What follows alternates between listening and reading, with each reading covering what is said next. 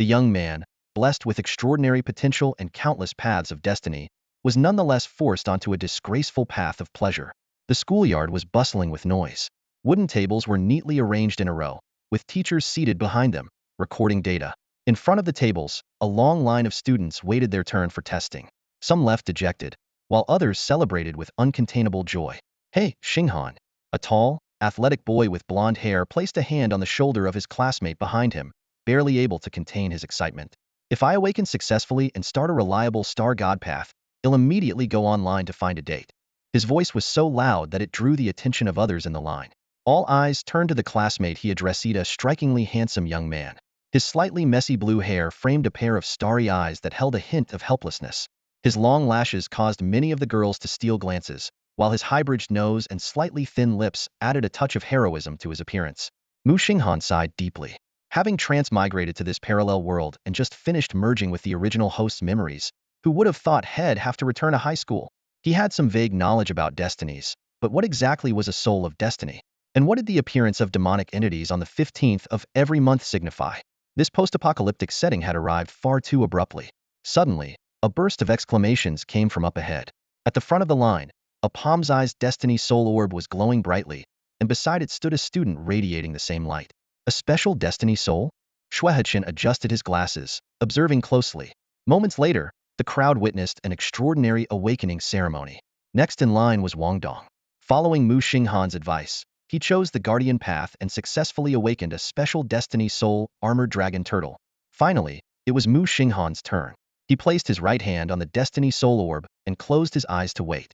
Seconds ticked by, and by the 20th second, his smile began to freeze. Then, without warning, a phenomenon erupted. A dazzling display of light wove across the sky like threads in a tapestry, enveloping the entire city in its brilliance. But amid this seemingly beautiful spectacle, a blood-red river suddenly descended from above, carrying countless eerie masks. It surged straight into Muxing Han's body. It all happened too quickly, there wasn't even time to make a choice. Wang Dong's smile froze in place, overwhelmed by the sudden turn of events. The ups and downs of life truly came too fast. His good friend awakening to a path of pleasure? This was a disaster waiting to happen. Muxing Han stood frozen in place as the crimson shadow of the river of euphoria continuously surged into his body.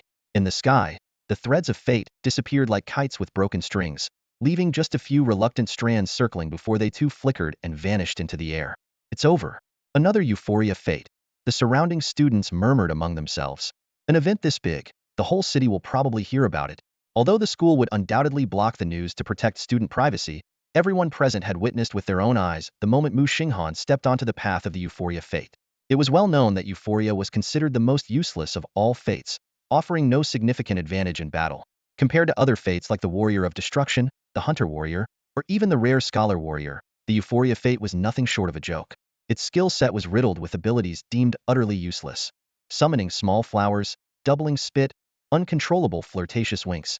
But the worst of all was its starting skill. Wailing sound, essentially, fake crying. There had once been a remarkably skilled fate-bearer who, with tremendous initial power and support from teammates, barely managed to climb to bronze tier 3, upgrading wailing sound to genuine crying weeping sound. Undeterred, he pushed on to bronze tier 6, only to unlock the even more ridiculous aura of euphoria. Within a 100-meter radius, enemies might inexplicably slip up tripping, getting a cramp, or worse, facing increasingly unlucky mishaps. This uncontrollable passive skill ultimately forced the once promising fate-bearer into a quiet retirement before his teammates could turn on him in frustration. At this moment, Muxing Han's consciousness was pulled into an inverted mirror-like alternate space. Countless forms of laughter echoed around him, seductive chuckles of alluring women, the giggles of young girls, the hearty laughs of elders, and the innocent laughter of children, all layered into an overwhelming cacophony that made his head throb painfully. His manifested consciousness flickered in this space like a glitching television screen, unstable and distorted. Was this the legendary star deity of euphoria? Even its mere presence was nearly unbearable. Suddenly, all fell silent. A petite girl in a frilly, elaborate Lolita dress appeared before Muxing Han. She had twin ponytails, and several masks in black, white, and red hues dangled from her skirt. "Hey there, blue-haired boy, what's your name?" the girl asked in a sweet, melodic voice. Muxing Han," he replied hesitantly, cautiously sizing up the seemingly harmless girl standing before him. "Looks too much alike." Hua Hua exclaimed softly, her eyes glimmering with a playful light. Aside from a change of clothes, aren't you just the Huahua of the Star Iron from your past life? She took a step forward, her pale arm lifting gracefully as her slender finger tapped under Muxing Han's chin. Oh, I read your memories. What an explosive revelation. You, with your blue hair, truly delight me. Muxing Han felt a chill run down his spine. His identity as a transmigrator had been exposed the moment he arrived. Huahua elegantly stepped back, crossing her legs as she lightly sat in midair. Relax, relax, none of that matters. What matters is what I'm about to do next. Tilting her head, she scrutinized Muxing Han. Or perhaps this way, you'll find it easier to accept. Before her words even settled, Huahua's appearance shifted. She grew taller, and her once delicate, charming face now bore intricate, glowing patterns that slowly spread, exuding a kind of fractured beauty. Her voice, though soft, carried a firm resolve. Like fireflies drawn to flames, we embrace death to be reborn, until everything burns to ashes. Muxing Han was utterly bewildered. She had turned into Lu Ying now. As expected of the star god of joy, she really knew how to play. In the next moment, her form shifted again, transforming into a purple-haired urban beauty. She held a long sword in her right hand and a submachine gun in her left, her stunning face radiating warmth and maternal affection. Listen to your mother, and be good. Mom knows sis, boss. Muxing Han quickly lowered his head, avoiding Kafka's gaze. Just tell me what you want me to do. Please, stop messing with me. Can't take it. You're no fun. Kafka's figure dissolved, morphing into a palm-sized jack-in-the-box that floated in the air. On the square base, a redand white clown wobble toy swayed back and forth, its voice a mix of male and female tones. What I want you to do is simple. Take a look at your fate soul. Following the instruction, Muxing Han checked the information on his fate soul, and a panel appeared before him. Fate soul, star source. Initial fate soul weapon awakened. Harmonious top hat 11. Advancing your fate soul level unlocks new fate soul weapons at random. Each unlock grants a new weapon skill. Harmonious top hat talent skill. Roaring parade of lights. Effect. Perform a dance that grants the entire team a toughness reduction effect. Once the toughness reduction gauge is full, the next attack deals massive damage and triggers an overbreak effect. A surge of joy welled up in Muxing Han's heart as he eagerly confirmed.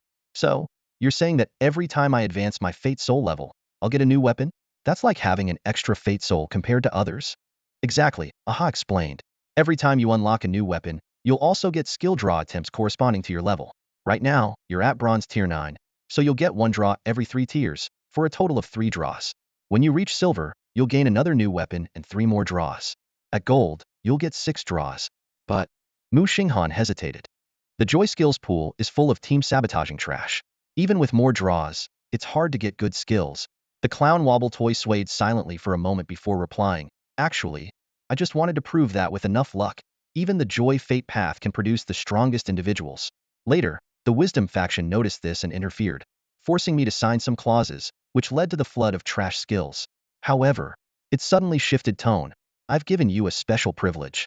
Each time you draw, you'll have a choice of 3 fate soul fate path options, such as Destruction Warrior, Hunt Hunter, or Harmony Priest. Wait, what? Muxing Han's eyes lit up. There's something that good? I've placed a restriction on you. You can't reveal this to anyone. So when you acquire skills, it'll have to appear as a random draw on the surface. Do the designated fate souls include hidden ones too? What do you think? They do. Guaranteed, little buddy. The joy skills pool is all-encompassing. Aha almighty. From now on, I'm a loyal devotee of the joy fate path. I'm your biggest fan. Muxing Han let out a laugh that matched the clown box's mischievous tone. The clown box's laughter abruptly stopped. Oh, by the way, your initial skill after stepping onto the fate path is Lamenting Echo, an upgraded version of Wailing Echo. Muxing Han's smile froze on his face. He suddenly felt like crying. A mechanical female voice echoed in Muxing Han's mind, granting him a second chance to draw a skill. Skill libraries specified. Hunter Warrior, Destruction Warrior, Harmony Priest, the cold voice continued. Drawing skill. Destruction Warrior, Bronze Tier 3 skill. Charged Slash.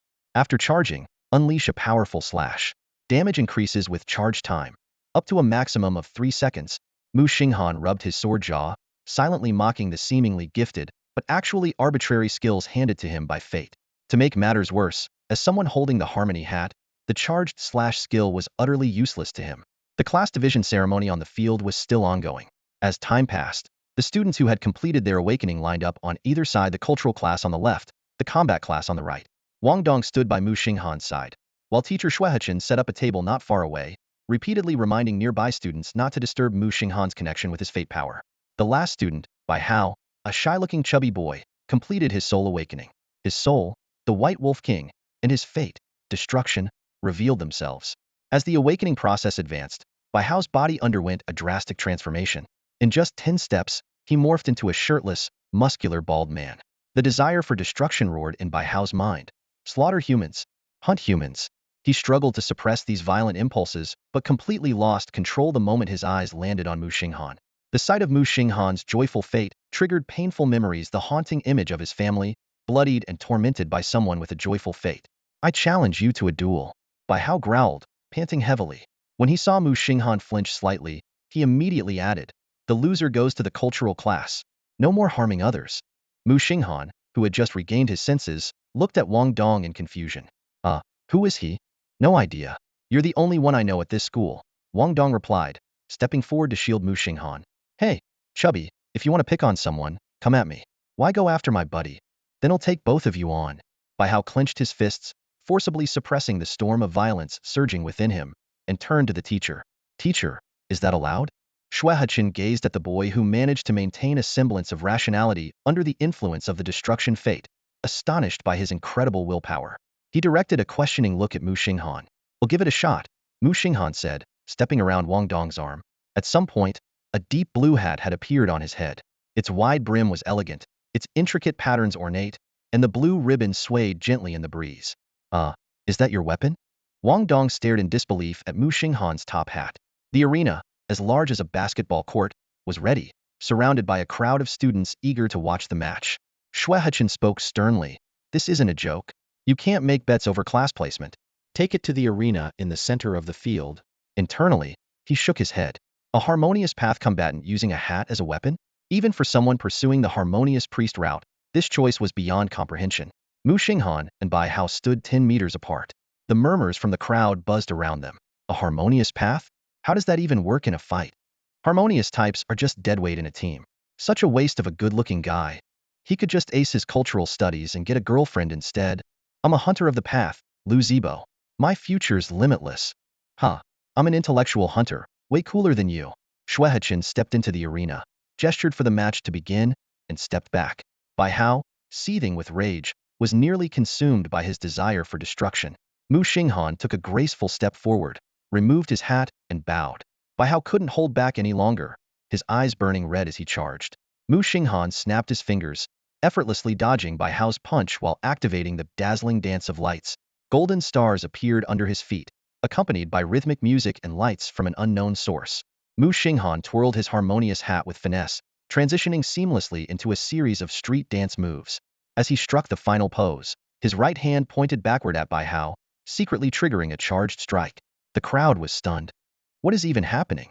Where are the lights and music coming from? The harmonious path is terrifying. Bai Hao, steaming with anger, shouted, "You're dancing in a duel? And you expect me, a fat guy, to dance with you?" He roared and lunged at Muxing Han. Tears streaming down his face, Muxing Han suddenly made his move.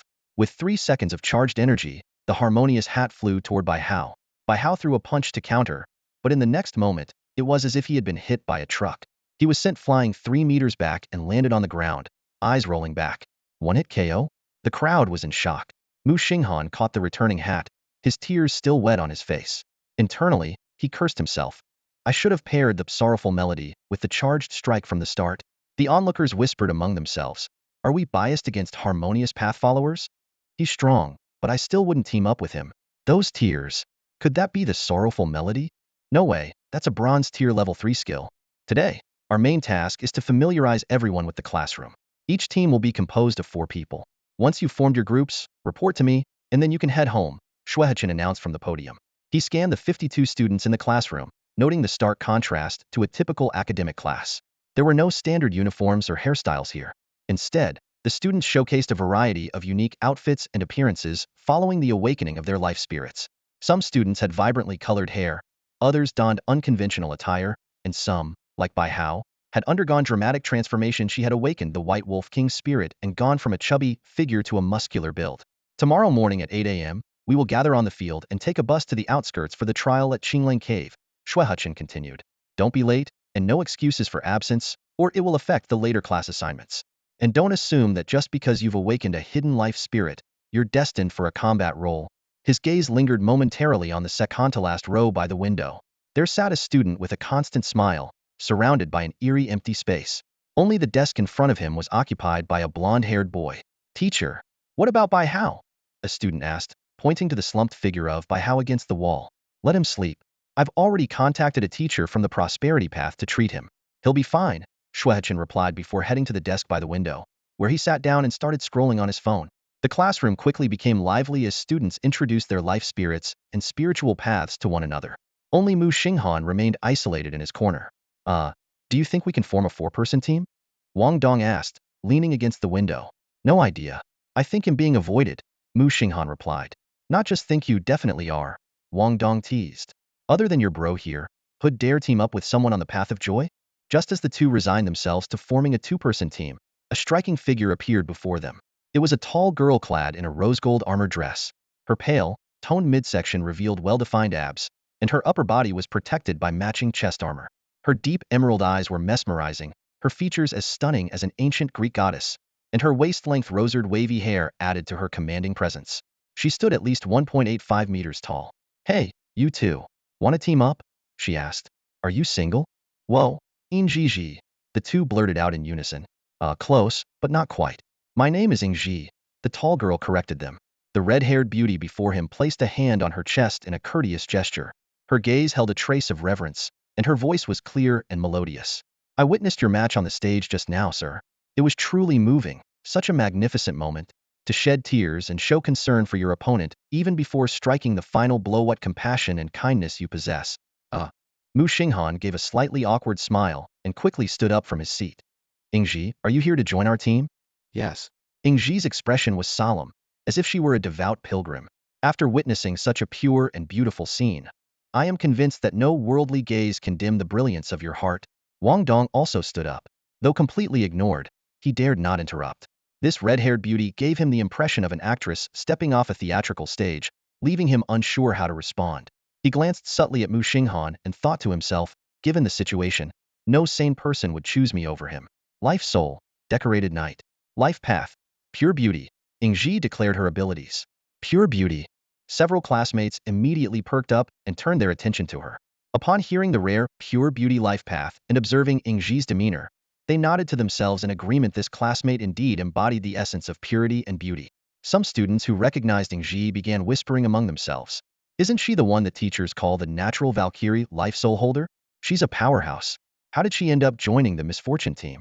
And that team even has a guardian chosen by 3 life paths. He's so lucky. One can tank, one can fight. He could breeze through the Green Wolf Cavern trial just by sitting back.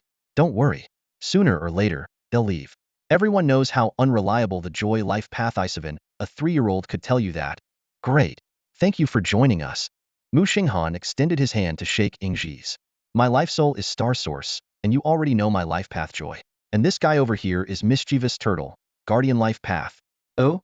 Wang Dong's eyes widened as he spat in disbelief. It's called Armored Dragon Turtle. It's a completely different species, okay? I thought you were mute, Muxing Han teased. Yeah, right. When the captain's speaking, where does a teammate get a chance to cut in?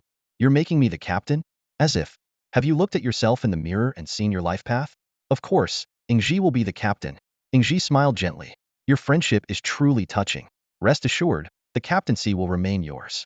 I am content to be the spear of the team, clearing the obstacles ahead for all of you. Hey, count me in too. A new voice joined the conversation. A girl dressed in dark brown leather armor with a green cape appeared beside Ingji. She carried a long green bow on her back and, standing next to the tall Ingji, appeared noticeably smaller. With a charming smile, she looked at the group. Bai Qingzhu, Life Soul. Artemis, Life Path. Huntress, free credits are free credits. Might as well take advantage while the Joy Life Path hasn't brought bad luck yet, especially with these 2 powerhouses on board, she thought to herself. Welcome, Muxing Han said with an easygoing smile as he turned to her. It seemed Ingji's influence was considerable. Another teammate had joined so quickly. Artemis? The goddess of the hunt? Bai Qingzhu said confidently. I'm a ranged combat specialist. I'd like to nominate myself for the captain's role as well. Muxing Han nodded in approval. You're very confident, Bai. I believe you'd make a great captain. However, my life soul has group support abilities and some crowd control potential. I'd prefer to take the captain position for now, if that's all right. What he didn't mention was that only he could see the team's resilience bar. Although his teammates could contribute to reducing it during skill activation, the precise moment to unleash the final critical hit was something only he could determine. All right then. Bai Qingzhu reluctantly nodded and turned toward Shuehechen. Her footsteps were noticeably heavy. Let's go register. The sooner we finish, the sooner we can head home, and rest tomorrow's going to be tough. Wang Dong seemed like he wanted to say something, but seeing Muxing Han shake his head, he swallowed his words. Typically, once a team was formed, it was set for the next 3 years. Since his brother had accepted it, he didn't mind either. After all, with his friend's life path, it would be hard to find better teammates. Yingji followed without concern. To her, everything in the world, flowers, grass, men, women, the young, the old, was beautiful, as long as one had eyes to see the beauty. Bai Qingzhu, too, possessed beauty, the kind that was bold and confident. But Yingji still preferred Muxing Han. He had a kind of purity, a beauty that was clear and untainted. Time flew by in an instant. The bus sped along the muddy mountain road, its tires splashing dirty water onto the roadside foliage. Muxing Han sat by the window, with Wang Dong beside him. Behind them were Yingji and Bai Qingzhu. Through a brief exchange, he learned about his teammates' abilities. Wang Dong's life soul weapon was a steel shield. His innate skill, Spike Shield, not only significantly boosted his defense but also reflected damage back at attackers. As a guardian fatebearer, he possessed a taunt skill that could draw enemy attention, and thanks to the life soul enhancement, the failure rate of this skill was remarkably low. Yingji wielded a steel spear, and her talent skill, Fragrant Bloom, dealt radial area damage. As a pure beauty fatebearer, she had a passive skill called Eternal Beauty, which enhanced her attributes comprehensively with every rank advancement. Muxing Han couldn't help but feel envious, silently making a note to target this fate for his next draw. Bai Qingzhu was an archer. Her life soul granted her hunting instinct, allowing her to enhance her overall attributes with every shot during combat, though it had a cap. As a hunter fatebearer, she naturally possessed faster movement and attack speeds. Muxing Han nodded to himself. This team's composition was nearly perfect: a tank, damage dealers, long-range firepower, and himself as a support to boost the team's overall damage. He recalled observing his classmates yesterday under the teacher's guidance, noticing that most of them had chosen the hunter and destruction fates, with few opting for abundance or wisdom, and only himself choosing harmony. Interestingly, the 3 fatebearers he knew had each taken different paths: hunter, destruction, and wisdom. The bus came to a stop, and Wang Dong tugged the still distracted Muxing Han to his feet. Ahead of them was a military base, with rows of tents and uniformed instructors bustling about, escorting groups of students. This so-called Blue Wolf Den was clearly a training base set up by the military in the mountains. A burly instructor with a square face approached them. "I'm your instructor for the next 3 days. Just call me Instructor Zhang. We'll be heading into the Blue Wolf Den together for this training." "Hello, Instructor Zhang." The 4 greeted in unison. Wang Dong was about to hand over their roster, but Instructor Zhang waved him off. "No need.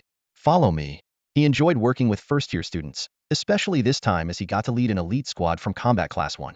The mystery of their life souls and fates made it feel like opening blind boxes, and he didn't want any spoilers. The group quickly followed the instructor into a tent. Suddenly, the world seemed to spin. It was a teleportation array. In the next moment, they found themselves in a completely different environment. A dimly lit cavern, barren sand, crumbling ruins, withered trees, and a few ravenous blue wolves prowling nearby. Muxing Han recognized these creatures. According to textbooks, while they looked similar to ordinary gray wolves, their howls could enhance their own attributes as well as those of their pack. Though these bronze tier 1 to 3 demons were the weakest of their kind, they were still deadly to ordinary people. At that moment, one of the blue wolves spotted the group. Its eyes gleamed as it raised its head, preparing to howl. "Hey, come at me!" Wang Dong shouted arrogantly, his eyes wide with disdain as he extended his middle finger in a taunting gesture upon teleporting into the arena. His taunt ability activated instantly, and the opposing green wolf, mid-howl, was abruptly silenced as if it had bitten its own tongue. The wolf's fury erupted. Its glowing, savage eyes locked onto Wang Dong as its claws raked the ground with force, propelling it forward like an arrow. Wang Dong's armor clinked sharply as he swiftly raised his tall, frosty shield and slammed it into the ground, forming a ring of phantom spikes around himself and the shield. Blinded by rage, the green wolf lashed out with its right claw, aiming straight for the shield. A sharp crack echoed as 3 of its claws snapped on impact. The excruciating pain briefly brought the wolf back to its senses, but the taunt's effect forced its left claw to strike next. Another crack sounded, and the wolf was left with both front claws shattered, collapsing to its knees before Wang Dong with its tail tucked between its legs. "No need for such grand gestures, dear wolf minister. You may rise." Wang Dong quipped from behind his shield, peeking out with a mischievous grin. All right, let's put on a show, Muxing Han commanded. A dazzling skill activated, casting a parade of lights across the battlefield. Music began to play as golden effects adorned all 5 participants, including the nearby instructor. Instructor Zhang watched in bewilderment. Huh, what's going on? Why are they suddenly dancing? He muttered to himself. Scratching his head, he analyzed the situation. That blonde kid must be a preserver path, and his life soul is probably that shield. But what's with the dancing? A team-wide effect like this, could it be a harmony path? But harmony paths are usually musicians, priests, or mages. He clenched his fists and stomped the ground lightly, murmuring, I can't tell what path this is, but it's definitely harmonious. Weirdly harmonious. Ingji, by Qingzhu, hold your attacks for now, Muxing Han directed calmly. Wang Dong, drop the spike shield and use the shield itself to hit the wolf. I want to see what happens when you trigger Ultra Overbreak. Both Ingji and Bai Qingzhu nodded in agreement, knowing the nearly defeated green wolf wouldn't survive their strikes. Wang Dong lifted his shield and struck the wolf's head 4 times with its base. Enraged, the wolf clamped its jaws onto the shield's edge. Its tenacity bar is almost depleted. Hit it with your full strength, Muxing Han suggested. Now that's my kind of move. Wang Dong grinned. Releasing the shield, he let it tilt like a seesaw, lifting the wolf off the ground as it clung to the edge. Taking a few steps back for a running start, he charged forward and delivered a powerful kick to the wolf's head. Off you go. Boom. A thunderous impact resounded as the Ultra Overbreak effect activated. The wolf's body twisted midair, bones cracking as it flew 8 meters away. The scene left Instructor Zhang in awe. It was the first time he'd seen a newly awakened student send a green wolf flying so far. A bronze tier 5 destroyer warrior's strength is about right, he assessed internally. What kind of ability is this? It seems to require stacking power to achieve such an effect, Muxing Han mused before turning to Ingji and Bai Qingzhu. Who's next? Let me try next. Bai Qingzhu's eyes sparkled with excitement, clearly impressed by Muxing Han's potent support abilities. Then I'll go last, Ingji responded with a satisfied nod, softly remarking. The beauty of violence is still a kind of beauty. Sun Thief, a lone green wolf, scavenging for food, lifted its head at the sound, its blood-red eyes locking onto the direction of the voice before charging furiously toward it. Whoosh! A green arrow shot through the air, striking the wolf's right paw with precision and pinning it to the ground. The wolf's momentum carried it forward, sending it tumbling and rolling twice with a pained howl. Impressive aim. Muxing Han couldn't help but look at Bai Qingzhu with newfound respect. That single strike had reduced the wolf's endurance by roughly 30%. Bai Qingzhu lifted her chin proudly and quickly nocked another arrow. Green energy gathered between the bowstring, and 2 successive arrows hit their marks, striking the wolf's flank and left leg. She held her breath and drew the bowstring to its fullest, aiming at the wolf's forehead. The final arrow whistled through the air. Thud. The wolf's body was sent flying, though it only skidded 3 or 4 meters. Why so short? Bai Qingzhu grumbled in dissatisfaction. The arrow's kinetic energy was almost completely spent after piercing the wolf's skull, Muxing Han explained. Looks like ranged weapons don't have the same overpenetration potential as melee ones. At that moment, Wang Dong's shield dragged another lone green wolf into their midst. The beast's bloodshot eyes locked onto the shield's edge, biting down fiercely and refusing to let go. Ingji, armed with a long spear, stepped in decisively, driving the weapon into the wolf's body with precision. Strike with full force. Ingji stepped back 2 paces, her expression solemn. With a deft flick of her left hand, she spun the spear into her right hand and unleashed a powerful horizontal sweep. Fragrant bloom. The silver spear traced a graceful arc through the air, slicing cleanly through the wolf's midsection. Thud. The wolf's corpse split into 2 halves, spinning away through the air. The severed head flew straight toward Instructor Zhang's face. Smack. Instructor Zhang swatted the wolf's head aside with his palm, calmly pulling out a handkerchief to wipe his hand. He glanced at the half-corpse that had flown over 10 meters away and couldn't help but marvel in Wardleth's team might just defy the heavens. Well done. Muxing Han gave a thumbs up in approval. As expected of a decorated knight, your damage output is fierce. It's all thanks to Captain Mu's leadership, Ingji said modestly as she slung her silver spear onto her back. Muxing Han suggested venturing deeper into the withered forest. He knew that the green wolves on the outskirts were merely starving weaklings, their combat prowess barely reaching bronze tier 1 at best. The group had no objections to his proposal. The deaths of a few green wolves had already given them enough confidence. Muxing Han suggested they wait for their skill effects to wear off before engaging again to measure their true strength against the wolves. Captain Mu is indeed thoughtful, Ingji praised. It's always enlightening to work with you. Just basic strategy anyone would think of it, Muxing Han said. adjusting his hat as he observed the fading glow of musical notes on their bodies. Before they could say more, Bai Qingzhu had already slung her bow over her shoulder and set off alone to hunt for another isolated green wolf. Fair enough, we'll count on you to score us some points, Muxing Han remarked, watching her retreating figure. Muxing Han watched with a cheerful smile as Bai Qingzhu's figure disappeared into the distance. After she left, Wang Dong planted his shield firmly into the ground, leaned against it, and rolled his eyes. She's really a pampered young lady.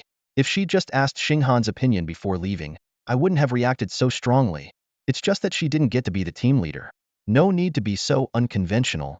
Muxing Han was fully aware that Bai Qingzhu had joined the team solely to boost her scores. She had likely chosen this team because of Yingji and Wang Dong's skills. As for him, he figured she probably saw him as an insignificant addition. Yingji was calmly wiping her silver spear with a wet cloth, maintaining its pristine condition. Hey, Dongzi, Muxing Han suddenly spoke up. Can you use your taunt skill on teammates? Huh. Wang Dong raised an eyebrow. Why? What are you up to? Got something in mind, brother? Just curious. I want to test it out. Muxing Han noticed the shimmering notes on their bodies were dimming and about to vanish, so he straightened up. Go ahead, use it on me. The activation is pretty simple, just trigger it while talking. Wang Dong chuckled mischievously, hiding behind his shield. Then he suddenly shouted, Idiot! Muxing Han immediately flared up with anger and swung a punch.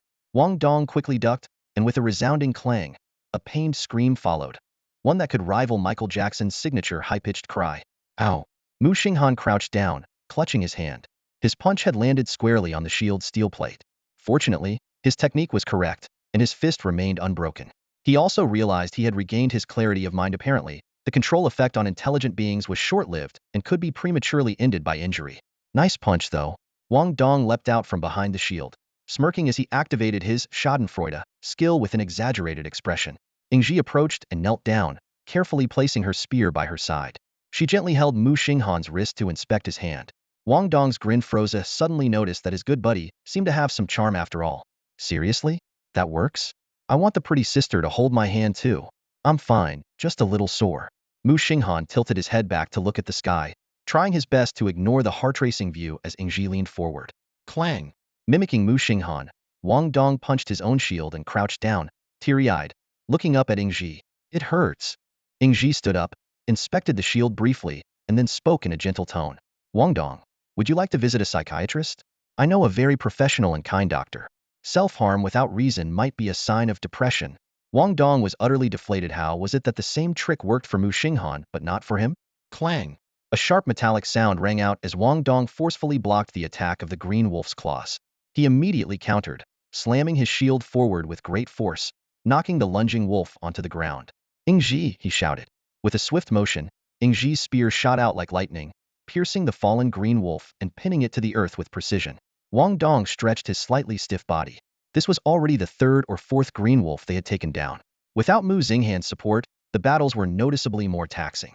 These wolves were astonishingly tenacious, continuing their relentless assaults even after being riddled with bloody wounds from Yingji's spear. Their claws scraped against Wang Dong's shield, producing a grating, ear-piercing sound. That should be enough. Let's regroup with Bai Qingzhu, Wang Dong suggested. Then we'll head deeper to take a look. Just as he finished speaking, Muxing Han signaled for everyone to turn their attention to Bai Qingzhu, who was returning to them. Unlike her previous haughty demeanor, this time she merely nodded silently at the group. Wang Dong exchanged a knowing glance with Muxing Han, suppressing a chuckle. He thought to himself, looks like this young lady realized these green wolves are tougher than she expected. Her attitude has softened, but he dared not voice this aloud, fearing the backlash it might provoke. Same plan as always. Wang Dong, you'll taunt and draw the enemies first, Muxing Han said, before pausing and adding, wait a second, are you single target taunting or group taunting? If it's about taunting people, I can do it to a whole group, Wang Dong joked. All right, we get it. You're single target. Stop messing around. Suddenly, a long, eerie wolf howl echoed from a distance. It was soon followed by a chorus of responses, reverberating throughout the deadwood forest. The dim, shadowy terrain made it difficult to discern where the sounds were coming from. Could some other students have run into a pack of green wolves? Muxing Han speculated, looking toward the source of the initial howl. Judging by how loud and intense the howling is, they must have triggered some kind of group amplification effect. This might be tricky. Let me throw up a buff first. Muxing Han activated his Dancing Lantern Parade ability while pointing toward the direction of the first howl. Advance slowly that way. If you spot any stragglers, Taunt them over and test the waters. Got it. Wang Dong hefted his shield and took the lead. Before long, he spotted a lone green wolf with its back to them.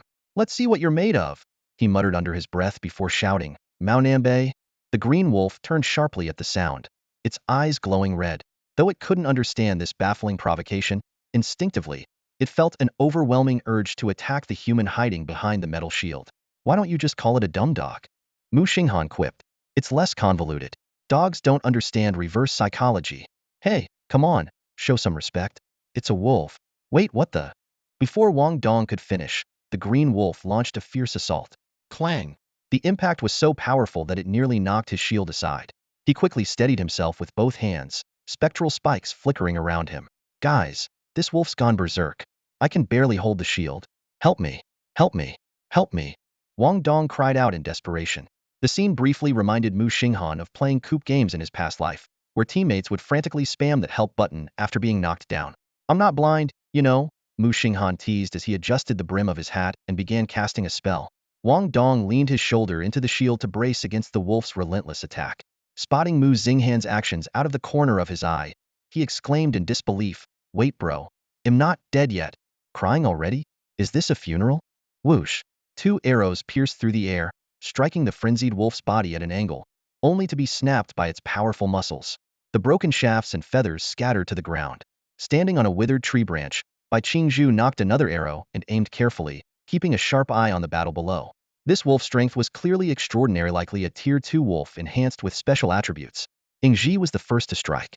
Her spear met the wolf's claw and tried to deflect it upward, but it wouldn't budge.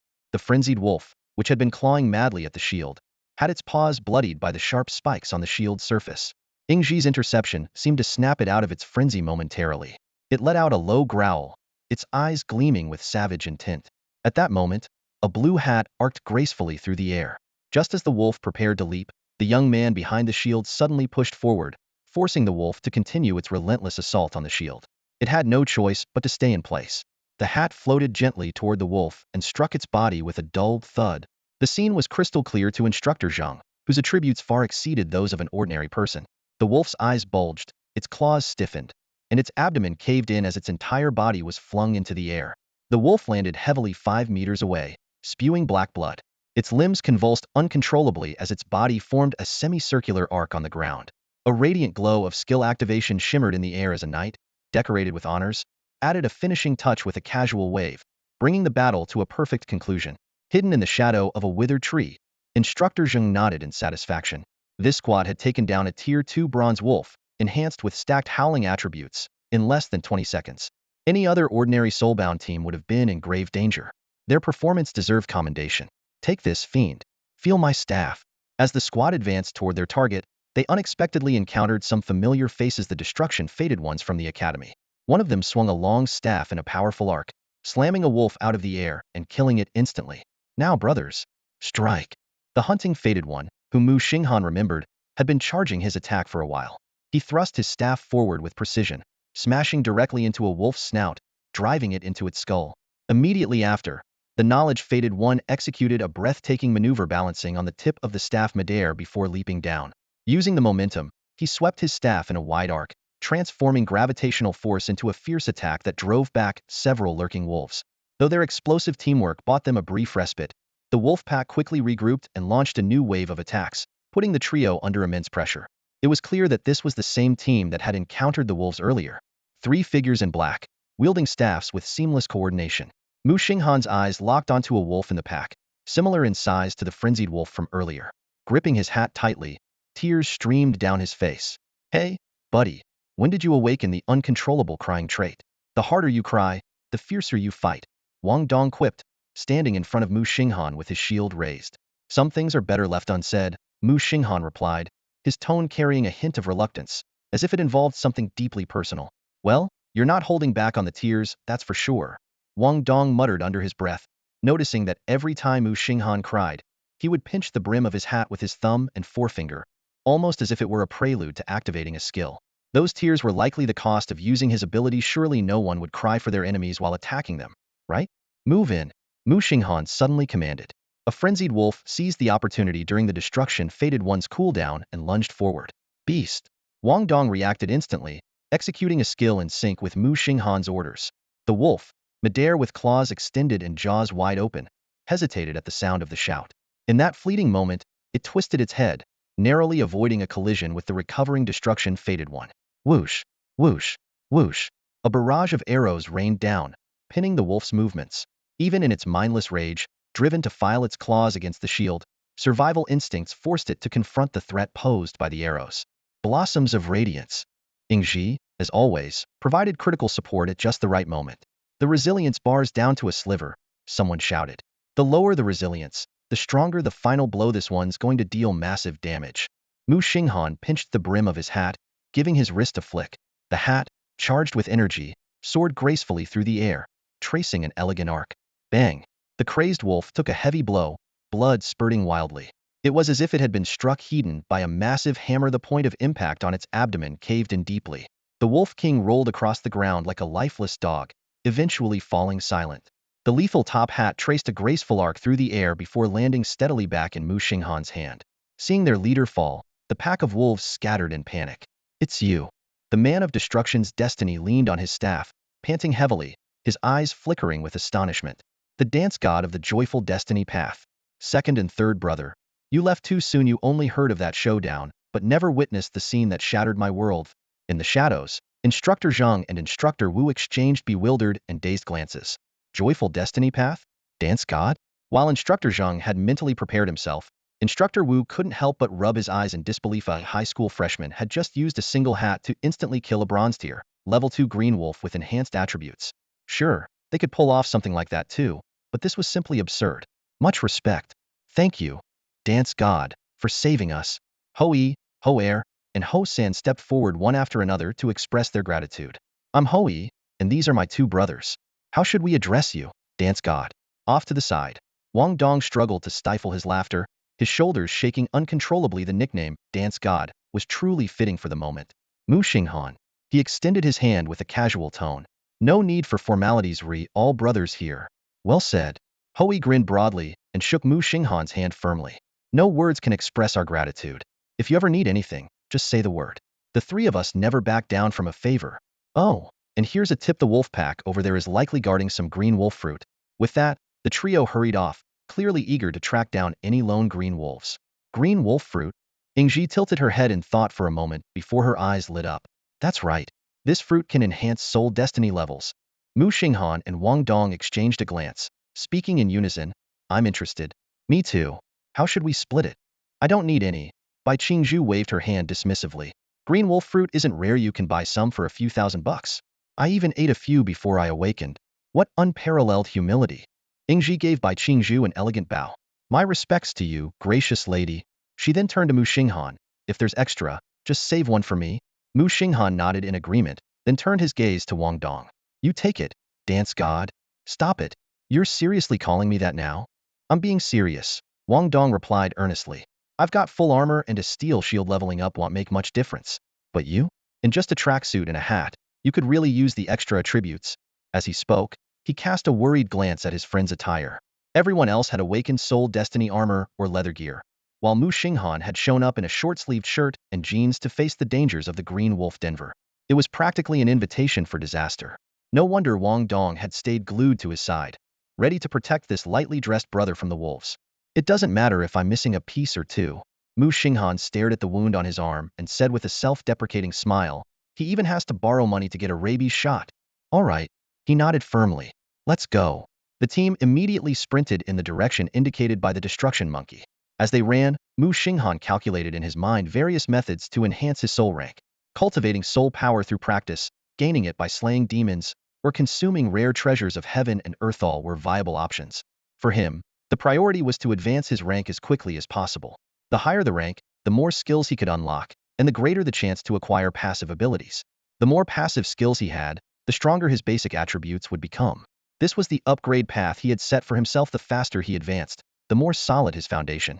At the moment, his ability to protect himself was lacking. If not for Wang Dong, he wouldn't dare to team up with others so easily. Having a strong shield bearer like Wang Dong meant an extra life, and this shield bearer also looked out for him in every way. Though they joked and teased each other along the way, Muxing Han noticed every subtle action Wang Dong took. This childhood friend, with whom he had grown up, was indeed loyal and reliably a true pillar in times of trouble. There's movement. Bai Qingzhu, leading the group, suddenly stopped and signaled to the others. The three of them halted immediately. Wang Dong positioned himself at the front. Yingji stood beside him, while Muxing Han pulled his hat down to his chest and hid behind Wang Dong. Bai Qingzhu nimbly leaped onto a withered tree, crouching on a branch intersection to carefully observe ahead, all while softly reporting numbers. 13 ordinary green wolves, 2 that seemed to be second-rank green wolves. She paused for a moment. That's all I see for now. There might be a few more elsewhere, but no more than 3. The green wolf fruit is on the tree at the center of the wolf pack. Impressive. Muxing Han gave her a thumbs up. There's only one, Bai Qingzhu added, and just to be clear, I don't need it. Muxing Han hesitated to speak, but Wang Dong punched him lightly on the shoulder. Just eat it and stop acting polite with your dad. Knight Yingji remained composed. For her, the most important thing was to be in the company of virtuous people. External objects might enhance one's strength, but the path of a pure knight should be steady and grounded, taken step by step. Gaining something was a blessing. Not gaining it was no loss. Let's plan the tactics, Captain. Bai Qingzhu gracefully landed from the tree and leaned against its trunk, waiting for instructions. She was curious to see how Muxing Han would strategize. Yingji, what's the maximum range of your fragrant bloom? When fully unleashed, it covers a 5-meter radius around me. Wang Dong, how long can you hold off an attack from a second-rank wolf? 8 seconds. What about 2 of them? Still 8 seconds, Wang Dong joked. The first 8 seconds, I can hold my ground. The second 8 seconds, they'll be eating me. Just kidding, it would take them 5 seconds just to tear off my armor, leaving me 3 seconds to catch my breath before I die. Got it. Muxing Han nodded in understanding and turned to Bai Qingzhu. How long can you suppress a second-rank green wolf with all your strength? 3 no, 5 seconds, Bai Qingzhu said firmly. But after 5 seconds, I won't be able to conjure arrows for a short while. Muxing Han quickly calculated based on his teammates' previous test data and the behavior patterns of the green wolves. Suddenly, he looked up, the wind lifting the stray strands of hair beneath his azure hat. His eyes sparkled with sharp intelligence. 1 minute. They'll be wiped out. Are you serious? Bai Qingzhu jumped up from the tree trunk as if pricked by a needle after hearing Muxing Han's tactical plan. This was practically a suicide mission. Muxing Han raised a hand and pointed to the sky. The longer we delay, the more likely we are to attract attention. Not only will the credits be harder to earn, but the azure wolf fruit might also get snatched by someone else. I think it's feasible. Just be careful. Wang Dong nodded in agreement, ready to provide support at any moment. Since Wang Dong has no objections, he'll go along with it too. Yingji chimed in. Charge. Muxing Han, uncharacteristically, took the lead.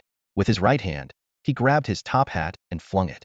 The hat struck a dozing azure wolf with precision before bouncing back into his hand. The wolf groggily got up, completely unharmed. The hat, incapable of causing damage, was no different from an ordinary one. The only noticeable change was the slight decrease in the durability bar visible only to Muxing Han. Without breaking stride, Muxing Han continued, flinging his hat at every wolf he encountered as he headed straight for the heart of the wolf den. Wang Dong, clad in heavy armor, was slower but followed closely behind. Yingji, with her long legs, kept up, carefully adhering to the tactical plan. This is insane, Bai Qingzhu muttered, dissatisfied with the strategy. But as the team's long-range firepower, she was in the safest position. With the others on board, she had no choice but to comply. She bent down and darted toward a withered tree with the best vantage point. Instructor Zhang frowned deeply, leaping between the treetops to ensure the 3 on the ground remained in his line of sight. He watched as they drew an arc around the wolf den, luring the pack toward the fruit tree. The wolves howled incessantly, their combined strength growing more ferocious with every passing moment, putting the group in increasingly perilous situations. 30 seconds passed. Muxing Han continued striking the wolves with his hat. Good thing it can fly over 10 meters and bounce back. Otherwise, I'd never dare to pull this off with just my body. 15 wolves enough. Initiate the bloom plan. Muxing Han's words were barely out when Wang Dong pointed at the most frenzied wolf in the pack and shouted, Your mother! The wolf's eyes turned blood red as it charged directly at him. A spiked phantom appeared around Wang Dong as he braced himself with his shield. Come on. 8 seconds, I can hold. With the pack leader attacking, the other azure wolves surged forward as well. A second-tier azure wolf lingered on the outskirts, waiting for an opening, but Muxing Han's flying hat provoked it into joining the fray. Emerald green arrows shot out in rapid succession, keeping it 3 meters away from Muxing Han. Huddled behind Wang Dong's shield, Muxing Han was surrounded by wolves. The stench of their drool splattered on his face. The air was filled with deafening howls and the stifling reek of blood. Get down! Wang Dong shouted as he fell backward with his shield, pulling Muxing Han under its protection and curling up to shield his head. Fragrance bloom. Ingji took a brief moment to gather her strength, even as wolf claws closed in on her abdomen. She fearlessly tilted her head back, gazing at the sky. Under the dim yellow light, her stunning face was bathed in a hazy, ethereal glow, her eyes filled with devout determination. Around her, a pack of over a dozen green wolves encircled her, some growling, others glaring menacingly, a few leaping high, and others baring their bloodthirsty jaws. They prowled within a meticulously designed circular area, one that would serve as their pathway to the underworld. Splatter! A massive burst of blood erupted in the center of the withered forest's wolf den. At the core stood Ingji, and around her, the bodies of over a dozen green wolves, including 2 second-tier ones, were flung outward in all directions like a macabre firework. Blood splattered everywhere, and the ground was littered with wolf carcasses. Instructor Zhang stood atop a tree, stunned for a long moment before finally regaining his composure. He carefully pulled out an evaluation sheet, flipped to Muxing Han's page, and wrote in the comments section, "Sharp and fearless, dances on the edge of a blade, exceptionally adept at controlling the flow of battle, with quick reflexes. If they grow successfully, they could be of great use. A natural team leader." This kind of high-risk fighting approach could only be chosen by someone who had complete trust in themselves and their teammates. While aggressive, Zhang Kong understood the brutal reality of combat in the current world. Missions rarely came with the luxury of elite protection, and risking one's life was an everyday occurrence. This squad was beginning to show the potential for such resilience. Too bad they're a follower of the Path of Joy, he sighed to himself but quickly dismissed the thought. I can't let bias overshadow their current performance and achievements. The future is the future. Now is now. Climb yourself. I'm out of energy. Wang Dong lay on the ground, panting heavily. He weakly kicked his shield aside, revealing Muxing Han's small hat and blue hair. I got completely winded just trying to keep up with you. Ingji helped the struggling Muxing Han to his feet. Captain Mu, your tactics were solid and highly efficient. The only downside is the cost. It's a gamble with your life. Bai Qingzhu approached, handing Muxing Han a bluish-green fruit. Just pick this. It's for you. Without hesitation, Muxing Han devoured it in a couple of bites before realizing something odd in Bai Qingzhu's tone. Wait, is it mutated? Don't worry, it should be a good mutation. This one's about a size bigger than a regular green wolf, fruit almost as big as an apple. I wouldn't know. Poor folks like me have never seen this kind of thing before. Muxing Han said, nearly in tears. Suddenly, a surge of heat coursed through his body, spreading from head to toe as steam began to rise from the top of his head. Is this some kind of level-up effect? Wang Dong joked. Are you turning into a steamed chicken? As long as it's not a welfare chicken, Muxing Han quipped with his eyes closed. Still cracking jokes? You're probably fine, Wang Dong said, lying back down with relief. I just leveled up too. Ingji opened her status panel. I'm at bronze tier 2 now. Same here, Bai Qingzhu said, testing her strength on the spot. My power seems to have increased by about 20. Wang Dong stared up at the sky with a sigh, remembering the bleak future of his good buddy on the Path of Joy. Suddenly, he froze. Wait a minute. He recalled that Muxing Han had never revealed his starting skill. Everyone assumed it was the Whale of Sorrow, but the Path of Joy might have given him some other trash skill. I need to ask him in private, he thought to himself, scheming. Let's see what kind of garbage he got, so I can properly rib him for it. In this topsy-turvy realm of consciousness, Muxing Han focused intently on the floating clown box suspended in midair. Hello? Boss, are you there? I've reached Soul Tier 3. How do I draw the rewards? She had already decided on her choices. The Harmonious Melody Hat, as the sole weapon of the Harmonious Path of Destiny, was a must-pick to ensure no useless skills appeared. Her good friend Ingji's Honored Knight of the Pure Beauty Path was also worth considering, especially for the Pure Beauty Eternal skill, which boosts all attributes with every level. If she could draw that, it would be perfect. Quiet. I'm thinking, she muttered, pondering her third option. The Redan Black Clown atop the box swayed like a Rollipoli toy. Boss, I'm in a hurry. I'm still in the demon cavern outside, and my teammates are waiting for me. In this space of consciousness, Muxing Han's attitude toward the star god of joy was less reverent and more akin to how one might treat a superior. As for Aha, the star god, he never seemed to care much for formalities anyway. What's the rush? The clown box replied. Since you entered, I've sped up the flow of time in this space. Only a moment has passed outside. The path is yours to walk, and I won't interfere with your choices. Besides, hehehe, it let out a high-pitched laugh. Even if I made a choice for you, would you dare to use it? I would, Muxing Han declared firmly. She trusted that Aha, if he wanted her to stand out among countless paths of destiny, wouldn't deliberately sabotage her. Besides, with a 1/3 chance, even picking it didn't guarantee success. How about the mischievous turtle? Give it some thought. Are you serious? Muxing Han frowned. That's an armored dragon turtle. Please don't actually write it down as mischievous turtle. A keyboard and screen suddenly popped up in front of the clown box, and information about soul weapons and paths of destiny was swiftly input. The screen then split into 3 panels, each displaying a scrolling list of bronze-colored skill names. When the middle panel flashed, Pure Beauty Eternal, Muxing Han's heart raced. Please, I'm begging, let it be Pure Beauty Eternal. The middle screen slowed to a stop, with the pointer landing right on Pure Beauty Eternal. Muxing Han was overjoyed, clenching her fist and nearly jumping with excitement. With a click, the mechanical gears turned, and the pointer shifted forward again, finally stopping on a blank space. Muxing Han was instantly covered in metaphorical black lines of frustration. The clown box shook violently, bursting into a fit of laughter. Ha ha ha ha. This is too funny. Way too funny. The 3 screens haven't even finished spinning yet. Why are you so impatient? Ah ha ha ha ha. Muxing Han couldn't help but burst into laughter. This is just too funny. He couldn't help but feel frustrated as he recalled his earlier expectations of the god of merriment, hoping for some secret assistance. Now it seemed that the skill selection was completely random, and all his prior efforts to emphasize his intentions had been in vain. Turning his attention to the Star Source Harmony skill library on his right, Muxing Han clasped his hands together, his eyes filled with pious hope. His clear gaze reflected the vast galaxy, and if Ingji were present, she would undoubtedly marvel at how he seemed destined for a pure and beautiful fate. However, his attempt to draw a favorable skill ended in failure.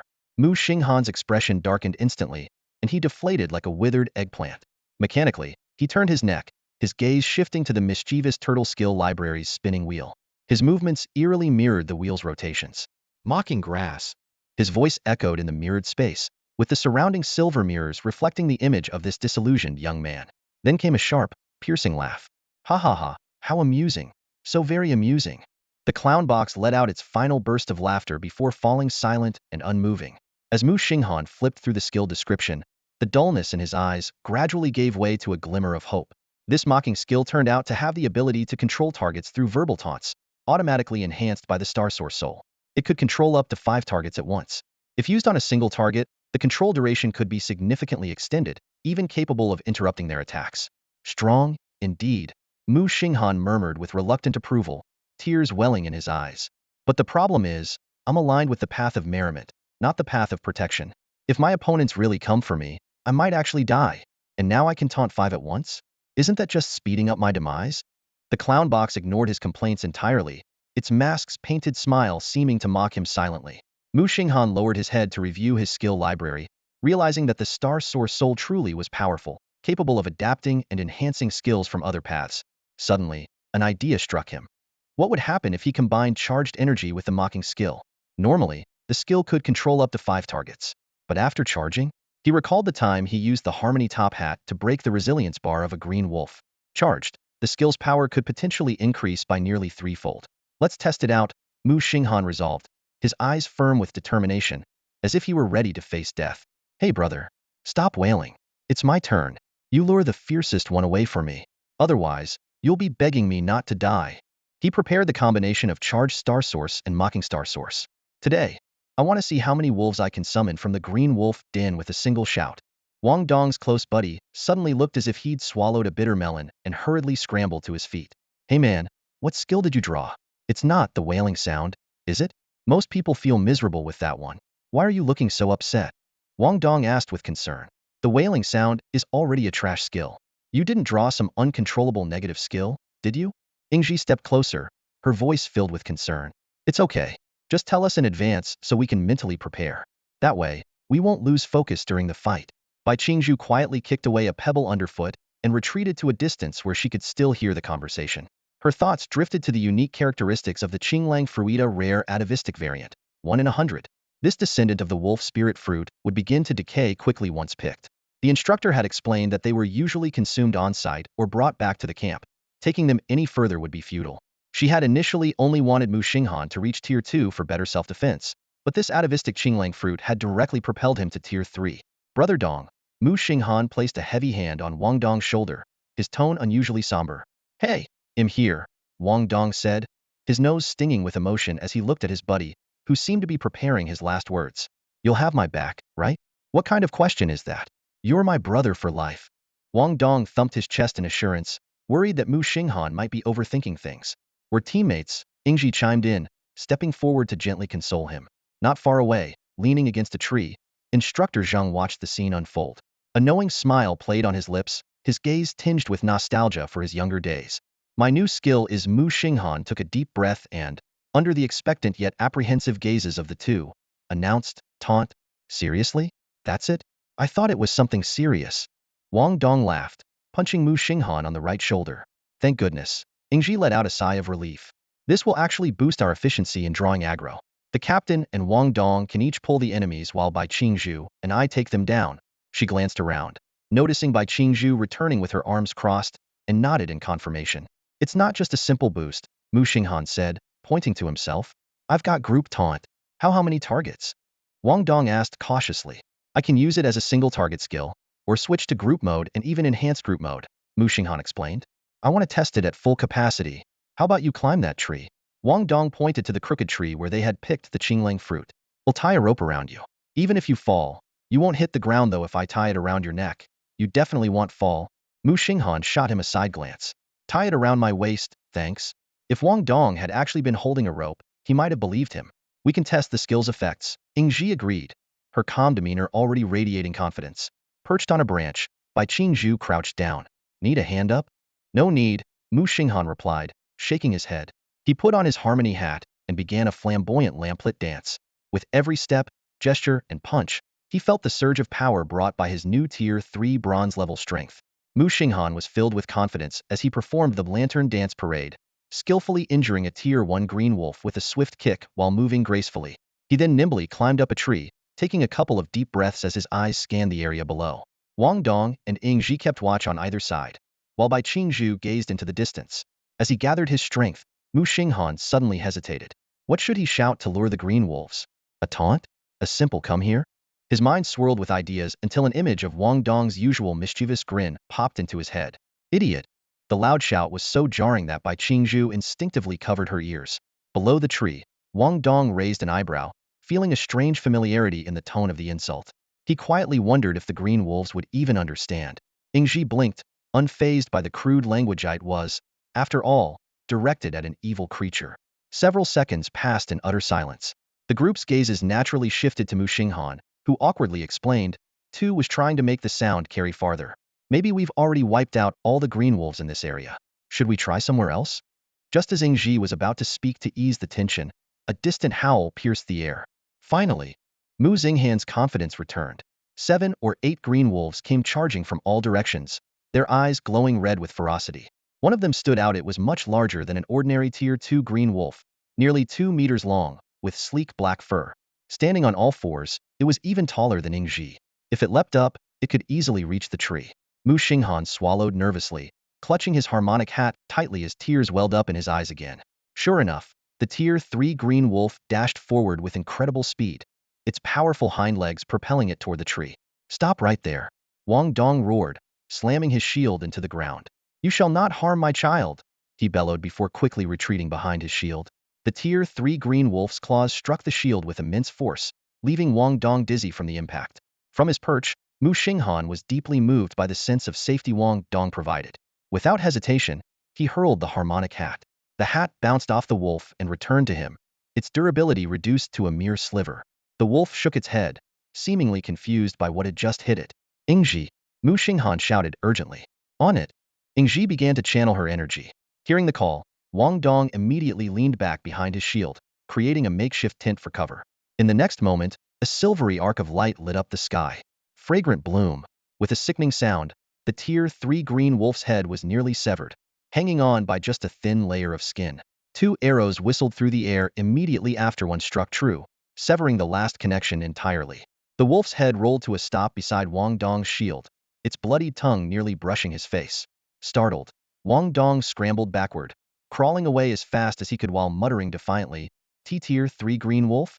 Nothing special. 3 days later, at dusk, several buses slowly rolled into the school playground. As the doors opened, weary students stepped off one by one. Gazing at the familiar campus, it felt as though an eternity had passed. The Qinglang Cavern was merely one of the lowest-ranking demonic lairs suppressed by the military. There are 2 ways demons invade the real world. The first is random teleportation on the 15th of each month. These demons are savage and brutal, killing anyone they see, with higher-level demons taking pleasure in torturing and enslaving human souls. The second way is through spatial rifts. If the real world were likened to a massive iceberg, these demonic layers would be like small chunks of ice attached to it. Once contact is made, a passage opens, allowing demons to pour in recklessly. The military's countermeasure is to establish controllable two-way passages between the iceberg and the small chunks of ice, stationing troops to guard these critical routes and prevent demons from directly invading the real world. It's said that the establishment of this defensive system owes much to the expertise of life path guardians and knowledge path scholars. Go home now and report back to school in 2 days, the teacher's voice rang out. Wang Dong looked utterly exhausted, his dark circles and messy yellow hair making him appear completely drained. Got it, Muxing Han responded briefly, his short-sleeve shirt and jeans now tattered and blood-stained. I was fine when I came, and now look at me like a beggar. I really envy those with soul-bound equipment. They can just stow it away and instantly look like they're in casual wear. Yingji still maintained her elegant demeanor, dressed in a white short-sleeve top and black jeans, her striking figure on full display. She bowed to the two of them, then gave Muxing Han a special nod before walking away gracefully on her long legs. Bai Qingzhu, on the other hand, simply waved tiredly before turning to head toward the luxury car waiting for her outside the school gate. This time, I refuse to believe anyone scored higher than us, Wang Dong said as he and Muxing Han walked side by side on their way home, which was only about a 10-minute walk from the school. Me neither. Unless they cheated, Muxing Han nodded in agreement. Over the past 3 days, the four of them had gone on an absolute rampage. Ever since Muxing Han assisted Yingji in taking down a Tier 3 Qinglang, their squad had become an unstoppable force, turning the hunting process into a streamlined operation. A quick rest, relocation, and then Muxing Han would climb a tree and start his dance, shouting loudly to lure packs of wolves. If a Tier 3 wolf appeared, Wang Dong would handle it. If not, he would stay low to avoid danger. Bai Qingzhu took care of long-range sniping, while Yingji used her signature move, Fragrant Bloom, to finish off the enemies. Instructor Zheng followed from behind, watching as this squad achieved more in 3 days than he had seen in 6 or 7 years of leading teams. Every time Muxing Han activated his taunting skill, even Zheng, a silver-tier instructor, couldn't help but feel affected. On one occasion, he lost his temper and threw his carbon pin in frustration. Fortunately, it didn't hit anyone, and no one noticed. The Qinglang Cavern was vast, and even with an entire combat class from the high school deployed, the chances of encountering another squad were slim. Any news from Auntie? Wang Dong's eyes reflected curiosity. Having grown up together with his aunt as close companions, Wang Dong had long stopped asking about their missing parents in this chaotic world. None. Haven't seen her all summer. Muxing Han sighed. During summer break, he had taken up a part-time job at a nearby supermarket. Tomorrow, September 5th, was Payday, a date moved up significantly from the usual 15th. After all, the 15th of every month had become a day of dread, marked by the arrival of terrifying demons, leaving no one daring to schedule anything afterward. How about coming over to my place for dinner these next couple of days? My mom's been asking about you. No need. There's still some food in my fridge. I'll just make do with what I have. Then bring some of your food over. Let my sister try your cooking. Better not. What if Annie comes back tonight? Muxing Han strolled along a quiet street, hands resting behind his head as he gazed at the warm golden hues of the evening sky. A gentle breeze swept past, carrying away his fatigue while dry leaves danced lightly through the air. All right then, call me if anything comes up. Wang Dong turned right at the fork in the road. Muxing Han nodded with a smile, watching his friend wave goodbye before disappearing from view. He entered an old residential building, navigating through a dim hallway plastered with peeling advertisements. Reaching the familiar brown security door on the second floor, he slid the key into the lock and heard a familiar click. Inside, a pair of petite white sneakers sat neatly on the shoe rack, though the bunny slippers were nowhere to be seen. From the kitchen came the sound of a startled commotion, followed by the clatter of a basin being overturned. Hey, the kitchen door creaked open, revealing a face he hadn't seen in a long time, delicate and beautiful, with eyes like autumn water framed by curled lashes and a radiant smile that hadn't changed. Xing, you're back. Annie's cooking. Just wait a bit, okay? Don't come into the kitchen. I can help. It was Muxing Han, his long-absent aunt. Bang. The door shut again, followed by the sound of a dish shattering. Muxing Han paused for a second to silently mourn the fate of the kitchenware. He changed into slippers and whistled his way to the bathroom, his heart warm with relief. Auntie was back, and the house was no longer so empty. By dinner time, several delicious home-cooked dishes were laid out on the table. Sitting on a chair was the petite girl with her hair tied into a bun, wearing light blue denim shorts that revealed her slender legs and white stockings. Her small feet swung back and forth as she rested her cheeks in her hands, her natural curls swaying along with her playful movements. She beamed at Muxing Han with unrestrained delight. Auntie, Why are you staring at me like that? Muxing Han mumbled, shoveling rice into his mouth. Although her cooking was excellent, the high kitchenware casualty rate was a bit hard to ignore. I'm admiring my adorable, handsome, talented nephew. Oh, by the way, I went to your school today. Turns out you've been assigned to Combat Class 1. How amazing is that, Xing Xing? Of course. Muxing Han struck a confident pose, one hand on his hip and the other holding his rice bowl. Just wait and see, Auntie. I'm going to ace the entrance trial with flying colors. By the way, Auntie, where were you all summer? Muxing Han asked casually, stealing a glance at her expression over the edge of his bowl. Her bright eyes flickered evasively before she replied, Oh, I'm taking a break this month, no missions. Actually, it's my turn to guard the city this month. Also, the top 10 teams in the high school awakening trials will join the city defense team on September 15th for real combat experience. Yiqing Han walked over in her bunny slippers, leaning slightly toward Muxing Han with a teasing glint in her eyes. So, my dear nephew, how do you feel? Are you scared? Muxing Han put down his bowl and chopsticks, stood up swiftly and declared, I'll wash the dishes. Yiqing Han playfully swung a light punch at Muxing Han's chest, her strength perfectly measured so it didn't hurt. She tilted her head, looking up at her nephew. Big nephew, why do I feel like you've grown taller again? I'm still young and growing. Muxing Han replied as he carried the empty plates and bowls into the kitchen. The several dishes on the table, along with a massive bowl of rice, had been completely devoured by him, showcasing an astonishing appetite. That one bowl alone was enough to fill the rice bowls of an entire table in southern households. Leaning against the doorway, Yiqing Han watched Muxing Han busily cleaning up and began firing off a series of questions. By the way, I know you were assigned to Class 1, but what are your fate soul and fate path star? Is everyone in your team getting along? No one's bullying you, right? If anyone dares to bully you, just tell your auntie, and I'll handle them for you. Then, with a mischievous grin, she added, Star, are there any pretty girls in your team? Do you like anyone? Since your mom's not around, it's my job to keep an eye on your love life. Oh my gosh, I'm only in high school, just turned 16. I won't be an adult until 18. What's the rush? Muxing Han muttered in exasperation, immediately regretting his words after saying them. Yiqing Han dramatically acted heartbroken. She raised her left hand high against the doorframe, rested her face against her arm, and pretended to wipe away tears with her right hand. Boo-hoo, you're scolding me now. And here I am, a youthful beauty in her 20s, only to be despised by my nephew for being old. Auntie, I was wrong. You're not old. You're the ultimate adorable young beauty. Muxing Han raised his foam-covered fingers solemnly, as if swearing an oath. Internally, he mused, if her joyous fate path wasn't practically wasted, with her personality, she would have nailed it. But no, instead, she's mastered the art of melodrama. 27 or 28 is still in the 20s, it's technically not wrong. My fate soul is star source and my fate path, Muxing Han paused, is joyous. Yiqing Han froze as if struck by lightning. She stood rooted to the spot, her expression blank like a life-sized figurine, her mouth agape and eyes dazed. Big nephew, your fate path is joyous? How are you supposed to score high with that? Wait, does your team have girls? Yes, Muxing Han answered curtly. Yiqing Han squinted suspiciously at him, scrutinizing him up and down. Big nephew, you're not using your looks to charm them, are you? I rely on my skills. Muxing Han protested, wide-eyed. Listen, Auntie, don't go around tarnishing my reputation. I'm the team captain, for crying out loud. Captain? Yiqing Han was genuinely startled this time. The role of team captain carried significant responsibility, requiring leadership in battles against demonic entities. For most first-year high school students, staying calm in the face of demons was already impressive, let alone commanding a team. However, considering it was Class 1, known for its combat prowess, it wasn't entirely implausible. Hold on. I added your teacher on WeChat earlier. Let me ask about your grades, Yiqing Han said, pulling out her phone. She quickly found Xue Huqin's contact and messaged him to ask about Muxing Han's performance. Before long, Xue Huqin replied. Muxing Han's team ranked first in the entire school? Wow. Yiqing Han gasped, her mouth slightly agape. She asked for more detailed data, and soon, a screenshot arrived. Win count 327 first-tier Green Wolves, 28 second-tier Green Wolves, and 8 third-tier Green Wolves.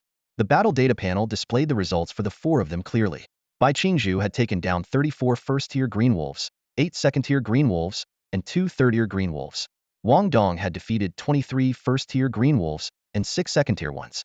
Muxing Han, on the other hand, only managed 9 first-tier Green Wolves and 4 second-tier ones. Yiqing Han stared at the data, her mouth unconsciously forming an O. She couldn't help but notice the stark contrast between the first and fourth individuals. Examining Muxing Han's performance more closely, she increasingly felt like her eldest nephew was just riding on someone else's coattails. His mere 4 second-tier and 9 first-tier green wolves seemed more like opportunistic kills, finishing off the wolves when they were already on the brink of death thanks to his teammates. "Hey, Star," Muxing Han waved at Muxing Han and pulled over a chair. She hopped onto it lightly, her pale arms naturally resting on his shoulders as she held her phone up in front of him. "Come on, explain to your dear auntie, how did you manage to latch onto this classmate named Ingji's coattails? Killing over 300 green wolves on her own? My goodness, is she the reincarnation of a Valkyrie? How is she so amazing?" Muxing Han spread his hands helplessly. Auntie, have you considered that your nephew might just be an exceptionally strong support? What kind of support is that powerful? Don't tell me you're a Ling Shi? At the mention of Ling Shi, the atmosphere shifted subtly. It was a title that only appeared in legends, representing the highest rank under the Fate Stars. Allegedly, reaching the star level was already approaching the threshold of a Ling Shi. Muxing Han explained, "You'll understand when the time comes. Didn't you say that the top 10 teams would participate in the live combat exercise on September 15th? Even though it's called live combat, it'll definitely be in areas with few monsters, led by the Night Watch squads. And with your level, auntie, you'll definitely be in a patrol squad. It's best if we don't run into each other." Their conversation then veered into more details. The Night Watch squads were the basic combat units, comprised of 4 Silver-tier Fate Walkers. The patrol squads, on the other hand, consisted of more powerful gold-tier experts, typically prominent figures who rarely acted unless faced with significant threats, such as a night parade of 100 demons. "Star, what level are you now?" "Bronze tier 4, peak stage." Muxing Han asked. "Feels like my soul power is almost maxed out, just about to hit tier 5. Your leveling speed is insane," Muxing Han exclaimed. "You've only been awakened for a few days." "I've killed way too many," Muxing Han said, squinting slightly. "But most of those kills belong to Ingji and the others." "Maybe. The damage was mine. But they got the finishing blows?" "Eldest nephew, I swear I'm not lying. Those kills were all thanks to super burst damage. The instructors just don't know," he added, with a wry smile. Muxing Han chuckled awkwardly. "Star, you really live up to your fate of joy, always finding a way to have fun." Finally, Muxing Han gave him a cryptic reminder. "On the 15th, under everyone's watchful eyes, make sure you don't say anything reckless." "Huh, what do you mean?" Muxing Han looked puzzled. Muxing Han's eyes curved into crescents as she smiled but said nothing. "Oh, you'll find out soon enough." Muxing Han was even more bewildered. The air was fresh, and the morning dew was slightly cool.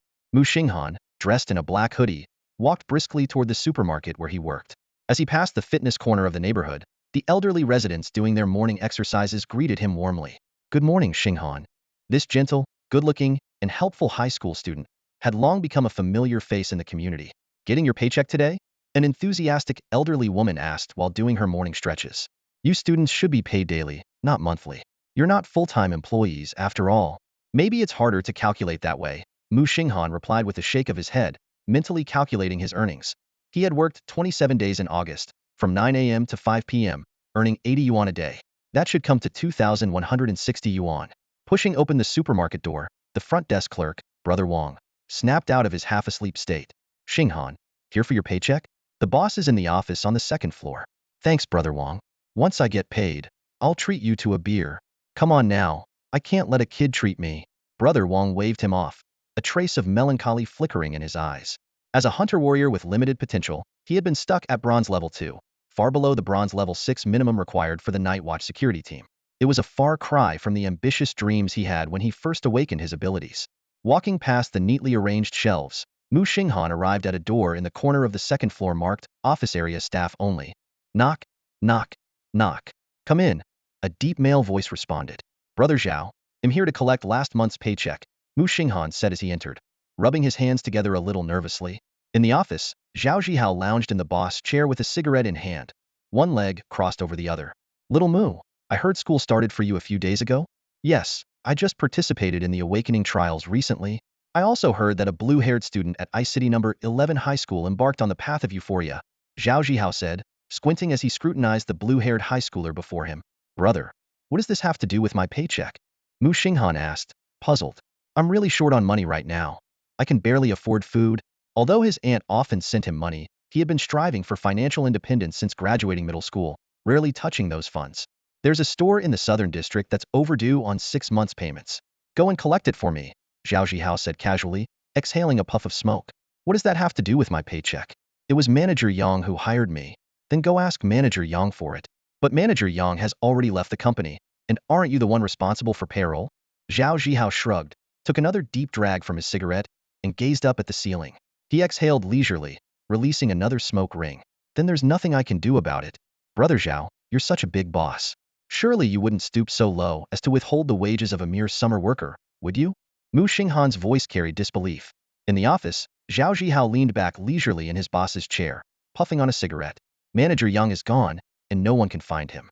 That store in the southern district also has a pile of bad debts, owing tens of thousands in unpaid goods. It's been ages since the two stores had any dealings. Everyone knows that, Muxing Han continued. Zhao Zhihao waved a finger dismissively, a smug expression emerging through the swirling smoke. Oh, watch your tone. Me, a big boss, would I care about your measly 300 or 500? Didn't I already tell you? One of the stores owes us 6 months' worth of payments. In his mind, Zhao Zhihao had already made up his mind this insignificant student from the path of joy and misfortune was destined to be despised by all. Perfect opportunity to save on wages. Those 2,000 or so yuan could be better spent on a massage and foot spa tonight. I worked hard for a month to earn my wages, and I'm here to claim them, Muxing Han said, pointing to himself, his voice trembling with anger. And you say I'm throwing a childish tantrum?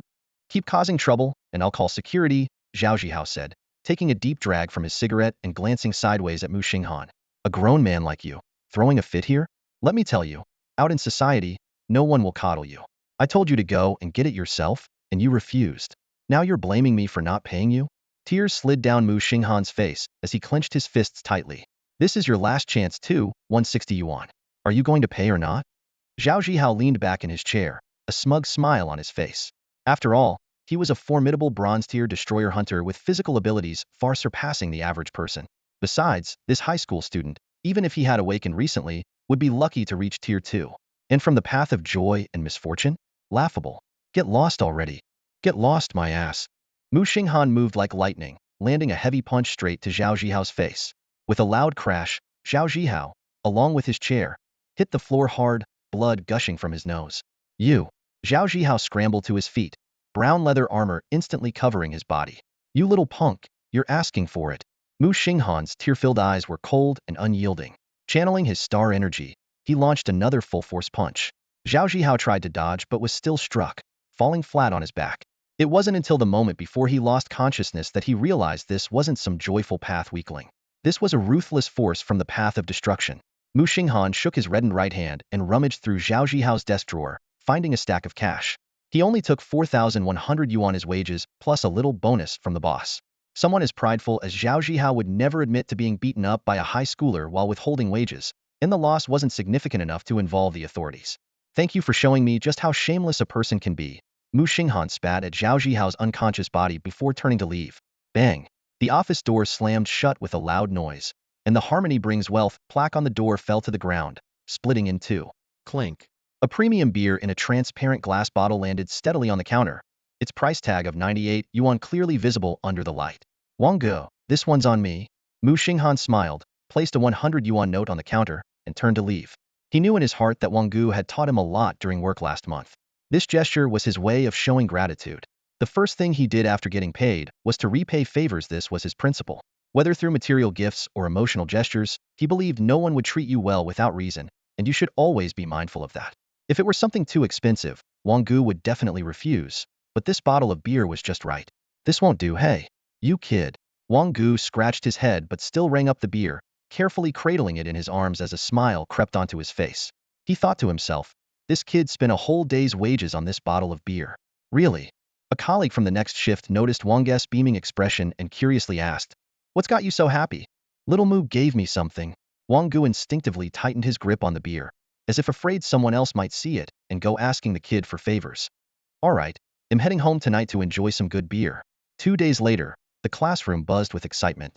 The students were gathered in groups, passionately discussing their experiences from the awakening trials. That wolf was huge, but we took it down in just 35 minutes. Even the instructor praised how steady we were.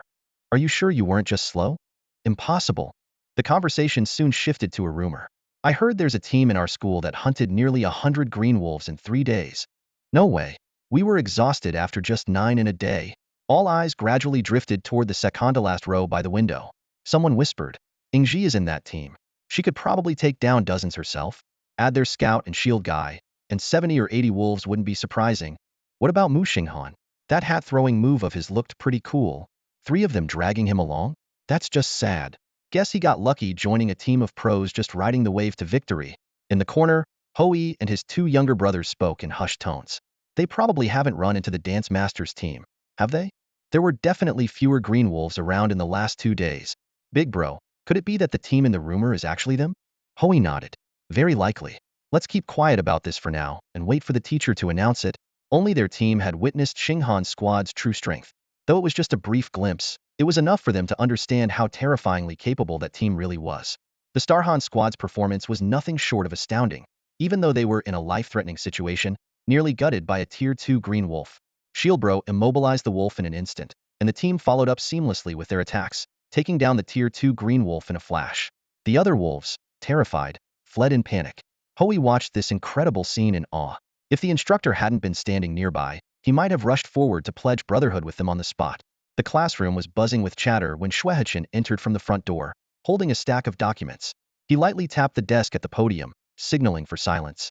The room fell quiet immediately. Unfortunately, 7 students will be leaving our combat class, Shuehachin announced calmly, taking out a list. But don't worry. While your life souls may not excel in combat, they exhibit remarkable talent in other fields. You won't be facing frontline battles in the future, which is a good thing. He went on to explain the reorganization of the disbanded squads. You can form new teams over the next few days and submit the list to me by the day after tomorrow. If you can't find members within this class, feel free to check with other combat classes, as similar adjustments are happening there as well. Looking down at the list, Shuehachin continued. These 7 students will report to Combat Class 9. Although it's called a combat class, it consists of non-combat life path practitioners. He gave an example. One student has a life path tied to stone walls, which falls under the guardian category. While they lack combat talent, the stone walls they create possess unique protective abilities, which could lead them to specialize in civil engineering in the future. Such hidden life souls are quite common. Their participation in the Awakening trial serves 2 purposes: gaining first-hand experience against demonic threats and undergoing a boot camp-like training regimen. Moving forward, they'll have dedicated protection and won't face demons in this manner again. The 7 students left one by one. Their expressions varied, some relieved, others slightly regretful, but all complied with the arrangement. Now then, Shuehachin shifted the topic. Let's announce the team rankings. Among the more than 80 combat teams across the school, 4 of the 13 teams in our class made it into the top 10.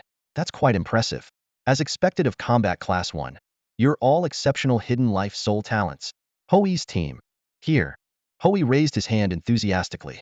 8th place in the entire school.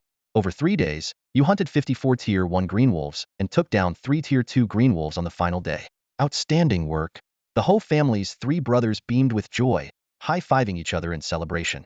But Shuehachin's expression turned serious. Next time, do not let the team leader act alone.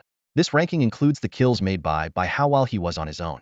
Everyone has their strengths, learn to play to them and compensate for your weaknesses. By Hao. Present. A chubby student with a life soul of the White Wolf King immediately straightened up. A member of Hoi's team, Bai Hao, had caused a bit of a stir due to his poor sense of direction. He had believed the advice, you have a wolf life soul, so you'll find wolves quickly, but ended up getting lost in the maze-like green wolf den, filled with dead trees and similar terrain.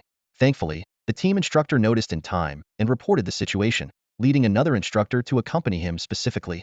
Chu Lingxi squad, the teacher called out. Present, teacher. A group of girls responded in unison. Ranked 6th in the entire school, 63 first-tier Azure Wolves and 4 second-tier Azure Wolves taken down. The instructor commended your teamwork and orderly command. Reward. 10 team credits. The girls cheered and hugged each other tightly. Their relentless efforts over the past 3 days had finally paid off. Their captain, though possessing the rare destiny of wisdom with a 6-sided dice as her sole manifestation, had an unconventional way of utilizing it. During the mission, her luck was extraordinary, rolling 3 or higher most of the time. Whether it was to cast buffs for the team, summon creatures from other realms for assistance, or deploy protective shields. Lu Zibo squad, the teacher continued. Here came the response. Ranked 4th in the school, 86 first-tier Azure Wolves and 7 second-tier Azure Wolves eliminated. The instructor praised you as a promising talent with decisive swordsmanship. Reward. 10 team credits. Thank you, teacher, Lu Zibo replied. Shuehachin scanned the classroom, observing the eager expressions on his students' faces. A faint smile appeared on his lips. The next result he was about to announce had even taken him by surprise at the time. After all, The second-ranked team from the Combat Class 2 had only managed to hunt 93 first-tier, 6 second-tier, and 1 third-tier Azure Wolves. Third place, someone guessed aloud. Maybe even first. The classroom buzzed with speculation. Someone gestured toward the corner by the window, saying, "It has to be that squad. Imagine just coasting your way to the top 3. Luck is a kind of strength too. Slackers should be in Combat Class 9. If I'd known, I would have applied to join that squad." Silence. Shuehachin struck the podium, his brows furrowed. He couldn't tolerate such disrespectful remarks. Muxing Han squad, he announced. Present, teacher, Muxing Han replied. Raising his hand, Wang Dong, seated in the front row, had already memorized the faces of those who had been bad-mouthing them, planning to challenge them unknown later. Congratulations. Your team is ranked first in the entire school. The class erupted in astonishment. First place. That impressive? No way. The fourth-ranked team had nearly 90 kills. How many did the first place get? Ingji is amazing. No wonder she's called the Valkyrie. Their hunting archer is also really strong. Sitting in the back row, Ingji frowned deeply. Her classmates had no idea that Muxing Han was the true core of their team. His taunting ability drew large numbers of Azure Wolves to their location, allowing the squad to ambush them without the need for extensive searching. More importantly, he provided buffs to the Dancing Lantern Scout, significantly increasing their damage output. Quiet. Shuehachin continued, their total, 393 first-tier Azure Wolves, 46 second-tier Azure Wolves, and 10 third-tier Azure Wolves. Reward, 30 team credits. The room fell into stunned silence. For a newly awakened first-tier squad, those numbers were simply unbelievable. That would take a security squad 3 days and nights in the Green Wolf Den to achieve, wouldn't it? A classmate suddenly stood up, pointing at Muxing Han with a tone full of doubt. This was the same student who had previously urged Muxing Han to fight Class 9. Teacher, can we check Muxing Han's kill count? Wang Dong immediately recognized the troublemaker. Shuehachin nodded in agreement. All the records are publicly available on the school network. Completely transparent. 9 first-tier Green Wolves, 4 second-tier Green Wolves. As soon as he finished, the classroom erupted into a chorus of sneers and whispers. I could do that too. Getting first place seems way too easy. Just fighting some Green Wolves? If it were me, the numbers would look even better. What if he gets exposed during real combat? Bringing someone like that to the Night Watch squad is just embarrassing for 11th high. Silence. Shuehachin slammed the desk heavily, an invisible pressure instantly enveloping the entire class. His usual gentle smile was nowhere to be seen, replaced by an unprecedented seriousness. The instructor has detailed evaluations for every member of the first squad. If you're curious, check the school network yourself. Stop wasting your time undermining others instead of improving yourselves. What I despise most is people bad-mouthing others behind their backs. Shuehachin's anger was palpable. He then called out the underperforming squads one by one. Your squad killed only 2 first-tier Green Wolves in 3 days? 2 destroyers, 2 hunters. Were you waiting for the wolves to starve to death? And you over there, someone got injured on the first day. What exactly is your captain doing? A first-tier Green Wolf? I could kill one with a sneeze, and you managed to get hurt even under the instructor's protection? Did you feed your arm to the wolf? After this harsh scolding, the entire class fell silent. Every student who had mocked Muxing Han earlier was called out without exception. All right, class dismissed. Remember, once you've earned 100 academic points, come find me for your reward. Shuehachin glanced at a few better-performing squads, nodded slightly, and left the classroom. This teacher's really something, Wang Dong remarked. Indeed, honest and responsible, Muxing Han agreed with a nod. Noticing that some students still harbored hostility toward Muxing Han, Ingji suggested, should I go up and explain for you? No need, Muxing Han replied, shaking his head. He pulled out his phone and logged into the school network, quickly finding the rankings for the Awakening trial. The instructor's evaluations for the first squad were clearly displayed. Bo Qingzhu, a skilled hunter with a solid foundation and quick reflexes, though a bit of a lone wolf. Wang Dong, the team's shield, with keen observation skills and timely support, resolving crises on multiple occasions. Ingji, a natural Valkyrie with exceptional qualities, outstanding combat power, and strong willpower. Muxing Han, a sharp edge, dancing on the blade, with excellent battlefield control and quick reactions. A promising talent. At the end, a special note was added, the natural core of the team. If the instructor's evaluation isn't enough to settle doubts, the assessment on September 15th will make everything clear. Muxing Han's team, Teacher Shuehachin is looking for you. A classmate's announcement echoed through the classroom. Muxing Han looked up toward the door, where an unfamiliar face was peeking in. He exchanged glances with Wang Dong and Ingji, then stood up and headed out. Standing at the doorway, Muxing Han frowned as he scanned the classroom. Bai Qingzhu's seat was empty. A sense of foreboding washed over him, and the exchanged looks between Wang Dong and Ingji only deepened his unease. In Shuehechen's office, the teacher's expression was somber as he addressed the three of them. Team formation is entirely voluntary. I tried to persuade her, but her mind is made up. Muxing Han understood by Qingzhu's reasoning there was a ticking time bomb in their team in the form of a joyous fate. Take the group taunt skill, for instance. Without Wang Dong and Ingji, using that skill would be suicidal. A wasted skill was bad enough, but the potential for drawing a passive ability that could harm teammates was even worse. By Qingzhu's reluctance to take that risk was entirely reasonable. Understood, teacher. Muxing Han nodded. Thank you. He knew, though, that the persuasion had been unnecessary. By Qingzhu's perspective, had always been fundamentally different from theirs. Shuehechen picked up a thick stack of papers from his desk and tapped them lightly on the surface. I'll compile a list of students who are still unteamed and interested in joining. I'll give you an answer tomorrow. Adjusting his glasses, he added, by the way, for your final teammate, do you have any preferences? If you narrow it down, it'll save me some work.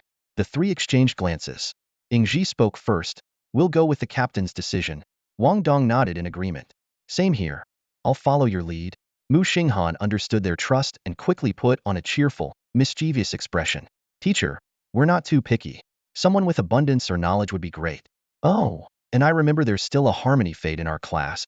Keep dreaming. Shuehechen cut him off coldly, pushing his glasses up with his middle finger. Those few are the most sought after in every team.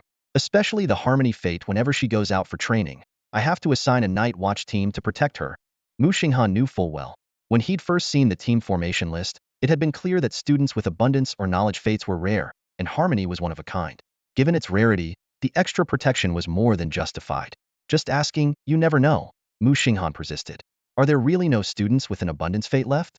Our team really needs a healer and some ranged support. Think about it. Shuehechen reasoned patiently. If your team had a healer, wouldn't you treat them like a treasure? On the flip side, if you were an abundance fate and your teammates were exceptionally kind to you, would you leave for another team? He could see the team's weak points, but needed to manage their expectations. I'll sort through the list today. If there's someone suitable and they're willing to join, you'll be the first to know. Then please, teacher, help us find someone with ranged attack abilities. If nothing else, Muxing Han said, still blinking hopefully as they left. With a loud bang, Shuehechen shut the door. The three walked back to the classroom in silence. Though they had anticipated by Qingzhu's decision, the outcome still left a bitter taste in their mouths. After all, we fought side by side for 3 days and nights. It's hard not to feel speechless. Wang Dong silently pondered by Qingzhu's departure. He understood the reasons clearly. First, her concern about Muxing Han, the ticking time bomb. Second, her goal of ranking manipulation had already been achieved. But leaving without a word was truly disheartening. She didn't even bother to have a farewell meal with them, clearly showing she never really cared about them. Doesn't matter. She can switch teams as much as she likes. As long as we're still here, she'll always be beneath us, Wang Dong said coldly. Muxing Han threw an arm around Wang Dong's shoulder. Come on, shouldn't you at least thank your godfather? Ha, this coming from someone who had a demon practically sitting on their face. Wang Dong shot him a sidelong glance. As they spoke, a fragmented melody drifted toward them. Following the sound, they found the door to the music room ajar. The midday sunlight streamed in, illuminating a pristine white piano. A young girl in a white dress sat at the piano, engrossed in her practice. Her long hair cascaded down to her waist, and her round, delicate face was slightly tense with concentration. Whenever she struck the wrong note, her cheeks would puff up unconsciously, making her look like an adorable little dumpling. A piano? People still practice piano these days? Wang Dong muttered under his breath. In this era, the arts had gradually fallen into decline. Under the constant threat of death, many non-combat professions had been eliminated. Former music academies had been repurposed into harmonious destiny academies, focusing on group support skills. Music had become a medium for releasing beneficial effects. Those with poor technique could barely produce any results, skilled players could achieve standard effects, and those with exceptional musical insight could even perform beyond expectations. Muxing Han watched the scene, recalling the days in his previous life when he practiced piano alone. To him, music was like a second life. It expressed his emotions and healed his soul. Ingji stood motionless, captivated, her posture straight and her expression reverent. Suddenly, the girl at the piano turned her head and saw the three of them standing at the door. She let out a soft gasp, her round face instantly flushing red like a ripe apple. Her hands fidgeted awkwardly between the piano keys and her lap before finally settling neatly on her knees. Her cheeks turned an even deeper shade of pink, and she looked like a steaming little robot, her brain seemingly frozen. Don't be nervous, we're all classmates, Muxing Han said gently. looking at the girl with the round face practicing the piano. I just happened to pass by and saw you practicing. You're very focused, great job. He stepped closer, his voice soft. I'm Muxing Han. I think I saw you before at Teacher Shue's place. You're the only one in our class with a harmony soul, right? Hi, I'm Yun Shireen. The girl with the round face stammered, standing up and mustering the courage to look at him. But as soon as her eyes met his warm smile and gentle gaze, she quickly looked down again. Yun Shireen's heart raced. She had seen Muxing Han from afar during the team registration but hadn't dared to look closely. Now that he was standing so near, she couldn't help but marvel inwardly. So handsome. Shireen, why weren't you in class? I didn't see you before, Muxing Han asked casually, continuing the conversation. Yun Shireen explained. The teacher told me to focus on learning the basics of piano theory first. Since my soul of harmony is a melodic piano, all my skills need to be activated through playing. If I can't perform well, the effects of my skills will be significantly weakened. For example, she sat back down on the piano bench, took a deep breath to calm herself, and said, harmony, speed, activate. Her hands fell gracefully onto the keys. Her left hand played a single note in the bass range, while her right hand deftly wove a flowing arpeggio, creating a simple yet beautiful melody. Muxing Han listened attentively, his mind turning. A melodic piano? It seems related to the harmony top hat. For a beginner to play such smooth arpeggios, she must have practiced a lot. As the music filled the room, all three of them suddenly felt their bodies become lighter.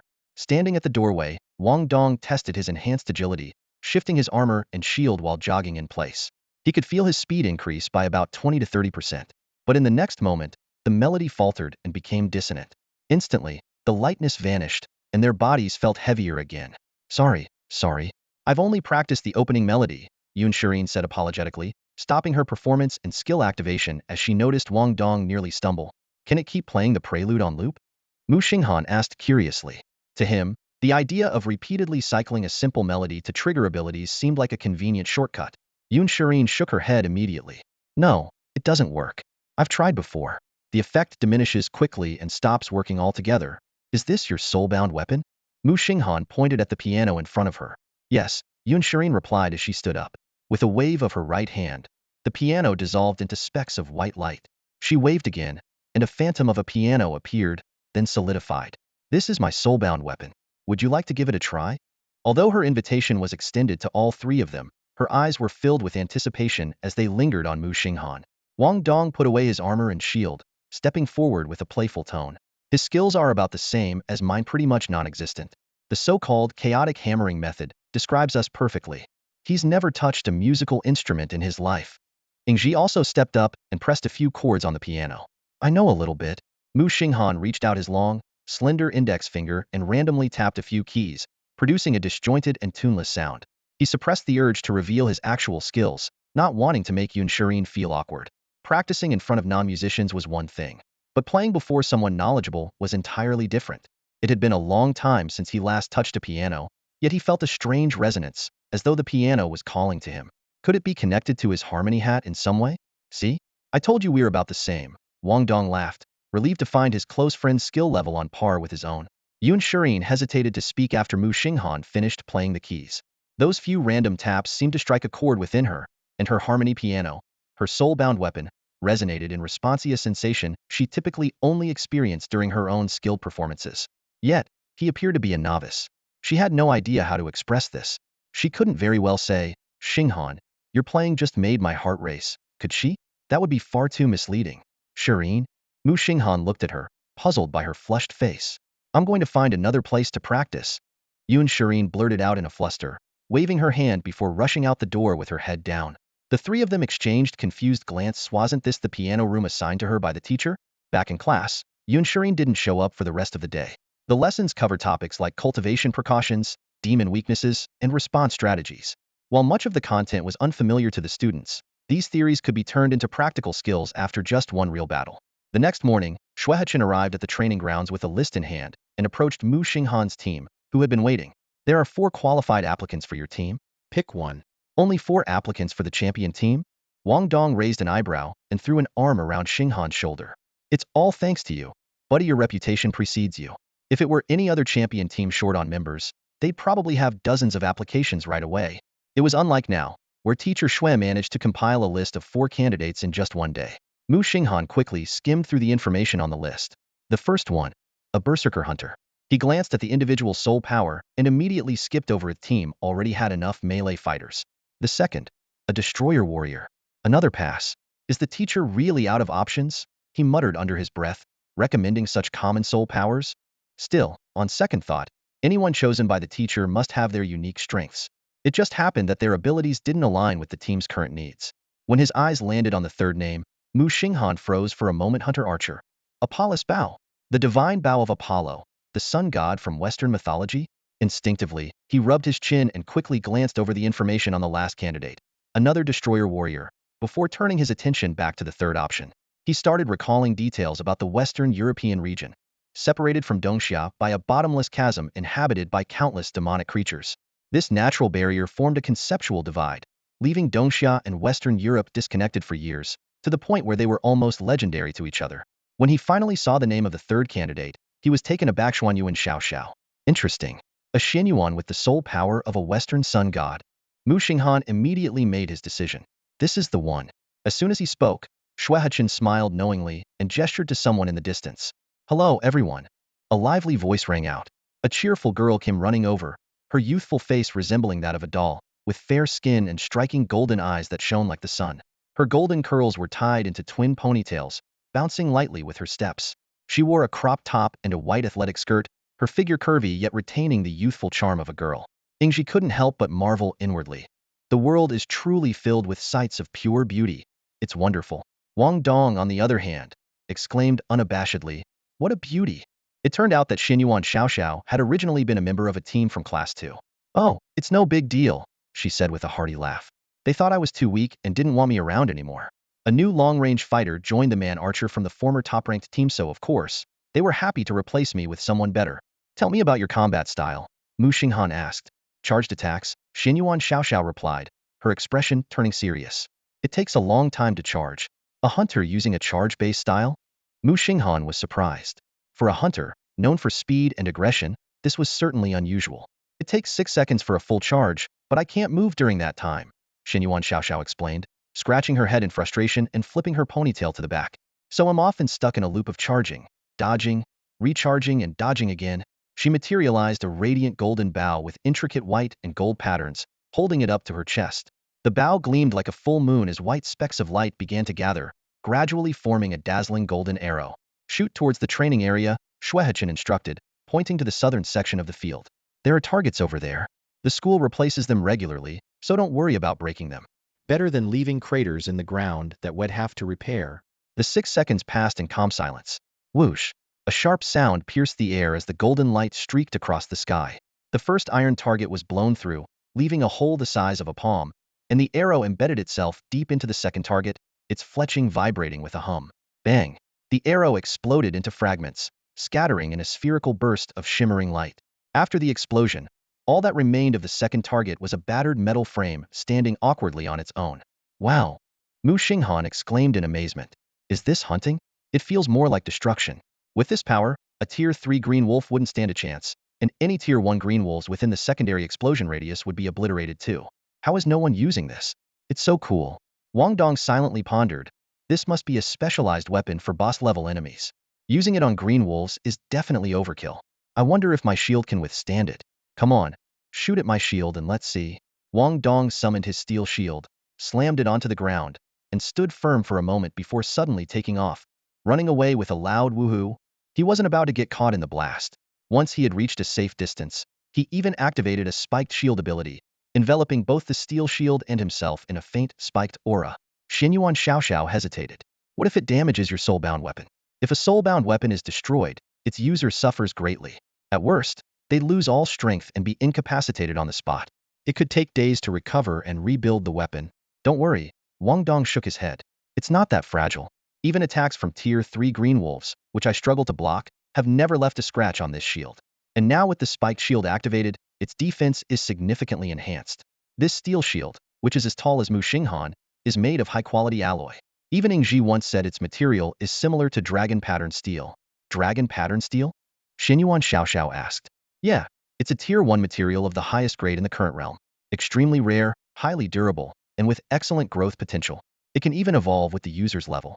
If a weapon made of dragon pattern steel is well maintained, It can resonate with its user and function like a soul-bound weapon, ready to be summoned at will. Wang Dong added with a grin, so go ahead, Xiao Xiao. Shoot your best shot. If it breaks, it's on me. Muxing Han tugged on Yingji's sleeve, pulling her aside to avoid the secondary explosion. Don't worry, my friend. If it's just the aftershock, it won't harm me. Yingji felt touched and reassured him. It won't affect me at all. Muxing Han nodded seriously. I know, but just in case something unexpected happens like a stray energy, spike hitting mule, who knows what might happen. Forget making it to the 15th day of the 9th month. I might not even survive the 8th day. My bad for not considering that, Yingji said apologetically. She then transformed, her armor blooming into a striking red rose hue. Her tall and elegant figure stood firmly in front of Muxing Han, exuding an aura of heroism like a battle goddess, shielding him completely. That's a bit excessive, Muxing Han muttered, feeling slightly exasperated. Yingji was great in every way, but sometimes she was just too serious. Still, it was kind of endearing. All right, I'm letting it fly. Xianyuan Xiaoxiao had fully charged her bow, her right hand trembling slightly as the taut bowstring seemed eager to release. Bring it on. Wang Dong roared enthusiastically. Whoosh! A golden streak of light tore through the air. Thud! Bang! The arrow struck the steel shield with a deep, resonating impact, sending shivers down everyone's spine. The arrow detonated instantly, creating a spherical explosion that looked as if it had burst on contact. Not bad, Wang Dong said, stepping forward to inspect the shield. At its center, there was a dent about the size of an egg. Clicking his tongue in surprise, he muttered, good thing I activated the spiked shield. Otherwise, this might've gone straight through. Hey, Xiao Xiao, what's your level? Bronze tier 2? Wang Dong stopped mid-sentence, swallowing the word low as he realized something astonishing. Such damage at just tier 2 was already impressive. With higher levels, the numbers could only grow more terrifying. Xianyuan Xiaoxiao stood to the side, looking slightly awkward. Thinking back to her previous team experiences, she couldn't help but feel a bit resigned. As an archer with slow reaction times, she had always seemed out of place in a hunting squad known for its mobility. Back then, every time a battle began, she struggled to deliver effective output in time. After all, no one would wait for her to finish charging during intense melee combat. In environments like the dark depths of the Green Wolf Cavern, the glow from her charging bow made her an obvious target. What level are you guys? She asked curiously. Bronze tier 3, Wang Dong answered honestly. Yingji raised her right hand and pointed at Muxing Han. I'm bronze tier 4. The captain is even stronger, already at the peak of bronze tier 4 and about to break through to tier 5. Oh, stop. There's no guarantee about the breakthrough yet. Muxing Han waved his hand modestly. He knew well that advancing soul power required consistent meditation or absorbing the energy dispersed by demonic entities during battle. Moreover, breaking through depended on the limits of one's life soul.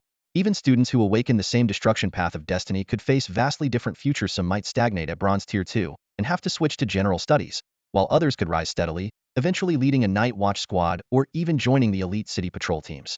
Wow! Xianyuan Xiaoxiao raised her eyebrows in surprise. No wonder you're the top-ranked freshman squad at ICE 11 High. To be precise, we're the top-ranked squad in the awakening trials for freshmen, Shuehuchin corrected. The strong sophomore teams are already all in the silver tier. At that moment, an important announcement interrupted their conversation. All top 10 teams were required to participate in the live combat competition on the 15th of every month. As the first-ranked team, they had an additional responsibility. During this turbulent period within Dongxia, the authorities had decided that each first-ranked freshman team would wear high-definition cameras to broadcast their missions live, excluding private moments. This was not only to boost public morale, but also to show ordinary citizens the frontline reality of demonic invasions. How wide will the audience be? Someone asked anxiously. Depending on performance and popularity, it could be broadcast to the entire Dongxia. All eyes turned to Muxing Han. As a joyful Path of Destiny wielder and the captain of the strongest new generation squad, such exposure would undoubtedly create a sensational impact, though the effect might not necessarily be a positive one. Muxing Han scratched his head, pondering the issue of the high school combat class. Teacher, there must be nearly 10,000 high schools across Dongxia, right? I don't really care about the hype, but having too much attention might be a bit troublesome. 15,000, Teacher Shuehuchin replied seriously. However, only high schools qualified to host combat classes can participate. This time, the fledgling program has 8,000 teams from Dongxia joining.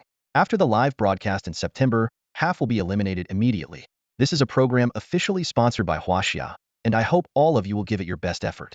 The teams that make it through will have the opportunity for every member to receive a bronze-grade Universal Fate Skill Stone. What? Wang Dong shot up from his seat, his eyes gleaming. That's so generous. A bronze-grade universal fate skill stone means gaining a chance to draw a skill from one's own fate soul path. These skills, enhanced by fate's power, are a crucial asset for humanity to combat the demonic forces. They are rarely available on the market, each worth hundreds of thousands, and most remain in the hands of Dongxia's government. Shuehechen smiled warmly. What's so generous about it? You are the future of Dongxia. Investing in you is investing in the future. I hope you won't forget your roots and will protect our Dongxia. Don't worry, teacher. Wang Dong pounded his chest, producing a resounding thud. I was born to protect others. They call me the Ice City Shield, specializing in tanking demonic damage and safeguarding the people. Ingji closed her eyes and gazed up at the sky. Oh, pure and beautiful star god-eyed Lyra above. Her posture was like that of a devout pilgrim. Great storm god above. Xinyuan Xiaoxiao joined in, praying earnestly. Please grant me a skill that lets me move while charging. I'm so tired of being stuck in place. The three of them were brimming with confidence from the start, never even considering the possibility of being eliminated. He. Muxing Han let out a hollow, mechanical laugh. Wow, a bronze-grade universal fate skill stone. How absolutely amazing. The Star Source Joy combo. While the Star Source part was manageable, drawing skills from the Joy Fate path was like digging through radioactive waste in a pile of dung. Wang Dong patted Muxing Han's shoulder worriedly. Good buddy, do you even want that stone? If not, you can give it to us. He was genuinely afraid his friend might end up drawing a negative skill, which would then drag the whole team down. Although the three of them had already prepared themselves to face that inevitability, he still hoped it would come later rather than sooner. I'm someone with ambition, Muxing Han declared seriously. Look, aside from my initial skill being Tears of Sorrow, my Tier 3 skill hasn't harmed anyone, has it? Taunt is actually quite useful and it's an area taunt, no less. Wang Dong nodded. As long as you're happy, buddy. Inwardly, he silently wished to draw a skill that could dispel or cleanse negative statuses from teammates. That way, if his friend really did get a negative skill, he could temporarily dispel it and keep everyone in peak fighting condition. It's fine. Go ahead and draw, my friend. I believe you'll definitely get a useful skill. Ingji's emerald green eyes gleamed with resolute determination, her unwavering attitude offering a sense of reassurance. With a teammate like her as a safety net, there was no need to worry, even when drawing negative skills. Muxing Han understood well that a true knight would press forward, even when entangled in thorns. Glancing at the ever-smiling Xinyuan Xiaoxiao beside him, he silently acknowledged that joining this team might have been the wisest decision he had ever made. In stark contrast was the dynamic of his previous team. There, the captain would undoubtedly have confiscated his skill stone under the pretext of team efficiency and maximizing combat power. But dwelling on that now was pointless after all. No one is born solely to serve as someone else's support.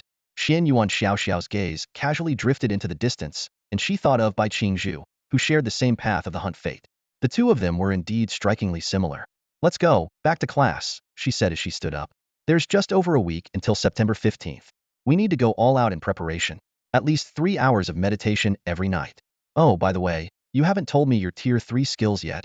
Wang Dong had drawn a passive skill, Steel Frame, which enhanced his physical defense. Ingji had drawn Unyielding Will, which boosted mental strength and reduced negative effects.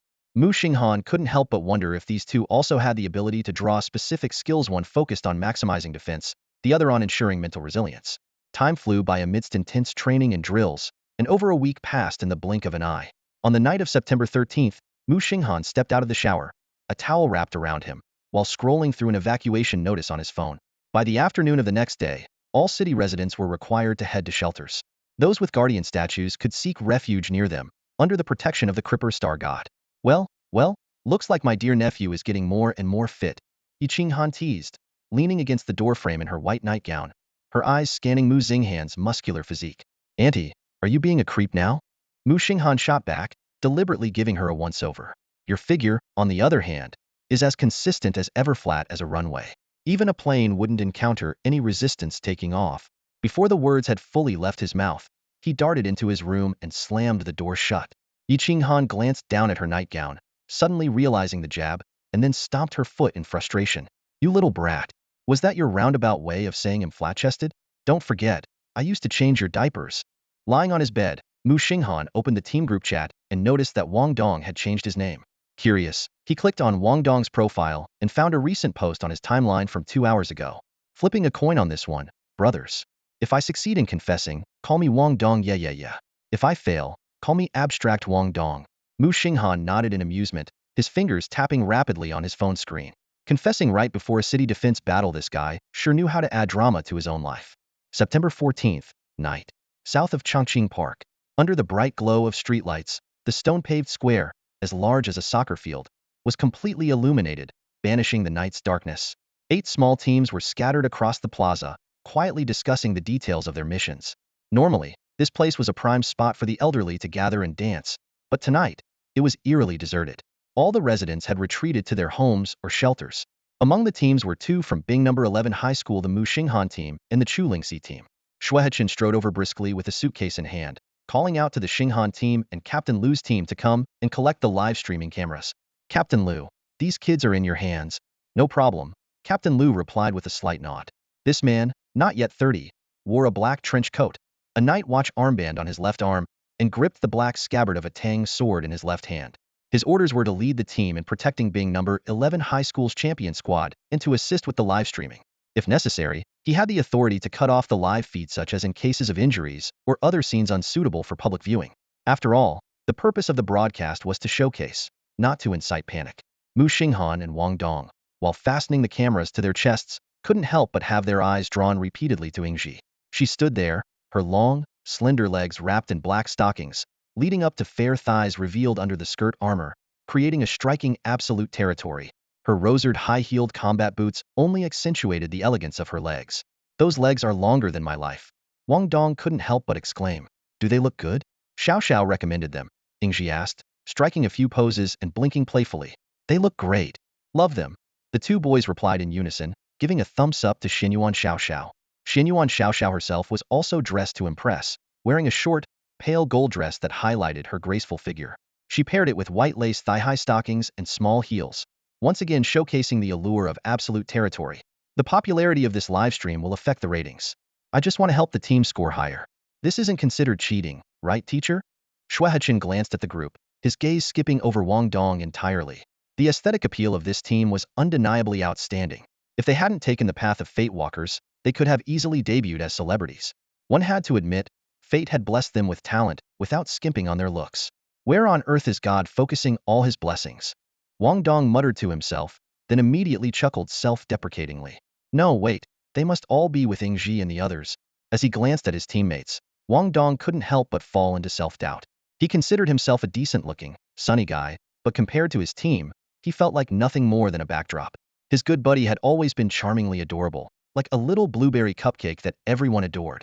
Yingji looked like a living Greek goddess, her cascading red waves accentuating her perfectly sculpted features, and her long legs were the epitome of golden proportions.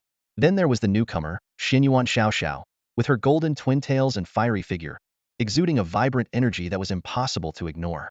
But don't lose sight of the bigger picture, Shuehechen said, ignoring Wang Dong's internal monologue. The more followers you have, the higher your performance score.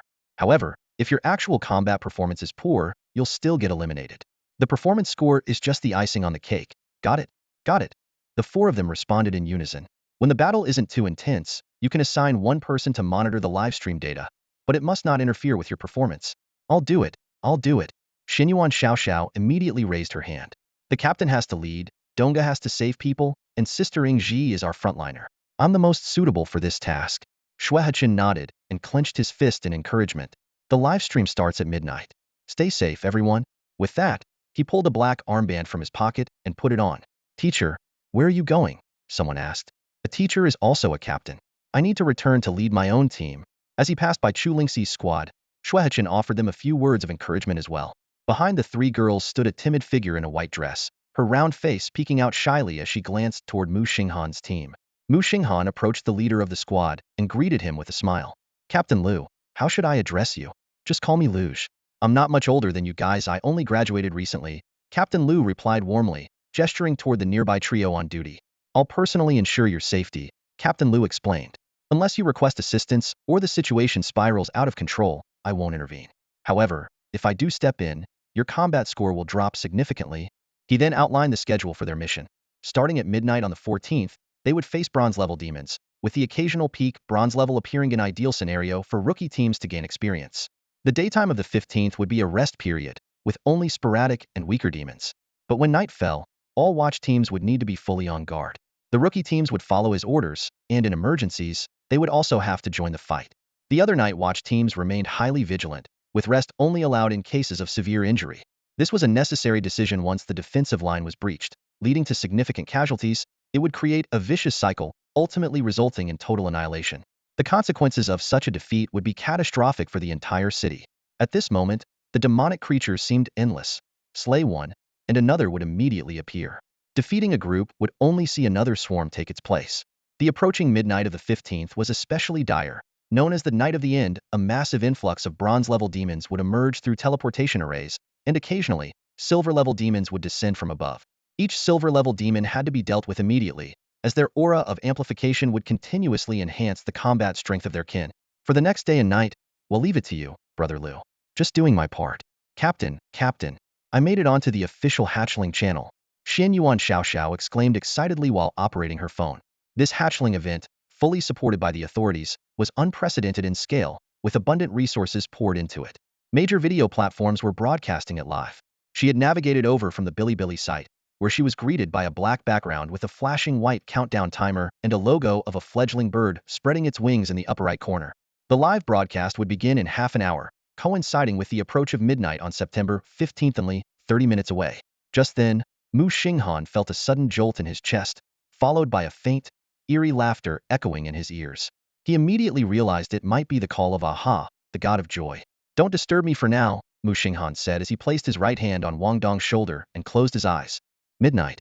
Li Guang huddled beneath the statue of Clipper, the chatter of a live stream buzzing in his headphones as his gaze stayed fixed on the computer monitor. As a content creator in the gaming section of Bilibili, he had uploaded countless gaming videos. However, in Dongxia Nation, where martial prowess was celebrated and everyone cultivated their life, Souls gaming resources were scarce. This had kept his follower count from reaching his expectations. Tonight marked the debut of the fledgling live stream, and he planned to seize the opportunity to record the broadcast. By editing and uploading the footage at dawn, he hoped to claim a slice of the traffic pie. The massive buzz around this fledgling stream was too tempting to pass up.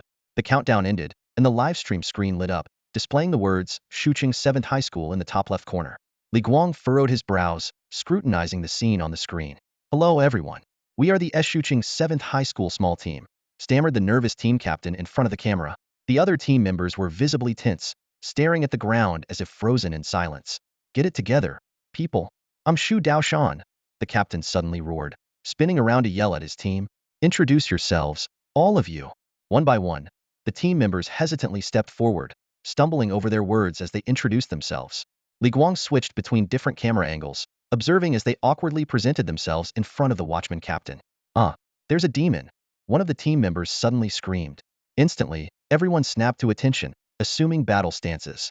Their eyes locked onto the city walls in the dark, where a local bronze-tier goblin had appeared out of nowhere.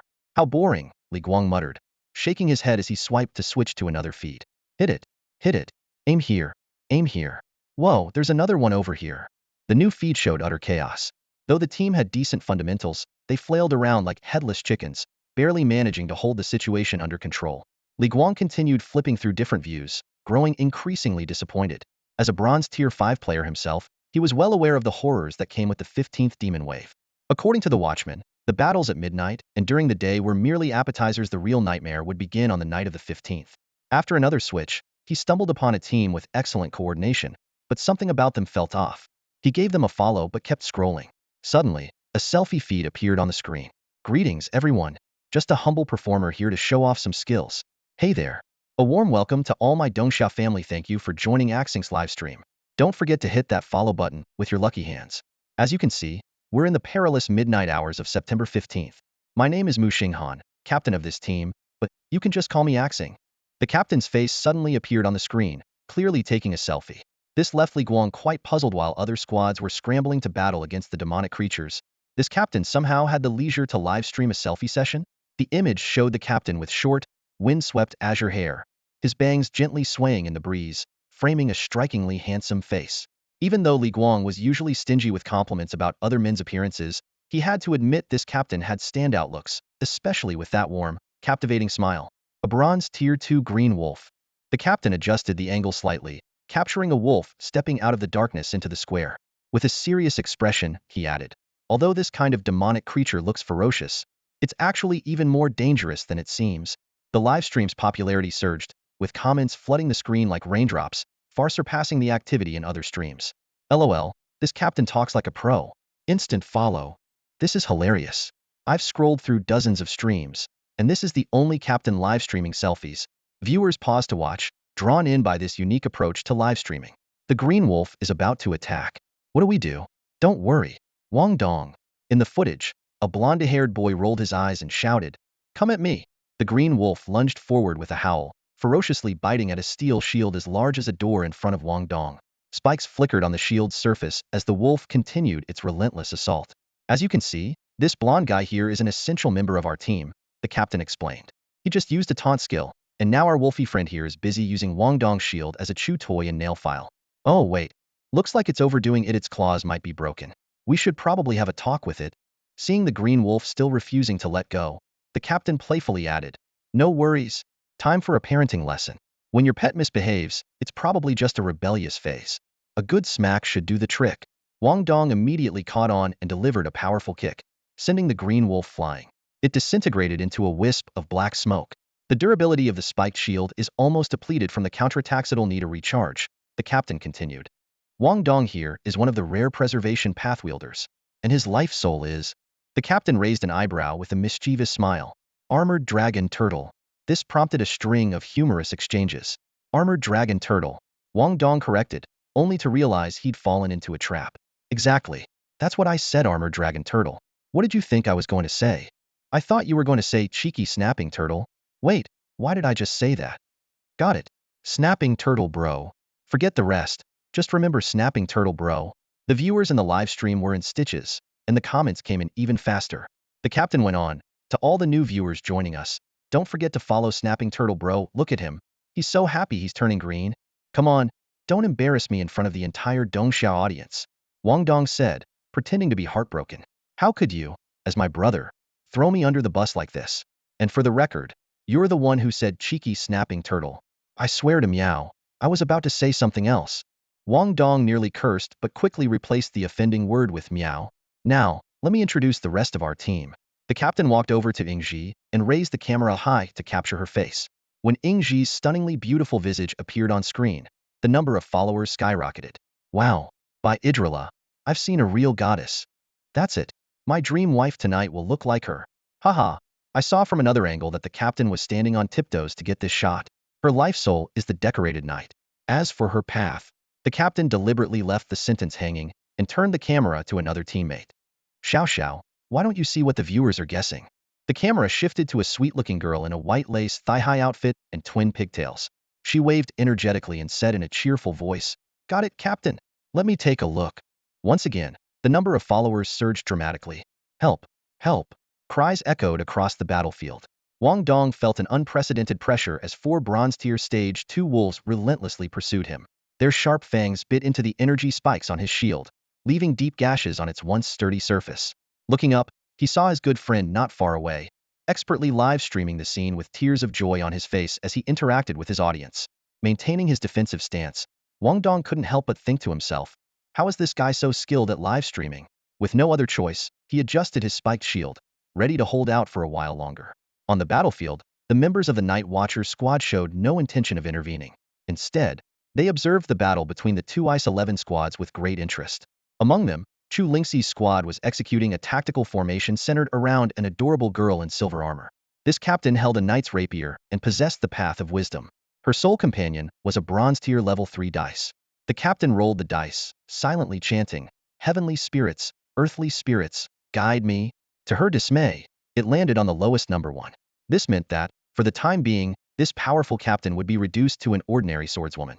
With a thud, Chu Lingxi fell to her knees, exclaiming in frustration, "Why do I always roll the lowest number at critical moments?" At that moment, a pure white piano's phantom coalesced into a solid form. Yun Shireen gracefully stepped forward, taking a deep breath to calm her nerves before sitting at the piano. As her fingers pressed the keys, a melodious tune flowed through the air, enveloping a 100-meter radius. Around every human squad member appeared shimmering white musical notes with tiny wings. Harmonic acceleration. The power of music spread across the battlefield. "Shireen, I'll protect you." Chu Lingxi stood tall, positioning herself vigilantly behind Yun Shireen. 5 wolves charged toward them. 2 other towering girls in the squad exchanged a knowing glance, each hefting a massive sword to confront the attackers. Despite Yun Shireen's enhancements, The two warriors on the path of destruction struggled to completely hold back the pack of wolves. One stage 3 wolf broke through the defense, leaping high into the air with its tumper-long body.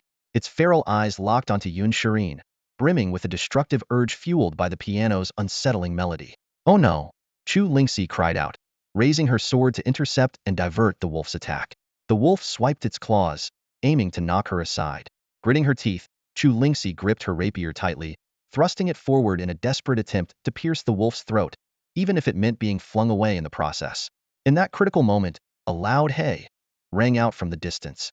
The stage 3 wolf's body twisted unnaturally in midair as Chu Lingxi's sword grazed its back, leaving a wound. The wolf used its tail to fling her away before landing heavily on the ground. Its blood-red eyes immediately fixed on a blue-haired human in the distance. The figure clipped a small cube to their chest, conjured a blue top hat with their right hand, and placed it on their head. Extending their left hand, which was equipped with a camera, they beckoned to the wolf with a mocking gesture. "You're standing too close to that girl." This was the skill taunt, Star Source, capable of forcibly redirecting an enemy's focus onto the user at the moment of attack. The spotlight suddenly descended from above, accompanied by upbeat music from an unknown source, as Muxing Han began his impromptu performance. With a graceful spin, a fluid hip twist, and a finger pointed toward the heavens, he launched into a series of high-difficulty moves. A one-handed handstand, a Thomas flare, and finally a clean and crisp kip-up to finish. He elegantly tipped his hat and bowed slightly, the stage bursting into dazzling light effects. To everyone's amazement, golden musical notes began to swirl around his teammates. The livestream chat erupted immediately. "Whoa, did Captain Axing just start dancing? LOL, I can't stop laughing. That was so cool, especially when his expression suddenly turned cold, and he said, 'Hey, you're standing too close to that girl.'" Then the camera panned over, and there was a giant wolf. I saw from another angle the wolf was originally charging toward a distant team, but Axing's shout literally froze it midair, and it even spun around. As the audience wondered how Muxing Han would handle combat, the Tier 3 Azure Wolf snarled and lunged at him, its eyes blood-red and filled with ferocity. Yet, facing the beast's aggression, Muxing Han merely smirked a reckless yet subtly disdainful smile. "Dear viewers, up next, we'll demonstrate a powerful skill unique to our team," he announced. But to everyone's utter disbelief, he suddenly crouched down, clutching his head, and yelled, "Donga, save me! Relax. Your dad's here." Wang Dong arrived just in time, slamming his shield into the ground with a loud thud and taunting the Azure Wolf.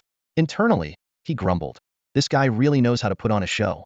Nearly made me blurt out something like, 'Don't you dare harm my son' on this national livestream."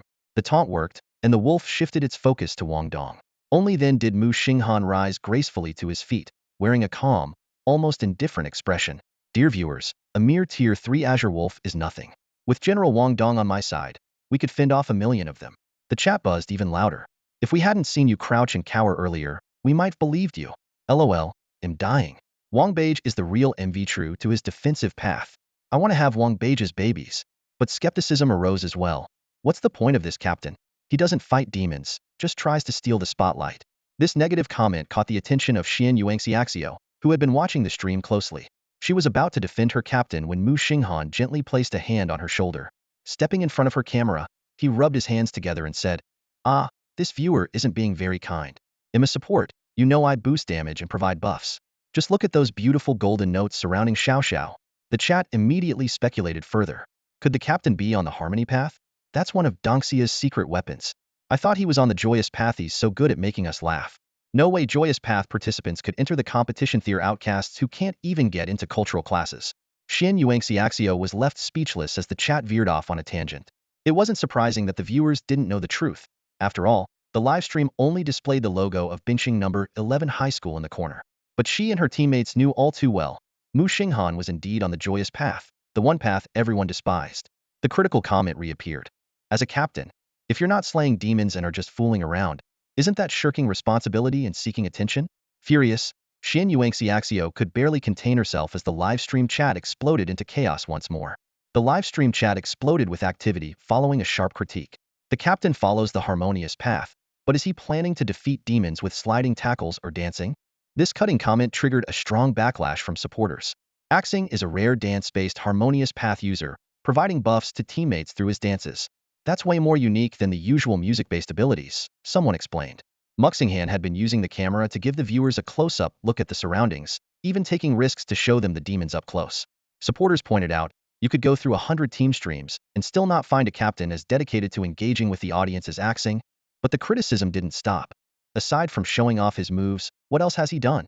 If he's really capable, he should go slay some demons instead of racking up performance points here. Amid the escalating debate in the chat, Muxing Han stepped into the frame, waving his hands repeatedly, but suddenly his expression shifted to one of grim determination. Since everyone thinks I'm slacking off, I'll go fight a demon, he declared. His supporters rushed to dissuade him. Axing, don't be reckless. How are you going to fight wearing that hat? If something happens to you, I won't have anyone to stand anymore. With a somber look, Muxing Han removed his harmonious hat, holding it against his chest with his long fingers. Tears welled up in his eyes, glistening as they slid down his face, while he began to channel his energy. The chat immediately expressed their concern. He's just a high school freshmando, you really have to push him to tears? Just then, Muxing Han noticed a third-tier green wolf near Ingji with its resilience bar nearly depleted. A glimmer of excitement flashed in his eyes, and Ingji, too, had already noticed Muxing Han's charging stance. After half a month of working together, Ingji had roughly figured out the timing to break through the defenses of the Azure Wolf. Moreover, she knew that if Muxing Han launched the attack, it would deal devastating damage far exceeding that of anyone else. What's more, after over a week of training, Muxing Han had advanced to Bronze Tier 5, raising his combat power to a whole new level. Whoosh! Muxing Han threw his harmony hat, and it traced a graceful arc through the air, heading straight for the Tier 3 Azure Wolf that was locked in fierce combat with Ingji. This wolf, freshly teleported into the battle, was even more massive than the one Wang Dong had lured away earlier, with a body length exceeding 2 meters. In Ingji's live streaming room, the audience held their breath. Each clash of the spear against the wolf's claws or each moment when the wolf bared its sharp fangs to strike made everyone nervous for Ingji's safety. Though the hat seemed to be flying haphazardly, it remained on a direct course toward the Tier 3 Azure Wolf. Nearly 10,000 viewers in the live stream watched this scene intently through multiple camera angles. Some sighed, thinking Axing was being too reckless, letting the comments influence him to face the demon with his harmonious fate. Others readied themselves to criticize. Still, some stood up for Xingxing, defending him against the doubters. Bang! The wolf, whose size was comparable to a small car, was struck squarely in the abdomen by the hat, producing a deep, resonating thud. In the next instant, its bones shattered. Its abdomen caved in, and its entire body was flung backward with immense force. The wolf crashed into a street lamp, breaking it, and collapsed heavily to the ground in the flickering light, coughing up blood. Its internal organs were crushed yet it wouldn't survive much longer. The street lamp went out completely, plunging the scene into brief darkness. Nearby, the Night Watch squads turned their heads in astonishment, while Chu Lingxi's team stood dumbfounded. In the live streaming room, the comment section fell silent. The Harmony hat, untainted by any blood, traced another graceful arc through the air and landed steadily back in Muxing Han's hand. With a few casual spins of his fingers, he placed the hat back on his head. Sorry, everyone. That was a bit of a poor showing, he said softly, his voice gentle with a hint of apology. The camera captured this moment. Under the bright streetlight, he stood clean and dashing, his smile warm as he tipped his hat in a polite gesture. Meanwhile, in the shadow of the broken street lamp, the wolf's body lay mangled, blood pooling around it, its life ebbing away. The stark contrast between light and darkness, the elegant young man, and the dying demon created a powerful visual that had countless viewers taking screenshots to commemorate the scene. The comment section exploded instantly. Holy crap! That was insane. Xingxing, am ready to have your babies? This is the strongest harmonious fate. So, you really can fight demons with a hat. Taking down a Tier 3 Azure Wolf in half a month, this is what you call a small effort? No wonder he's the team leader. This shot has to be my wallpaper. Someone please make a gif of this.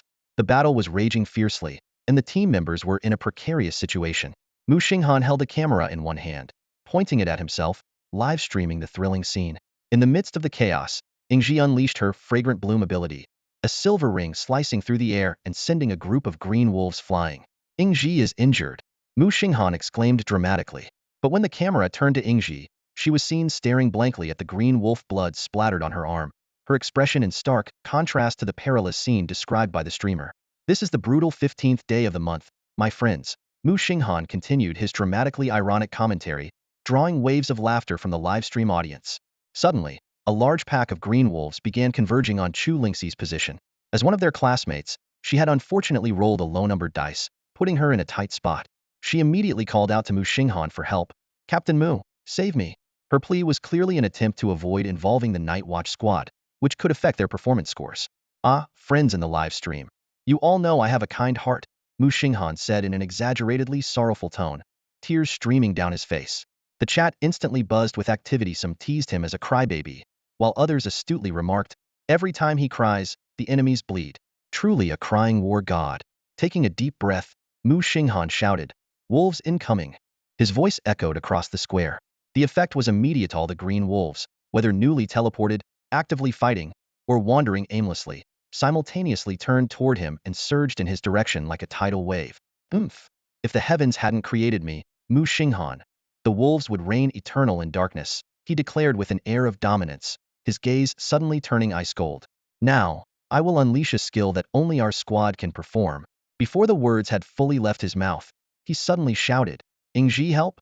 Then, with his legs snapping straight, he executed a perfect backbend, striking a dramatic, iron-bridged pose. Above him, Ingji's ultimate charged version of Fragrant Bloom unleashed a dazzling spear light, sweeping across the area like a full moon. The camera captured the silver brilliance as it slashed through the pack, obliterating every green wolf within a 6-meter radius. The battlefield was littered with countless wolf corpses, creating a shocking scene that sparked heated discussions in the livestream chat. As expected, it's a team combo skill. Their coordination is just perfect, especially that synchronized move when the shot was fired. The audience marveled. Someone joked, with all these wolf corpses everywhere, who knows, maybe half of Axing will fly out too. You're talking about Rishang, aren't you? That kind of dark humor is really something else. Ing Bao's performance drew waves of admiration. She's like a goddess of war. That shot was incredible, truly worthy of a knight of the pure destiny. The moment with the extreme backbend, the silver moon blooming, the blood spraying everywhere, and Axing and Ingji's stunning looks in the same frame was breathtaking. Someone excitedly wanted to capture the moment as a screenshot. The livestream chat was buzzing with activity. Some were eager to add friends, while others complained regretfully about accidentally switching to the Wang Beige perspective. Xiaoxiao's point of view was the most popular, attracting plenty of suggestions. Captain Liu observed all of this with a thoughtful expression.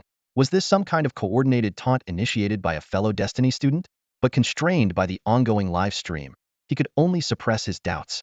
Xian Yuan Xiaoxiao enthusiastically interacted with the chat, explaining why the pack of wolves had swarmed in. Axing humorously chimed in, well, as a high-quality, pure-hearted guy who's loved by all, it's natural for the blue wolves to be drawn to me. But sorry, we can only be friends. The audience continued to buzz about the thrilling battle scene. Some remarked on the intensity of the blood-soaked battlefield, while others nostalgically shared stories of their own past confessions. Suddenly, a proctor teacher with a symbol appeared in the chat, causing a commotion. The teacher revealed that Axing's team was currently ranked first in popularity, to the point where additional servers had to be opened to handle the broadcast demand. This news made Xian Yuan Xiaoxiao jump up in excitement, as it was the very question she had asked earlier in the chat. Captain, our squad is now ranked number one in all of Dongxia. The live stream chat was flooded with comments from excited fans, pouring in like a torrential rain. Muxing Han gazed at the screen, tears welling up in his eyes. Thank you, everyone, for your unwavering support. I'm so moved, I don't know how to repay you. Whoa, don't cry on us, streamer. You're scaring us. Exactly. Don't cry at us, or well, unfollow. Just kidding.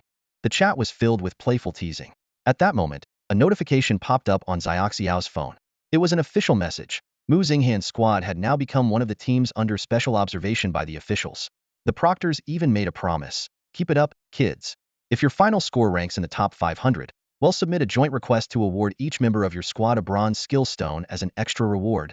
In truth, the average output of Muxing Han's squad wasn't particularly high. However, according to the proctor's reviewed records, under Muxing Han's support, the team had successfully advanced to Tier 1 status, making a top 1,000 ranking well within reach. What truly convinced the officials to offer the reward was the incredible popularity of Muxing Han's livestream. It wasn't just at the top of the charts, but had outpaced the second-place stream by several times over. After analyzing and comparing streams across the platform, the officials came to realize that Muxing Han's stream embodied exactly what this era needed. Originally, the officials had hoped to foster a sense of connection to the present world and inspire hope for the future by showcasing the growth of new generation talents. They aimed to evoke a raising a young prodigy online sentiment among audiences. However, the immaturity of these newcomers had made the results less than ideal. That was until Muxing Han's squad emerged, single-handedly elevating the reputation of the fledgling program to unprecedented heights. The proctor's decision to invest in this squad was a significant gamble. Only they, having seen the records, understood just how unique Muxing Han had somehow embarked on the path of bliss. If he could truly develop his potential, could he perhaps bring a turning point for the path of bliss? Thank you, teachers. Muxing Han wasn't thinking that far ahead. His attention was fixated on the message on Xiaoxiao's phone. Seeing the extraordinary momentum in the chat, his eyes sparkled with determination. All this popularity? And the bliss factor? Ha, your bliss skill whatever it does, I'm taking it for sure. Roar. The air in the square suddenly twisted, revealing a towering figure over 2 meters tall. It was an ogrite's forehead bore a single horn, its broad shoulders and stocky frame exuding brute strength. Clad in pitch-black armor protecting its vital areas, it gripped a blood-stained solid wooden club with both hands. Its single, bull's-eyed eye scanned the surroundings greedily, searching for prey. Captain Liu quickly assessed the opponent. Just under 2.5 meters tall, likely around bronze tier 5. He calculated in his mind. Ogres were known for their immense strength and durability, but their speed was a glaring weakness. Their power typically ranged between bronze tier 5 and 8. He instinctively tightened his grip on his sword hilt, his expression growing serious. Roar. The ogre spotted Muxing Han's team and charged forward with a deafening roar. All right, team, we'll chat later. Muxing Han swiftly clipped the camera to his chest.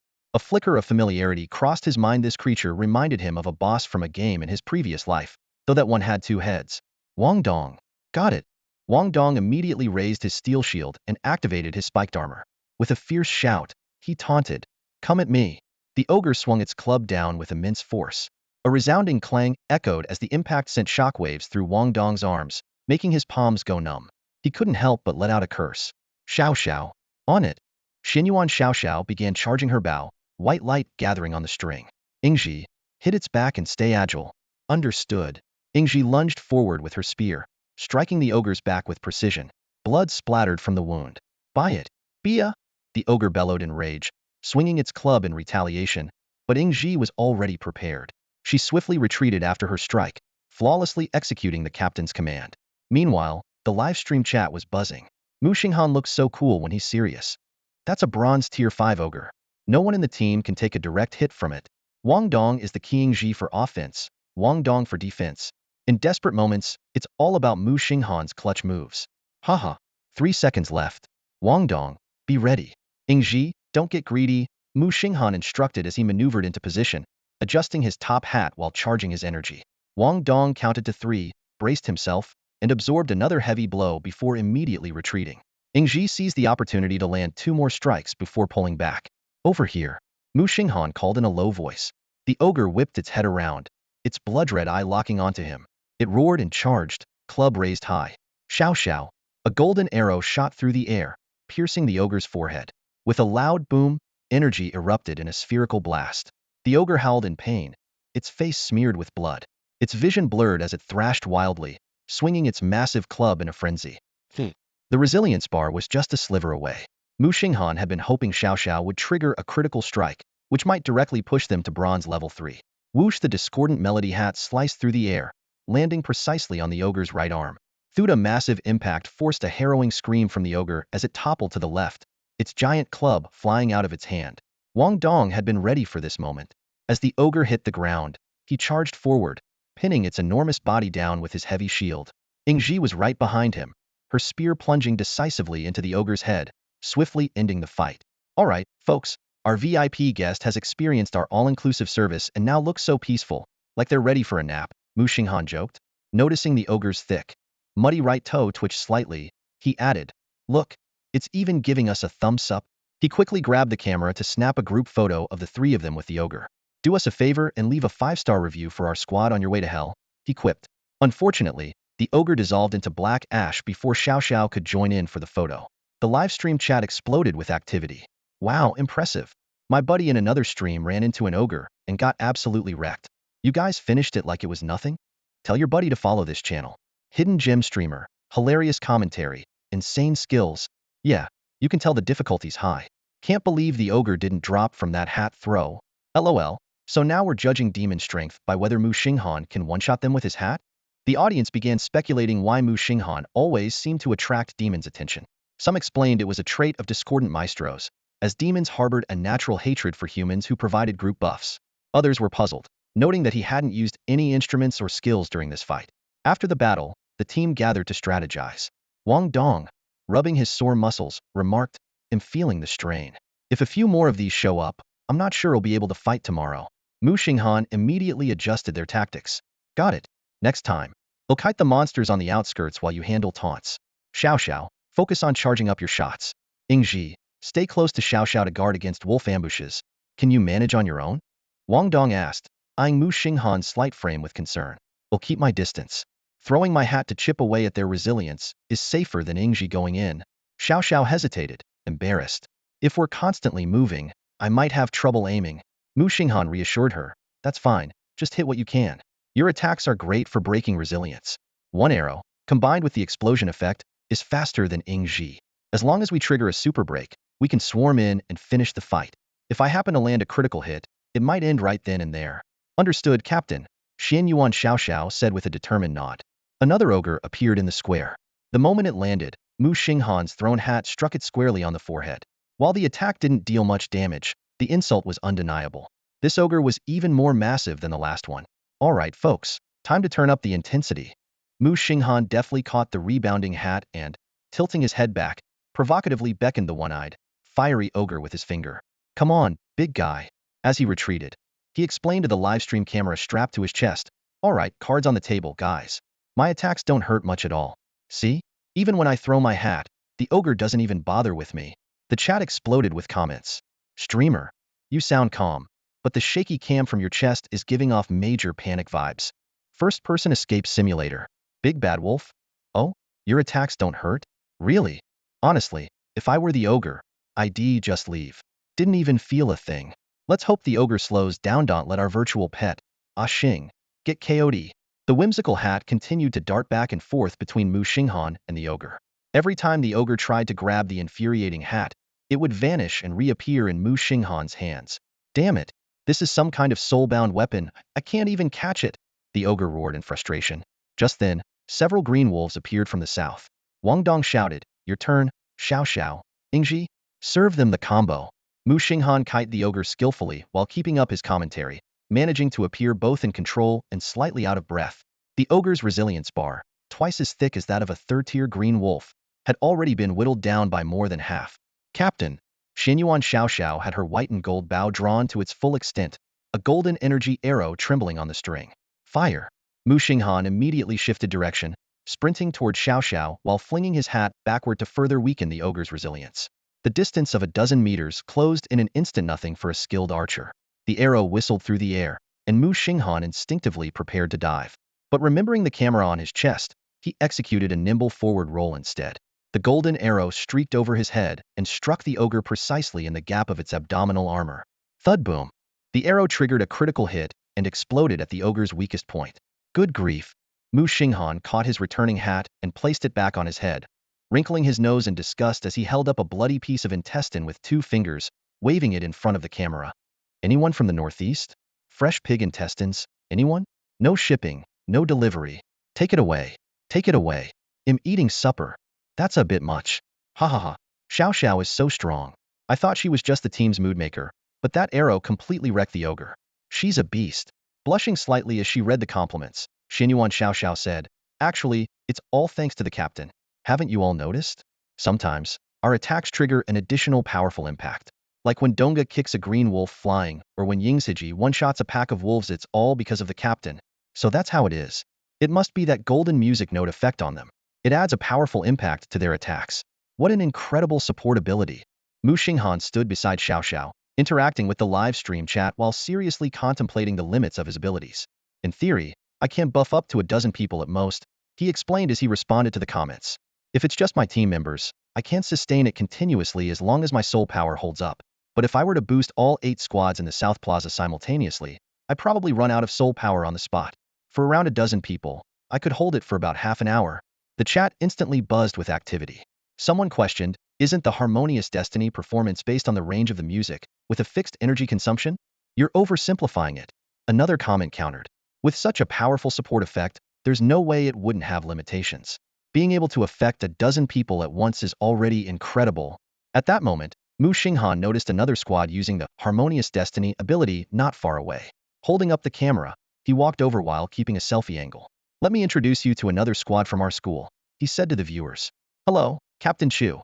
He greeted the other team leader, adjusting the camera angle so both of them were in the frame. Chu Lingxi responded warmly, hello, Captain Mu. Greetings to everyone from Dongxia. Suddenly, two female teammates from Chu Lingxi's squad, who were aligned with the destruction destiny, were being chased by a green wolf. The piano music abruptly stopped, and without the enhancement effect, the two quickly fell into trouble. It turned out that Yun Shirin, the pianist, had been distracted by Muxing Han's presence. The girl lowered her head, her cheeks slightly flushed, and hurriedly resumed playing. Muxing Han introduced her to the livestream audience. This is Yun Shirin, a genuine harmonious musician. Her harmonic lyre can provide speed buffs for both movement and attacks to all the squads in the South Plaza. As he moved closer to capture her performance, the piano notes became unsteady again. Gathering her courage, Yun Shirin looked up and murmured softly, "Sorry, I tend to mess up when I talk." As she spoke, two notes in the lower register went off-key. Muxing Han quickly reassured her while addressing the audience. Yun Shirin is really impressive. You probably wouldn't believe it's only been learning the piano for less than 10 days. As Muxing Han gradually walked away, Yun Shirin lowered her head and continued playing. Her lips curved into a subtle smile, which she quickly pressed away. But in the end, a sweet smile lit up her face. The joy of being praised by Xing Han made her music sound even more cheerful, and the enhancement effects became noticeably stronger. Luo Shan, dressed in a black uniform, stood beside Yun Shirin's piano, his face under the bushy beard filled with confusion. As a member of the Fate Guardians Night Watch squad specially dispatched for this mission, he had been assigned by Shuehechen to ensure Yun Shirin's safety after confirming her harmonious fate at the start of the school term. At this moment, he watched the departing figure of Muxing Han, his doubts deepening. It was the night of the demonic descent. After all, even though it was merely the opening night, that kid's attitude was far too casual. The Night Watch squad was methodically screening the demons. The overly powerful ones were eliminated immediately, while the moderately strong were allowed through to serve as practice for the high school teams. On Lu's side, a few ogres had already been led in an overwhelming challenge for ordinary first-year students. But Muxing Han's team was different. They were too strong. Even the Green Wolves were left utterly defeated, unable to provide any meaningful practice. In this case, a few ogres would actually be more appropriate for them. Luo Shan's heart sank as he noticed Yun Shirin's dreamy gaze. This sensible girl, whom he had protected for 15 days and come to regard almost like a daughter, seemed like a completely different person whenever she saw that blue-haired guy. Sure, the kid had his merits. Young, handsome, and powerful. Wait a second. He seemed to have every advantage. No way. Luo Shan shook his head. That was a joyous fate. This relationship had no future. He needed to find an opportunity to talk some sense into her. Meanwhile, Muxing Han was bent over, hands on his knees, panting heavily. Guys, this is the 7th ogre. Just a piece of cake, he said, though his words were cut short by a sudden gagging fit. It was clearly a sign of overexertion. Repeatedly unleashing the charged harmony hat smash, combined with 4 to 5 hours of the lamp parade, would have already taken down an ordinary bronze-tier individual. The livestream chat was flooded with concerned comments. Streamer, you should take a break. All the other teams are completely wiped out. They probably won't even make it to the final night. We can barely stay awake just watching the stream, let alone actually fighting. Muxing Han took a deep breath and forced himself upright. We won't rest until dawn. Don't worry, everyone. We'll hold the line till the very end. The night's intense battles yielded impressive results. Wang Dong had reached the peak of Bronze Tier 4, Ingji had just broken through to Bronze Tier 5, and Xian Yuangxiaxio had leapt to the peak of Bronze Tier 3 while unlocking a new skill, being able to backstep during a charged attack and shorten the charging time. Muxing Han made a leap to reach the peak of Bronze Level 5, significantly boosting the entire team's capabilities.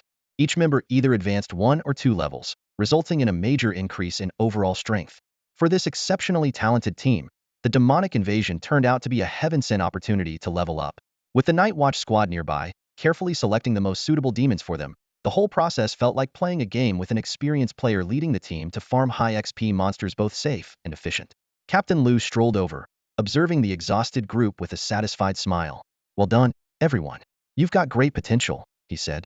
Muxing Han's fatigue stemmed not only from the battles, but also from the continuous interaction during the livestream. Every word he spoke had to be carefully considered in front of the entire Dongxiao audience. Balancing the barrage of comments with maintaining combat focus created immense mental pressure, which explained why other student teams often appeared especially tense during their streams. Captain, did you know? Captain Chu and her team already went back to rest as soon as you killed the 5th demon, Xinyuan Xiaoxiao said with a playful blink. Her night had been relatively stress-free, with Sister Ingji and Dong taking turns guarding her while she conserved her strength. On top of that, the captain's reassuring words, "Leave the girl alone, come at me," gave her an unparalleled sense of security. Ahaha, really? Sorry, I think I was a bit out of it, Muxing Han replied, rubbing his reddened eyes. The overuse of his energy had left them swollen like a rabbit's. The live stream chat was flooded with messages urging, "Streamer, you need to rest." Other teams are already live streaming their sleep sessions. As Muxing Han's thoughts began to wander, the viewers quickly clarified, "Don't get the wrong idea. They're just resting properly in their rooms, preparing for the upcoming demon clearing missions and the final night." Suddenly, a flash of silver streaked through the air. Muxing Han swiftly sprinted forward and kicked a green wolf that was harassing Wang Dong's shield, sending it flying. Immediately, a warm surge coursed through his body as his soul energy began to ascend. The sensation was utterly invigorating, like sipping an icy cola on a scorching summer day or stepping into a cozy sauna during a freezing winter. He let out an uncontrollable sigh of comfort as he broke through to bronze level 6. Time to unlock a new skill. Finally, we've made it. Muxing Han exclaimed excitedly. The chat erupted with excitement. Xing, that sound was too captivating. Replay it on loop, please. In the mirror dimension, Muxing Han gently shook the clown box in his hand, his tone light and cheerful. "Hage, wake up. I'm here to draw cards." As soon as he finished speaking, the wobbling clown figurine on the base suddenly began to shake, transforming in an instant into a doll resembling a loli in a red frilly dress with black twintails. The doll let out a playful, girlish voice with a rising intonation. Hagey, why have you changed your appearance again? You wouldn't understand." The doll floated in midair, its tiny arms and legs moving nimbly. "Changing forms helps me express emotions better." As it spoke, the doll rapidly shifted through a variety of expressions. Looking at the pillow-sized doll that bore a striking resemblance to Huahua, Muxing Han couldn't help but smile.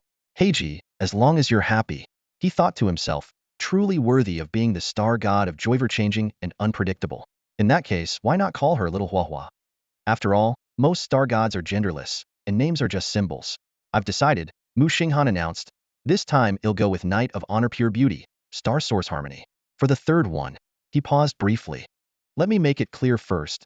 There's no way I'm choosing the mischief turtle." All right. Little Huahua spread her tiny hands, then rested her chin on one of them as she asked, "How about the dice-throwing girl's skill? Interested?" "No." Muxing Han shook his head firmly. "Are you kidding me? Leaving everything to luck? Not my style."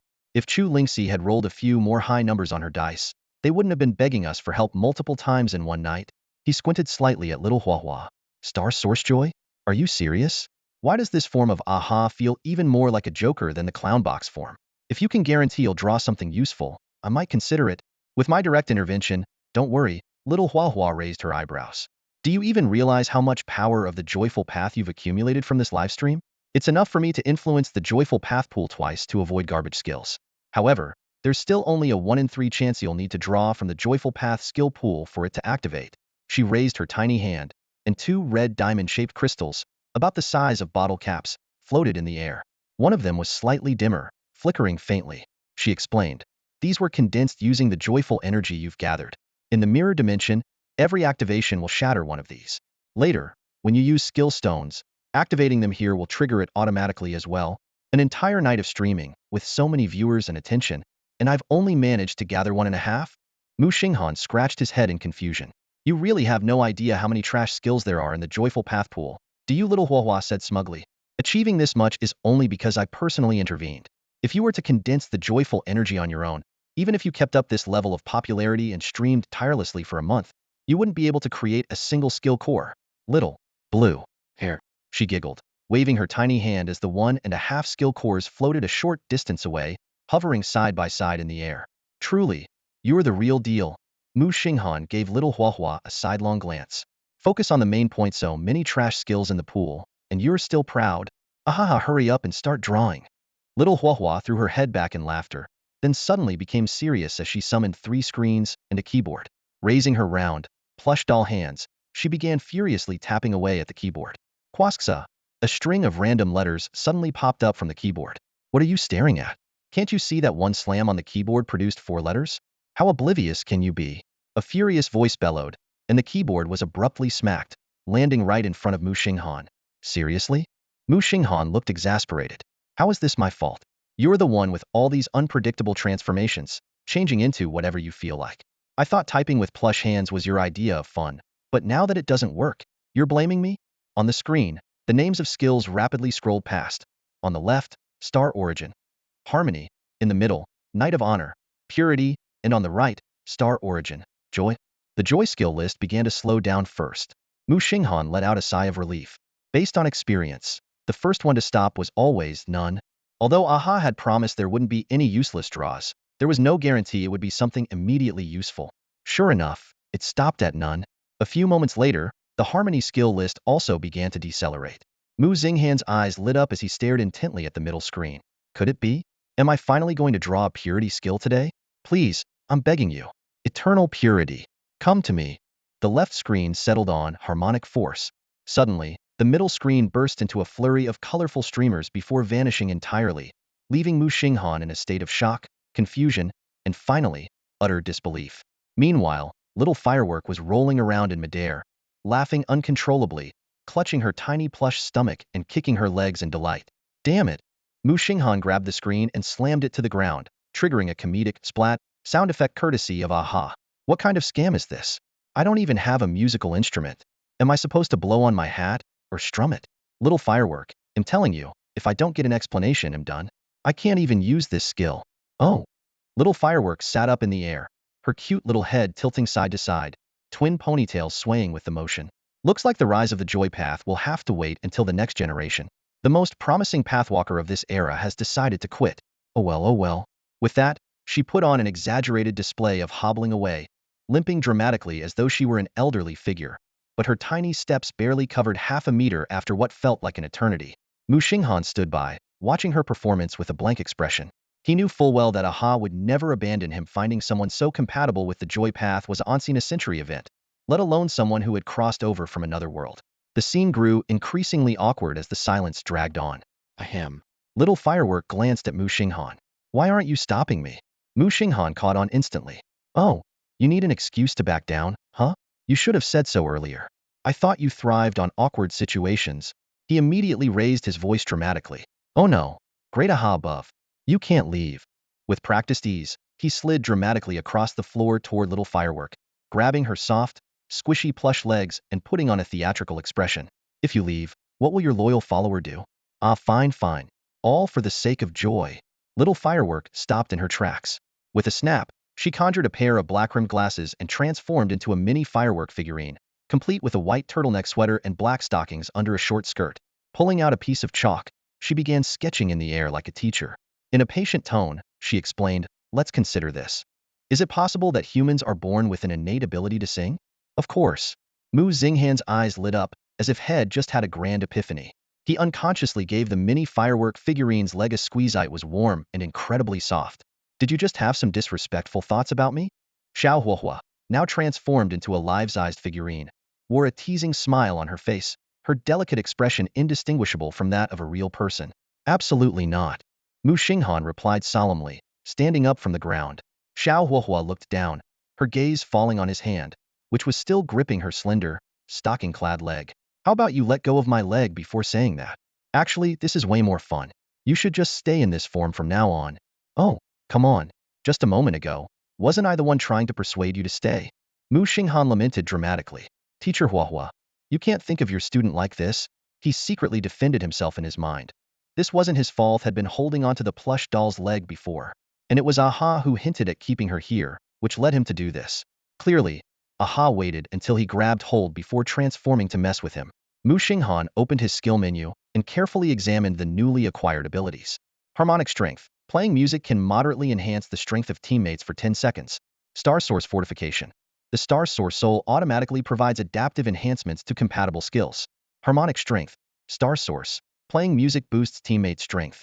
When combined with the effects of the Dancing Lantern Parade, it also increases stagger and critical damage. Can be released simultaneously or in sequence, with the enhancement extended to the user, lasting 1 minute. Holy crap! Muxing Han's eyes widened. It even buffs myself. This is insanely powerful. This meant that before battles, he wouldn't just have to dance, he'd need to sing continuously as well. Singing would boost his own and his teammates' strength, stagger speed, and critical damage across the board. This Star Source enhancement was absolutely game-changing. Just missing a rap, and you'll have your 2.5 years of training completed. Xiao Huahua leaned close to his ear and teased with a playful grin. Keep it up, little blue-haired one. I'm rooting for you. Ha. Muxing Han shot her a sidelong glance. Could you stop reading my mind all the time? It makes me feel really unsafe. Little black-haired one, he added. You've let your guard down, haven't you? Relax, I only peeked at your memories when you first stepped onto your destined path. That little mind-reading trick? I learned it from Fuli, and I rarely use it, okay? Alright, see you later, ma'am. Muxing Han closed his eyes and exited the mirror space. Running off so quickly, Xiao Huohua murmured, looking thoughtfully at the spot where he had disappeared. She pondered to herself, his skills are far too unbalanced. If this keeps up, he might attract the attention of that presence. I need to find a way to protect this rare talent. No way am I letting anyone take him away. Excuse us, ma'am. Muxing Han's team stepped into a nearby standalone villa. The wife of their team leader, Lu, answered the door. She wore her hair in a chest-length ponytail and greeted them with a gentle smile. You kids must be exhausted, she said, stepping aside to let them in. I've prepared 2 rooms for you, and breakfast is in the dining room. Eat up and get some rest. Thank you, ma'am, the 4 of them replied in unison, their coordinated response making her smile even more warmly. Captain Lu entered last, as their team rested during the day and operated at night. Zhengxi, what would you like for lunch today? I'll cook for you. During the daytime, the city is relatively safe, with significantly reduced demonic activity. Security squads and some night watch teams take turns on duty, while the patrol squads remain vigilant around the clock. Any unusual situation reported is relayed to the patrol team's walkie-talkies within a minute. They'll take care of lunch, said Captain Lu. You've already made seafood porridge. Take a break. You've been up all night, and we still have the night of termination to deal with tonight. Feng shook her head, feeling distressed for her husband who had to fight demons. There are 10 of us, including 2 teams and us. How can you handle it all alone? Maybe I should go ask the night watchers for some meal rations. Captain Lu sheathed his tang sword and led the way to the dining room. Since he was the strongest among them and his home was nearby, Chu Lingxi's team was also resting at his place. Luge, is it okay to say that? Muxing Han pointed to the camera on his chest. Captain Lu glared at the camera. Viewers of Dongxia, you tell me after fighting demons all night, is asking for a few boxed meals from the night watchers really a violation? Luge's house is really big, Muxing Han remarked, looking around. A standalone villa near the South Park Square. Clearly, Luge isn't an ordinary captain. Probably an officer sent from higher up, maybe with advanced silver-level strength. He noticed a drum set and microphone in the corner of the living room, along with a massive display screen and high-end speakers mounted on the wall. Luge, you play music too? Ahem, just sing a bit with your sister-in-law now and then. I'm into rock, Captain Lu admitted, his face slightly red, as he pushed Muxing Han away. Stop prying and get some rest. Chu Lingxi's team might sit out tonight, but your team will likely be on duty for the first half. My bad, gee, Muxing Han said, taking off his bowler hat, which amused the livestream audience, who joked about his hatless apology. Luge, can we turn off the cameras when we sleep? Wang Dong asked. I'm used to sleeping shirtless. Captain Lu focused on his seafood porridge without responding. Meanwhile, Muxing Han enjoyed the delicious meal while browsing other live streams. A lot of teams just put the camera on their nightstands without turning it off. Some people are even asking why the cameras have to be turned off for showers. This camera's battery life is impressive, Wang Dong commented. Ingji picked up the camera to inspect it. Judging by the material, it's a new model probably developed with input from the Mind Path experts for extended battery life. While the members of Muxing Han's squad were resting and catching up on sleep, a storm was quietly brewing in his livestream channel. Muxing Han is of the blissful fate. This explosive revelation ignited the chat.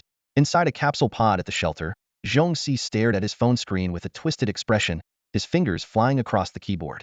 Once publicly scolded by Xue Huchen in class and told to get lost to class 9, Zhongxi was now furiously spreading this shocking inside scoop. I went to the same school as him, and am not lying. Think about Ithos' iconic tears. The whole night of cryingurant, they clear signs of the lamenting sound fate. He's introduced so many others' fates but never talks about his own. Isn't that suspicious? Zhongxi's heart was filled with jealousy and resentment. Why should someone with the blissful fate get to live so happily, while he hunter fate with a rare awakened soul remained unappreciated? He blamed all his failures on incompetent teammates and a useless captain who couldn't even hunt a few wolves in 3 days. Now, Muxing Han had become famous overnight, and Zhongxi simply couldn't stand it. The livestream chat exploded with messages. No way, that can't be true. I just checked the poster's account. It really is a student from iCity number 11 high school, and they've shared photos from iCity, but all his group support skills clearly point to a harmonious fate. Faced with doubts, Zhongxi was momentarily at a loss for words. Gritting his teeth, he thought, there's no way he doesn't have some useless skills. Every other blissful fate has them, why should he be any different? Just wait and see. He must have gained a new skill after breaking through last night. Tonight's the night to expose him, Zhongxi confidently posted in the chat. The livestream audience's emotions began to waver. My star, could it really be true? I just decided to stand him yesterday. Muxing Han, wake up and explain yourself. Some tried to reason. The exam proctor didn't notice anything unusual yesterday and even wanted to give him a reward, but others quickly countered. With 8,000 squads, how could the proctors know everyone's fate? They probably just do random checks and scoring. The debate raged on, and this storm was only beginning. Guys, check out the homepage of Bilibili right now. Asta's livestream from yesterday has been edited and uploaded, and it's on the homepage. A sudden comment in the chat caused an uproar of excited responses. I saw it too. It was uploaded by a gaming creator. Asta looks absolutely stunning. The editing is top-notch. Zhongxi felt a jolt in his chest as he read these comments. Without hesitation, he switched out of the livestream interface and opened the homepage of the Bilibili app. His eyes were immediately drawn to an oversized horizontal thumbnail that split the image diagonally. The top left corner was bright and warm, showcasing a radiant, serene smile that he despised. The bottom right corner was dark and grim, featuring a grotesque, bloodied wolf carcass. The labels were unmistakable. The Night of Beginnings, Chick Creator Program, Muxing Han, Shared Destinies, Team Chick Leader, and Incredible Looks. The video had already garnered an astonishing 200,000 views within just an hour of being uploaded. A sophisticated background score, a widely popular choice from the Bilibili animation section, played in the video. Its rhythmic beats perfectly complemented the fight scenes and slow-motion edits. On screen, a blue-haired boy made a dazzling entrance. His bright eyes sparkled like stars, and his smile was radiant. He introduced himself briefly and confidently. My name is Muxing Han, and I'm the team leader. The scene then cut to him pointing at a green wolf with a serious expression. This kind of demonic creature may seem ferocious. Suddenly, a sharp hey pierced the air. The massive green wolf leapt into the air, twisting unnaturally mid-flight. Its tail flung a human girl into the air, and the beast landed with a thud, its blood-red eyes fixated intently on its target. You're too close to that girl, Muxing Han said, waving his right hand. A blue top hat appeared out of thin air, which he placed elegantly on his head. With a casual flick of his finger, he gestured at the wolf as if inviting it to a duel. The comments section erupted. Whoa, that's so cool. This is such a misleading edit. I'm dying of laughter. Highly recommend watching the full live stream. As someone who saw it live, I can't stop laughing. Under meticulously arranged lighting, Muxing Han began his performance. The video seamlessly cut between multiple camera angles, perfectly synced with the music, showcasing his fluid and captivating dance moves. Finally, he tipped his hat, bowed gracefully, and ended with a flawless curtain call. I don't fully get it, but this dance is amazing. Just from those moves, you can tell he's really skilled. The video's pacing is so smooth. The music and choreography are perfectly in sync. The background music gradually shifts to a somber and nostalgic tone. The screen abruptly cuts to several fragmented dialogues. Standing before the camera, Muxing Han's eyes reveal a resolute determination, as if prepared to face death. Then I'll go. With his right hand, he removes the harmony hat, holding it gracefully between his index and middle fingers before pressing it to his chest. His bright eyes slowly cloud over, a shimmering tear sliding silently down his cheek. I offer my humble contribution. Accompanied by a sharp whoosh, the harmony hat is hurled into the air by Muxing Han, tracing a perfect arc as it heads straight for the massive black wolf locked in a fierce battle with the stunning female warrior. The wolf, a terrifyingly strong adversary, engages the warrior in clashes so intense they leave spectators breathless, the air thick with malevolent winds. In slow motion, the hat spins forward, its path seemingly precarious yet unerringly precise. The music builds to a dramatic crescendo until, with a sudden bang, the screen flashes with an astonishing black and white effect. The fearsome black wolf, its face twisted in a savage snarl, is struck squarely in the abdomen by the hat. Its ribs shatter inch by inch, its stomach caves in, and its entire body is flung backward by the immense force. With a piercing howl, the wolf crashes into a street lamp, snapping it in two. Under the flickering light, its body hits the ground with a heavy thud, blood spraying violently. The comments section erupts instantly. Whoa, what the heck? Too cool. Is this part of Harmonious Fate? Insane. And Winning Treasure Girl is amazing to watch the live stream replay now. The street lamp goes completely dark, plunging the surroundings into shadow. The harmony hat, untouched by a single drop of blood, traces an elegant arc as it lands securely back in Muxing Han's hand. With a deft twirl of his fingers, he adjusts the hat back onto his head. Apologies, everyone. Just a little show, he murmurs softly, his tone tinged with modesty. The screen freezes on an iconic image. The juxtaposition of light and darkness, an elegant and dignified fledgling bird standing against the backdrop of a ravaged demonic green wolf. The comments section explodes again, with waves of messages flooding in. The subsequent montage showcases Muxing Han's many highlight moments. taking a selfie with the green wolf, kicking the wolf into the air, filming close-ups of an ogre, and smashing the ogre's arm. Under the moonlight, his dramatic upward gaze and radiant gunplay illuminate the battlefield, as wolf corpses rain down under his full moon-like assault. In the final 3 seconds, the music abruptly cuts off. The screen freezes on Muxing Han's silhouette as he strides alone into the pitch-black night. With a casual wave of his hand, he says, "A guest has arrived. We'll chat later." The screen fades to black, leaving Zhongxi's heart sinking along with it. The comment section remains in chaos, with new messages pouring in incessantly. Which livestream channel? Send me the link. I regret missing this. I'd med you. The uploader posted a highlight reel too. This is my husband now. Hands off. He's just a kid. Zhongxi furiously pounded on his keyboard. I have a bigger chest, let me go first. Don't let him fool you. He's from the Path of Joy. After posting the comment, he anxiously refreshed the page repeatedly, only to receive a system notification. Your comment has been reported and removed for inciting conflict. Zhongxi's face twisted in frustration. His knuckles whitened as he gripped his phone, his jaw clenched tightly. Taking a deep breath, he opened his notes app and pulled up the essay he had written, titled Muxing Han Belongs to the Path of Joy. He meticulously browsed through the uploader's profile, where a series of videos appeared more than a dozen focused on Muxing Han. They were mostly livestream recordings, along with a few rough cuts and polished edits, similar to the one on the homepage. Zhongxi began copying and pasting his essay under each video. However, it wasn't long before the system issued him a 7-day account suspension. This infuriated Zhongxi. He immediately switched to multiple alternate accounts and created a group chat on social media, rallying a few like-minded classmates to explain the situation in detail. And so, an anti-Muxing Han squad quietly took shape.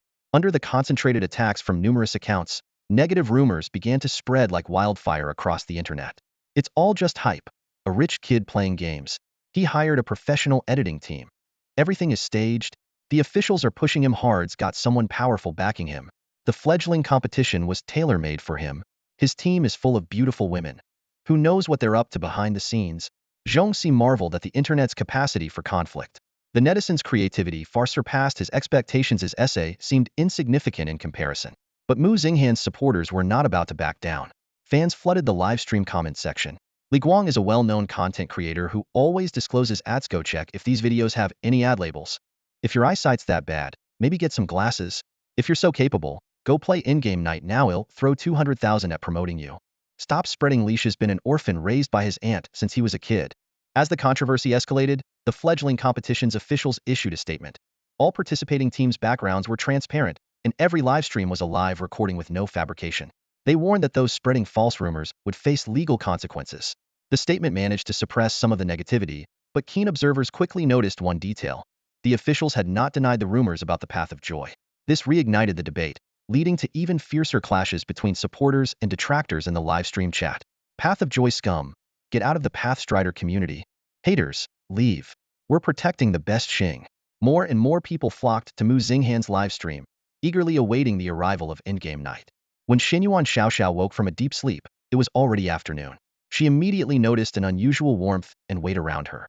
Turning her head, she saw Sister Yingji sound asleep just inches away, her soft breaths brushing against Xiaoxiao's face. Looking down, she realized it was Yingji's arms and long legs tightly wrapped around her, like hugging a beloved pillow. Xiaoxiao playfully wrinkled her nose and reached out with her slender fingers to Yingji's smooth underarm, tickling her skillfully. As expected, Yingji, still in her dream, instantly retracted her arms, loosened her legs, and turned over to the other side. Xiaoxiao let out a triumphant hum, then reached for her phone on the bedside table, unplugged the charging cable, and opened the Bilibili app to enter Muxing Han's livestream. The screen was flooded with a barrage of heated arguments and insults in the comments. Xiaoxiao was stunned as if struck by lightning. News had leaked that their captain was associated with the Path of Pleasure. Fully dressed, Xiaoxiao anxiously knocked on Muxing Han's room door. Captain, wake up. The door opened in response, and Muxing Han appeared holding his phone, his expression calm, clearly already aware of the situation. Both of their cameras still sat quietly on the bedside tables. Captain, what do we do now? Xiaoxiao asked, stomping her feet in panic. What's there to do? Muxing Han looked puzzled. I never intended to hide it in the first place. Xiaoxiao froze, then suddenly realized. Thinking back, Muxing Han had indeed never explicitly claimed to be associated with the Path of Harmony. He had simply guided people to make their own assumptions. Face challenges as they come. Muxing Han stretched lazily. I know the situation well enough. Don't worry. It's almost 6 now. We've slept the entire day. We need to report to Captain Liu. Captain, how can you be so calm? Xiao Xiao stared at him, wide-eyed. There are so many people cursing you out there, and am terrified. They're cursing the deceitful followers of the Path of Pleasure. Muxing Han scratched his head. I agree with that. Those kinds of people should definitely take a cultural reform class. But I've never deceived anyone, so why should I be nervous? Xiao Xiao stood there, her mouth slightly open, her chest rising and falling, before finally saying, You actually have a point, right? Muxing Han raised an eyebrow with a smile and took a step forward. Is Sister Ingji up yet? She's just getting dressed. What about Donga? Xiao Xiao peeked into the room. Are you kidding? If I'm awake, you think I'd let him keep sleeping? I woke him up ages ago, Muxing Han said matter-of-factly. Seeing a brother sleep better than me? No way. Besides, lazing around in front of the camera doesn't look good. We still have to prepare for tonight's battle. If people think we're wasting time and affecting the game, Wang Dong wouldn't be able to handle it. His mental resilience might not be as strong as mine. I've had enough of this crap. Wang Dong's furious roar echoed from the room. I was confessing my love in a dream, and the girl was just about to say yes. Damn it. Who the hell woke me up? He was so angry his molars were on the verge of cracking. Glancing at the time, he suppressed his rage, refraining from naming names in his complaints. But when he saw Mu Xinghan's innocent expression, he couldn't help but feel the urge to vent his frustration. Suddenly remembering he was still live streaming, Wang Dong swallowed back the fiery rant that was already on the tip of his tongue. Muxing Han snapped to attention and saluted Captain Liu. Captain Liu, Mu Xinghan's squad reporting in. 4 members should be present, and all 4 are accounted for. Captain Liu's expression was stern, his fingers subtly pointing to the camera on his chest. Tonight, your assigned area remains the same as last night. If the situation becomes critical and a full retreat is necessary, I will immediately arrange for someone to escort you to my residence for shelter. Everyone must follow orders without hesitation. Understood? Understood. The 4 of them responded in unison. Muxing Han understood the implications perfectly. If Captain Liu determined that the situation was spiraling out of control and he couldn't guarantee the squad's safety, he would personally step in to eliminate the evil forces. However, due to his responsibility to protect the squad, Captain Liu would never unleash his full strength, fearing he might stray too far and leave the squad vulnerable. There are 10 minutes until full nightfall. Be prepared, Captain Liu said, drawing a black tang sword from the air with his left hand. Gripping the scabbard, he leaned against a nearby street lamp, closing his eyes to rest. Muxing Han surveyed the southern square. The number of night watch squads had increased to 12, a mix of those seamlessly transitioning from daytime shifts and familiar faces from the night before. He also noticed that the daytime security teams, after finishing their shifts, were stationed in nearby stairwells, ready to provide reinforcements at a moment's notice. A storm was brewing. He pulled out his camera, aimed it at himself, and flashed his signature smile. Good evening to all our new friends and our family from last night. Welcome back to the southern square of Evergreen Park. The chat immediately exploded with comments. Xing Xing, we missed you so much. Host, don't you have anything to say? Axing, can you set up some moderators? There are way too many trolls. Get out, you leeches of the joyful path. Seeing the flood of comments on Xiao Xiao's phone, Muxing Han nodded thoughtfully. Some of you may have experienced it firsthand, while others have seen it happen far too often. These people are truly troublesome. Even though most of them don't do it intentionally, once they awaken, they either get useless trash abilities or harmful, negative skills. Like everyone else, I think they should be sent to the cultural training classes. Honestly, I just want to ask what on earth Star God Aha was thinking. How is it that the Joyful Path skill pool is entirely made up of garbage? It's completely ruined this path. Those who awaken to it become walking disasters, feared by everyone. What on earth was Aha doing? Captain, Xiao Xiao exclaimed in horror, reaching out to cover Mu Xinghan's mouth. You can't say such blasphemous things about the star god. Muxing Han rolled his eyes. Others might not understand, but he knew all too well that Aha wouldn't care about such remarks as long as it provided amusement, especially since it was the truth. The Joyful Path skill pool had harmed countless people. The chat erupted again. What's going on? Why is he also trashing the Joyful Path? Ha ha ha, wait. The trolls were in the middle of attacking, and now the host is joining in? He's even criticizing the star god? They must be stunned. This is brutal. I've never seen anyone dare to publicly insult a star god before. Muxing Han secretly gave himself a thumbs up. It was true other paths might not dare, but the Joyful Path never cared about formalities. Even Aha would personally show up to joke around and chat with the path's followers. How does he dare? A comment from Zhong Si flashed across the screen, leaving him utterly speechless. At that moment, even he began to question if his memory was playing tricks on him. In this world, everyone revered the star gods, a belief deeply ingrained in their very being. Every path follower genuinely respected their respective star god. Even followers of the joyful path, despite cursing their own fate, would never dare show any disrespect toward their star god. Historical records stated that in ancient times, the joyful path was renowned for its unique abilities, a truly unconventional yet elite path. However, for reasons unknown, its followers became increasingly erratic and troublesome over time, ultimately leading to its current state despised and hunted by all. Roar. The heavens and earth plunged into darkness as a deafening roar shattered the silence. Suddenly, a three-metertal ogre clad in shimmering silver armor appeared out of thin air. With a swift motion, it swung its steel club down toward Wang Dong with terrifying force. Fall back, Captain Liu commanded in a low but firm voice, his right hand drawing his blade like a flash of lightning. The sharp glint of the blade sliced through the air above Wang Dong's head, striking the ogre's neck with surgical precision. Blood sprayed out as the ogre clutched its throat, its single eye wide with shock. A second slash followed, and the last thing the ogre saw was its own headless body collapsing to the ground. Wang Dong had already dodged the moment the ogre appeared. A three-metertal, iron-silvered ogre-own blow from its club would mean not just the end of the fight, but also the end of any chance to confess to the 17 online crushes still waiting in his friend list.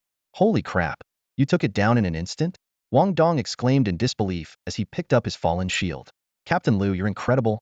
I was so scared when it showed up that my legs almost gave out. Stay alert, Captain Liu ordered, frowning as he scanned the surroundings. The hills were overrun with green wolves moving like a dark tide, while the Night Watch squad fought desperately to hold them back. Blood soaked the ground as ogres among the pack unleashed heavy blows, forcing the defenders into evasive maneuvers. Even Silverdeer warriors couldn't withstand the relentless attacks targeting their weak points, often succumbing to their injuries. On the battlefield, special enemies occasionally teleported Ina Green Wolf King marked with a silver crescent on its forehead, or a silver-armored ogre leader. Whenever these powerful foes appeared, nearby Night Watch squads would immediately converge, using their life path skills to eliminate the threats swiftly. They all understood that allowing these enemies to unleash group-enhancing abilities would spell disaster. This marked the beginning of the night of the end. Muxing Han, usually lighthearted, now wore an uncharacteristically serious expression, weighed down by the mounting pressure. The entire South Plaza was steeped in a tense, murderous atmosphere as every Night Watcher operated with unyielding focus and ruthless efficiency. Suddenly, a cry of agony rang out nearby.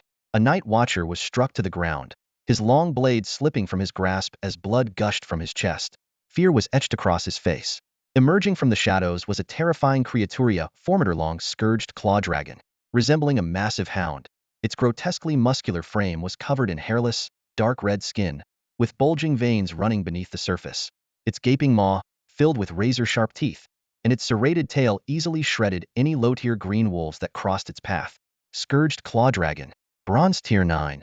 Where's abundance? Is there a healer? Save my brother. Damn it, die already. The injured Watcher's comrades rushed forward to attack. The scourged claw dragon glanced around disdainfully before fixing its gaze on a blue-haired human dancing to music not far away. With a flick of its head, it effortlessly leapt out of the encirclement and closed in on the blue-haired figure, placing a claw beside them and lifting its head high in a gesture of dominance, scanning the area threateningly. Captain! My friend! Xing Xing! No! Cries of alarm erupted from all around. A bronze tier 9 scourged claw dragon was a match even for silver tier demons, dispatching lesser enemies with the ease of a predator toying with defenseless prey. The crimson claw dragon's scarlet eyes glinted with bloodthirsty malice, its rancid breath surging forth in waves. The massive creature's head loomed as tall as a person, its razor-sharp claws gleaming ominously, ready to rend flesh with ease. Standing before a live-streaming camera, Muxing Han's expression was solemn yet remarkably composed, even in the face of such a terrifying beast. He recognized the monster immediately, the Crimson Claw Dragon, one of the most fearsome bosses from his past life's game. This wyvern-like creature was infamous not only for its brutal nature, but also for its reputation as an unstoppable honey badger of its kind. But more importantly, this was a foe he knew well. In his previous life, he had relished the challenge of battling such creatures, wielding a long sword with masterful precision, dancing on the edge of life and death to achieve flawless, no-damage victories. Now, the Crimson Claw Dragon's attack stance and leaping motion were exactly as he remembered. Muxing Han's eyes swiftly scanned the battlefield. Captain Liu was furiously cutting through the chaos, his blade flashing as he felled several silver-deer demons in quick succession, but he still needed time to break through. Wang Dong, wary of his limitations, hesitated to use his taunt ability, knowing he couldn't disrupt the monster's attacks like Muxing Han could. Ying Ji, meanwhile, was struggling to protect Xiao Xiao while being surrounded by a pack of wolves. The rest of the Night Watch team wanted to help but were paralyzed by the Crimson Claw Dragon's oppressive presence. There's no choice but to gamble, Muxing Han murmured, a calm yet confident smile curling at his lips. I'll bet that you're one of the hundreds of Crimson Claw Dragons I've taken down with 0 damage in my past life. He turned to the camera and declared softly, next up, a no-damage Crimson Claw Dragon performance. With a sudden burst of motion, he kicked off the ground, dodging the razor-sharp claws that swiped just inches behind him. Rolling forward, he grabbed the long sword embedded in the earth and clipped the camera to his chest. The blade pointed unwaveringly at the Crimson Claw Dragon as his eyes burned with determination and unshakable confidence. With his left hand, he adjusted the brim of his ceremonial hat, setting it firmly atop his head. Then, he began to hum a tune. Energy surged through him, star resonance, a power he had channeled from the lingering echoes of the Lantern Parade. His hands remained steady, devoid of sweat or tremor, as his soul force roared within him. The long sword in his grip felt weightless, the amplification of his strength exceeding 50%, far beyond the usual limits. The spectators were stunned as he began Sinjinga's song from his past life, JJ's Killer, a melody ingrained in his memory. Golden notes materialized, shimmering around him, and those who heard his voice found themselves enveloped in a soft golden glow. Teammates already infused with golden dance notes now radiated a dazzling brilliance. Under this newfound power, his comrades' combat prowess surged. Demonic creatures that previously required multiple strikes to defeat now fell in a single blow. But amidst the amazement, the enraged Crimson Claw Dragon suddenly lunged forward with terrifying speed. Muxing Han remained utterly calm, his mind calculating with precision. He had positioned himself perfectly, standing at the exact point where the beast's leap would reach its critical range. For a creature like the Crimson Claw Dragon, measuring 4 meters long, its pounce would span precisely 8 meters. Muxing Han stepped forward, his movements light and agile as he deftly evaded the pounce of the Claw Dragon. With a fluid motion, his long blade arced upward, slicing across the dragon's underbelly as it soared overhead, leaving a trail of blood. The sensation against the blade was unusually tough, as if he were cutting into aged, cured meat, barely able to pierce through its hide. As the Claw Dragon landed, it lashed out with a sweeping tail attack, narrowly missing Muxing Han by mere inches as he moved. Maintaining his composure, he continued to sing steadily, "Hidden dangers take shape when you're at your most relaxed." His sharp gaze remained fixed on every subtle movement of the massive beast before him. The Claw Dragon panted heavily, its small, piercing eyes glinting with a mix of menace and cruelty, but above all, seething with rage. When it pressed its claws firmly to the ground and tilted its head slightly to the right, Muxing Han instantly recognized the familiar opening move of a classic combo attack. "Left foreclaw," he muttered. Before the words fully left his mouth, the dragon's razor-sharp claw was already slashing toward him. Muxing Han sidestepped to the right, narrowly evading the strike, while his blade left a fresh wound on the dragon's claw. The sheer force of the impact sent a numbing shock through his grip. Right foreclaw strike. Anticipating the move perfectly, Muxing Han dodged in advance. The Claw Dragon's heavy blow missed its mark, leaving it vulnerable once more as the long blade carved another gash into its right claw. Bite. As Muxing Han called out the next move, the dragon's gaping jaws lunged ferociously toward the camera. In the live stream, viewers were suddenly greeted with a view of the starry sky. Muxing Han, leaning back to evade, braced himself with his left hand on the ground while his right hand angled the blade with precision to block the dragon's jaw from snapping shut. "Stop hogging the spotlight already." A sharp blade sliced through the air, followed by a series of dazzling strikes. Captain Lu charged in front of Muxing Han, his soul energy surging as he instinctively adjusted his glasses, assuming a stance for an all-out attack. In the next moment, the wretched Claw Dragon collapsed with a mournful wail, its massive body hitting the ground with a thunderous crash. Deep gashes, 5 or 6 in total, marred its form, some so deep the bone was visible. One strike had pierced straight through its brain, while another had precisely struck its heart. What had initially been superficial injuries had now turned fatal. The beast lay lifeless. Captain Lu's heart pounded in his chest. This kid had handled the wretched Claw Dragon with ease, evading multiple lethal attacks in succession. But this was a live broadcast across all of Dongxia. There could be no room for error. If anything were to happen to Muxing Han, his career as a protector would be over. Forget about promotions. He'd likely be permanently sidelined. What shocked Captain Lu even more was that the kid had started chanting mid-battle, activating a harmonious resonance skill. He could distinctly feel that the strikes had gained at least a 20 power boost. A mere bronze tier fighter, yet he was able to enhance someone as powerful as himself, a silver tier level 10.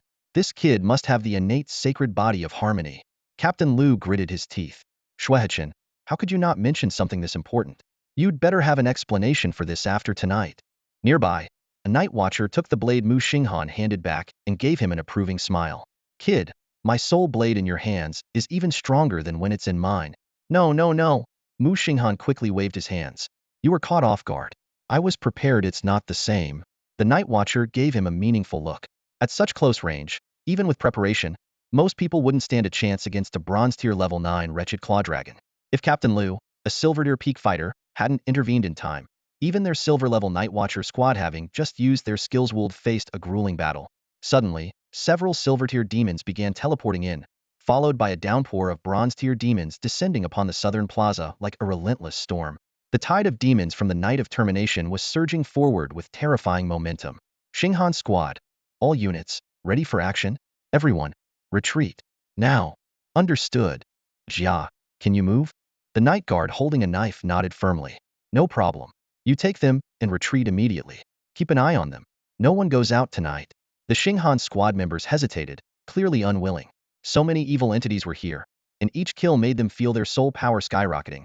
Unlike some of the veteran night guard teams who had already hit their limits, they were still in their growth phase. Retreat. Muxing Han shook his head, signaling the team to follow Jiagu as they headed back towards the villa. Leading the group, they fought their way through, retreating while slaying several threatening demons with sharp, swift strikes from behind. Lu Gu is really something. If he weren't stuck guarding our squad, he'd probably have wiped them all out by now, someone remarked.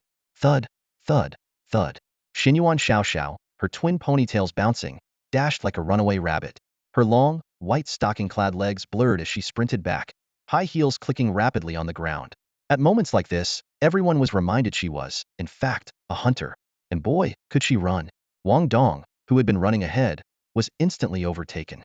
He barely caught a glimpse of what flew past him before realizing it was Xiao Xiao. She had already stowed her longbow, knowing that attacking required charging up, and charging meant standing still. Other than her enhanced physical abilities, she was practically no different from an ordinary person in this moment. Determined, Wang Dong put away his shield, took a deep breath, and pushed himself to the limit. A real man never admits defeat, he thought, chasing after her with all his might. Ingji naturally took the rear. If she wanted to run, no one could catch up to her. As a noble knight bestowed with all attribute enhancements, she possessed strength rivaling destruction and speed matching a hunter's. It was one of the reasons Xuehechin had once called her a potential Valkyrie. The group reached the villa. Ingji, covering the rear, unleashed a fragrant burst of energy, sweeping away the surrounding bronze demons before dashing into the villa and slamming the door shut behind her. Inside, the team rushed into the living room, gathering beneath the statue of Klepper. The golden statue resembled a massive amber creation, with two enormous arms hanging at its sides. Its body was as solid as rock, faceless, with a circular halo of stars radiating behind its head. Sitting under the statue, it felt as though an invisible wall shielded them, hiding their presence. Wow. Under the statue, Chu Lingxi's squad was already seated. Chu Lingxi looked at Muxing Han with admiration. Amazing, Captain Mu. Laughing and chatting under the claws of a fatal claw dragon so cool. You're incredible. Yun Shirin peeked out from behind Chu Lingxi, nodding earnestly. Absolutely unbeatable. Yeah, Shirin was so scared she almost froze, grabbing onto my arm and screaming, Brother Xinghan, please don't die. Captain, you're the worst. Yun Shirin blurted, covering Chu Lingxi's mouth in embarrassment and lowering her head in shame. Huh, unbeatable? I almost wet myself, Wang Dong admitted, wiping the sweat from his brow. When the fatal claw dragon lunged, I was already planning his memorial service. Its claws were so close to Xinghan, and if I dared to provoke it, one twitch and my bro would have been in pieces. True friendship, he added with a mix of fear and admiration. He managed to survive that and stay so composed. Truly impressive. Ingji gave a respectful knight salute. I wouldn't have made it out unscathed if I survived at all. A fatal claw dragon's attacks cause severe bleeding. Without immediate healing or treatment, it's a death sentence. Captain Xianyuan Xiaoxiao grabbed a soft cushion and sat beside Muxing Han, hugging his arm with a slightly aggrieved tone. You really scared me back there. Honestly, I was scared too, Muxing Han admitted, scratching his head. But luckily, I gambled right. The fatal claw dragon's attack patterns and techniques are similar to the ones I've faced in the past. As long as nothing unexpected happened, I was confident I could avoid injury, but it was just confidence. After all, in games, you could respawn. In reality, there were no second chances. Prolonged intense combat left no room for error. One misstep, and it'd all be over. Still, I was terrified. Someone chimed in. Fighting a fatal claw dragon unscathed for 3 rounds, calmly retrieving a falling hat, and even wiping the blade clean. It's insane. I'm with Xiao Xiao on this one. I was so scared I knelt under the statue, praying to the Amber King for Xinghan's safety. Another added. Ah, is Shireen adorable? Am shipping this. Xingcloud pairing anyone? Or the mother-child duo? Mu and Ing, right? Though that pairing name sounds a bit off. I vote for the smiling pair. Am I the only one rooting for Dongxing? Sis, you're not alone. Did you see Wang Bage's worried look earlier? Heartbreaking, honestly. Ha ha ha. 1. Forget the other girl's panic. I was on edge watching from my screen. Where are all those complainers from earlier today? Strange, they're nowhere to be seen. Did they vanish into the trash heap? LOL, after such a flawless display. What else can they say? Any argument they make crumbles in the face of undeniable evidence. Under the statue of Clipper, 2 small groups sat on the floor in circles, chatting idly. Night Watcher Jia Zai leaned against the edge of the sofa with his eyes closed, resting. While Tsong Shi paced back and forth by the windowsill, her brows furrowed, occasionally letting out worried sighs. Tsong Shi Jia, how's the situation outside? Chu Lingxi couldn't help but ask. The demonic creatures are growing in number, Tsong Shi replied, her voice tinged with unease as she absent-mindedly stroked the jade bracelet on her left wrist. Something feels off. I just hope Alu is okay. He'll be fine. Xianyuan Xiaoxiao reassured her, standing up and gently holding Tsong Shi's arm. Her voice was soothing. Don't worry, Tsong Shijia. Captain Lu is incredibly strong. Without us holding him back, he could probably take them all on by himself. Exactly. It's already 11 o'clock now, Muxing Han said as he stood. The demonic creatures are in their last hour of peak activity. Once midnight passes and the 16th begins, the influx of demons will decrease significantly. Even the security teams will be able to handle them by then. For the next few hours, the group conversed quietly, doing their best to keep the mood light. Chu Lingxi's team also stayed active in their livestream, interacting with viewers. Since most fledgling teams were in similar situations, and thanks to their team's attractive appearances, they continued to draw a large audience for what felt like a warm, if tense, final night. Tsong Shi remained silent, her left hand slowly clenching into a tight fist. Muxing Han noticed her tension and furrowed his brows before turning to Xianyuan Xiaoxiao and asking in a low voice, Xiaoxiao, as a hunter, your vision should be excellent, right? Of course. Xiaoxiao grinned, making a playful victory gesture. I'm a hunter with a special life soul. Don't worry, we'll go check things out. Muxing Han nodded in agreement. The others seemed to sense something as well and fell into a hushed silence. Xianyuan Xiaoxiao approached the balcony, carefully lifting a corner of the pitch-black curtain to peer toward the southern square. After several tense seconds, she spun around abruptly, her face pale as she hurried back. Grabbing Muxing Han, she pulled him into the corner of the living room and whispered urgently, Captain, it's bad. Things are really bad outside. The Night Watchers have suffered heavy casualties, and Brother Lu's left arm is injured. The demonic creatures are attacking ferociously and in overwhelming numbers. There's a silver-eared demon out there enhancing their forces. If this continues, it'll only get worse. Suddenly, an ear-piercing air raid siren blared across the sky, woo-wooing and short tones alternating in a chilling cycle. Everyone shot to their feet, their expressions grave. Song's eyes face turned deathly pale, and she nearly collapsed. But Ing Jita quickly stepped forward to steady her, gently rubbing her back to comfort her. Hayaki Yagyo, someone muttered. The sheer number and speed of tonight's demonic arrivals had surpassed critical levels, triggering a special alarm. I'm going to join the fight, Jia Zai declared, summoning a long blade out of thin air and preparing to charge out. Wait, bro. Muxing Han grabbed his arm, pulling him back a few steps. Jia Zai, in his current state, would only be rushing to his death. Let's check the situation from the balcony first and come up with a plan. Jia Zai's expression flickered with frustration, but he finally gritted his teeth and nodded. The group moved to the second-floor balcony. At this point, they could no longer worry about staying hidden. Pulling back the curtains, they peered outside. As they cracked open a window, the deafening sounds of battle shouts, clashes, and roars immediately filled the room. Captain Lu, a green wolf king has been teleported over there. We can't get through. Captain Lu, there's an ogre leader here, and it's in its cooldown period. We can't take it down in time. Captain Lu, requesting backup. We can't hold out much longer. The cries for help echoed one after another. Captain Lu's left arm hung limp, but his right hand continued to wield his blade, carving a bloody path around him. His head was slightly bowed, the cold glint of his glasses reflecting the dim light. All Night Watchers, hear my command. Hold your positions. Stand firm until the patrol unit arrives to assist. Yes, Captain Lu, came the resounding response in unison. Captain Lu suddenly raised his head, his eyes behind the lenses as cold as ice, filled with a determination to face death if necessary. He surveyed the layers of demonic creatures surrounding them and roared, For Dongxia, For Dongxia, the night watchers' rallying cries pierced through the howls of wolves and the ogres' roars, standing out even against the blaring air raid sirens.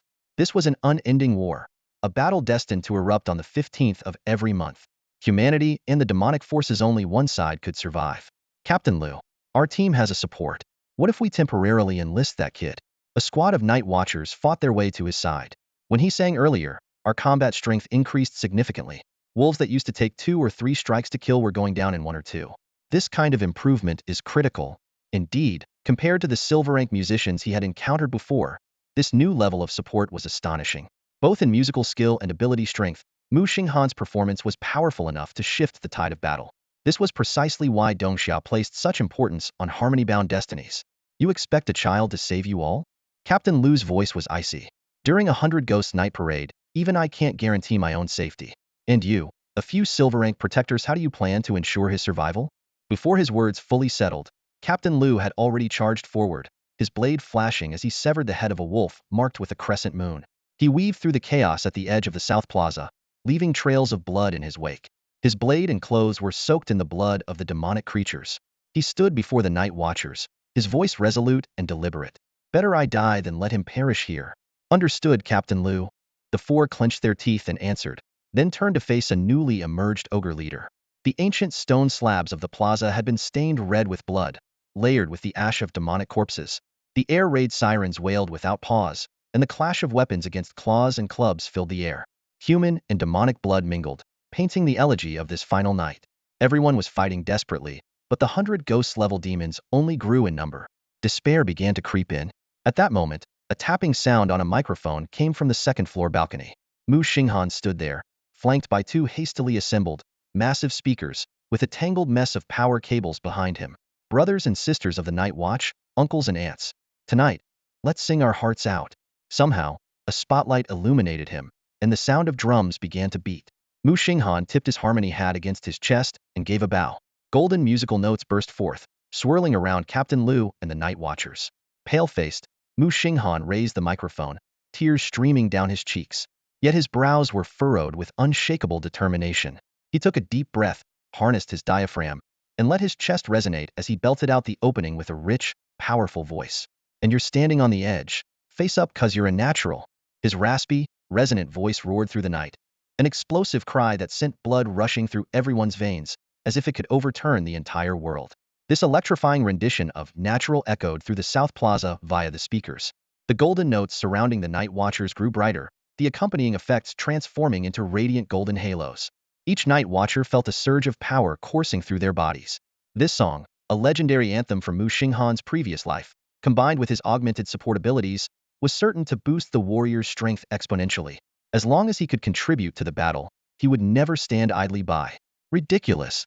Captain Lu stared at Muxing Han, who was holding a personal concert on his balcony, both shocked and furious.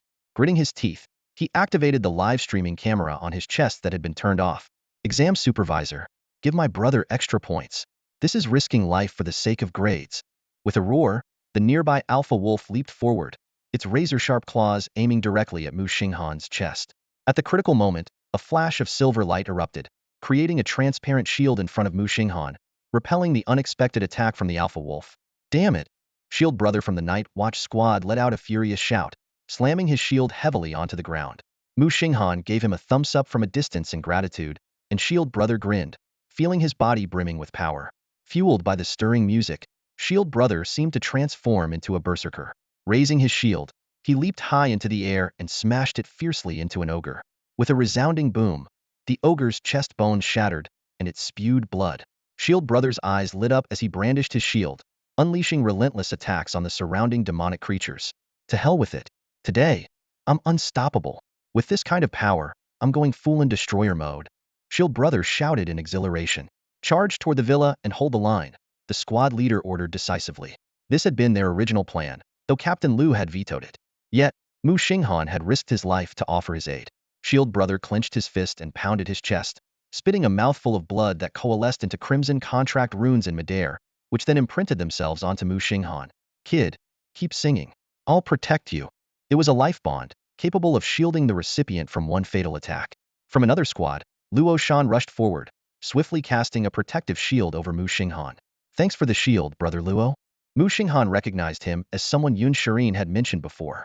Saving you is saving ourselves. Luo Shan shouted as he charged toward the villa. Suddenly, a sharp blade gleamed through the night sky, not only striking down the White Wolf King but continuing its momentum to slam into the leader of another ogre. Captain Lu was momentarily stunned. This was his signature knight/technique. But tonight, its power seemed unusually overwhelming. More demonic creatures surged in from all directions, including over a dozen silver-tier elites. Yet, in Captain Lu's eyes, there was no longer a sense of inevitable doom but rather a growing hope. As Muxing Han's impassioned singing echoed through the air, a melodious piano accompaniment joined in, with white musical notes enveloping all the night watchers, enhancing their speed and reflexes. The improvement wasn't as striking as the increase in strength, but in such a critical moment, it was invaluable. Captain Lu's gaze shifted to the balcony, where beyond Muxing Han's silhouette stood a pristine white piano. Sitting on the piano bench, a girl in a white dress was fully engrossed in playing, her nimble fingers dancing effortlessly across the black and white keys. The sight made Captain Lu's heart clench tightly. He understood all too well if anything were to happen to these two kids tonight, it would mean he had already fallen in battle. Yun Shirin's fingers moved fluidly over the piano keys, her eyes fixed with fascination on the boy before her. Muxing Han stood with one foot on the railing, his face tilted toward the moon as he sang with youthful abandon. Tonight's moonlight was indeed breathtakingly beautiful. Half a month ago, the idea of assisting the night watchers on the final night of an alarm would have been unthinkable to her. Back then, they were just ordinary people in need of protection. But now, with Muxing Han leading the way, she felt an endless surge of courage. I'll help you. Suddenly, a hearty laugh shattered the stillness of the night. A figure burst through the glass of a sixth-floor apartment, landing heavily in the southern plaza and scattering the corpses of several green wolves. The man withdrew the hand he had pointed toward the villa, glanced at Captain Lu, and let out another carefree laugh. What a sorry sight, Captain Lu. But don't worry, if there's a fight with demons, count me. Wang Guang in, the bald, muscular man, wielding a tower shield and bare-chested, his body rippling with muscle, called out, "Little brother, I'm here." Muxing Han immediately responded through his mic. "Thanks for the backup, bro." Wang Guang, draped in a shimmering silver translucent shield, charged toward the villa like a human bulldozer. "These two kids are on me, Captain Lu. Take care of yourself." Captain Lu smiled. With a few guardians present, the villa was more secure than if he had been defending it himself. This silver-tier guardian, Wang Guang, was quite the character. Originally from another district, he had moved here to live with his younger brother, who worked at a nearby supermarket. By all rights, he should still be recovering from his injuries. Behind the balcony, Wang Dong was growing anxious. He wanted to help but was powerless to do so. The few guardians among the night watchers had gathered their teams, ready to shield Muxing Han at a moment's notice. Though the spacious balcony could accommodate 2 speakers and a piano, it couldn't hold too many people. Below the villa, Luo Shan and Wang Guang, 2 silver-tier freelance guardians, stood on either side with their shields raised. Anyone daring to leap toward the balcony was met with a barrage of taunting firepower. The pair of veteran guardians wielded their mastery of verbal assaults with ease, one shouting, "Your mom," and the other, "Your dad," in rhythm with the song, their words brimming with biting humor. Wang Dong listened to Muxing Han singing, his blood boiling with excitement. He too wanted to jump down and learn the art of taunting and freestyle rapping from these seasoned guardians. Looking at the overwhelming number of silver-level demons rushing toward him, far more than the number of rejections he had ever faced from online crushes, Wang Dong's fiery determination instantly cooled. He was well aware of the terrifying consequences of recklessly drawing aggro.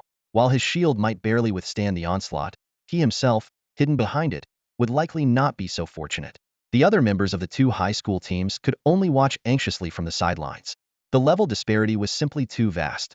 A single casual strike from a silver-level demon could leave them gravely injured. They were powerless to join the fight and could only cheer on the 2 battling on the balcony. Yet Xinyuan Xiaoxiao appeared calm and composed, immediately beginning to charge her attack. With 2 shield bearers holding the line below and the shield bro guarding her on the balcony, she had never fought in such a secure position before.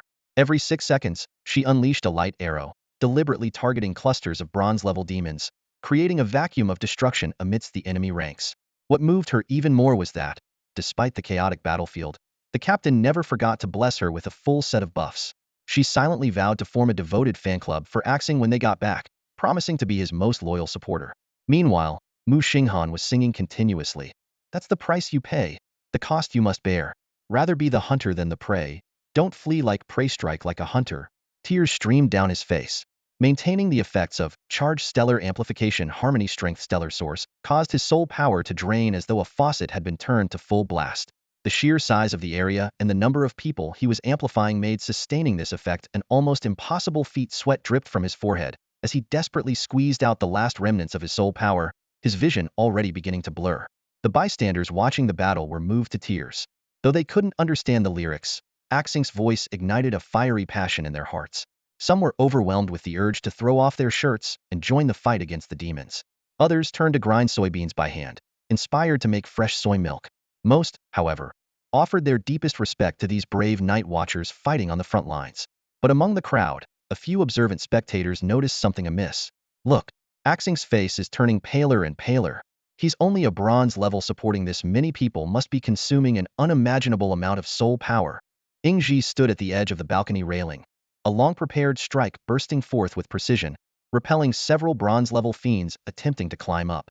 With exceptional control over her movements, she navigated the narrow railing as if it were solid ground, darting left and right, defending her friend's balcony. Her red hair danced in the night wind, her figure agile and fluid. With another precise thrust, she sent a pouncing wolf flying. Ingji, move aside for a moment. All right. Ingji shifted gracefully, and a beam of light shot past her, exploding amidst the cluster of fiends, clearing out a patch of them. Finally, some progress. Chu Lingxi cheered, clutching a dice marked with a 5, jumping up in excitement. A heavily armored knight, formed entirely of white light, materialized on the balcony. Without hesitation, the knight leapt into the fray below, swinging a massive sword and turning the tide of the battle. The knight's strength was formidable, easily dispatching ordinary wolves and holding its ground even against ogres for several rounds without faltering. Wang Dong stood nearby, contemplating whether he should climb onto the railing to serve as a human barricade. However, considering his poor balance and the fact that he was wearing heavy armor, he realized that a misstep could lead to injury and burden his teammates. Reluctantly, he decided against it. Glancing at the situation on the balcony, he sighed inwardly. The railing was already crowded, and the towering Valkyrie over 6 feet tall was dominating the battlefield up there. There was no room left for him. Dongzi. Muxing Han's voice came weakly from behind the shadow of his shield, low and strained. Lend me a hand. Wang Dong immediately rushed over to support him, feeling Muxing Han's icy cold limbs and noticing his deathly pale complexion. Are you out of soul energy? You're pushing yourself too hard. Things have stabilized now, don't overdo it. Wang Dong said in a hushed, urgent tone. Don't worry. I just need to maintain the harmonic amplification now, Muxing Han replied weakly, shaking his head. He could no longer unleash any charged abilities and was barely holding on to sustain the harmonic amplification. The complete depletion of his soul energy left him dizzy and powerless. If he had the choice, he would have stopped earlier to conserve some strength. With great effort, he raised the microphone, and an ethereal melody began to flow. Fingers plucked the strings, summoning the flutter of butterflies, a prelude to farewell. Your eyes hold the weight of time. Behind you, stories unfold in volumes. His voice seemed to descend from the heavens above, pure and otherworldly. The battlefield's atmosphere shifted as a flood of comments appeared. Unbelievable. This is stunning. Xinghan's voice is like a gift from the heavens. The transition from intensity to serenity, it's like my soul has been purified. The tide of battle turned significantly, with the number of fiends dwindling rapidly. 10 more minutes until midnight. We can hold on. Keep it up, everyone. Xingxing, Shirin, Ingbao, Wangbeige, Xiaoxiao, and all the night watchers. As the song concluded, Muxing Han was almost entirely leaning on Wang Dong for support. His sweat-drenched bangs clung to his face, and beads of sweat trickled into his eyes, blurring his vision. Go rest. Wang Dong practically snatched the microphone out of Muxing Han's pale, trembling fingers. He could clearly see that his good friend was so weakened that even a crippled bronze-level green wolf could easily tear out his throat. The singing stopped abruptly, leaving only the melody of the piano echoing across the battlefield. Every member of the Night Watch understood that the boy had already given his all. Without him, the team would likely have suffered permanent losses, rather than the minor injuries they now bore. A minute later, the golden notes dissipated, reverting to ordinary accompaniment notes. The resonance effect persisted, and the teams quickly paired up, centering their attacks around members with golden notes. This was the boy's unique support ability. Attacks had a chance to trigger powerful shockwaves, capable of breaking through the defenses of silver-level demons and instantly killing bronze-level ones. Captain Liu immediately relayed this tactical key point. As the strength amplification faded, the Night Watch began to falter under the relentless onslaught of the demons. A warrior on the path of destruction fell under the combined assault of ogres and wolves. In his final moments, he hurled his soul-bound weapon, a heavy black iron sword, toward his teammate. A hunter path warrior in the squad caught the fallen comrade's weapon, gripping the heavy sword tightly until his knuckles turned white. The death of his teammate caused his soulbound power to ascend, though it was far from a welcome gain. "Damn you, demons!" he roared, his bloodshot eyes blazing as he swung the sword with wild fury, still bearing the golden notes gifted by Muxing Han. The final 9 minutes felt like an eternity. Casualties mounted, and despair spread. Yet everyone fought with everything they had, without regret, without hesitation. At that moment, Captain Lu's communicator crackled with a cold, clear female voice. "Night Watch, Lu Mingza. Reporting. Go ahead. Estimated arrival of the city patrol team, 30 seconds. Evacuate all personnel from the South Plaza of Evergreen Park." Captain Lu pulled his long blade from the skull of the Green Wolf King and bellowed skyward. "Support will arrive in 30 seconds. Everyone, evacuate the South Plaza of Evergreen Park." Suddenly, a comet wreathed in moonlight streaked across the sky, carving a graceful arc as it plummeted rapidly. Frost domained, a bright, commanding female voice resonated through the night sky. In an instant, the entire South Plaza transformed into a frozen world. Countless ice spikes erupted from the ground, impaling every bronze and silver-level demon midair. Atop the tallest ice spike stood a girl, suspended in midair, dressed in a short, icy blue dress. Her black hair billowed in the wind, her face cold and resolute. A deep blue teardrop pendant on her collarbone accentuated her snow-white skin. Her long, slender legs were clad in white stockings, tucked into knee-high blue boots, and a massive azure scythe hung behind her, disproportionately large compared to her petite frame. With one alabaster arm wrapped around the scythe, she lightly tapped the air. The countless ice spikes shattered with a deafening crash, scattering into glittering shards. She became a streak of brilliant blue light, cutting through the battlefield, leaving severed demon limbs in her wake. "Holy crap!" Wang Dong gawked, shaking the unconscious Muxing Han frantically. "Your aunt just dropped out of the sky. Wake up. Your little aunt's gone berserk. And she can use a domain. Isn't that something only a handful of geniuses can comprehend?" Muxing Han wanted to say, "I'm not blind," but at this moment, he was nearly out of strength, barely standing with the help of Wang Dong. His good friend's supporting grip was so strong that it made him sway, as if he might collapse the next second. This was the first time in years that he had witnessed his little aunt, Muxing Han, in battle. In just a few minutes, she had cleared all the Silverdeer fiends around the southern square, and even spared time to sweep through the northern square. Taking a deep breath, Muxing Han broke free from Wang Dong's support and forced himself to stand upright. He didn't want his little aunt to see him in such a weakened state and worry unnecessarily. A streak of azure light floated to the balcony. Under the moonlight, a young woman in a pristine outfit hovered silently in front of Muxing Han. Not a speck of dust marred her appearance, as if she had not just been through a fierce battle. Her frosty expression softened, and her autumn-like eyes sparkled with a smile, resembling the little aunt he remembered. "Xingxing, isn't your little aunt amazing?" "Amazing!" "Xingxing, isn't your little aunt powerful?" "Powerful!" "Xingxing, isn't your little aunt's scythe huge?" "Huge!" Muxing Han twirled the azure scythe in her right hand and said with feigned ease, "Humph! Your little aunt has waited nearly 10 years for this moment, heroically rescuing her nephew from a horde of fiendish beauties." Her voice caught at the end, her beautiful eyes misting over. She bit her lip, as if wanting to say more but afraid she might lose control and break into tears. Ever since her awakening, she had imagined impressing her nephew with her prowess. She never thought this moment would come on the night of 100 ghosts' end. Muxing Han's area was the farthest in her designated range, while a peak-level Silverdeer team was stationed there, making it theoretically the lowest priority zone. If she had gone there first, it would have delayed her assistance to other areas, possibly leading to the total collapse of all 7 other zones. The thought of her beloved family being in danger while she was bound by duty tore at her heart. She had braced herself for the worst. The Southern Square's Watchman team wiped out, with the kind and upright Muxing Han and his teammates refusing to stand idly by. That outcome would have meant no survivors. "Little aunt, I'm fine. Captain Lu and everyone else protected us well. Don't worry." At some point, Captain Lu had appeared by the balcony railing. He said, "I didn't realize you were Muxing Han's nephew. To be honest, if it weren't for your nephew tonight, we might not be here now." "He's exceptional." Muxing Han floated forward silently and opened her arms, pulling Muxing Han into a tight embrace. In that moment, she only wanted to say something selfish. She was proud of his courage, but above all, she wished for him to always stay safe. Muxing Han felt a pang of worry in his heart, the fear of almost losing him lingering in his mind. At this moment, his aunt's warm embrace brought him a sense of comfort and softness. He instinctively wrapped his arm around her waist and gently patted her back to reassure her. He couldn't deny that her figure was truly impressive, far from anything modest. Noticing that the camera was aimed directly at her short skirt, Muxing Han quickly reached out to block the view. As the night deepened and exhaustion crept in, he gradually lost consciousness in her arms. Muxing Han felt the weight in her embrace and quickly let go of the now sleeping Muxing Han. Yun Shireen, though unsteady on her feet, mustered her courage and offered to help him into the room. However, Ingji had already stepped forward, scooping Muxing Han up in her arms. His peaceful, sleeping face rested gently against her ample chest. Watching this unfold, Wang Dong hesitated before speaking. Bro, you're not actually pretending to pass out, are you? Chu Lingxi, holding onto the wobbly Yun Shireen, teased. Still thinking about helping your little idol? Huh? Yun Xian's face turned red with embarrassment as she buried her head in Chu Lingxi's arms, mumbling a denial. Muxing Han, gripping her gleaming blue scythe, declared her intention to patrol the area once more.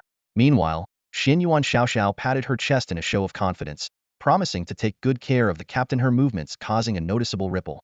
After Ingji carried Muxing Han back to the room, Wang Dong suddenly realized something tonight. He could have the big bed all to himself. Just as he was about to celebrate, it hit him that his good friend had been swept away by two stunning women from the team. He couldn't help but sigh, knowing it would be a sleepless night for him.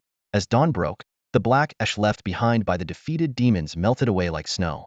Meanwhile, the internet was in an uproar after the special alarm sounded. The fledgling bird squad had stayed their ground, becoming a legend in their own right. Their battle footage and live performance clips were trending everywhere. Muxing Han woke up at dawn, his whole body aching as he sat up in bed.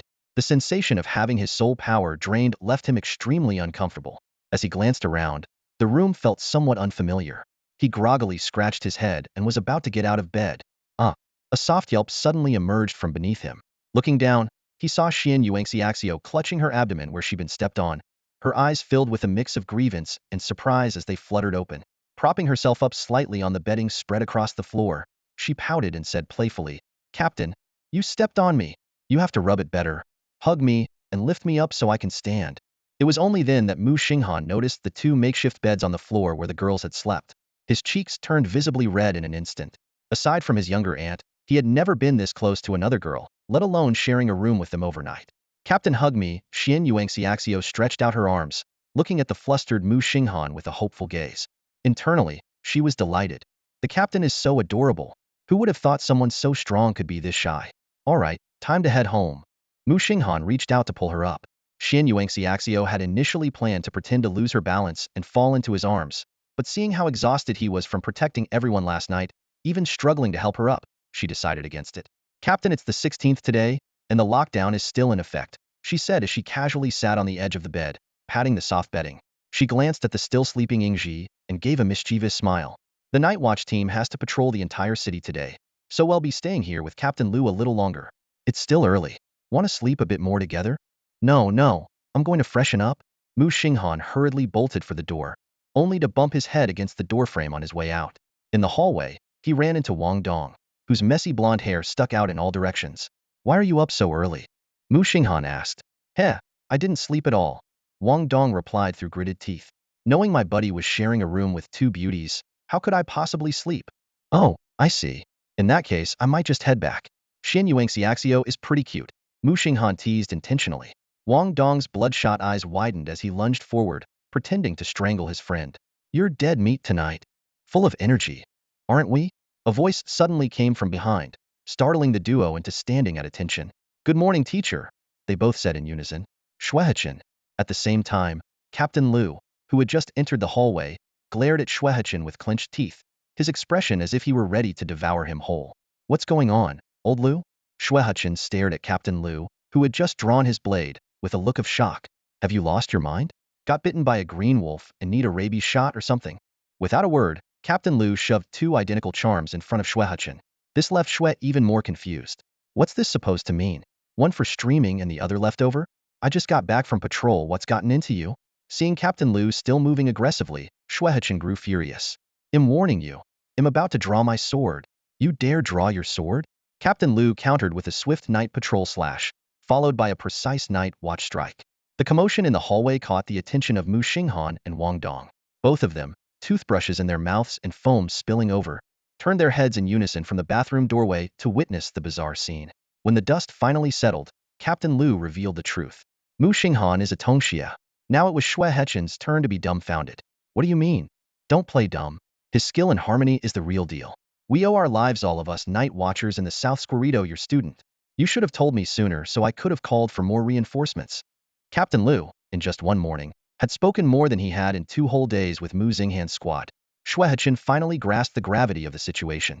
Muxing Han's support abilities were not only powerful but had saved the entire team of Night Watchers in the South Square. Yet he couldn't help but remind Captain Liu, but he's on the path of joy. What? Captain Liu's ears visibly twitched as he froze in shock. He pulled out his phone, ready to dial 911. Did the ogre chief knock some sense out of you? After a heated argument, Captain Liu had no choice but to face the truth. A young man on the path of joy had used the skills of the path of harmony to save them all. The realization hit him like a baseball bat, leaving him struggling to process it. The information was kept under wraps, known only to Captain Liu. The day passed quickly. Except for Wang Guang, who had gone to bed early, the rest of the Night Watchers, despite their exhaustion, gathered at the villa to bid farewell to Muxing Han's team and Chu Lingxi's team. Song Shi held Muxing Han's hand tightly, expressing her gratitude repeatedly. If it weren't for these kids defying orders to come to their rescue, Captain Liu and the station Night Watch squad would have likely met a grim fate. Don't be like this, sis, Muxing Han said gently. Captain Liu has saved us many times before. We were just doing what we should. Xinghan, you have to visit me often in the future. I promise to cook something delicious for you every time. Deal. Muxing Han replied with a radiant smile, a sight that left a deep impression on Song Zai's heart. What a wonderful kid. After everyone gradually left, Muxing Han jogged back home. The city was still in a semi-paralyzed state, and traffic wouldn't return to normal until the next day. As he pushed open the door, a petite figure suddenly jumped out from behind it, clearly trying to startle him. I beat you home. Auntie, don't think I don't know you can fly. Muxing Han said with a helpless smile. Whatever. Here, take this skill stone. Yiqing Han raised her small hand, and as Muxing Han reached out, she let the stones drop into his palm. 2 skill stones, about the size of marbles, landed in his hand, their interiors shimmering with bronze-colored leaf patterns. So this is a bronze-level skill stone. Looks a lot like the marbles we played with as kids, Muxing Han said, examining the stones. Way more expensive than marbles, each one cost hundreds of thousands, and is practically priceless. If I weren't your guardian, I wouldn't have been able to collect this gift for you, Yiqing Han replied as she walked toward the couch. Stretching lazily, her slender figure was fully revealed. Your little friends probably won't get theirs until they're back at school. You're only getting yours early because you have me. You're awesome, auntie, she teased.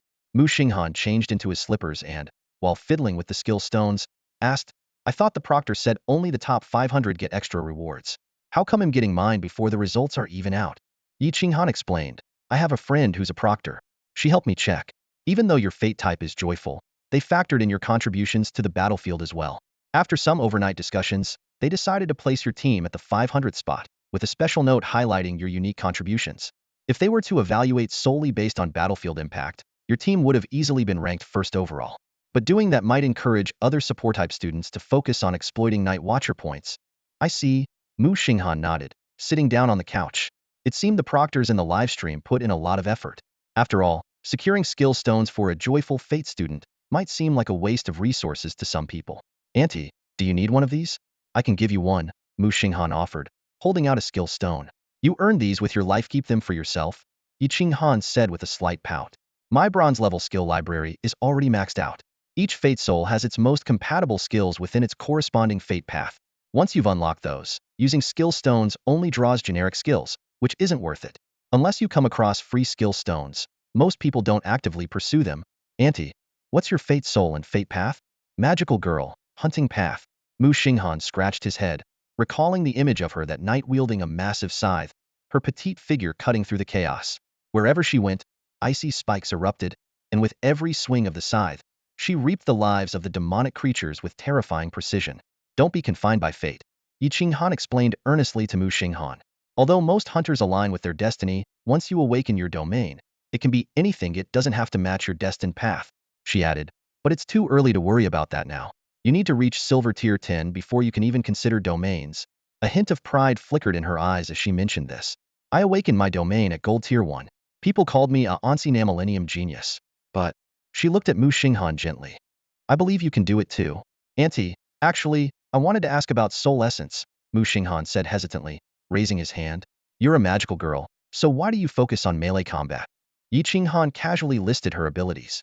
Increasing maximum soul power, accelerating soul power recovery, and enhancing physical speed and strength based on my maximum soul power. Muxing Han suddenly understood this magical girl had poured all her points into physical combat, with magic only serving to enhance her body. And this scythe? He asked. It was originally a beautiful azure staff. Muxing Han replied, her eyes sparkling with excitement. But I found it inconvenient to smash ogres while jumping, so I had someone attach a scythe blade made from sky crystal.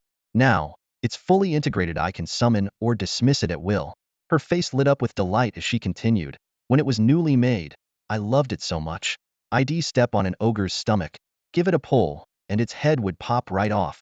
Muxing Han shuddered internally. This wasn't a staff. It was a customized weapon of destruction. But he also realized something. If someone has overwhelming talent in a particular area, even unconventional paths can lead to success. I'm going to try drawing a skill, he said, pulling out 2 bronze-tier skill stones and closing his eyes. Then I'll make dinner, Muxing Han replied, skipping happily into the kitchen, completely unaware that she'd need to replace the cookware again tomorrow. In the mirrored space, Xiao Huahua sat cross-legged in midair, her red-painted nails tapping on 3 floating diamond-shaped crystals. My adorable little blue-haired one, are you ready? Absolutely, Muxing Han replied, staring at the skill crystal. He knew this time he could specifically draw a skill aligned with the path of joy, instead of a random 3-choice selection. He pulled out a glass orb, and with a thought, it shattered in his palm. Simultaneously, one of the diamond-shaped crystals dissolved into red light and vanished, startling Xiao Huahua, who pretended to wave away non-existent smoke. A glowing screen appeared before him, labeled Stellar Source. Joy?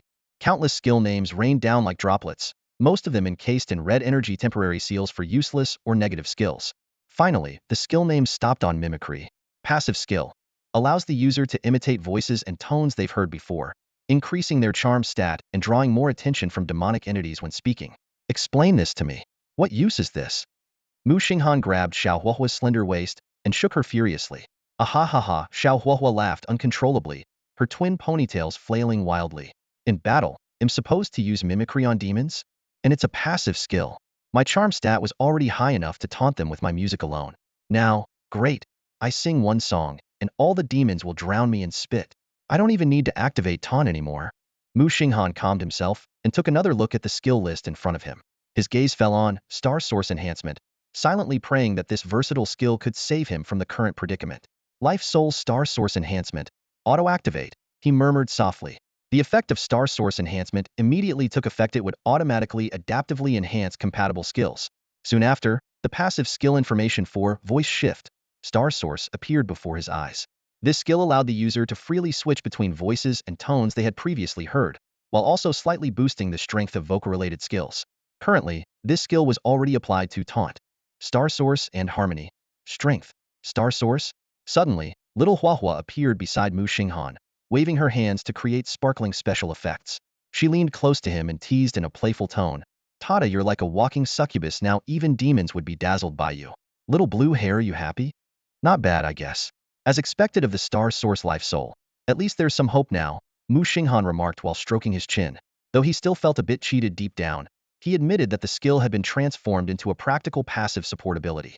With anticipation for the next skill, Muxing Han struck a stylish transformation pose, pressing a glass bead onto his belt. Draw a card. Activate. With a crisp snap, the glass bead shattered, and the screen for the Star Source Joy skill reappeared. Bored, little Huahua lay floating in midair, observing the screen while swaying her body. Her twin tails occasionally brushed against Muxing Han's cheek, her dangling legs swinging back and forth. The loose red straps of her small sandals swayed precariously, revealing her fair soles. Are you really Aha? Or something else? I feel like something's off, Muxing Han questioned, scrutinizing little Huahua beside him with suspicion. Little blue hair. You're so silly, little Huahua replied with a mischievous grin. I'm an intelligent AI that passed the Turing test. I have both intelligence and emotions. Don't bully me, or I'll tattle on you. I'll say, Lord Aha, sob, little blue hair bullied me. As she spoke, she feigned sobbing, her teary and pitiful appearance tugging at anyone's heartstrings. Muxing Han face-bombed, thinking to himself that she was clearly fabricated based on his memories.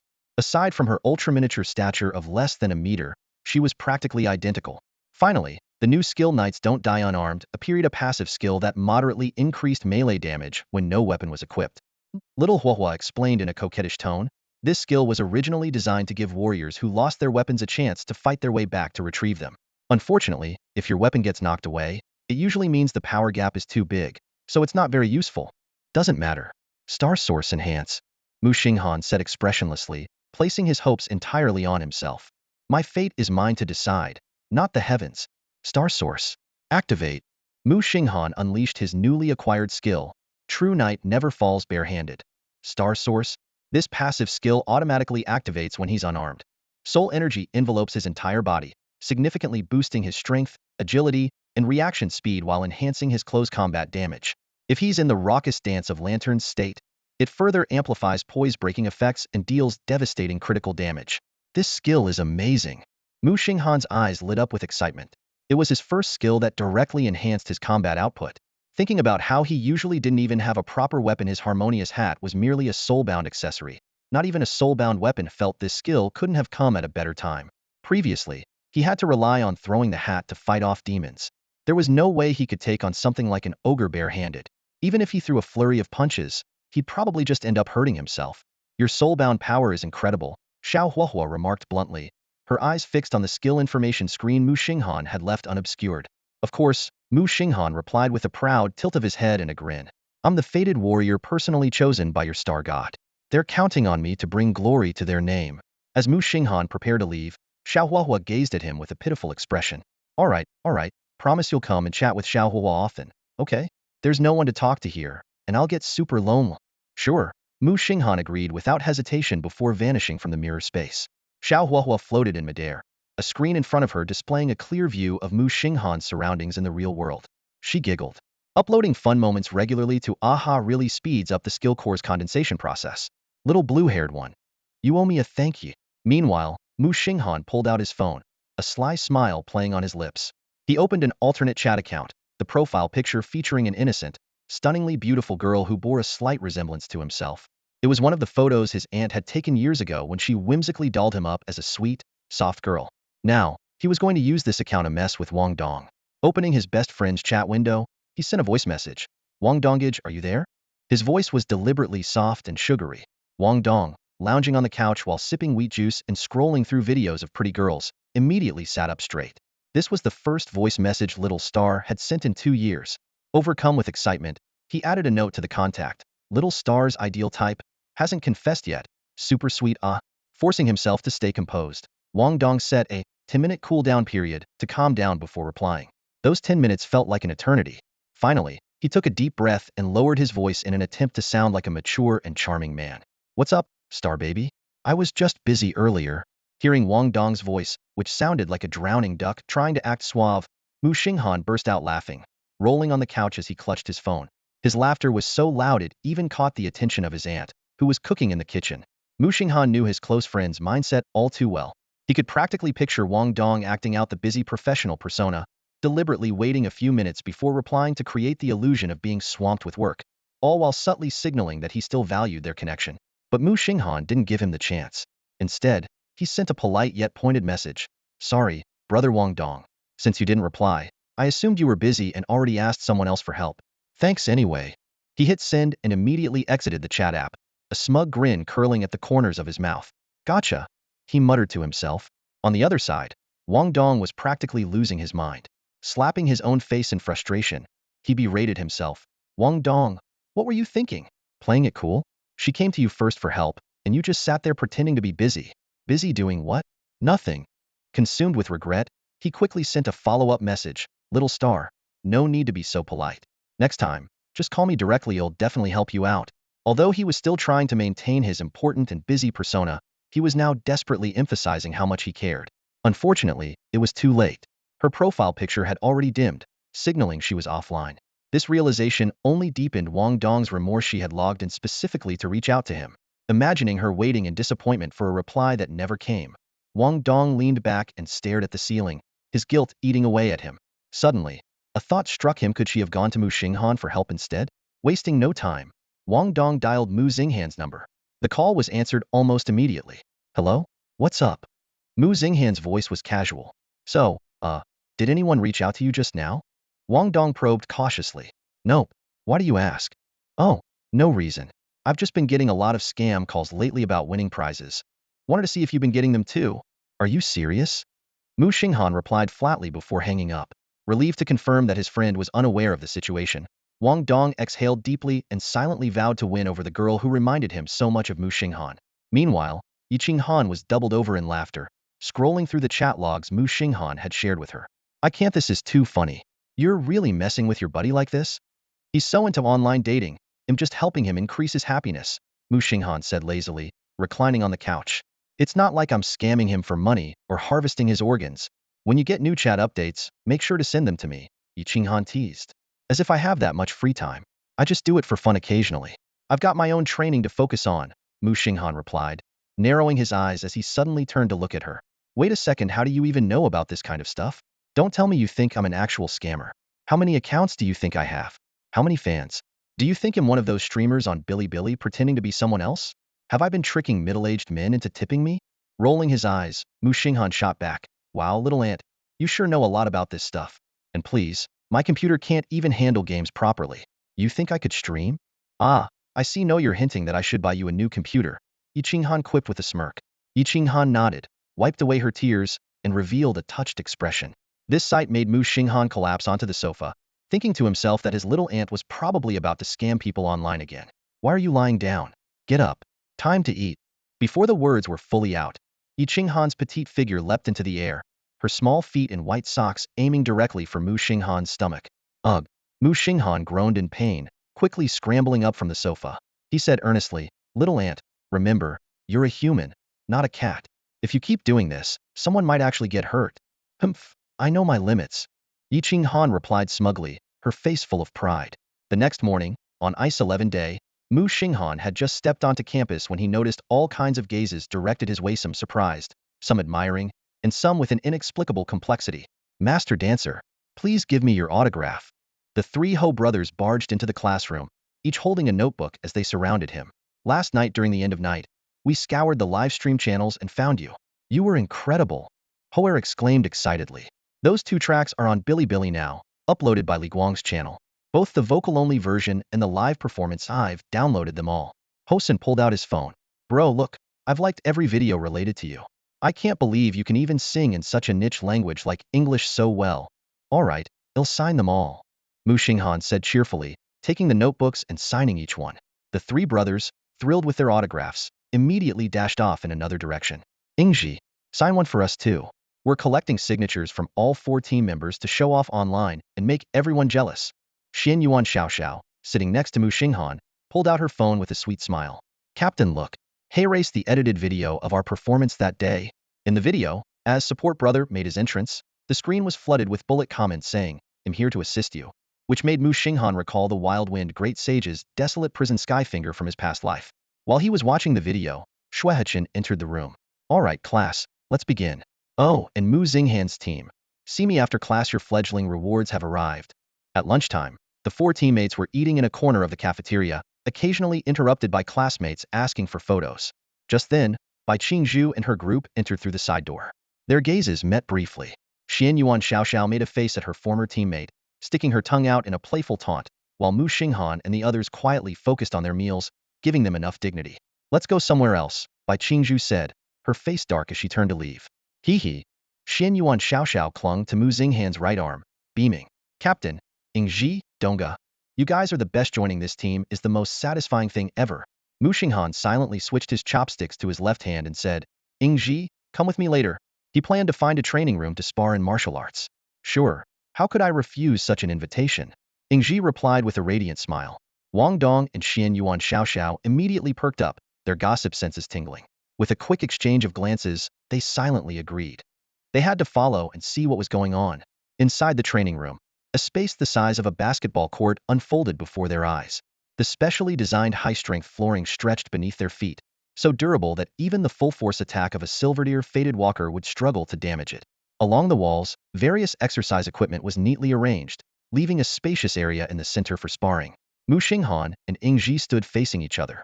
Ingji, what are the 2 skills you drew? Muxing Han asked curiously. They're both passive skills that enhance physical attributes, Ingji replied. As soon as she finished speaking, a rosered breastplate and skirt armor materialized on her body.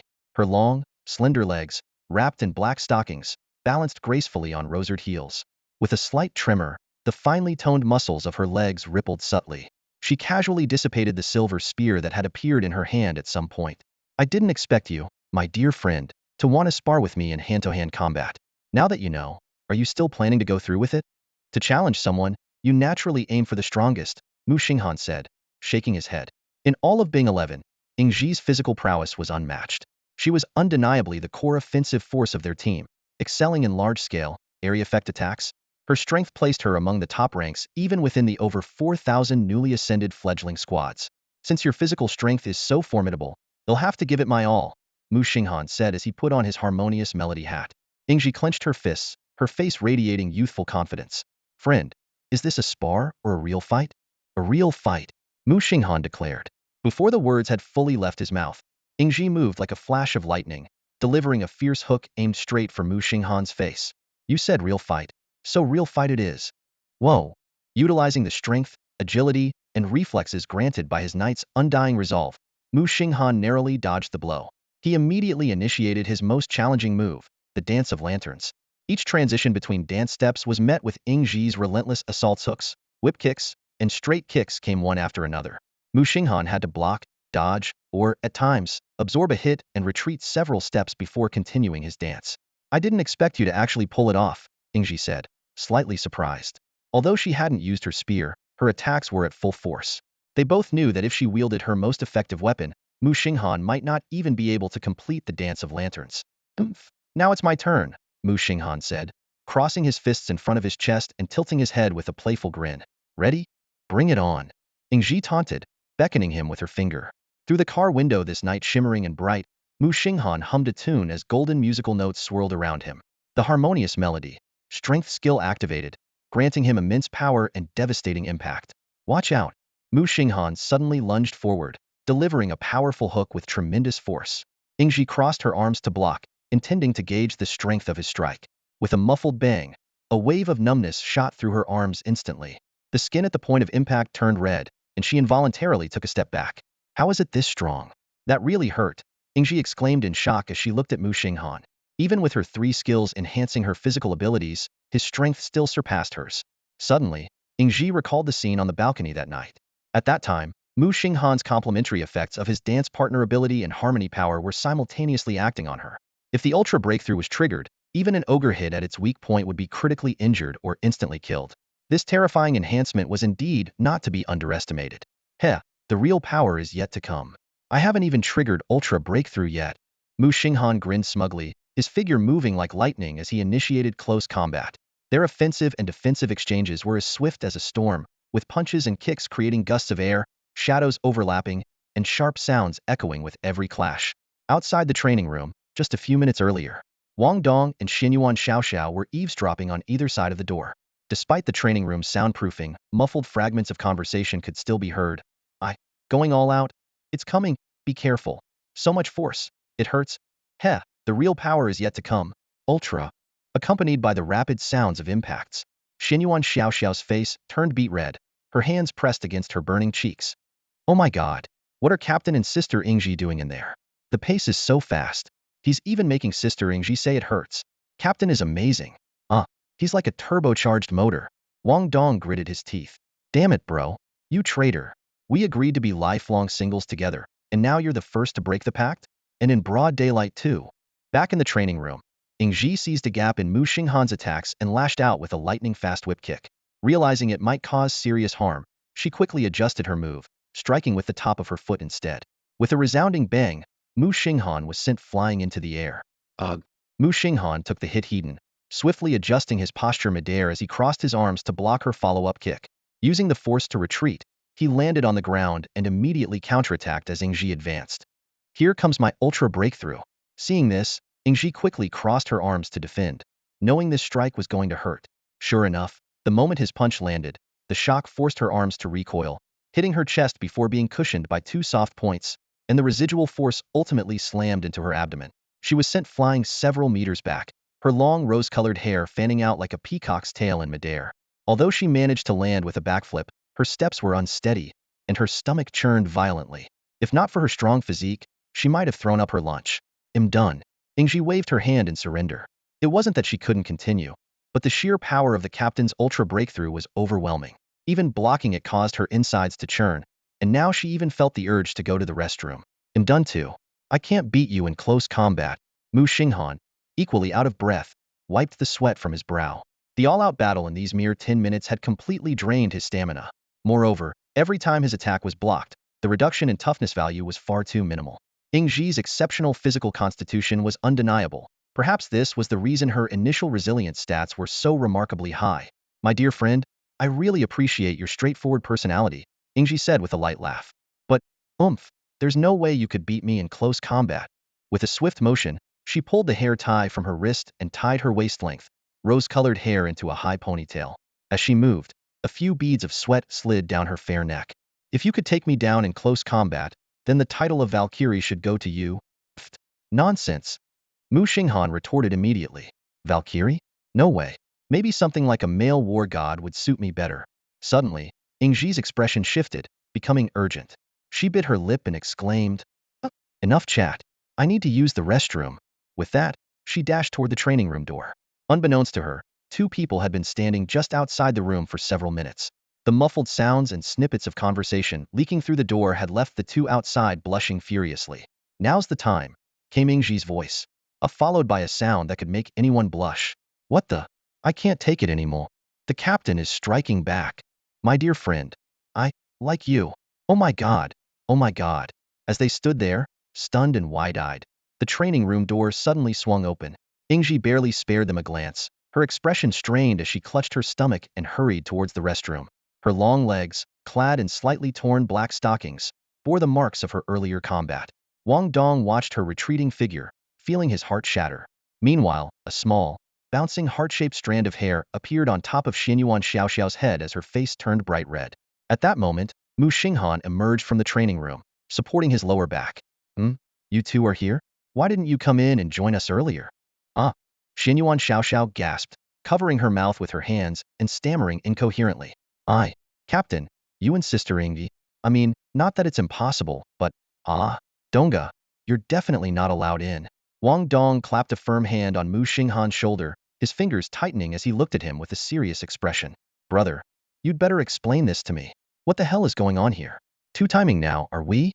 Wang Dong lay on the training room floor, dazed, with a large bump swelling on his forehead. Meanwhile, Muxing Han was angrily squeezing and tugging Xianyuan Xiaoxiao's cheeks with both hands, exclaiming, Combat training. What were you thinking, you little troublemaker? It was Donga. Xianyuan Xiaoxiao quickly shifted the blame and activated her displacement skill, transforming into a flash of golden light and teleporting 3 meters away, successfully escaping her captain's clutches. You're so mean, Captain. Blah. She stuck out her tongue playfully and, feeling too embarrassed to stick around after knowing the truth, turned and fled in a hurry. Still lying on the floor, Wang Dong was confused as he rubbed his swollen forehead. As a proud, armored dragon turtle, he couldn't believe his defenses had been broken by a single punch from his buddy. That punch was way too strong. When he finally gathered his thoughts, the earlier conversation replayed in his mind. Wait, how is this my fault?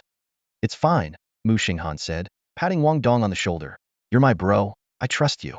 I'll take the blame this time. Hearing Muxing Han's words of trust only made Wang Dong feel guiltier. But then, Muxing Han added, After all, you're the famous king of empty boasts. You've never even held a girl's hand. So how could you possibly lead Xiaoxiao astray? What the? Wang Dong cursed loudly before holding back his frustration and declaring, Just you wait. I've got this online friend, Little Star, who just reached out to me. Once I win her over, I'll bring her to meet you. She's the first one to actively seek my help, which means I'm important to her. If I don't succeed this time, he'll definitely nail it next time. At that moment, Yun Shirin happened to walk by in the hallway. Gathering her courage, she greeted Muxing Han. Oh, what a coincidence. You guys are training too? Yeah, quite the coincidence, Chu Lingxi, standing nearby, nodded in mock agreement before teasing, Shirin, you're a pianist, coming to the training area and calling it a coincidence? Sure, we totally believe you. By the way, Shirin, I have some simplified sheet music for you, Muxing Han said, diving into an explanation. It's numerical notation simple left-hand accompaniment in the bass range, with the right hand playing the C major melody. The melody gradually modulates upward, but it's mostly repetitive. Once you master one section, the rest is just cyclical. Just make sure the transitions are smooth. As he spoke, he noticed Wang Dong giving him a suspicious look. Muxing Han awkwardly laughed and added, Haha, actually, I don't know much about piano. I just found the sheet music at home. I knew it. Wang Dong exclaimed, looking smug. Bro, you're really going all out to impress Shirin, even throwing around terms I, a simple guy, can't understand. And found it at home? I've been to your place so many times and never once saw anything resembling sheet music. Does it include those two songs you sang before? Yun Shirin asked as she and Muxing Han walked side by side, their figures gradually disappearing into the distance. That might not be possible. Muxing Han hesitated, catching Yun Shirin's hopeful gaze. He swallowed the words that might disappoint her and instead said, but for the second one, I can't teach you the piano version actually, let me check at home if I have the sheet music for it. I'll give it to you. The original sheet music? That would be amazing, Yun Shirin exclaimed, her eyes lighting up. It's nothing, really. Just a keepsake from my elders, not something I use much, Muxing Han replied casually. Honestly, it's just a matter of jotting it down. We should really thank the teachers of the past who selflessly created these scores. I'll treasure it for sure. Outside the music room, Wang Dong glanced at Chu Lingxi, who had stayed behind. Aren't you going with them? Why would I? To play the third wheel? Chu Lingxi scoffed and rolled her eyes. Shireen worked hard to get some alone time with him. I'm staying here to make sure you, of all people, don't barge in and ruin it. Their camaraderie from the battle on September 15th had already brought the two small teams closer. Inside the music room, sunlight streamed in, as warm and radiant as their first meeting. Muxing Han leaned against the doorframe, quietly watching the girl in the white dress. She sat at the piano, her fingers gliding effortlessly over the keys as she played her usual practice pieces. He thought about writing more sheet music for her. She thought about how every moment with Muxing Han made her feel at ease. Sometimes, when they were too close, her heart would race uncontrollably, but she cherished these moments all the same. Want to give it a try? Yun Shirin invited, glancing at him. She knew Muxing Han wasn't entirely inexperienced like Wang Dong. His melodic singing hinted at some understanding of music theory. All right, they'll give it a shot, Muxing Han said with a raised eyebrow. His interest piqued. With all the sheet music at your place, you must practice sometimes, right? She teased. Not really. I haven't played in a while, Muxing Han admitted with a shake of his head. Besides, there's no piano at home, just a computer, and it's not even good enough to run games smoothly. Piffed. Yun Shirin giggled, shifting slightly to the right side of the piano bench to make space for him. She glanced down at the keys, her hands nervously twisting the hem of her skirt. Come on, give it a try. Muxing Han sat down beside her, resting his left hand over the lower keys while his right hovered over the higher notes. This melody is pretty simple. It's from a piece called Interstellar. His left hand extended, his pinky and thumb spanning 7 keys as he played a series of deep, resonant octaves. Yun Shirin watched his focused profile, feeling as if the strings of her heart were being plucked by his music. This Gyade claimed he couldn't play, yet here he was, effortlessly performing octaves. As his right hand joined in, dancing across the higher notes, the delicate sound seemed to transform into little stars, tracing elegant arcs in the air. When both hands synchronized, the previously sparse melody became rich and captivating. The interplay of low and high notes, paired with the fluid rhythm, created a sensation of truly traversing the galaxies. As the final note faded, Muxing Han released the sustain pedal and casually reminded her, by the way, when you play this, don't forget to use the sustain pedal for each measure. The girl in the white dress tilted her head, her long hair swaying gently as she smiled, her cheeks tinged with pink. Xinghang, and you said you couldn't play the piano? A little, just a little, cough, only a tiny bit. Muxing Han coughed lightly to cover his embarrassment, thinking that he should have held back earlier. Once he started, he couldn't stop himself. Did Xinghang write all these pieces himself? Yun Shirin pressed further. How could that be possible? They're all passed down in my family. Muxing Han quickly denied. Yun Shirin looked unconvinced. Such beautiful yet simple melodies, if they were widely known, someone would have recognized them. They must be your own compositions, Xinghang. Muxing Han glanced at his phone. Ah, it's almost time for afternoon classes. I'll dig out the sheet music from home and bring it to you in a couple of days. I've got to go now. Truthfully, it wasn't that he was in a rush for class. He just felt awkward continuing the conversation. While he did compose music and often improvised, using his predecessor's pieces to teach someone made him feel too guilty to claim them as his own. The next day, Yun Shirin received a blue folder filled with neatly arranged, pristine sheet music. Broken World, Interstellar Voyage, C Major Loop Etude, Reflections, Improvised Chords 03. Each page was clearly labeled with a title, and the ink looked as if it had just dried. Cough, family heirlooms, Muxing Han said again, emphasizing his point despite the dark circles under his eyes. In reality, many of the pieces were his original compositions. He had spent the previous night painstakingly recalling and jotting down the melodies, tapping imaginary piano keys on his desk to find the right notes. Improvisations were often forgotten as soon as they were played, and recreating them required rediscovering the feeling. Fortunately, his deep familiarity with musical notes made practicing without an actual instrument manageable. All right, Yun Shireen hugged the sheet music with both hands, her eyes shining with gratitude. They'll treasure these. Xinghang's sheet music is so precious. She silently vowed to practice day and night. With these pieces, she'd never have to worry about running out of melodies when using her harmonic skills. After all, repeating the same tune endlessly would weaken its supportive effects. Any competent harmonic musician needed to master at least 5 pieces. Captain Axing, a classmate, peeked into the classroom. Teacher Xue is looking for you. But wait, sign this for me first. In the office, Xuehechin frowned at the documents on his desk, spinning an unopened fountain pen rapidly between his fingers. Teacher Xue, you were looking for me? Muxing Han entered directly, noticing the door was open. Xuehechin flicked the pen, and it landed perfectly in the pen holder. I've got 2 pieces of news for you, one good, one bad. Which do you want to hear first? The bad news? Muxing Han asked cautiously. You've caught the attention of the people from Chen Yuan, Xuehechin sighed, having anticipated this ever since the fledgling team activity. Chen Yuan? What's that? Muxing Han scratched his head in confusion. Sounds like it has something to do with the abyss? You even know about the abyss? This time, Xuehechin was the one taken aback. Most ordinary people had no exposure to the abyss's existence. Huh, the abyss is real?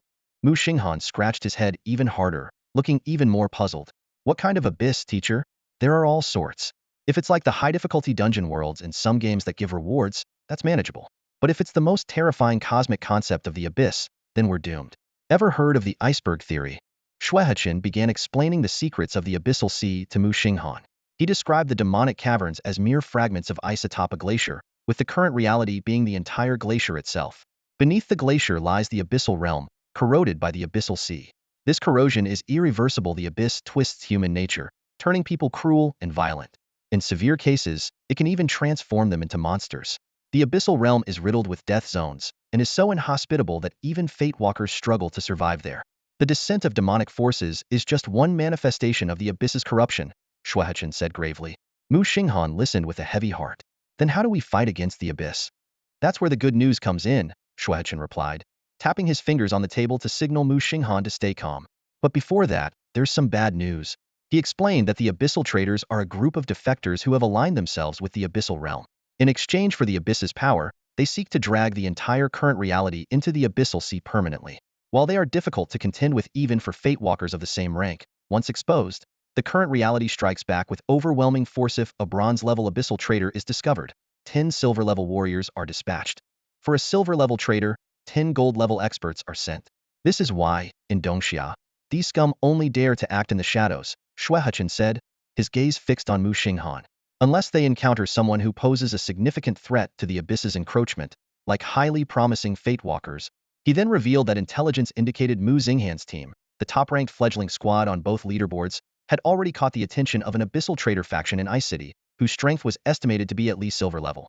Which is why we've decided to give your squad a little vacation, Xuehechin said with a smile. Vacation? No more school? Muxing Han asked, utterly confused. Instead of answering directly, Xuehechin countered with a question. Would you like to know how Dongxia manages to resist the abyssal realm and avoid being consumed? He went on to explain that Dongxia, using the Akasha library as its foundation, collects fragments from countless worlds and condenses them into books that elevate the glacier of their reality. When the upward pull of the glacier surpasses the weight of its submerged portion, they will finally break free from the abyssal sea forever. In short, we're planning to send your squad on a trip to a bronze-tier alternate world. ITLL let you evade pursuit, and comes with compensation, Xuehechin said. This is one of the world fragments recently captured by the Huaxia Astronomical Society. While the specifics are unknown, preliminary scans indicate that the inhabitants' combat power is generally low. You can bring 7 teammates, though one spot has already been reserved. Don't worry, there will be a gold-level powerhouse suppressing their strength to accompany and protect you, Xuehechin added. Seeing Mu Xinghan's concern about imposing on such a figure, he grinned and said, it's a cushy assignment with triple pay and travel bonuses. Plus, if the exploration yields valuable results for Dongxia, they'll get a share of the fragment recovery reward. If I were strong enough, I'd be applying to lead the team myself. Mr. Xue, when are we going? The sooner, the better. No later than the day after tomorrow. Muxing Han frowned slightly as he spoke, then quickly bid farewell to Mr. Xue and headed straight for the classroom. Upon returning, he immediately gathered his teammates. Ingji, Xiao, Wangdong, you must come with me, Muxing Han said with unusual seriousness. As for the other 3 spots, do you guys have any suggestions? You know, as a team of 4, we've already caught some attention. Xin Yuan won't hesitate to make a move if they get the chance, Wang Dong said. narrowing his eyes meaningfully at Muxing Han before glancing toward an often empty seat in the classroom. It belonged to Yun Shirin, who had been granted special permission to practice piano during non-essential classes. Ahem, Muxing Han cleared his throat lightly. This kind of privilege should be shared with people close to you. We can't just bring outsiders to leech off the rewards, right? What about Chu Lingxi? Did you invite her? Ingji asked. Before her words had fully landed, Chu Lingxi had already appeared silently behind Muxing Han. Of course I did. She's our teammate, after all. Muxing Han nodded as if it were the most natural thing in the world. If the teacher hadn't already assigned one of the spots, I would have invited her whole team. But now, it's a bit awkward. Haha, hearing Captain Mu say that makes me so happy. Chu Lingxi suddenly clapped Muxing Han on the shoulder, startling him. But I'll pass. It's one thing to take advantage of my own team, but if I join you guys to pad my resume and end up being no help at all, I'd feel awful. Although Chu Lingxi declined the invitation, she was touched that Muxing Han had thought of her team. This guy's got a good heart, always keeping his people in mind when there's something good going around. Let me recommend someone, she said thoughtfully. Though I'm not sure if you'll agree. Go ahead. Muxing Han gestured for her to continue. I don't know that many people anyway, so I'll likely have to pick from those you all are familiar with. The Ho brothers are an option, but inviting just one of the three feels awkward. And Yun Shirin is a must. Opportunities to train under the guidance of an expert like her are just too rare to pass up. By how? Chu Lingxi said decisively. The moment his name was mentioned, all eyes turned to Muxing Han. After all, nearly the entire school knew about the incident on the first day of term. Let's hear it, Muxing Han said with an unchanging expression. I've been observing by how these past few days. He seems polite and respectful. What happened on the first day was probably due to the effects of his life destiny and soul awakening, which made him impulsive enough to challenge me. His strength is solid, probably just a notch below Ingji. Ingji's strength was widely acknowledged, so being compared to her was no small compliment. Chu Lingxi dragged by how over from where he had been leaning against the wall. After hearing the situation explained, the honest young man looked utterly flustered, pointing to himself in disbelief. On the first day of school, he'd taken out his frustrations on Muxing Han and even attacked him, only to be easily defeated. Now, not only was Muxing Han letting bygones be bygones, but he was also inviting him to join such a significant opportunity. It was beyond anything by how could have expected. I don't even remember what happened back then, Muxing Han said, extending his hand. Since Captain Chu recommended you, I trust her judgment. If you agree, we'll head to Mr. Shui this afternoon to sign the confidentiality agreement and set off tomorrow. Of course, I'd love to. By how exclaimed, gripping Muxing Han's hands tightly and shaking them up and down with excitement. His eyes sparkled with joy at this unexpected opportunity. How could he possibly refuse? Remembering how he had lost his temper with Captain Mu at the start of the semester, Bai Hao felt a pang of regret. Muxing Han scratched his head, pondering over whom to choose for the final spot. The remaining two in Chu Lingxi's team didn't seem suitable, making the decision rather tricky. At that moment, Teacher Shui walked into the classroom, effectively resolving their dilemma. No need to invite anyone, he said, slipping his phone into his pocket. I just got a call from the higher-ups. The Intelligence Association has already approved. Considering your heroic actions in rescuing the Night Watchers during the night of termination, they've decided to gift you a small intelligent machine, a bangbu. This little guy will take up your final spot. Is it that round, chubby little one with two bunnier antennas, short arms and legs, and a squishy, bouncy feel? Super cute, right? Muxing Han's eyes lit up instantly. Teacher Shui looked at him, slightly taken aback. That's right. But this is a level bangbu, equipped with basic spatial positioning, high-capacity memory storage, big data synchronization and search, as well as basic combat functionality. Its combat capability is roughly at bronze level 3. While it's not the highest grade, it's much better than the Clevel Bangbu I used to rent during missions. That's awesome. Muxing Han waved his hands enthusiastically, clearly thrilled. He had a particular fondness for Bangbu, and this upgraded level version was even better. Alright then, talk to your families about it during lunch. Sign the confidentiality agreements this afternoon, and I'll send you all off tonight, Teacher Shui instructed. Muxing Han understood that this so-called confidentiality simply meant not making it public. Many classmates with connections to high-ranking Fate Walkers' families already knew some of the details. Of course, this didn't include his aunt, who was often away and had never mentioned anything related before. When Yiqing Han received a call from Muxing Han, she seemed to realize something. No wonder Xiao Dian looked like he'd won the lottery. Turns out he's going to be your bodyguard. And you didn't tell me about this free vacation opportunity? A young male voice came from the other end of the line. Sister Yi, you think your nephew's score could ever be low? My nephew's score is never low to begin with, Yiqing Han retorted before abruptly hanging up the phone, clearly on her way to confront someone about it. At the entrance of the military base, a young man with blonde hair wearing a white trench coat was enthusiastically waving at Muxing Han and his group. He was tall and slim, with thick eyebrows and bright eyes, giving him a rather handsome appearance.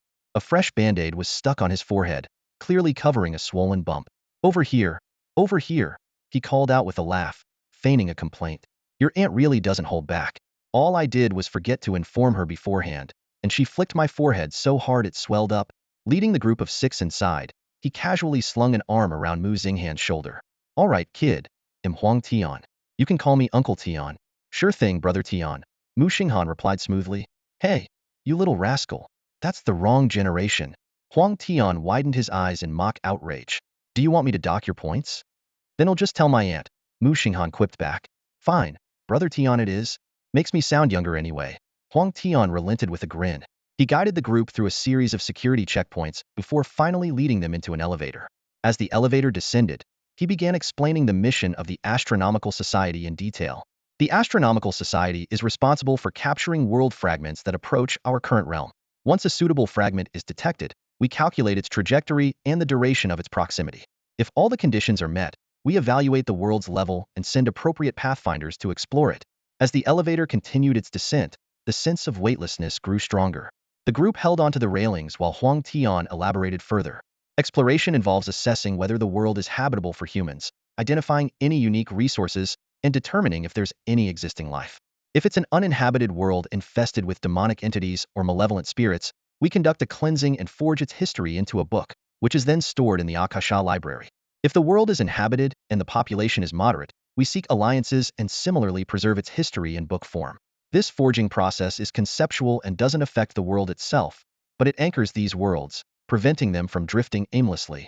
The Akasha library holds not only classic works from various worlds, but also the largest collection of books formed from these world fragments. Once anchored to our current realm, these books generate upward forces, helping our realm rise above the abyssal sea.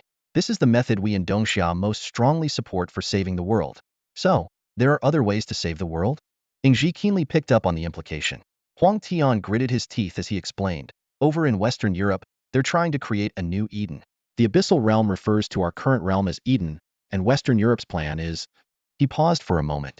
Those people want to sink Dongxia into the abyssal realm, severing the connection between Western Europe and the abyss. Idiots. They haven't considered that when Dongxia collapses, the abyss will eventually devour them too. With their weak forces, how long do they think they can hold out without Dongxia carrying the burden? The group was shocked, finally understanding why Dongxia had ceased communication with Western Europe after their ties were severed. Can't we bring them into the plan to save the current realm? Yun Shirin asked hesitantly. Don't we have the Akasha library? It can help lift the current realm out of the abyssal sea. Ah. Huang Tian responded with a dry laugh. Huang Tian scratched his head awkwardly and began explaining the history of Aksha. Actually, at first, Aksha was a shared resource of the current realm. But during the invasion of the demonic forces, contact was lost, and the Aksha library split into several parts, which then fell under the control of the United States Federation, the European Union, North Russia, and the Southern Union. Now, Dongxia holds 70% of its shares. As he said this, Huang Tian's smile became increasingly awkward. Once this plan succeeded, Dongxia would indeed be the first to rid itself of the abyssal realm's corruption, as most of the resources were concentrated there. Of course, we are committed to aiding the entire current realm, but other countries clearly don't want to take that gamble. I see. Muxing Han nodded thoughtfully. Our motherland is incredible, directly taking control of the majority of this strategic resource. No wonder others are both dissatisfied and distrustful of us. That's not our fault. Huang Tian immediately retorted with confidence. They made the first move. They just didn't expect us, Huaxia, to be so powerful. Not only did we fend them off, but we also claimed most of Aksha. North Russia helped us back then, so we gave them 20%. The other 3 troublemakers only got the remaining 10%. As the elevator slowed down, Huang Tian clapped his hands. All right, we're here. When the doors opened, a grand and opulent hall came into view. Various teams bustled around. Some were accompanied by one bipedal cat-like creatures carrying luggage and gear, while others had round, plump creatures with tiny legs that moved quickly, occasionally letting out soft umni sounds. This is the Astronomical Society's base in the eastern 4 provinces, Huang Tian began to explain, but he quickly noticed that Muxing Han had already dashed off in excitement. Wow, felines. Muxing Han ran over to one of the cat-like creatures. Can I take a picture with you? Wow, Bombus are so cute too. Can I pet you? Oh my gosh. A gray long-legged muscleman trash can. Are you from Pinaconi? Do you know Axing, or Hyung? Pikachu. Oh, sorry to bother you, so you're actually someone's sole companion. Huang Tian hurriedly grabbed Muxing Han by the ear and dragged him back, astonished at how knowledgeable the young man was about the various otherworldly beings. He couldn't help but feel like a rookie compared to this well-informed newcomer, despite being a seasoned explorer. Yun Shirin covered her mouth and chuckled. Such energy, she remarked. Ingji looked completely unsurprised. Meanwhile, Xinyuan Xiaoxiao was already holding up her phone, sneakily taking photos to post on the Pathwalker's internal network under the title, The Joyful Life of Captain Axing. By how quietly asked Wang Dong, is he always like this? His eyes brimmed with envy. Wang Dong waved it off with a knowing look. It's not too bad. He gets a bit eccentric sometimes, he'll get used to it, but internally, he was screaming. This team doesn't have a single normal person. Even when the captain acts up, no one stops him. All they do is praise, praise, praise. Help. Inside the Bangbu exhibition hall, rows of glass cases were neatly arranged, each equipped with a circular charging base. Various Bangbu models sat quietly on their bases, charging. Their semicircular facial screens displayed a green battery icon and the animated word ing.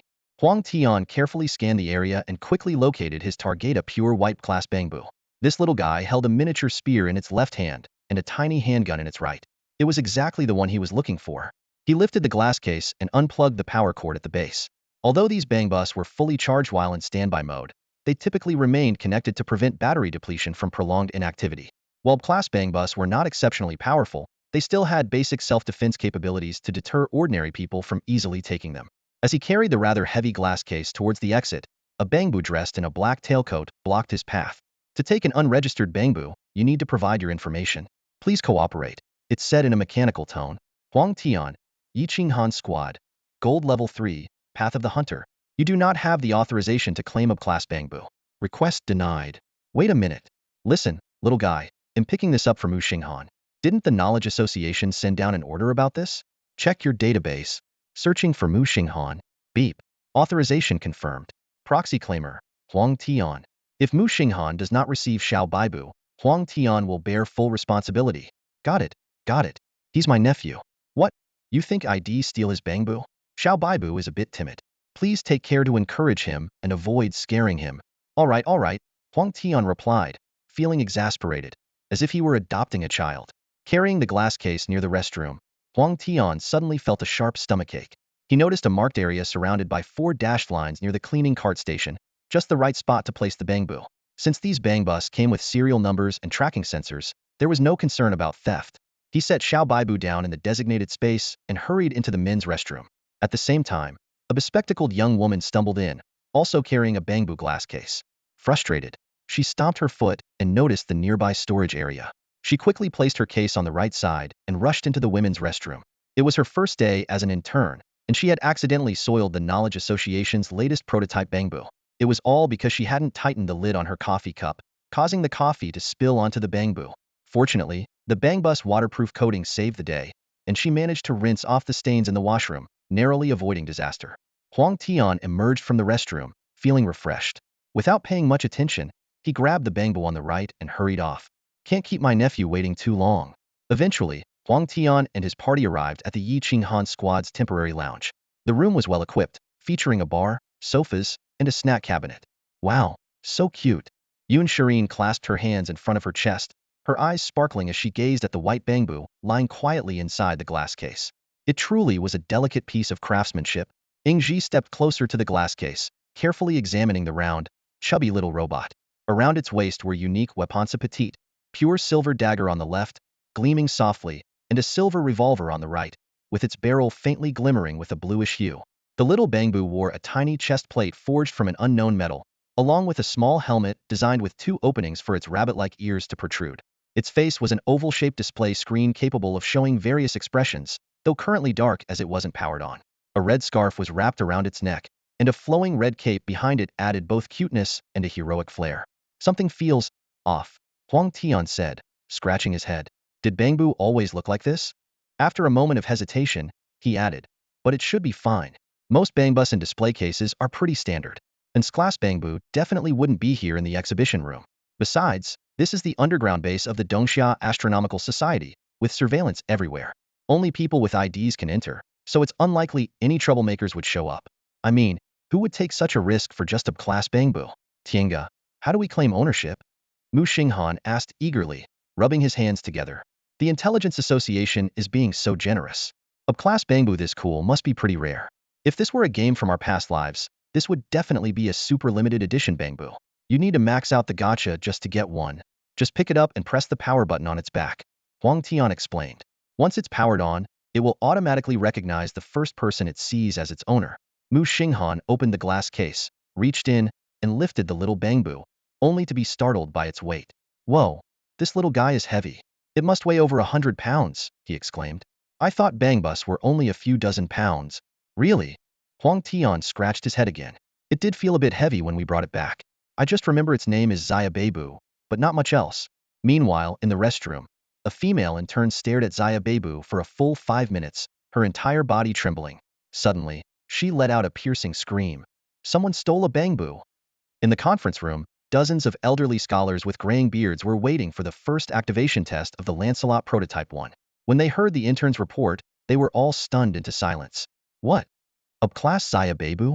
The old professor shot up from his seat, staring at the intern in utter disbelief. Are you telling me you lost it? As the professor's questioning intensified, the intern's face turned increasingly pale. And when he began to list the features of the artifact, her heart nearly stopped. Do you even realize what you've lost? That was the pinnacle of the Knowledge Association's achievements. It integrates stellar spirit interdimensional teleportation technology, houses a Lost Empire psionic fusion reactor, and is equipped with an infinite C memory storage module. Not to mention the psionic fission hand cannon, the ultra-vibrating molecular cutting sword, and an over-limit pump pressure drive system. The professor's voice grew louder, his face redder as he continued. It also features the advanced AI emotional learning system, Lady of the Lake, capable of passing the Turing test across realm real-time communication module, a consciousness-linked long-distance control component, and a dimensional storage module. And let's not forget the vibranium helmet, the only one of its kind in existence. At the mention of the dimensional storage module, the intern's knees buckled. As a student specializing in the design and application of dimensional storage modules for artifacts, she knew this technology was still considered theoretical in her courses. She had no idea it had already been implemented. This is the culmination of the entire Knowledge Associations of Forza Beyond Abyssal class, SS class Artifact Silver Knight Lancelot Prototype 001. The professor's final, thunderous shout almost shook the room to its foundation. Only then did the intern grasp the gravity of the situation. She had thought it was just an ordinary A-class or S-class artifact, but this was something that surpassed even the SS class threshold. Just as despair consumed her, her mentor suddenly collapsed, foaming at the mouth. Quick! Help the professor! Others shouted. You! Get out! The professor has idiophobia. Seeing idiots makes him want to die. Staggering, the intern fled the room, her heart sinking into hopelessness. Then, a commanding voice rang out from behind her. Check the surveillance. Go check the surveillance footage.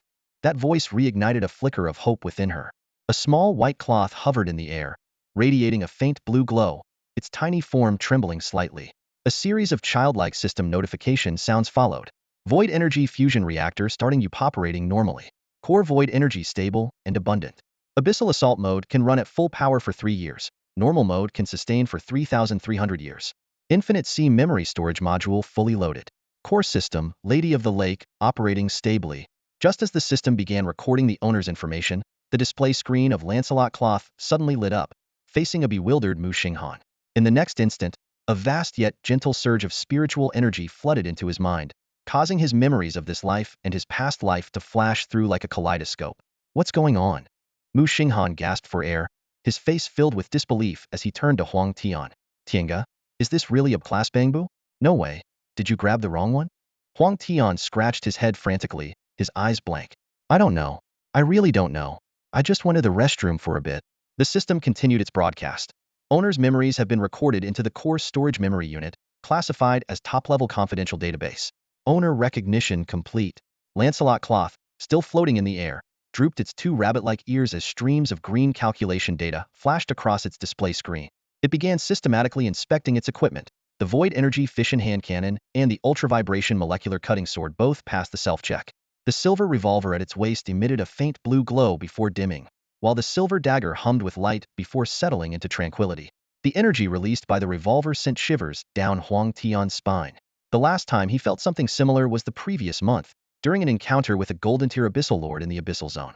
If not for Captain Yi shielding them with the frost illusion domain, their squad would have likely been wiped out. Do you think we should report this? Muxing Han hesitated. This definitely wasn't meant for me. This setup is beyond what any ordinary bangbu could have. Could it be a military bangbu? Wang Dong ventured cautiously. The problem is, this surpasses even the level of standard military bangbus. Muxing Han pointed at the still self-checking Lancelot cloth. Did you hear what it said? Abyssal assault mode. This thing can fight in the abyss itself. Tienga, you didn't sneak into Dongxia's top-secret military arsenal, did you? Huang Tian collapsed onto the ground, staring at the ceiling. Don't ask me. I know nothing. It seemed there was no choice but to accept their fate. Overdrive pump pressure transmission system activated. Lancelot cloth extended its tiny arms and unleashed two shockwaves in the air. The blasts instantly styling Wang Dong's blonde hair into a slicked back look so sharp his jaw could practically hold an egg. This seemingly adorable chubby rabbit could generate a terrifying force with its punches. Yingji instinctively stepped back, shielding Xiao Xiao and Yun Shirin. Inspection complete. Overdrive disengaged. The detection signal for cross-realm real-time communication began uploading. Data streams rapidly flickered across the system interface, and soon a signal successfully transmitted notification appeared. The screen listed the stored coordinates in sequence. The headquarters of the Dongxia Astronomical Society, the Dongxia Knowledge Association, and the communication coordinates of other major headquarters. Muxing Han watched all this unfold and immediately panicked. Tears welling up in his eyes, he grabbed Huang Tian's hand. Tienga, even if you have to do 10 or 8 years inside, you'll come out eventually. We didn't mean for this to happen. Huang Tian's eyes were also brimming with tears as he tightly held Muxing Han's hand. With emotion, he said, I fought for Huaxia for 10 years. Defending our homeland, expanding our territory, I've done my duty with no misdeeds. I've bled for this country. They can't treat a soldier with such meritorious service like this. Just then, the hyperspace transmission engine initiated its self-check program. The system indicated that it could simultaneously transmit 13 units for cross-realm travel and began infiltrating the Astronomical Society's bronze-level world coordinate database. The search results revealed 16 matching worlds, and the system promptly identified Muxing Han, the captain of the 13th Admission Squad, confirming his identity as Night King. Lancelot Bu awakened, and a cute emoticon appeared on the monitor. Lancelot Bu, at your service. The childish voice cheerfully announced details about the database infiltration and hyperspace transmission. At that moment, Muxing Han dropped to his knees with a thud. Tienga, I can't handle this. Muxing Han clutched Huang Tian's hand, crying. What Night King? I'm just a high school freshman. The only thing I've shed for Huaxia is tears. I don't want to go to jail. Huang Tian, forgetting about seniority, firmly gripped Muxing Han's hand and said resolutely, no matter what anyone asks, well, insist this is just Xiao Bai Bu. Even if the heavens themselves come down, it's still Xiao Bai Bu. I understand, Ji. What nonsense are you spouting? It really is Xiao Bai Bu. Lancelot Bu's white bandage-like body emitted a soft glow, and a faint hum of the engine starting could be heard from where its heart should be, as if it held boundless energy. Night King, there's no need to worry. The hyperspace transmission engine is operational. We'll be able to cross realms and no Timino need to squeeze through the transmission hall's portals. Suddenly, 8 blue beams of light enveloped everyone. In an instant, their figures began to turn transparent before disappearing completely from the lounge.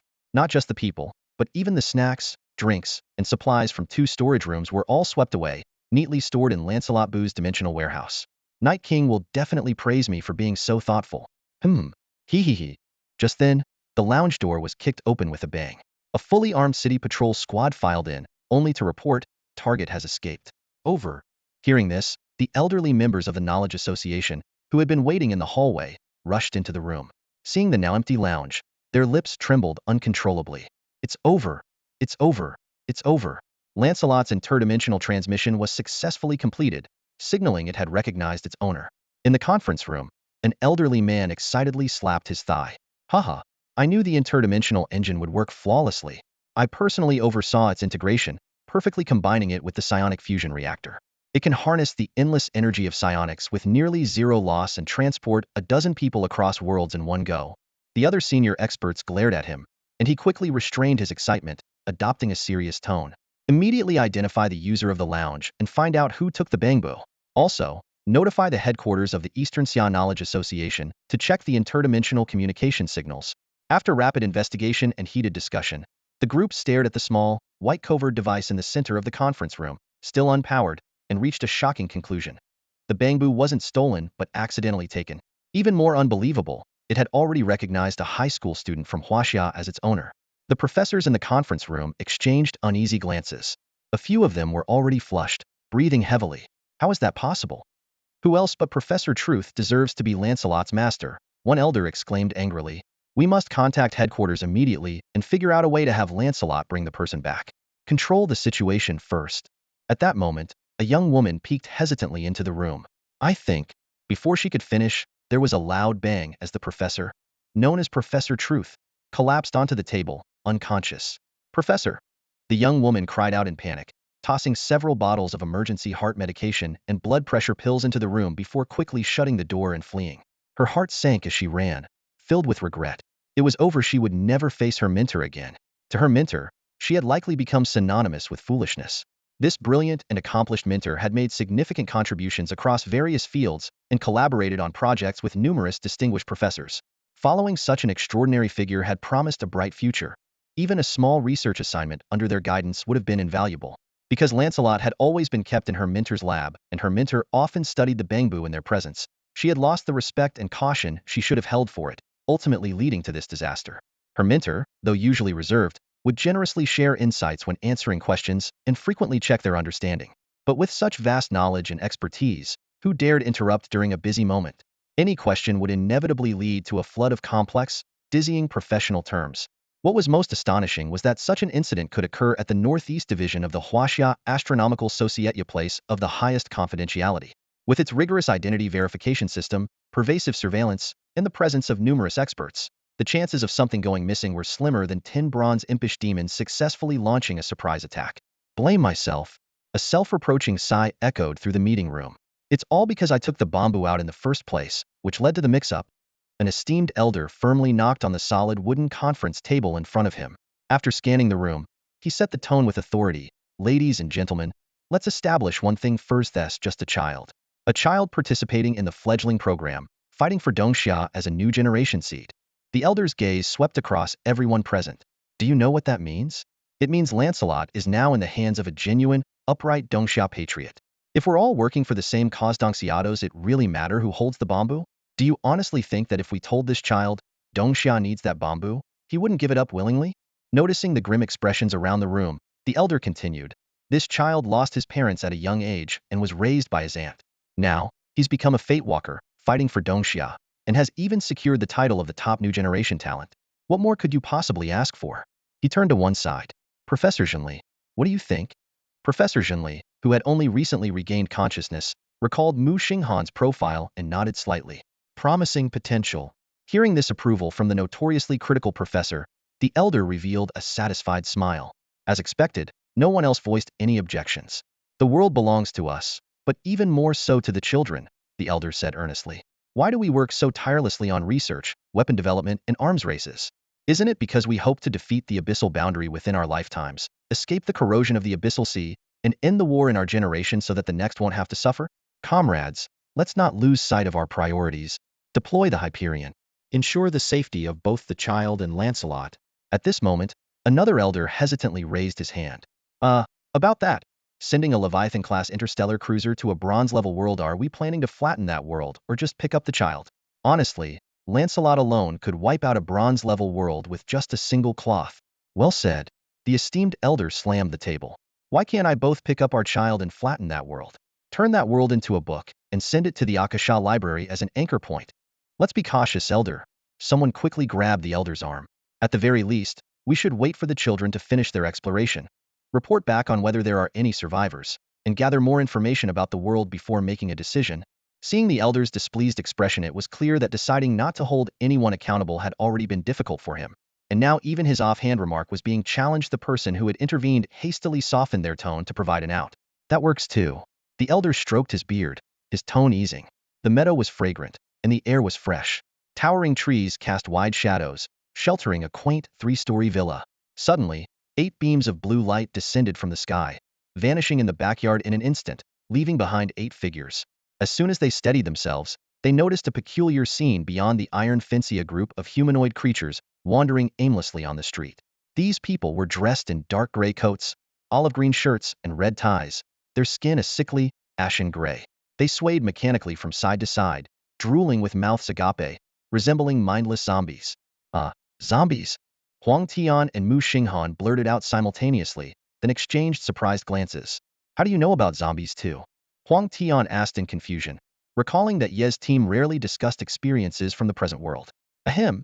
Internet surfing, Muxing Han coughed awkwardly, brushing it off while thinking how these creatures looked exactly like the zombies from Plants vs. Zombies.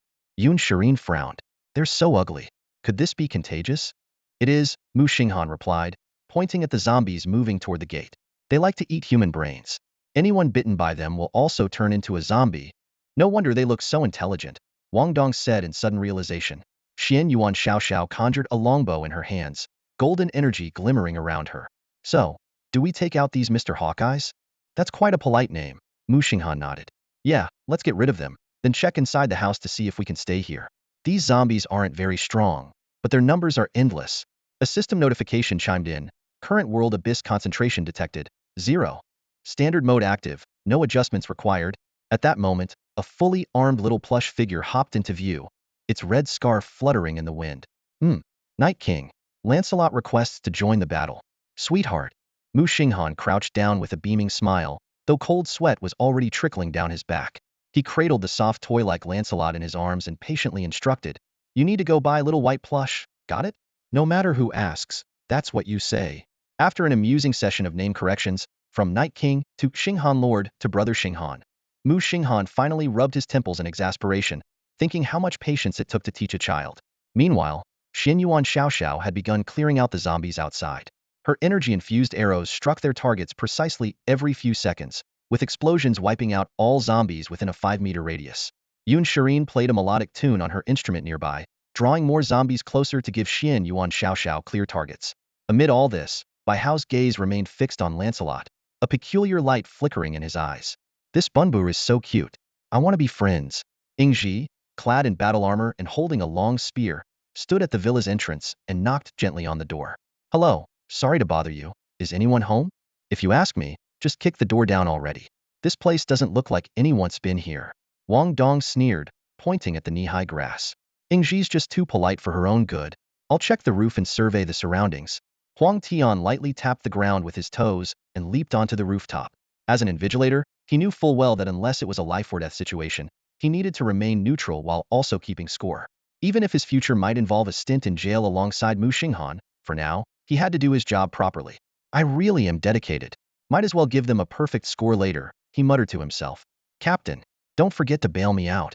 Bai Hao, scout the nearby area. We need intel, Muxing Han instructed Bai Hao, catching the starry-eyed look he cast toward Lancelot.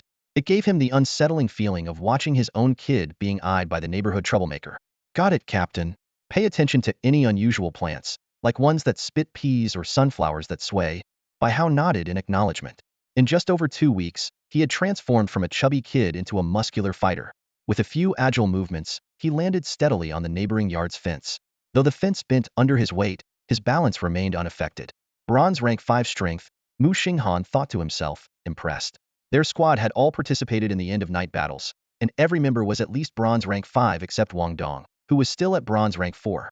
After all, good friends sometimes fell behind in soul power growth when they couldn't contribute as much. Captain, there's a whole bunch of strange zombies coming. Xianyuan Xiaoxiao called out, standing on the branch of a towering tree. Her black boots contrasted with her fair legs, and her skirt fluttered in the breeze. Muxing Han leaped onto the tree and stood beside her, reminding her, don't stand so high while wearing a skirt. Captain, are you peeking? How naughty. There's nothing to see with safety shorts on. Wow, so you were looking. In the distance, a horde of zombies approached, drawn by the sound of their voices. Some wore football helmets, others carried iron gates, and a few had metal buckets on their heads. Small fry. You handle them. Let me know if any giant zombies show up, Muxing Han instructed. Killing enemies was both a way to follow one's destined path and a form of hunting, which would help Xiao Xiao improve her strength. While following the destined path was the most stable way to grow, it couldn't match the speed of slaying demonic creatures. Captain, even though it's not as fast as killing demons, defeating zombies still provides noticeable gains.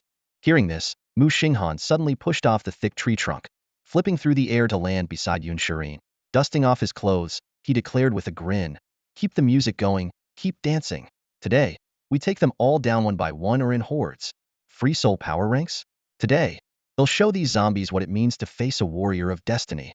Lancelot trailed behind Muxing Han, his round, chubby body wobbling clumsily as he tried to mimic the dance steps. The originally graceful moves, when performed by his short arms and legs, appeared hilariously adorable. Yun Shirin played the piano keys while watching Muxing Han dance elegantly. She couldn't help but glance at the knee-high Lancelot boo, suppressing a chuckle. This vacation time felt truly delightful. Mild weather, fresh air, a loved one dancing nearby, an adorable companion joining in, and good friends around. Wait, what was happening over there? Donga, what are you doing? Hold on. These locks on luxury villas can be opened with just a card. Wang Dong pulled out his cafeteria meal card, swiping it back and forth in the door gap, sweat already forming on his forehead. Want me to just kick it open? Ingji's long legs were poised and ready. No, no, no. A beautiful night like you can't be so violent. Trust me, I'm almost there.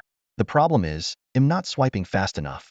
Just as Wang Dong sped up his attempts, the edge of the meal card nicked his thumb. I'm the mighty armored dragon turtle. I've survived the night of evil demons unscathed, but now a meal card has defeated me? Sucking on his bleeding finger, he yelled in frustration, "Kick it! We have to kick it down. This cursed door dares to defy me." Without a second thought, Ingji delivered a flawless side kick, smashing the wooden door open with such force that even the living room table was overturned. In her mind, it was perfectly justified after all. The door had initiated the conflict, and she was merely protecting her teammate. Impressive. Wang Dong gave her a thumbs up and swaggered inside, shouting, "Anyone home? If not, we're coming in." The two of them thoroughly searched the entire villa. In the front yard, they found an open gate, dried bloodstains, and what appeared to be a few gnawed arm bones. It seemed the villa's original occupants had become permanent absentees at the zombie party. Wang Dong immediately got to work cleaning up, while Ingji continued inspecting the rooms for any security issues. By the time afternoon rolled around, the three-story villa was spotless. "Hey buddy, the place is all cleaned up. Want to take a break inside?" Wang Dong suggested.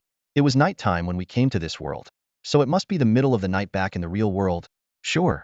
Want to team up for some zombie hunting? I feel like I'm just about to level up to Bronze 7. Muxing Han stood at the backyard gate, staring at the mountain of zombie corpses with a look of disgust on his face. He had no intention of getting closer. A few stragglers approached, and with a casual flick of his hat, he dealt with them effortlessly. "Why aren't there any zombies in the front yard?" he asked. Wang Dong gave a wry smile and replied, "We just finished cleaning up not long ago, and then guests arrived in the front yard." Thankfully, Ingji was there to handle it all on her own. Child's play, no challenge at all. Ingji shrugged nonchalantly. "One shot per zombie, easy as pie. I could have guarded the front yard too." Wang Dong complained, gesturing toward the massive three-story villa. "Cleaning this huge place nearly killed me. I've never even done chores at home before. If only we had a housekeeper or a cleaning robot." As he spoke, his eyes lit up, and he turned to Lancelot Bu. "Hey, Xiaobai Bu, can you clean rooms?" "Of course," Xiaobai Bu said cheerfully, hands on hips. "I've accessed and loaded data related to room cleaning from Bangbu, scanning the villa's size, estimated cleaning time. 2 hours and 3 minutes. Forget those 3 minutes. I've already finished cleaning." Wang Dong sighed in defeat, lamenting his wasted effort. Just then, their captain, Bai Hao, came scrambling back over the mountain of corpses in the backyard. He had been delayed after losing his way. "Guess what I discovered?" he exclaimed excitedly. "There's actually a singing two-headed sunflower, and floating catgrass in the pond. Plus, green plants wearing hats that shoot peas in rapid fire. The front and backyards are full of these attacking plants, and they can even talk. Mark their locations. We'll pay them a visit tomorrow," Muxing Han said, glancing at the setting sun in the west. These plants seemed content to stay in the yard for now. Wang Dong and Muxing Han exchanged a glance, their eyes gleaming with the same idea. "We can grow these plants. We've got to include this in the report," Muxing Han said excitedly. "Even though this world is only at the bronze tier, this discovery is hugely significant for us. If we can take these plants back to our realm and cultivate them, they could be used to guard our borders and free up a large number of soldiers." "It's just that I couldn't understand what they were saying," Bai Hao admitted, scratching his head. "They kept saying things like Wotfa, Halo, and Bowai, WTF? Hello boy." Muxing Han repeated a few English phrases. "Maybe they're just shocked there are still living humans around." Yeah, Captain, you even know this language." It sounded like they were singing too. "That must be American English," Muxing Han mused, stroking his chin. He hoped whoever cultivated these plants would be easy to negotiate with, was interested in buying some seeds. Speaking of which, he added, another thought crossing his mind. "What currency do they use here? I remember in the game, zombies drop gold coins, silver coins, and diamonds." "Little white cloth, head to the backyard where the pile of corpses is and scan for any gold or silver coins," Muxing Han instructed. Lancelot Bu immediately performed a standard knightly salute, placing his right hand over his chest. His two rabbit ears bounced cheerfully atop his helmet in rhythm with his short strides as he ran off. "Gold coins. Gold coins, eh? Little White Cloth exclaimed excitedly, activating the scanning system. Scanning for metallic objects in the area, gold coin-like objects detected, transferring them to the dimensional castle warehouse. Just then, a zombie wearing a worn-out football helmet suddenly emerged from the pile of corpses. Its putrid mouth lunged aggressively toward Lancelot. Boo! Little White Cloth leapt back nimbly, eyes locked on the attacker with heightened vigilance. From somewhere unknown, he pulled out a white wooden door and placed it on the ground, knocking on it a few times before lifting his right leg and delivering a powerful kick. Open the door. FBI, he shouted. In a flash, Little White Cloth drew his weapon, the Silver Knight Photon Disruptor pistol, and fired 3 consecutive shots at the football zombie. Bang, bang, bang. 3 translucent, bluish energy trails sliced through the pile of corpses, reaching the wall dozens of meters away. The transparent projectiles gradually dissipated, leaving faint traces in the air. Huang Tian, who had just returned, witnessed the scene and stared at Muxing Han in shock. What on earth have you been teaching him? Class and above Bunbus can autonomously learn their owner's behavior patterns, Muxing Han explained. This Super Bunbu seems to have synced with my memories when it first powered on. Those moves, they resemble the enforcement actions from old footage of the federal police kicking down doors and shooting without hesitation.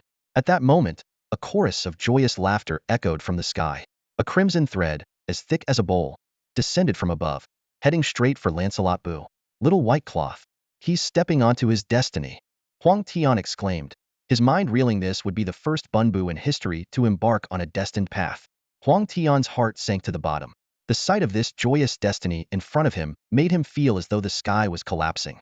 Unlike Muxing Han's seemingly overpowered joyous destiny, which could avoid all useless skills and even outshine the same-tier destinies, the situation before him was truly worrisome. After all, this was the first ever Bumbot to embark on a destiny path. It should have been an extraordinary cause for celebration. No one had ever thought of testing a soul stone on small intelligent mechanical devices. Who could have imagined that these usually adorable but slightly clumsy little mechanical bunnies could awaken soul power? Ordinary non-sentient Bumbits indeed couldn't achieve this, but the emergence of Lancelotbit had opened a new door for everyone. Any intelligent machine that passed the Turing test and possessed both intelligence and emotions could potentially awaken a soul and embark on a destiny path. Huang Tian's concern deepened. This might very well be the first Bumbot in history to step onto a team-sabotaging destiny path. As a top-tier strategic small intelligent device of Dongxia, Lancelotbot was bound to undertake extremely challenging missions in the future, working alongside teammates of the T0 tier.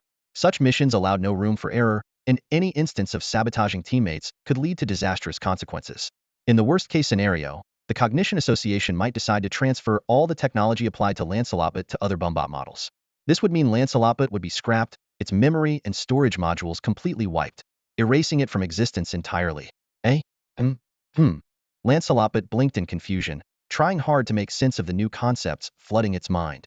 Suddenly, a silver little sword flickered into existence in its hand before disappearing, only to reappear again. The same happened with a silver revolver. These had transformed into soul-bound weapons. Then came a helmet and chest armor, both undergoing the same vanishing and reappearing process, becoming soul-bound equipment. Lancelotbot happily wiggled its short legs, hopping over to Muxing Han. It excitedly displayed the ever-changing silver sword and revolver in its hands, its eyes sparkling with joy. Little Whitebot, on Destiny Path. Soul weapons. Yay. Awesome. Muxing Han gave a thumbs up. Little White is amazing. From now on, stick with me for ultimate joy. Since the bond had already been established, Muxing Han's thoughts were far simpler than Huang Tian's. He just wanted to test whether skill crystals would work on Little Whitebot. Earlier, he had secretly checked the mirror space and noticed that Xiao Huahua had condensed several more skill crystals. He had no idea where she got so much energy. A sudden thought crossed his mind. Could Lancelotbot's strange arrival, replacing Little Whitebot by his side, be some mischief orchestrated by Aha? And the inexplicable increase in skill crystals that they wouldn't need in the short term, was that part of it too? Muxing Han decided not to dwell on it. He couldn't control Aha's antics, and besides, he couldn't contact Xiao Huahua right now either. As long as no harm was done, it didn't matter. As for the skill crystals, keeping one as a backup would suffice. Without skill stones, the rest were just sitting idly anyway. Discussions about Muxing Han have been trending online, and every time they spark cheerful conversations, traces of energy are transmitted back to him through his skill crystal core. During his time in the real world, he often searched for himself online, secretly smiling whenever he saw netizens praising or marveling at him. What delighted him even more was that his identity as a joyful fate holder hadn't been officially revealed yet, allowing him to continue using his pseudonym next month. Little Lancelot Boo, Hearing Muxing Han's compliments, excitedly wiggled its short limbs and circled around him non-stop. You all go rest. I'll take the newly awakened Xiaobaibu for another walk, Muxing Han said. Xin Yuan nodded wearily in agreement. Thanks to Yun Shirin's harmony music, speed boost, her charging time had significantly improved. Most of the pile of corpses outside the courtyard gate was her handiwork. As for the captain, she secretly complained to herself that apart from chatting and singing with Shirin, the captain only occasionally threw his hat around. Though his dance lantern parade and harmony music strength did help her achieve one-shot kills, she still felt like she had done most of the heavy lifting. However, she hadn't been idle either, as she seized the opportunity to fully record the sweet interactions between the captain and Shirin on her phone. Do you need me to come along? Wang Dong asked politely, though his tone suggested he was hoping for a break. No need. I'll just check the area for any stragglers and test Xiaobaibu's skills to help him level up, Muxing Han replied, concerned that Lancelot Bu might talk too much during combat, affecting his image in front of the team. By how, you should rest too. You've been running around all day. Thank you for your hard work. Captain, you're too kind. It's all part of the job. By how waved his hands repeatedly, a warm feeling rising in his chest.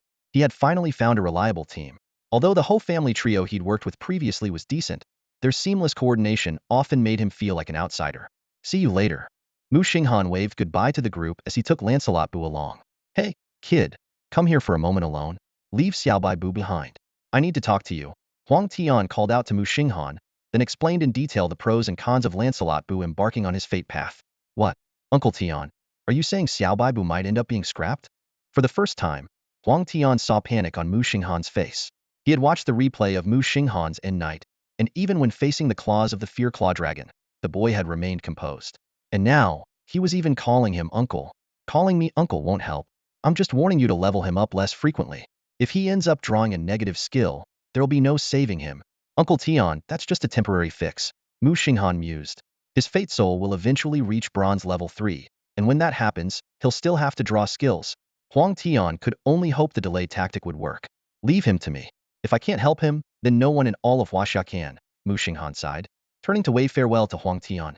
He could accept parting with Lancelot, as the little one didn't truly belong to him.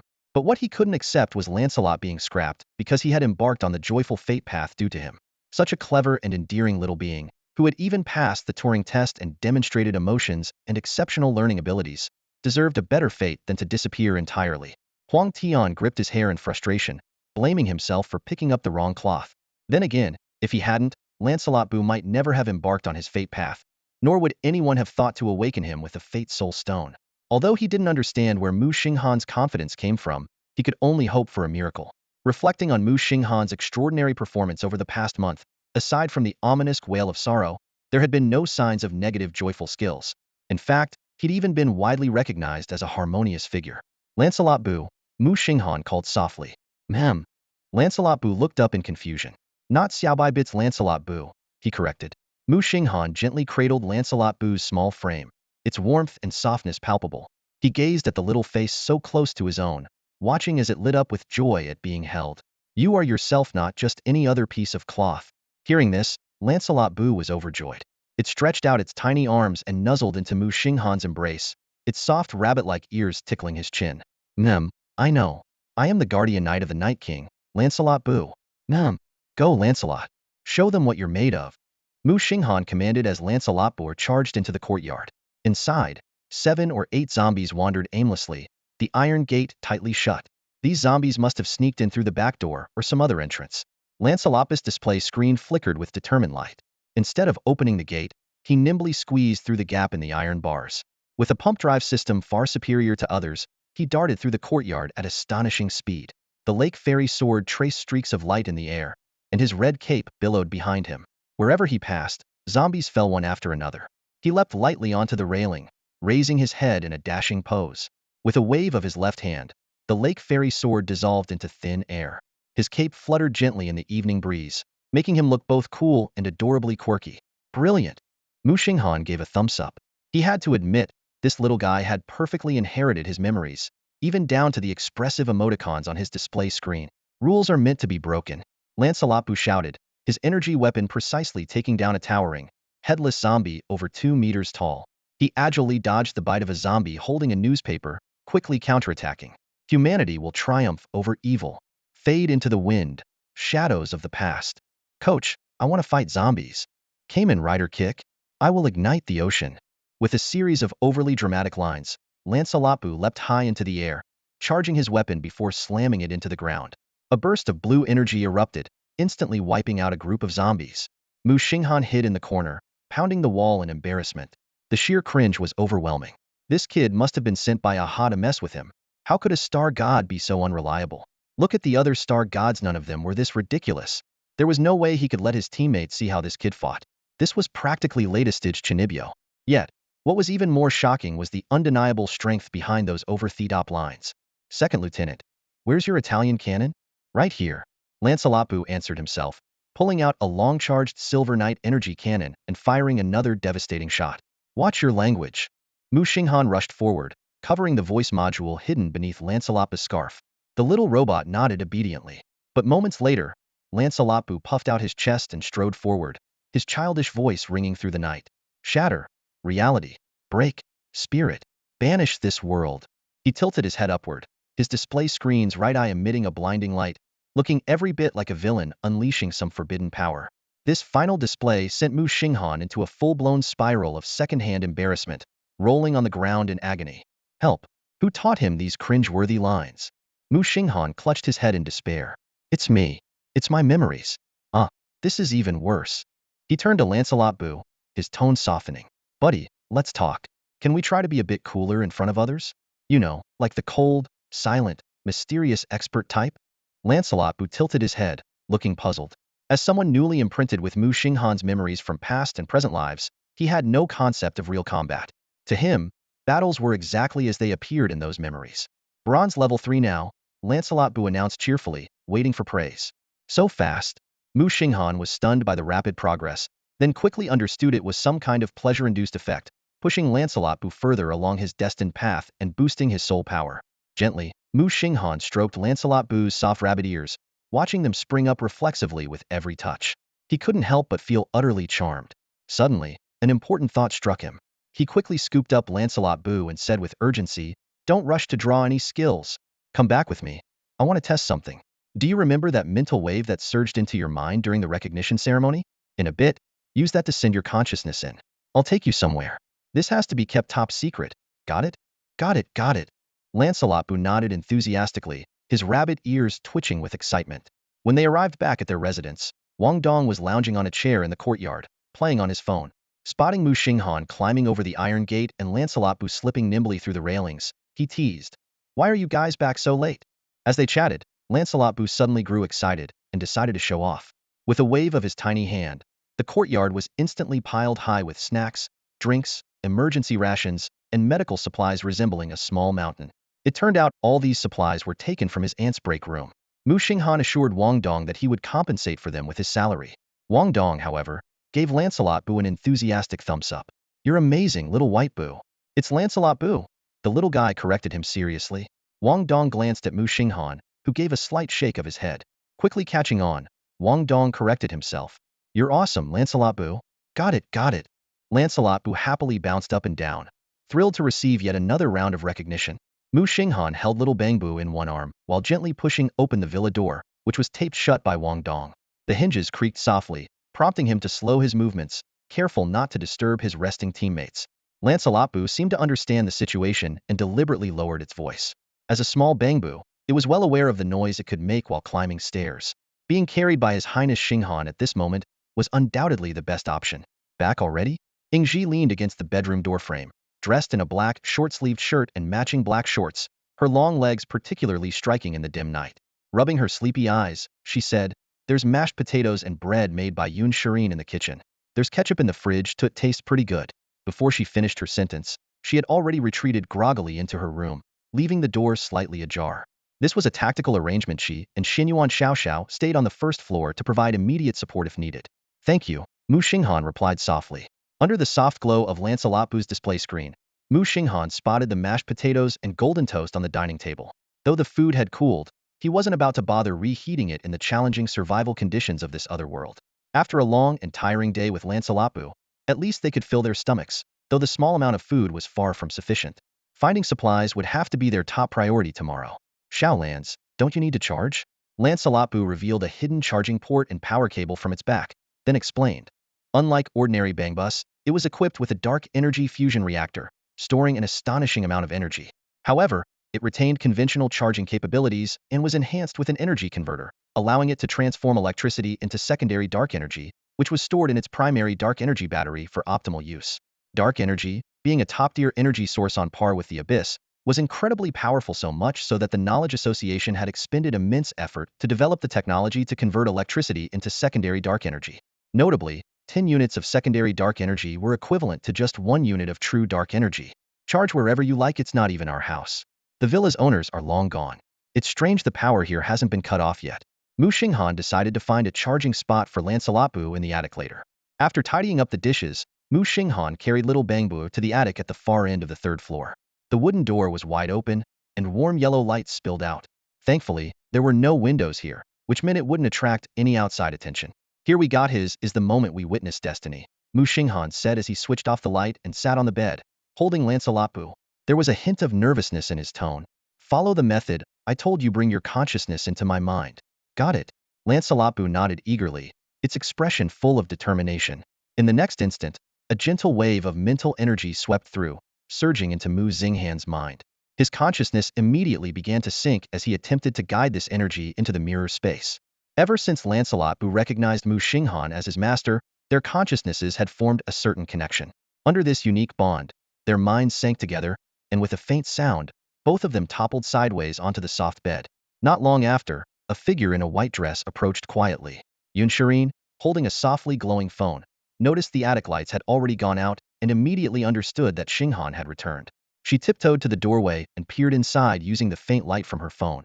The sight before her made her smile softly. Muxing Han was curled up, holding Xiao Bangbu in his arms, his sleeping face peaceful. Xiao Bangbu's screen displayed ZZZ, with its soft rabbit ears pressed snugly against Muxing Han's chest. Yun Shirin gently retrieved a thin blanket and carefully draped it over Muxing Han. As she turned to leave, she noticed Xiao Bangbu's exposed back. Hesitating for a moment, she unfolded a corner of the blanket and gently covered Xiao Bangbu as well. At this moment, she was so close to the sleeping figure. Summoning her courage, her heart racing, she leaned in ever so slowly toward Muxing Han's ear and whispered in a barely audible voice, "Good night, Xing Han." Her warm breath caused his ear to twitch slightly. Startled like a frightened deer, Yun Shirin held her breath and quickly retreated to the doorway, but she couldn't resist peeking back in. Seeing everything was as it was, she patted her chest in relief and, with a playful grin, added, "Good night to you too, Xiao Bangbu," before tiptoeing away. The scene shifted to the mirrored space. Xiao Huahua sat cross-legged, floating in midair, observing Muxing Han and the small entity beside him with a smile. Lancelot Bu scanned the surroundings, his display screen flickering with a series of surprised expressions. "This is a consciousness space associated with the god of pleasures, aha," Muxing Han explained. Seeing that Lancelot Bu had managed to appear here, he let out a quiet sigh of relief. It meant there was still hope. Well, forming a team now, huh? Little blue-haired 1-inch Xiao Huahua waved her hand, and 5 skill cores floated around her, their lights intertwining. "Why are there so many skill cores now?" Muxing Han asked in confusion. During the live broadcast in Dongxia, there were only 2.5, but now there are 5? Xiao Huahua drifted over to Muxing Han. Though she had a good idea that Aha was behind this, she didn't dare say it directly. Instead, she diverted the topic with a mischievous tone, like a playful imp. "Oh, and you brought along a little cutie with the Path of Pleasure, huh? Bronze Tier 3, let me guess you're wondering if the skill cores can be used, right?" She picked up one of the cores and gently moved it toward the floating Xiao Bangbu, soothing in a soft voice, "Don't be scared, Xiao Bangbu. Big Sister has a special gift for you, be good, open wide." The core smoothly merged into the scarf around Xiao Bangbu. "All set. Go ahead and draw the soul as a judgment knight, quite fitting for this little cutie." Seeing Xiao Bangbu blink and comply, the skill drawing screen appeared. Xiao Huahua turned to Muxing Han, who now looked visibly relieved, and teasingly lifted his chin with a red polished fingernail, like she was toying with a kitten. She pouted dramatically. "My dear little blue-haired one, how are you going to thank Xiao Huahua? You've left me waiting here for so long, you know? You promised to come and chat with me more often. Honestly, how cruel of you. I'm so heartbroken." Muxing Han stood motionless, his expression calm as he waited for little Lance to draw his skill, looking as steady as a mountain. He had been awake for almost 24 hours straight and was eager to rest as soon as the skill draw was over. So boring, you little blue-haired guy. Pretending not to hear me, huh?" Xiao Huahua pouted in dissatisfaction and raised her delicate, pale foot, painted with red nail polish, lightly kicking Muxing Han's chest. her toes pressed against his heart with a bit of force. Do you believe I'll go on strike? I won't help you condense the skill core anymore. Muxing Han's eyes lit up, as if he had only just noticed her. Wow. Isn't this the kind and adorable Lady Xiaohuahua? How have you been lately? Her strength was negligible to him, like a cat's paw gently scratching. Lady Xiaohuahua is tired. Give me a foot massage, she said smugly, sitting loftily in midair. All right, Muxing Han replied absent-mindedly, massaging her foot while keeping an eye on Lancelot's skill draw. Since the skill core was in Xiaohuahua's hands, he had no choice but to humor her. This one too, Xiaohuahua, seeing his reluctant attitude, became even more delighted and extended her other foot. She started pushing her luck further. Massage Lady Xiaohuahua's shoulders, then rub Lady Xiaohuahua's thighs. Come on. Brush Lady Xiaohuahua's hair, tie it into a ponytail, then brush it again, then tie it back into twin tail. Wait a minute. Seriously, girl? Muxing Han suddenly pointed at the skill screen in front of Lancelot. What's taking so long with this draw? How do you have more skills than me? Is your skill library stuck, or something? Pfft. All right, I thought you'd notice a bit later. Xiaohuahua giggled and snapped her fingers. The spinning pointer on the skill screen began to slow down and eventually stopped. Knights never die barehanded. Judgment Knight. Passive skill. If your hands are empty, you can pick up any object, endowing it with the concept of a weapon and granting it half the power of your lifebound weapon. If no weapon is available, significantly increase melee damage. Wow, now that's a perfect match, Muxing Han exclaimed in amazement. This skill, derived from the legend of the Round Table Knight Lancelot, was both simple and powerful. Considering Lancelot's built-in pump drive mechanism for overlimit mode, which allowed him to unleash terrifying strength even without a weapon, this skill seemed tailor-made for him. Muxing Han quickly realized the practical value of the skill. From now on, he could grab any two sticks and fight. Even if his weapon broke, it wouldn't matter since those objects were not true lifebound weapons. This meant that as long as Lancelot didn't use his lifebound weapon, he wouldn't have to worry about the common issue of other Fate Walkers suffering severe losses from weapon damage. Tomorrow, let Lancelot wave a tree branch at the zombies and shout, Avada Kedavra. The thought made Muxing Han chuckle. He was still debating whether to have Lancelot switch to dual pistols or dual swords. As drowsiness crept in, Muxing Han pulled the still focused hunting skill Xiao Bangbu, preparing to leave the mirror space. Little Huahua awaits Xing Han brothers' next favor. Xiao Huahua crossed her arms in front of her chest, blinking expectantly. Next time, for sure. As those words left his lips, the figures of Muxing Han and Xiao Bangbu vanished from the mirror space. Xiao Huahua lay idly in the void, muttering to herself, better if he doesn't come back. Watching the drama here is quite entertaining. By the way, Xiao Shirin is way too timid. If it were me, I'd have made a move ages ago. When Muxing Han's consciousness returned to reality, he found a thin blanket with a familiar, comforting scent draped over him. Smiling knowingly, he got up to charge Lancelot before wrapping himself back in the small blanket and lying down again. The next morning, everyone gathered around the dining table, enjoying the milk and bread prepared by little Lancelot while discussing their plans for the day. Huang Tian leaned against the wall, carefully scoring the meal. Although he had already decided to give a perfect score, he was still contemplating how to word his praise. No more staying behind. Let's go check it out. Muxing Han turned to Wang Dong and Bai Hao. How are you two feeling? Need more rest? I slept a bit. Am good, Wang Dong replied, shaking his head. There weren't many zombies around last night. I guess we've cleared most of them. Am fine too, Bai Hao said, thumping his chest confidently. After finishing their meal, the group set off, led by Bai Hao.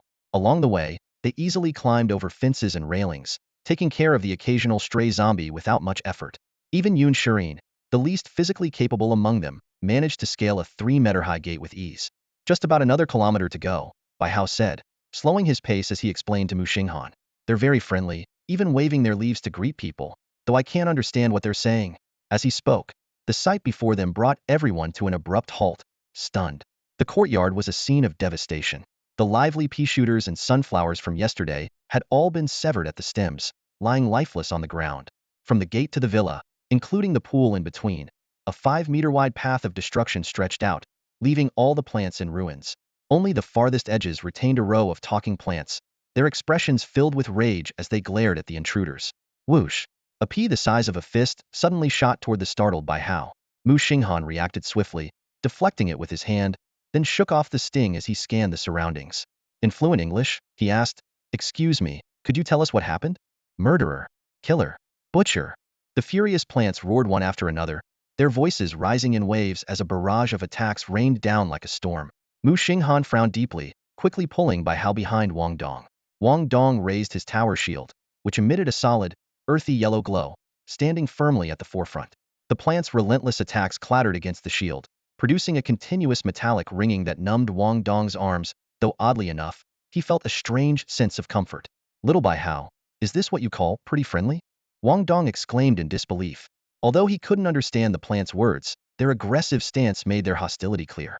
By how pointed toward the center of the courtyard, where lifeless plants lay scattered in disarray, most of them with severed stems and roots. This isn't right. Something must have happened here. The plants that greeted me the other day are all dead. Brothers and sisters, we mean no harm. Muxing Han called out from behind the shield. Is the owner of this courtyard still here?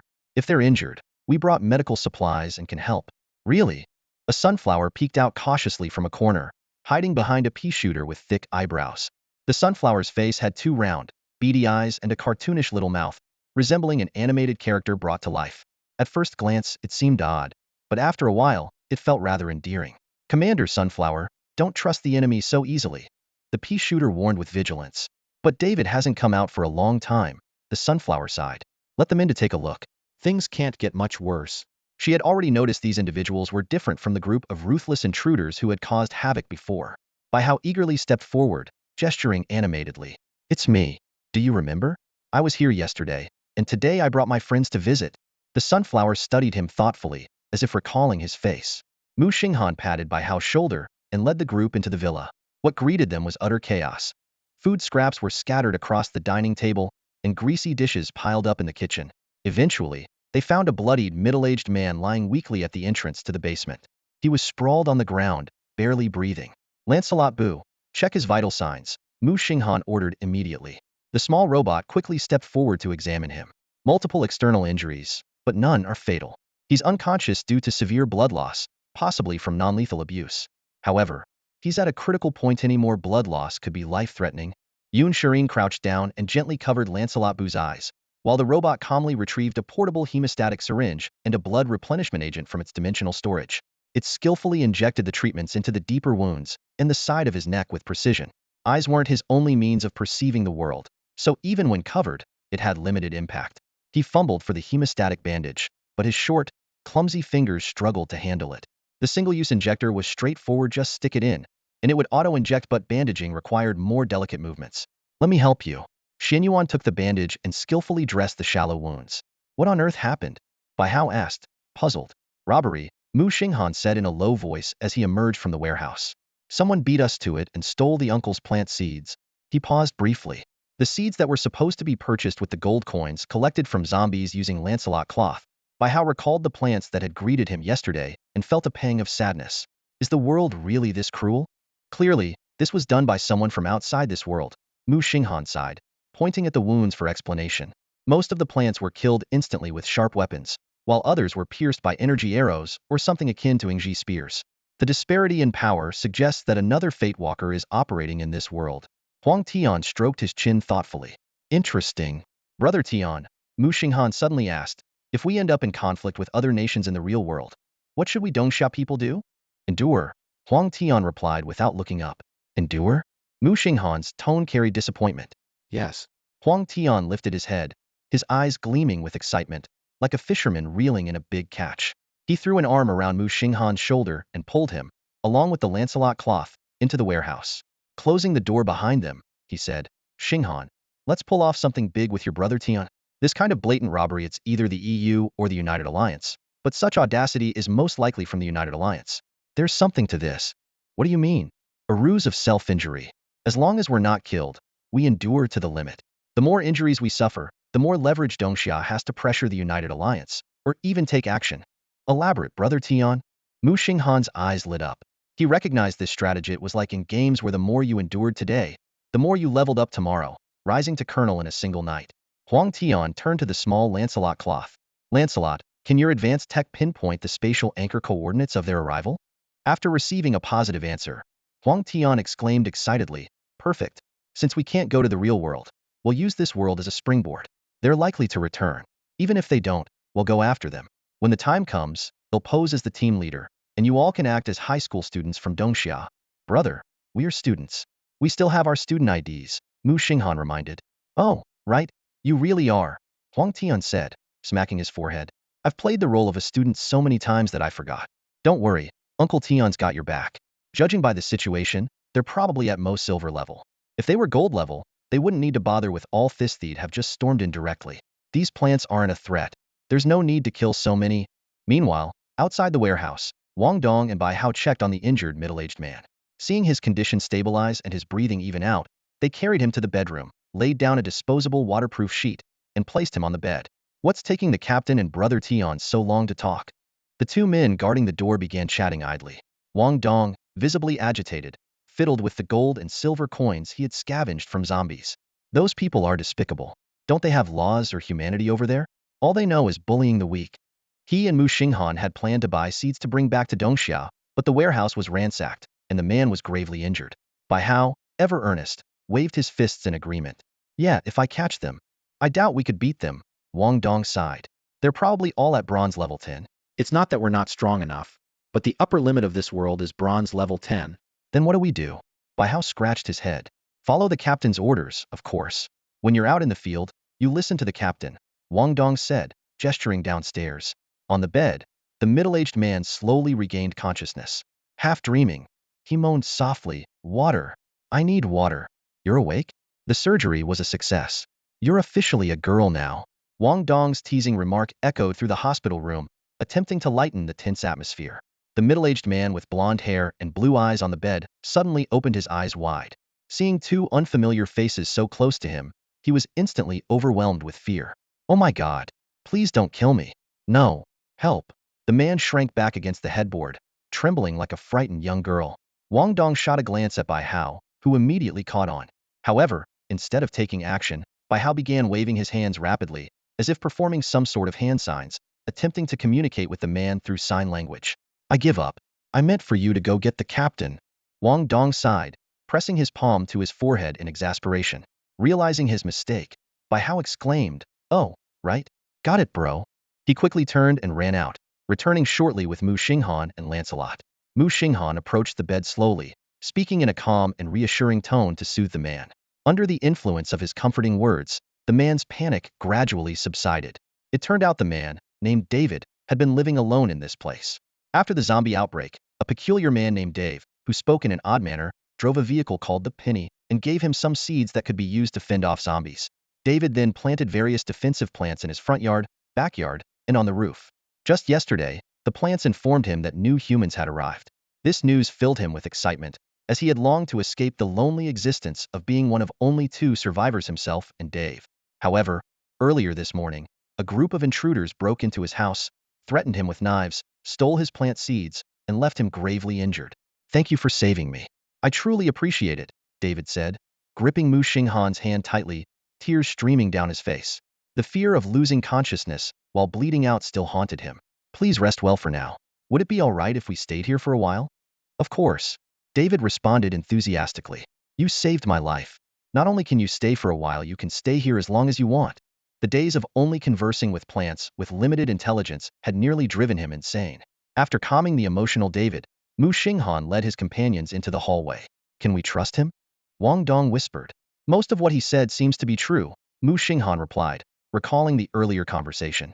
But when he mentioned the plant seeds being stolen, his gaze seemed a bit evasive. Huh, what? Bai Hao scratched his head, completely unable to understand why anyone would doubt someone pouring their heart out to their saviors. Is there even a chance this thing could be fake? As the group discussed, Lancelot Bu's ears suddenly perked up, swiveling alertly toward the backyard. Your Highness, Brother Xing Han, it urgently reported. Unknown life form detected, 100 meters from the backyard.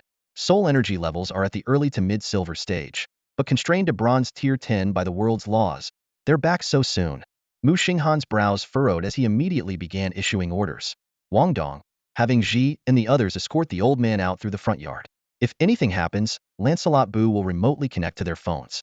Bai Hao, you follow me to the hall, and no matter what, stay silent. Turning to Lancelot Bu, he added, activate Crade Bumbu behavior mode and initiate mimicry learning. Put away all equipment. You're only allowed to carry 2 tree branches. Muxing Han pushed the door open and addressed David. Uncle, those people are back. My teammates will help you evacuate first. At these words, David shot upright from the bed in terror. Oh my God, didn't we give them the seeds? They're ruthless killers who won't hesitate to murder.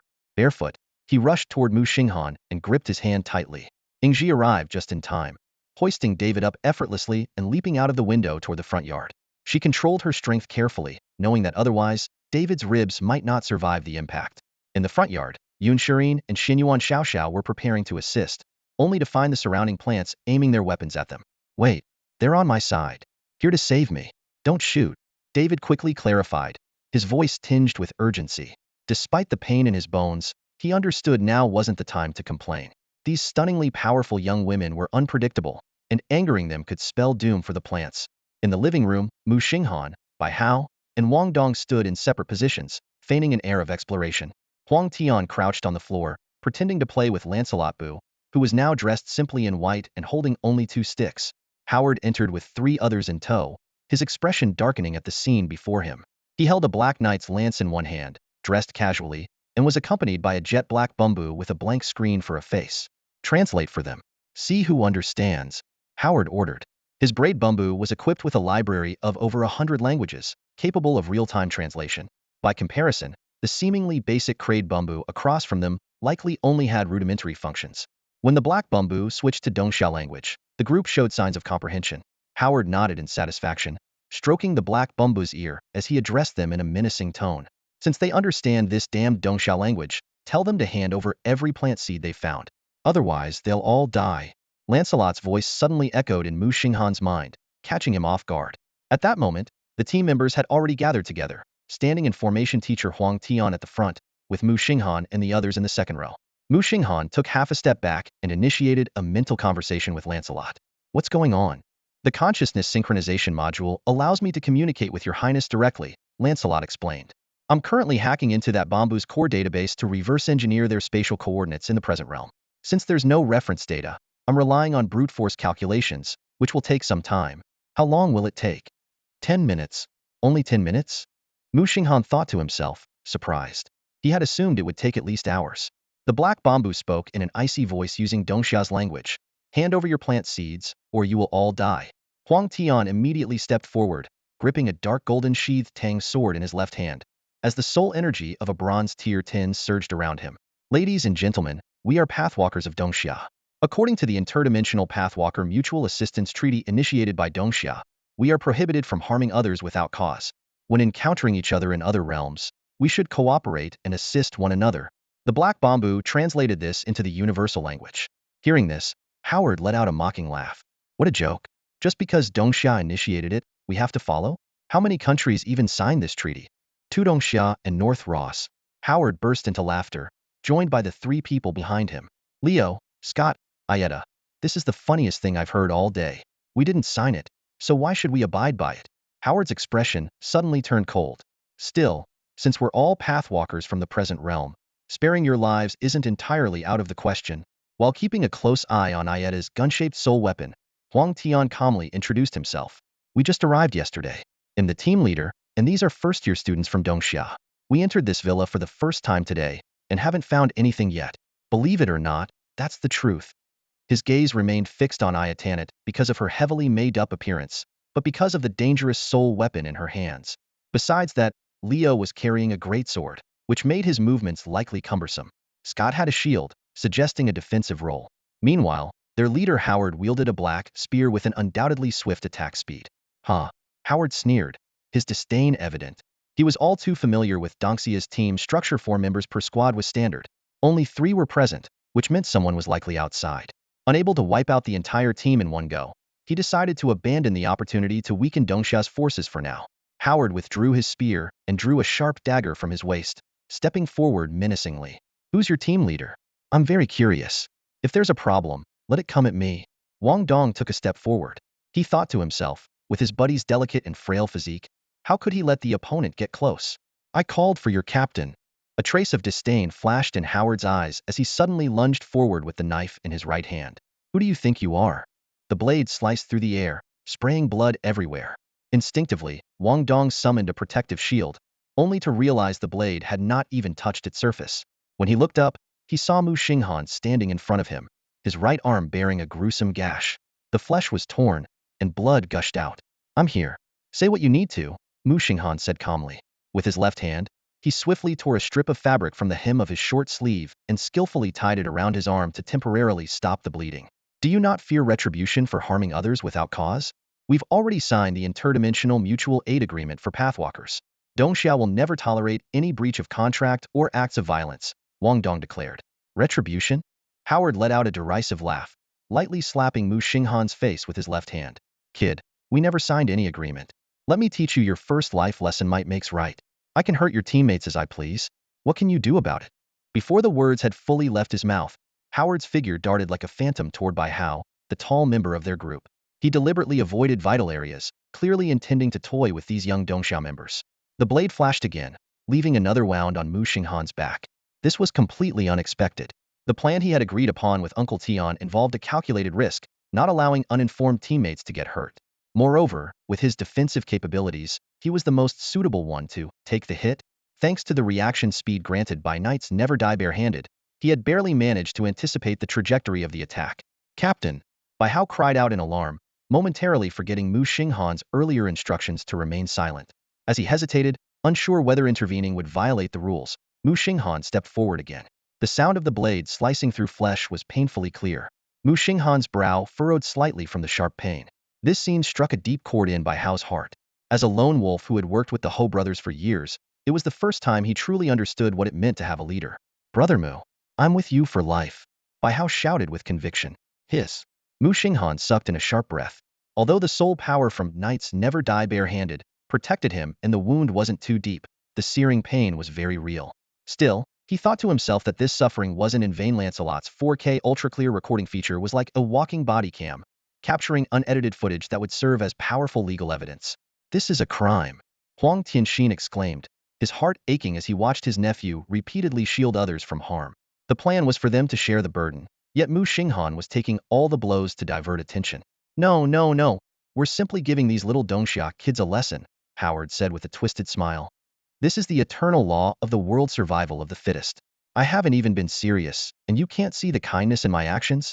Ayada cast a seductive glance at Muxing Han, her tongue lightly licking her lips. Don't overdo it with my adorable little brother, she said, her gaze full of dangerous desire. Isn't Dongxia supposed to be conservative? A high school boy. The taste of innocence is something truly exquisite.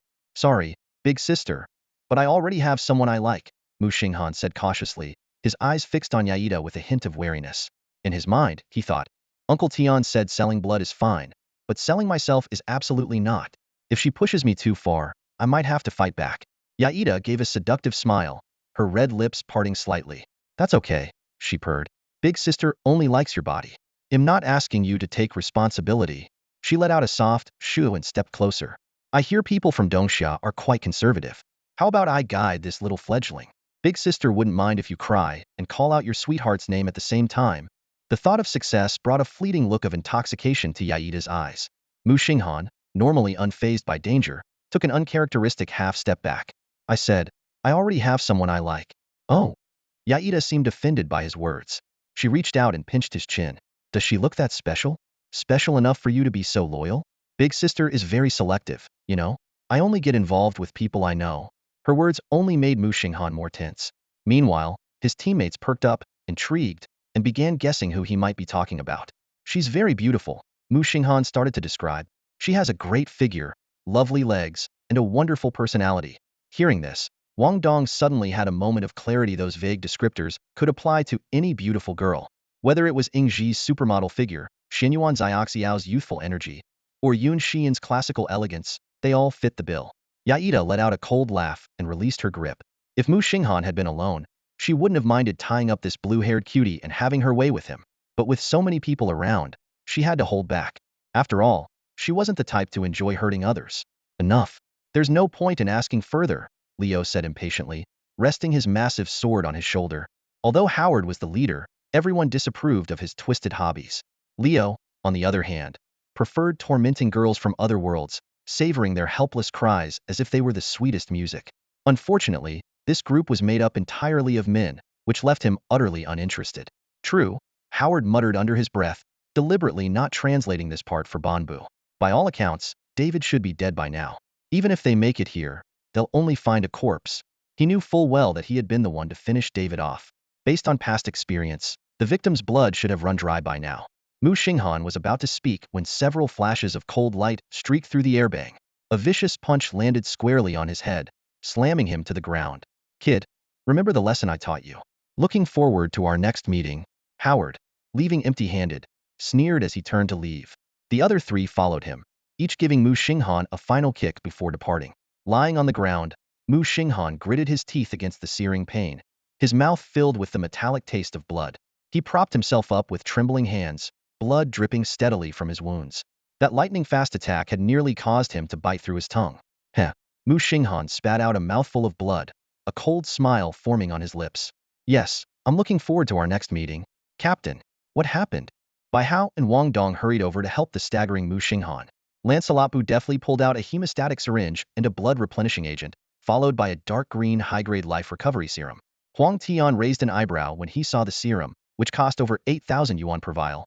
He resolved to reimburse the cost later, astonished that Lancelot Bu had even managed to procure such a rare item. You've had it rough this time, Huang Tian said, patting Muxing Han on the head. Not rough, heh, it's sweet, Muxing Han replied, dodging slightly. A large bump had already formed on his head. He glanced toward the door, his smile icy. What they owe will be repaid eventually. How about now? Huang Tian asked, raising an eyebrow. Muxing Han didn't immediately catch on. Huang Tian suggested fabricating a scenario. A Western European team teleported into this world and coincidentally encountered the American Union team, who possessed plant seeds. Driven by greed, they attempted to steal them. Then this team should consist of at least 2 people. Muxing Han pointed to himself. Are you even in any condition for this? Huang Tian asked angrily. I'm only this upset because they gave you that final blow. We shouldn't take such risks. Muxing Han chuckled. Without meth guy who knows multiple language show, would you pass for a true Westerner? Admit it, Uncle Tian. You still need me. Lancelot, can you track that guy? Bamboo's signal? No problem. Lancelot Bu waved 2 branches enthusiastically. Let's take them all down. Taking them out completely might not be possible, but teaching them a lesson? That's doable, Muxing Han said, patting Lancelot Bu on the head. He needed them alive for now. Once they returned to the real world, their presence could be used to calibrate spatial coordinates. With 3 spatial points identified, they could pinpoint the American Union's location in the real world. Then, Dongxia could have a proper conversation with them about the meaning of the Interdimensional Mutual Aid Treaty for Fatewalkers. Care to explain now, my young master? My heart's been in my throat this whole time, Wang Dong said with an exaggerated eye roll, glancing at the now recovered Muxing Han. Huh. Bai Hao looked utterly confused. Explain what? And what were Uncle Tian and the captain talking about just now? None of it made any sense to me. My dear friend, what happened? Oh my god. What happened to the captain? Xingheng. The 3 women pushed past David and rushed into the room, only to be met with a heartbreaking sight. Muxing Han was slumped on the sofa, covered in blood and utterly exhausted. After receiving Lancelot's message, they had hurried back from the nearby courtyard in just a few short minutes. Don't worry, I'm fine, Muxing Han said weakly, waving a hand dismissively before turning to David. Relax, they think you're dead now. They probably won't come after you anymore. David stood frozen in place, his lips trembling. The sight of Muxing Han's injuries was horrifying. His clothes were slashed and torn, with blood-soaked bandages barely holding together. The bloodstains on the floor silently told the story of what had just transpired. This scene brought back memories of David's ordeal earlier that morning and made him realize the immense price Muxing Han had paid to protect his secret. I'm sorry, David choked out, stepping forward with his head lowered. I actually lied to you all. They only took the pea shooter seeds. I still have catnip and sunflower seeds here. I'm willing to give them to you. They must have realized I only gave them seeds of the same type, and that's why they came back. Muxing Han adjusted his posture, resting 1 foot on the edge of the coffee table as he leaned back against the sofa. Thanks to Lancelot's recovery serum, the knife wounds on his back were no longer as excruciating. It's all right. It's human nature. We'll deal with the seeds later. For now, David, go get some rest. I need to discuss something with the team. After David thanked them and left, Wang Dong sat backward on a chair, leaning over the backrest to stare at Muxing Han. Xin Yuan Xiao stormed up to him and angrily scolded, Donga. Seriously, how are you completely unscathed? You were supposed to protect the captain. Ask your captain, Wang Dong replied, looking disgruntled. He decided to play the hero and took the hit for Tsuanhu. All right, enough. Muxing Han quickly interrupted, before briefly explaining the plan he and Huang Tian had devised. Yun Shirin approached Muxing Han with concern, examining his injuries. So that's what happened. Xingheng, you're pushing yourself way too hard. Your determination is truly admirable, Ingji added as she stepped forward. No wonder you sent everyone else away. You didn't want their presence to interfere with your plan. You were afraid you might not be able to resist stepping in to protect them, Wang Dong was well aware of one fact. If anyone dared to bully Shireen, Muxing Han would step in without hesitation. The reactions of Ingji and Xiao Xiao were equally predictable. He nodded knowingly, as expected of you, thinking everything through so thoroughly. But don't do this again next time. I'm not someone afraid of death. What's a couple of cuts to me? Muxing Han toyed with the vial of medicine in his hand and said casually, "You're a tough-skinned troublemaker. Your defense is so high that you barely bleed, unlike me. Besides, treating two people wastes too much medicine. If they only hurt me, one vial would be enough." Though his words seemed like a light-hearted attempt to shift the topic, Wang Dong silently committed this gesture to memory, resolving to shield his brothers more in future battles against the demonic forces. Muxing Han's fingers rhythmically tapped the solid wood armrest of the sofa, his expression growing serious. Those people might obey the law in the real world, but their actions in the other world are utterly appalling. The blatant threat, desire, and arrogance in their eyes show that they treat the other world as a lawless playground where they can do whatever they please. This made him understand why Dongxia had implemented the real-world Pathwalkers' Otherworld Assistance Pact. It not only encouraged mutual support among those who crossed paths in the other world, but also curbed inappropriate behavior to some extent. Ingji lowered her head, her rosered hair partially covering her stunning profile. "I could have stayed behind too. A knight of honor doesn't fear these things. I've told you before, Ingji." Wang Dong laughed heartily. He just can't stand seeing his friends and family get hurt. He won't even let the two of us guys take hits. So if something happened to you girls, he really wouldn't be able to handle it. Besides, I just realized the strategy of leaving 3 behind and sending 1 out works to our advantage. It forces the enemy to hesitate, since they have to consider where the absent member might be. Without certainty they can take us all out. They want to act recklessly. Bai Hao's head spun as he listened. So impressive. To come up with so many countermeasures the moment he got a hint. No wonder Bing 11 is called the strongest bronze squad. Captain Axing even managed to command and interact with the livestream chat during the night of demonic descent. Muxing Han adjusted his posture and said, "You all get some rest. Once my injuries improve a bit tonight, I'll go find Uncle Tian. With his strength, even if suppressed to bronze level 10, he still has unsealed skills. Those people won't stand a chance against him." Xinyuan Xiao Xiao leaned on the armrest of the sofa, blinking up at him pitifully. "Captain, are you sure you don't need our help? You always take risks alone. Just like you can't stand seeing us get hurt. It hurts us to see you injured too." Muxing Han gently stroked her golden hair, staying silent for a long moment before finally breaking into a doting smile. Yet his tone was unusually firm. "Not this time. Next time, for sure. Two people can blend in more easily. A group is more likely to raise suspicion," Muxing Han analyzed in a calm tone. "Pairing someone talkative with someone quiet looks natural. But if a large group shows up and only one person speaks the EU's language, wouldn't that be too suspicious?" Xianyuan Xiao Xiao puffed up her cheeks like a little bun in protest, glaring at Muxing Han, and then inflated further like a little pufferfish as she stared at him. "Be good. Uncle Tian and I have important business this time," Muxing Han said, stroking his chin. "We need to shift the blame onto the EU. Over in Western Europe, both the Alliance and the EU exist." His eyes reflected deep contemplation. If tonight's operation succeeded, it would greatly help advance the mutual assistance agreement for Fate Walkers between Dongxia and the alternate realms. "Fine," Xiao Xiao pouted, turning to pull on Ingji's arm.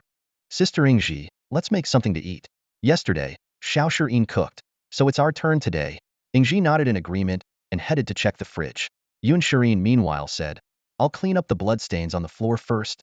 She withdrew her worried gaze from Muxing Han and went to fetch a mop. The other team members busied themselves with various tasks.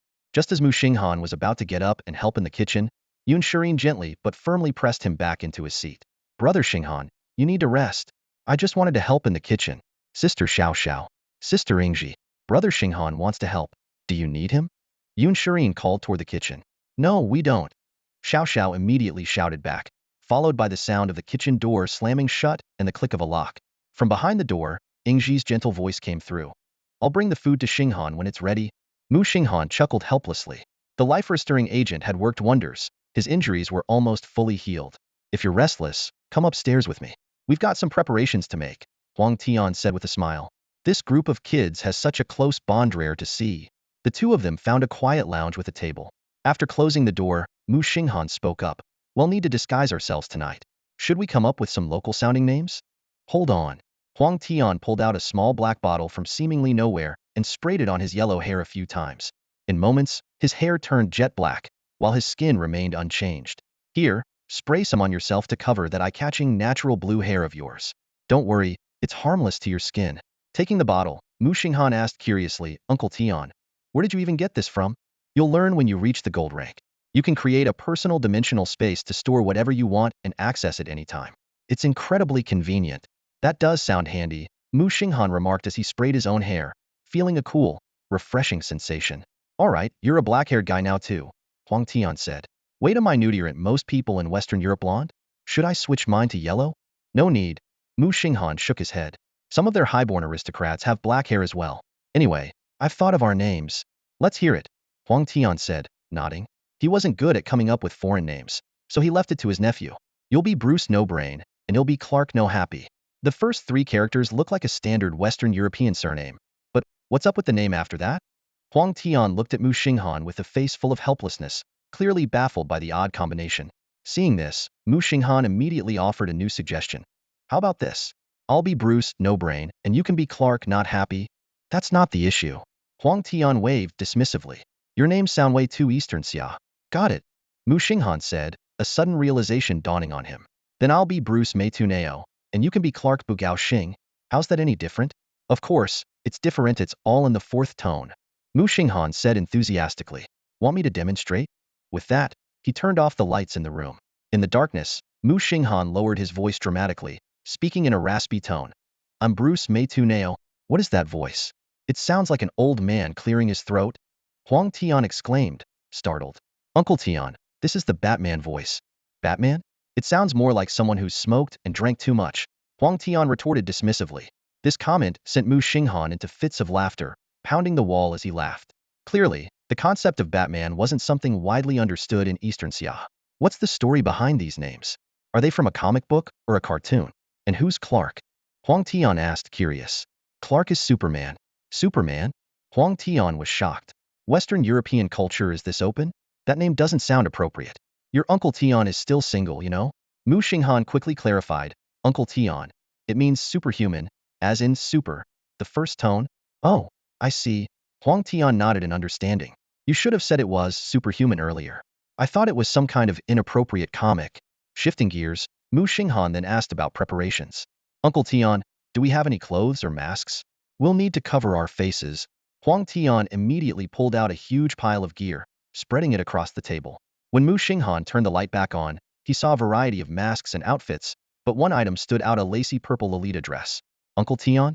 This wouldn't happen to be. Muxing Han stared in shock. Did Annie have something to do with this? Like a cat whose tail had been stepped on, Huang Tian snatched up the Lolita dress in an instant, his expression turning dangerously dark. Wait, Uncle Tian. Fearing for his safety, Muxing Han quickly pulled out a photo of himself from when Auntie had once pranked him, tearfully launching into his story of woe. Looking at the photo, Huang Tian's anger softened into sympathy. So you've been through it too. The two of them exchanged tearful glances, clasping hands tightly. You've suffered, my dear nephew. And you've suffered too, Uncle Tian.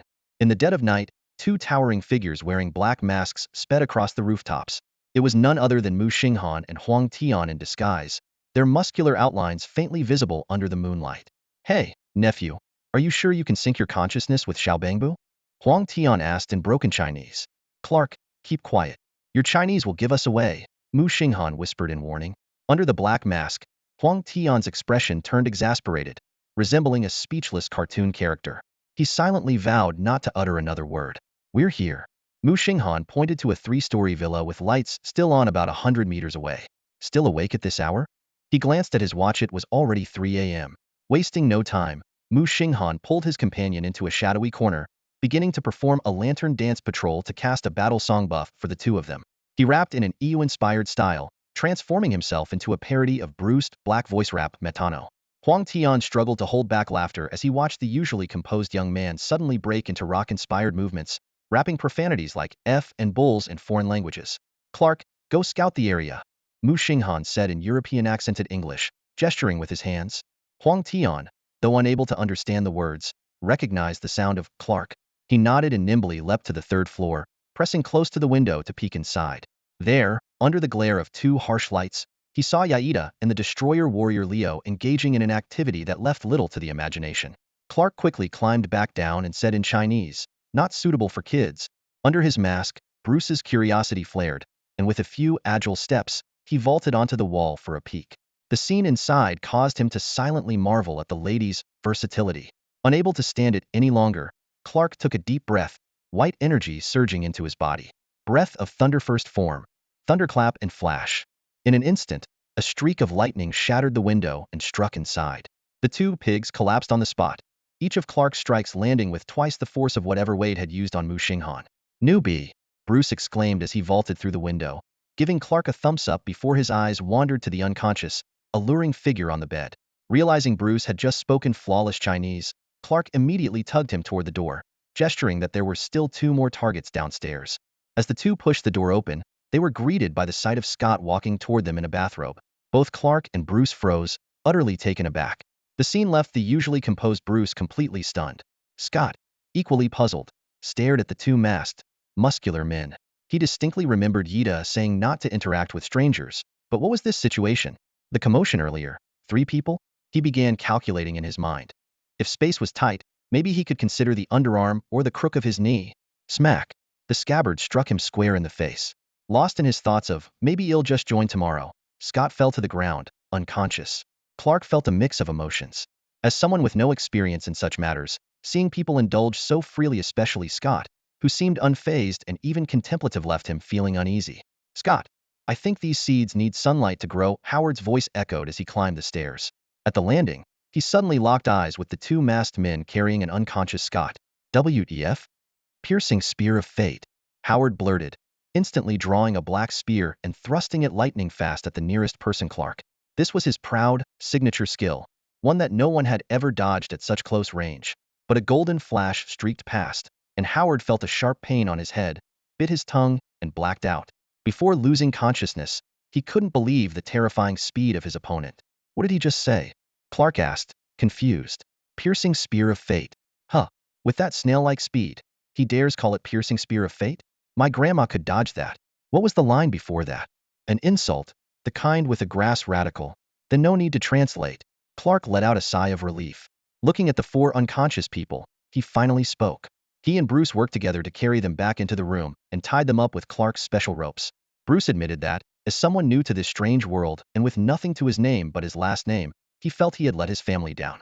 Clark noticed Yida was tied up in a way that accentuated her curves, exuding an alluring charm. Who tied her up? Bruce raised his hand proudly. I learned this technique from watching certain cherry blossom films. Watch less of those movies. They're corrupting you, Clark said helplessly. If Muxing Han asks about this, I'm not taking the blame. You were never innocent to begin with. Bruce turned off the main light in the room, leaving only a desk lamp on.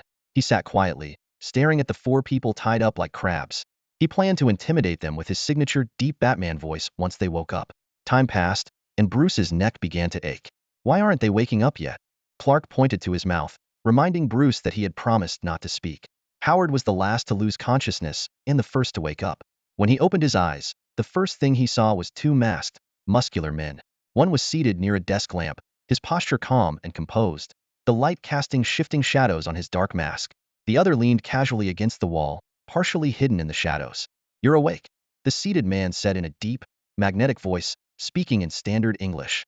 Howard couldn't help but marvel inwardly. No amount of cigars and whiskey over 10 years could give him a voice that rich. Hey, let's talk this out. Howard quickly plastered on a smile.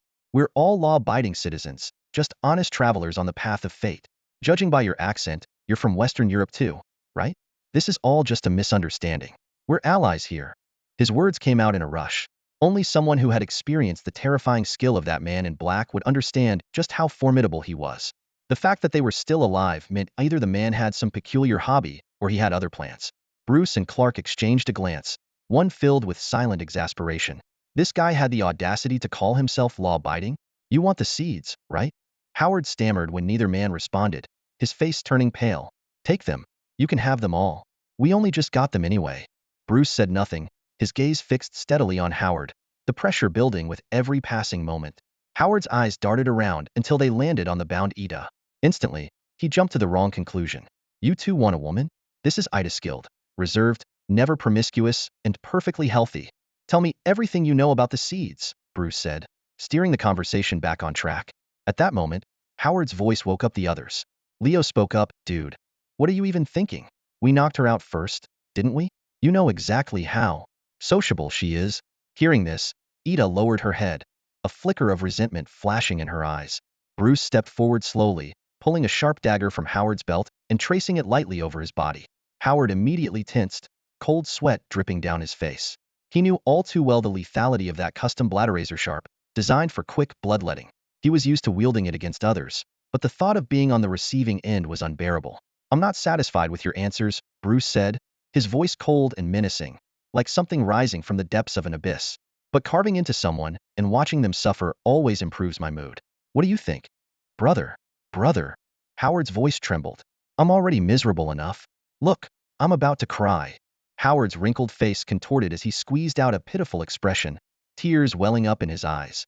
He quivered as he spoke. "Brother, look at me like this. You must be happy now, right?" Bruce's voice suddenly rose sharply. "Are you giving me orders?" "How could I dare?"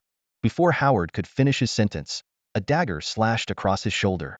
Instantly, a piercing scream echoed through the room. "Damn it! Damn it! Ah!" Howard's bound body thrashed violently, struggling like a fish out of water. Gritting his teeth through the searing pain, he shouted, "We of the United Alliance signed the Interdimensional Mutual Assistance Pact for Pathwalkers. According to the treaty, Pathwalkers from the current realm must help one another when encountering each other in other worlds. If you keep this up, Dongxia will definitely hold you accountable." After delivering his threat, Howard immediately shifted tactics, softening his tone. "Brother, calm down and listen to me, okay? Let's stop this. We'll pretend none of this ever happened. It's all just a misunderstanding. We're supposed to be on the same side." Bruce couldn't help but inwardly admire the man's dramatic performance. With a cold sneer, he replied, "We didn't sign it. Why should we abide by it?" Watching Howard's face turn pale, he pressed on. "Which countries signed it, exactly?" "Dongxia, North Russia, and the United Alliance." "All of them," Howard answered anxiously. Bruce let out a burst of mocking laughter. "3 countries, and you call that a pact? Did you ask the EU?" He slammed his hand sharply on the table. "Let me teach you something today. This world will always be survival of the fittest."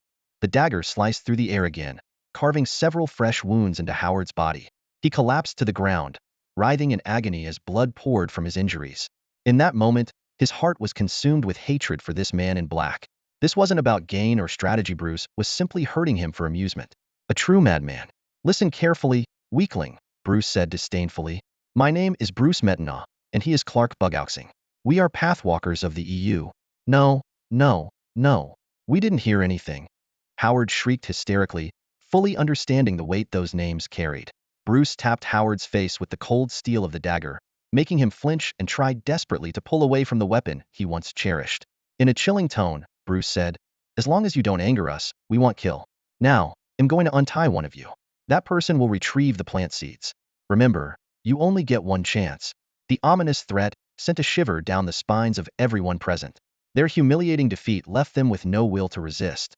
"Aida, you go," Howard commanded, thinking that sending a beautiful woman might win favor with these devils. The moment Bruce cut Aida's ropes, a handgun materialized out of nowhere. A gunshot rang out, and blood splattered across the room. Clark froze in place as he realized what he was seeing. Aida's gun wasn't aimed at Bruce, but at Howard, who lay in a pool of blood, his body riddled with knife wounds. The bullet had already pierced Howard's skull, and his lifeless eyes were wide open, filled with unwillingness and despair. "Don't worry, I'll give you the plant seeds," Aida said casually as she picked up a piece of cloth from the ground and draped it over herself. "But this scumbag? I had to kill him." Though Bruce was already breaking into a cold sweat, he maintained a composed demeanor, even clapping his hands. "Impressive marksmanship, ma'am.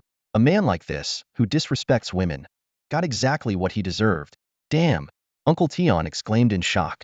"The shell casing just hit me in the face. Scared me to death." Aida gave Bruce a flirtatious smile. "You're such a gentleman, unlike the jerk who tied me up like this." With that, she gracefully stood up and went downstairs to retrieve the seeds. Leaning against the wall, Clark mused aloud. Did she mistake the culprit? Could it have been you who tied her up? "Interesting," Bruce said in a low voice, his tone betraying no emotion. Only he knew that his back was already drenched in sweat.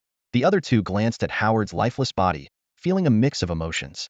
Yet, they couldn't help but agree with Aida's decision. A team leader who betrays his comrades never deserves loyalty. Aida soon returned with the plant seeds. Bruce and Clark exchanged a quick look, and after taking the seeds, they leapt out of the window. Seeing that the pair had kept their word, Aida let out a quiet sigh of relief and began untying her bound companions. Suddenly, Clark reappeared at the window frame. The three immediately raised their hands in surrender. He merely gestured toward the ropes on the ground. Aida instantly understood and handed over the special ropes she'd taken from Howard's body ropes they couldn't possibly break free from, nor did they dare to try. Clark grabbed the ropes and left again, disappearing into the night. The group finally relaxed completely. Aida thought to herself, it must have been that weirdo Clark who tied me up. Bruce is far more dignified. What do we do now that the captain's dead? Leo sighed. What's the problem? Aida sneered. We just say he was killed by a fate walker from the EU while covering our retreat. Good thinking, Scott agreed. Fortunately, their braid bond box had limited storage capacity, and all audiovisual records would automatically be deleted. As Aida spoke, she tossed Howard's body out the window to feed the zombies. Now, let's keep searching for seeds.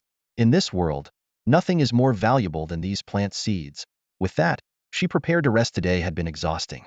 In a third-floor room of David's villa, Huang Tian removed his disguise and burst into laughter. You have no idea how hard it was for me to hold back my laughter just now. That Howard is quite a character, Muxing Han said as he swiftly removed his disguise clothes, fake muscle padding, and shoulder pads.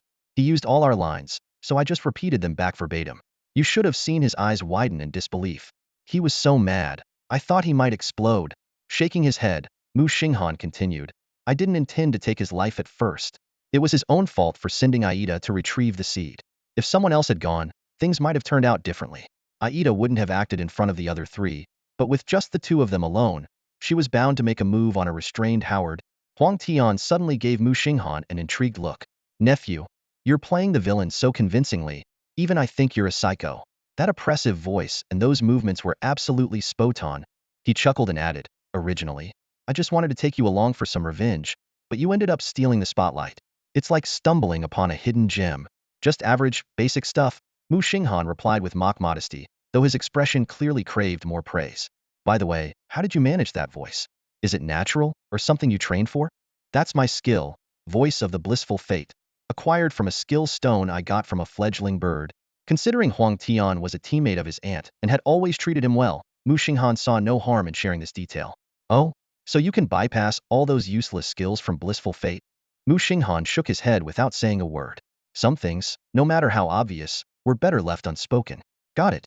No need to explain. Huang Tian nodded knowingly before his eyes lit up with excitement. Hey, can you mimic your aunt's voice? Muxing Han instinctively leaned back in alarm. What are you planning? Huang Tian eagerly pulled out his phone and opened the recording app. Say this in your aunt's voice. Tian, I'm sorry. I won't bully you anymore. No way. Muxing Han shook his head furiously, horrified at the thought of his aunt finding out and subjecting him to a week of nightly flying kicks. Come on, Huang Tian coaxed. You wouldn't want your aunt to find out that Lancelot emptied out 70 grand worth of supplies from the warehouse, would you? 70 grand? Muxing Han's eyes widened as he mentally calculated how many times he'd have to rob his former boss, Zhao Zhihao, to make that kind of money. And even then, Zhao's wallet and body might not survive the strain. If you cooperate with the recording, it'll cover the cost, Huang Tian offered, wincing a little at the expense but willing to step up as the generous elder since Muxing Han genuinely treated him as an uncle. Although the reward for the task was substantial, Muxing Han knew that every mission for the operatives meant walking the line between life and death. Behind the high pay lay immense risks. Thinking of his little aunt, he firmly shook his head and declined the proposal. Huang Tian, noticing his hesitation, pulled out an old recording from his phone. This is the voice of my first love, he said softly. We spent 3 years in college together, seeing each other every day, but I never found the courage to confess my feelings. Now, I'll never see her again. He looked at Muxing Han and said, can you help me record a message? Just say, Huang Tian, I miss you. I want to be with you. Let's get married. Muxing Han took the phone and looked into Huang Tian's eyes. It was as if he could see through the man's true intentions, the heartfelt emotions hidden behind the jest. Uncle, you should look forward. Don't let the past hold you back. You brat. Now you're lecturing your Uncle Tian? Huang Tian joked, giving Muxing Han a light kick. So, will you help me or not? It's kind of embarrassing. Fine, but not because of the money you promised me. Muxing Han took the phone and walked into a small room nearby. He needed time to carefully piece together the story of these former lovers. Huang Tian watched his nephew leave, a warm feeling blooming in his chest. He knew his care for this kid had not been in vain. Lighting a cigarette, he waited quietly in the night. By the time the 7th cigarette was nearing its end, Muxing Han returned, his eyes slightly red. Handing back the phone, he left the room silently, closing the door behind him. With trembling fingers, Huang Tian played the latest recording. The familiar voice instantly transported him back in time. Tian, it's been a while. I remember when your hair was still short and black. How have you been lately? I miss you too. Everything's fine on my end. Silly, people have to move forward in life. I believe someone as wonderful as you will surely find the person who matters most in your life.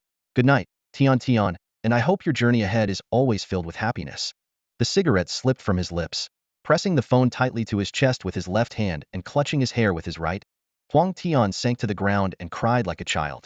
The next morning, everyone gathered around the makeshift dining table to enjoy breakfast. David sat at the edge, feeling a bit out of place as he couldn't quite follow the conversation, even though this was his own home. Across the table, Huang Tian raised a glass of milk toward Muxing Han with a relaxed smile, as though a weight had been lifted off his shoulders. Muxing Han picked up his own glass in response and downed it in one go. The variety of food they were enjoying was thanks to the supplies Lancelot had brought and Huang Tian's sponsorship, allowing them to savor a feast even in this otherworldly realm. How was yesterday? Xian Yuan Xiaoxiao leaned in curiously toward Muxing Han, her eyes sparkling with interest. Parental guidance is advised for minors, Muxing Han teased. Come on, Captain. Xiaoxiao pouted. Uncle Tian is my guardian. Isn't he? With him here, you can spill the details. All right then, minors are still prohibited, Muxing Han said with a smirk. Ugh, so annoying. Xiaoxiao grabbed a peeled boiled egg and playfully shoved it toward Mu Xinghan's mouth. Here, choke on this.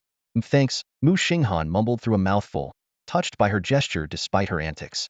Wait, where's my egg? Yun Shireen exclaimed as she reached for her sandwich, realizing the boiled egg on her plate was missing. The captain ate it. Xiaoxiao immediately pointed at Muxing Han. 000? Muxing Han looked bewildered, only now realizing he had walked into a trap. Xiaoxiao covered her mouth, giggling mischievously. Oh, it's fine. That egg was meant for Xinghangej anyway, Yun Shireen said with a radiant smile. Do you want more? I can peel a couple more for you. Xiaoxiao suddenly panicked, realizing she had unintentionally helped Yun Shireen. She thought to herself, no way. I'm on Sister Yingzi's side. The outstanding captain should stay with us, not be stolen away by the harpist from the neighboring team. Just then, Yingzi appeared, carrying a bowl of peeled eggs. Don't worry, there's enough for everyone, she declared with the selfless demeanor of a true knight. Wang Dong, watching the girls fuss over Muxing Han from across the table, reached out tearfully for an egg. Bai Hao helpfully speared one with a fork and handed it to him, earning a robotic thank you in response. Oh, how Wang Dong wished it could have been one of the girls offering it to him instead. Before long, Mu Xinghan's plate was piled high with 6 eggs, one from Xiaoxiao, one from Shireen, and another from Yingzi, who, out of sympathy for her friend's ordeal the previous day, added one more. This kicked off another round of egg giving. Unable to take it anymore, Wang Dong stabbed his own egg onto Mu Xinghan's plate with exaggerated force. Here, take it. Eat them all. By the end, Muxing Han had a total of 8 eggs in front of him. But as a fate walker, his metabolism was far beyond that of an ordinary person, and the extra protein was hardly a challenge for him to handle. Muxing Han slumped into his chair, feeling like he never wanted to eat another boiled egg for the rest of the week. He glanced around, observing the joyful laughter of the young people gathered around the dining table. Even David, for once, seemed to have a relaxed expression. Earlier, the boiled eggs distributed by Yingzi hadn't excluded David. This small gesture made him feel accepted. Despite the language barrier, the kindness of the young group was unmistakable. As David eyed the lavish spread of dishes on the table, he couldn't help but be astonished. Was certain the fridge didn't hold nearly enough ingredients to create such a feast. After everyone had finished eating, David turned to Muxing Han with a suggestion. I was thinking of replenishing the plants in the backyard. Do you want to join me? As promised, after we're done, you can have all the leftover seeds. Sure. Thanks. Muxing Han stood up, pulling a small bag from his pocket. With a cheerful grin, he said, I found these somewhere else. Want to give them a try? David's hand trembled slightly as he took the bag. It was unmistakably the same bag of ordinary pea shooter seeds that had been taken from him before, down to identical packaging. He recalled how the blue-haired captain and the blonde youth had mysteriously disappeared after dinner last night, only to reappear this morning with their hair slightly dulled in color. The connection sent a chill down his spine. Found them, huh? Muxing Han repeated with a casual tone.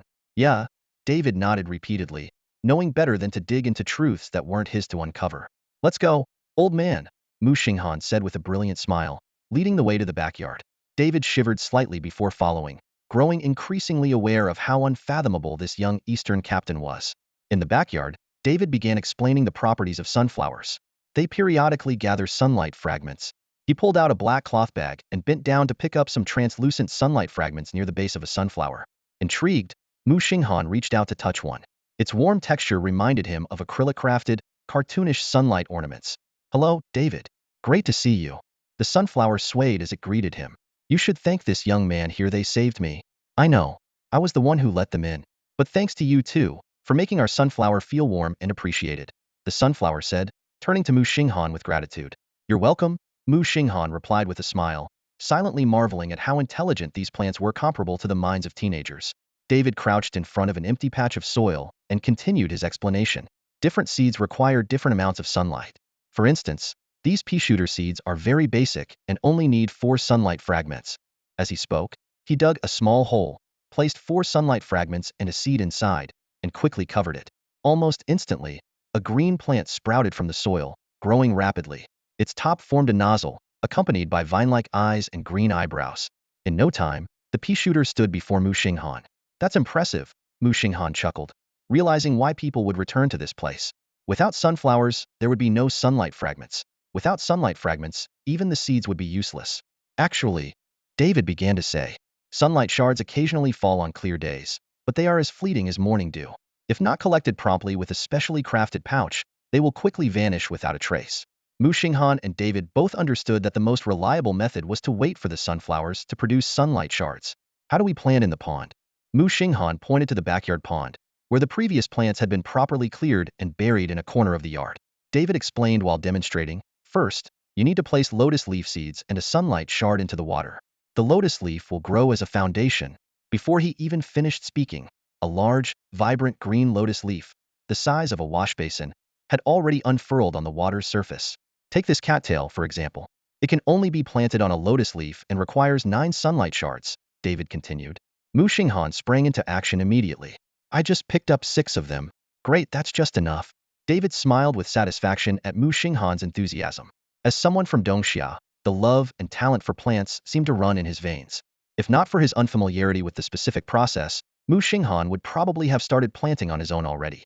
Squatting by the pond, Muxing Han watched as the cattail gradually took shape. A crucial question came to his mind. Can these plants produce seeds on their own, or can we only buy them from Dave? David explained in detail, cattails are unique. After 3 days of growth, seed pods will form at the tips. However, the outer shell of the pods is hard and needs to be broken open to access the usable seeds. He then elaborated on the cattail's combat abilities. They attack with red spikes at the tips of their tails, with power comparable to pea shooters, but with a much higher attack frequency and tracking capability. This is why the last batch of cattails was completely wiped out by the United States Fate Walkers. Hearing that the plants could reproduce on their own, Muxing Han nodded excitedly. That's great. So all we need to do is focus on collecting sunlight, planting, and harvesting seeds. We can replant whenever there's a gap. That's pretty much it, David agreed with a nod. Dave occasionally brings new varieties, but he's unpredictable, so it's hard to say when he'll show up. He recalled those nerve-wracking early days when they were constantly on edge until they had enough plants to fend off the zombies, only then finding a moment of relief. All right, you go take a break. Leave this to me. Muxing Han eagerly took the seed pouch, clearly brimming with enthusiasm for the gardening work. This sudden change caught David off guard. The tasks that had once been his responsibility were now taken over, much to his surprise and delight. After all, aside from narrowly escaping death during a robbery at home, he hadn't experienced such good fortune before. The arrival of a group of young people completely transformed the atmosphere of the place. Not only did they save themselves, but they also enthusiastically helped with daily chores, everything from cooking to housework, from planting to guarding the villa, taking care of every detail. Watching all of this, Muxing Han couldn't help but mock himself. Am I already dead?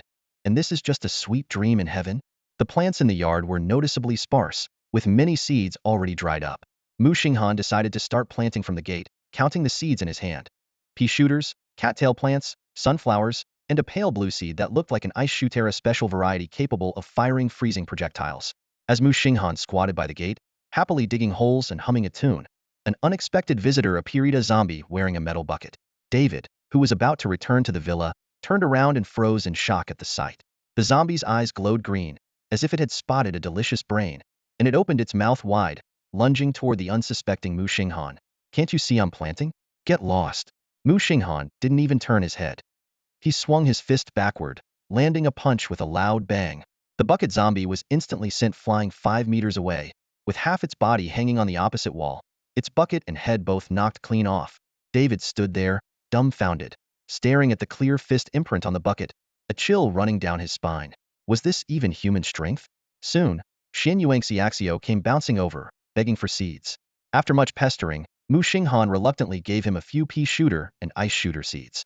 Next came Yun Shireen, who, with her soft and sweet voice, called out Brother Xinghan and easily secured some sunflower seeds. When her longing gaze fell on the cattail plants by the pond, Muxing Han's heart softened, and he handed her lotus leaves and cattail seeds as well. Finally, as a strand of roseate hair brushed against Muxing Han's cheek in the breeze, he completely gave in. Take them all, he said, exasperated, pulling out all the remaining seeds. I give up planting, is that enough? Ingji's fair fingers delicately held a golden, crispy cookie, her gaze meeting Muxing Han's upturned face, filled with anticipation. Aren't you here to grab some seeds? Ingji asked softly. I just baked some cookies and thought you'd like to try them. Ingji, you're the best. Muxing Han's eyes glistened with tears of gratitude as he leaned forward to take a bite of the cookie. It melted in his mouth, bursting with buttery aroma and delightful crispiness. Seeing her dear friend with soil-stained hands, Ingji felt a warm sensation in her heart. Holding the tray steadily in her left hand, she picked up another cookie with her right. Want more? Yes. Here you go. Ingji's rosy-red hair swayed gently in the breeze, a kind smile on her lips as she watched Muxing Han devour one cookie after another until the entire tray was empty. You must have been starving. Mostly because the cookies are just too good, Muxing Han chuckled. Plus, with such a feast for the eyes, I could probably eat a whole bowl of rice just staring at this magnificent face. Ingji laughed, withdrawing her right hand and licking off the crumbs on her fingertips. I forgot to taste them myself. I'll need to bake another batch following the same steps. They're amazing. Muxing Han nodded earnestly. At that moment, Huang Tian strolled over leisurely, his expression relaxed. Hey, nephew, this time the otherworldly mission is expected to last about 10 days. How many seeds do you think you can collect? He continued. Lancelot's team has already established contact with the central headquarters of the Knowledge Association. Surprisingly, they're responding quite calmly and have asked us to focus on the exploration mission. I've reported this world's situation to them, and it seems an esteemed senior scientist is very interested in these plants and is willing to purchase all the seeds we collect. Wow, that's amazing. Muxing Han's eyes sparkled with excitement. This is a guaranteed win. Huang Tian's expression grew more serious. We owe it to the senior members of the Knowledge Association. Once they learned about your identity, they acknowledged your position as the rightful owner of Lancelot. They also mentioned that if Dongxia ever needs Lancelot, they hope you'll grant permission for its use. Really? Muxing Han jumped to his feet, a wave of warmth surging through him. Of course. I'll absolutely grant permission. Huang Tian went on. I was also honest about Lancelot's current journey of destiny. It's not something we can hide. They can access Lancelot's visual data once they return.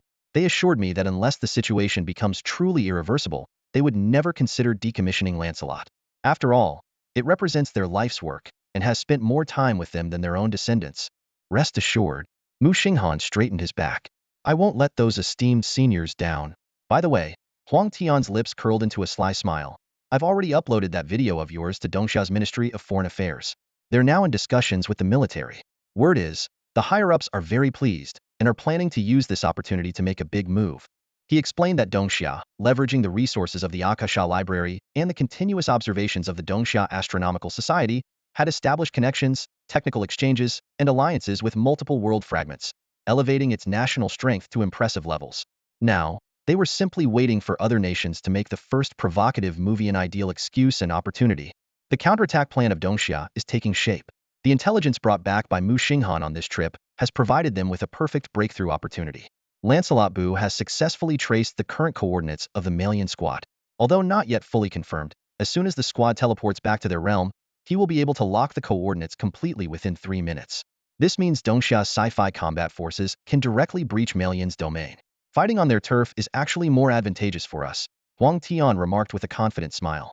We don't even have to worry about collateral damage from the battle, because it's their territory. Muxing Han was coughing violently. Though he seemed to be the biggest victim of this incident, he had, in fact, become the key driver of the entire plan. You deserve the most credit, Huang Tian praised, patting Muxing Han on the shoulder. Your video recording was absolutely perfect. The despair, humiliation, and pain of a weak Fate Walker facing a stronger opponent, especially the moment when you, as the captain, shielded your teammate and took the blow, blood splattering everywhere, were so vividly portrayed that even the big shots upstairs couldn't stop praising it. The Hawks and Doves among the leadership were already locked in a heated debate over the matter. The Hawks advocated for annihilating the entire squad in front of Malian's domain to showcase Dongxia's might. The Doves, however, deemed this insufficient and proposed sending a warship equipped with a planet-destroying psionic cannon to force Malian into signing an agreement. The two factions immediately clashed. The Hawks accused the Doves of being overly aggressive. "We're here to intimidate, not destroy a nation." Meanwhile, the Doves criticized the Hawks for being too conservative. "Charging the cannon is just a precaution. Whether we fire depends on their response." This video of yours will be a crucial bargaining chip in the negotiations between the two nations, Huang Tian said excitedly.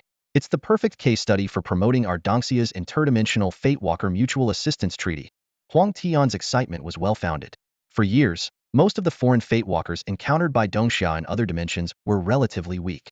Combined with language barriers and vastly different combat styles, meaningful collaboration was rare. More importantly, due to the conceptual isolation caused by abyssal demons, Dongxia had no direct access to Western Europe, leaving the latter emboldened. Once back in their realm, Dongxia could do little to intervene. This time, however, the situation was different. The encounter in the Bronze World placed both sides on equal footing, and the opposing Fatewalkers had violated multiple clauses of the Mutual Assistance Treaty. Most critically, the unexpected arrival of Lancelot Bu enabled Dongxia to pinpoint their coordinates in the present realm. The actions of these Malian Fatewalkers perfectly highlighted the frustrations Dongxia had long endured. In many other dimensions, Dongxia's Fatewalkers were often blamed for the misdeeds of their Western European counterparts. Even when Dongxia dispatched stronger Fatewalkers to quell the unrest-suppressing threats from royal authority down to local rulers, stabilizing public sentiment and rebuilding trade, the passive position was always frustrating. For those dimensions with more powerful civilizations, if relations were soured by Western Europe's interference, Dongxia had no choice but to withdraw and blacklist the fragment of that world. After all, the cost and risks of re-establishing diplomatic ties were simply too high. After a long and busy day, Mu Xingxi stood at the courtyard gate, gazing at the lush greenery before him. A content and gratified smile spread across his face. In his mind, he calculated, the more he planted, the more seeds he would harvest. The more seeds he had, the more money he could make. This wonderful overnight fortune plan seemed almost within reach. Just as he was lost in his beautiful daydream, Wang Dong walked out of the house, rubbing his neck, only to freeze at the sight before him. The entire courtyard was nearly overrun with plants, leaving hardly any room to move. "Don't step on my flowers." Muxing Han quickly pointed to the ground and shouted, "I just planted them." "Come on," Wang Dong said with a helpless expression. "You're standing right at the gate. Can't you leave some space for people to walk through?" Muxing Han grinned. "Watch closely. They'll only show you once." With that, he lightly tapped his right foot on the ground, propelling himself onto a lily pad by the pond. The sudden motion startled the nearby catnip, causing it to meow in protest. In just 3 or 4 nimble leaps, he landed gracefully in front of Wang Dong. "Man, I'm no agile fighter like you," Wang Dong said with a pained look. "Isn't there still the front yard?" Muxing Han teased. "In your dreams." Wang Dong grabbed him by the arm. "You already filled the front yard with seeds for Xiao Xiao and Shireen. That's why I had no choice but to come to the backyard." The two made their way through the living room to the front yard, where they saw Xian Yuan Xiao Xiao and Yun Shireen clapping their hands in celebration of their hard work. As Wang Dong tried to step forward, the two girls yelled in unison, "Donga, don't step on our flowers. Shireen just planted those sunflowers." Caught in an awkward position, unable to move forward or backward, Wang Dong watched as Xiao Xiao proudly demonstrated her lightfoot skill, tiptoeing deftly between the gaps near the pea shooters, leaving the plants trembling in fear. Meanwhile, Shireen opted for a simpler approach, walking along the wall like a tightrope. Seeing all this, Wang Dong grabbed the fleeing Muxing Han and sighed in exasperation. "Is there even a place left for me in this house? This is school bullying. I'm going to report you to the teacher."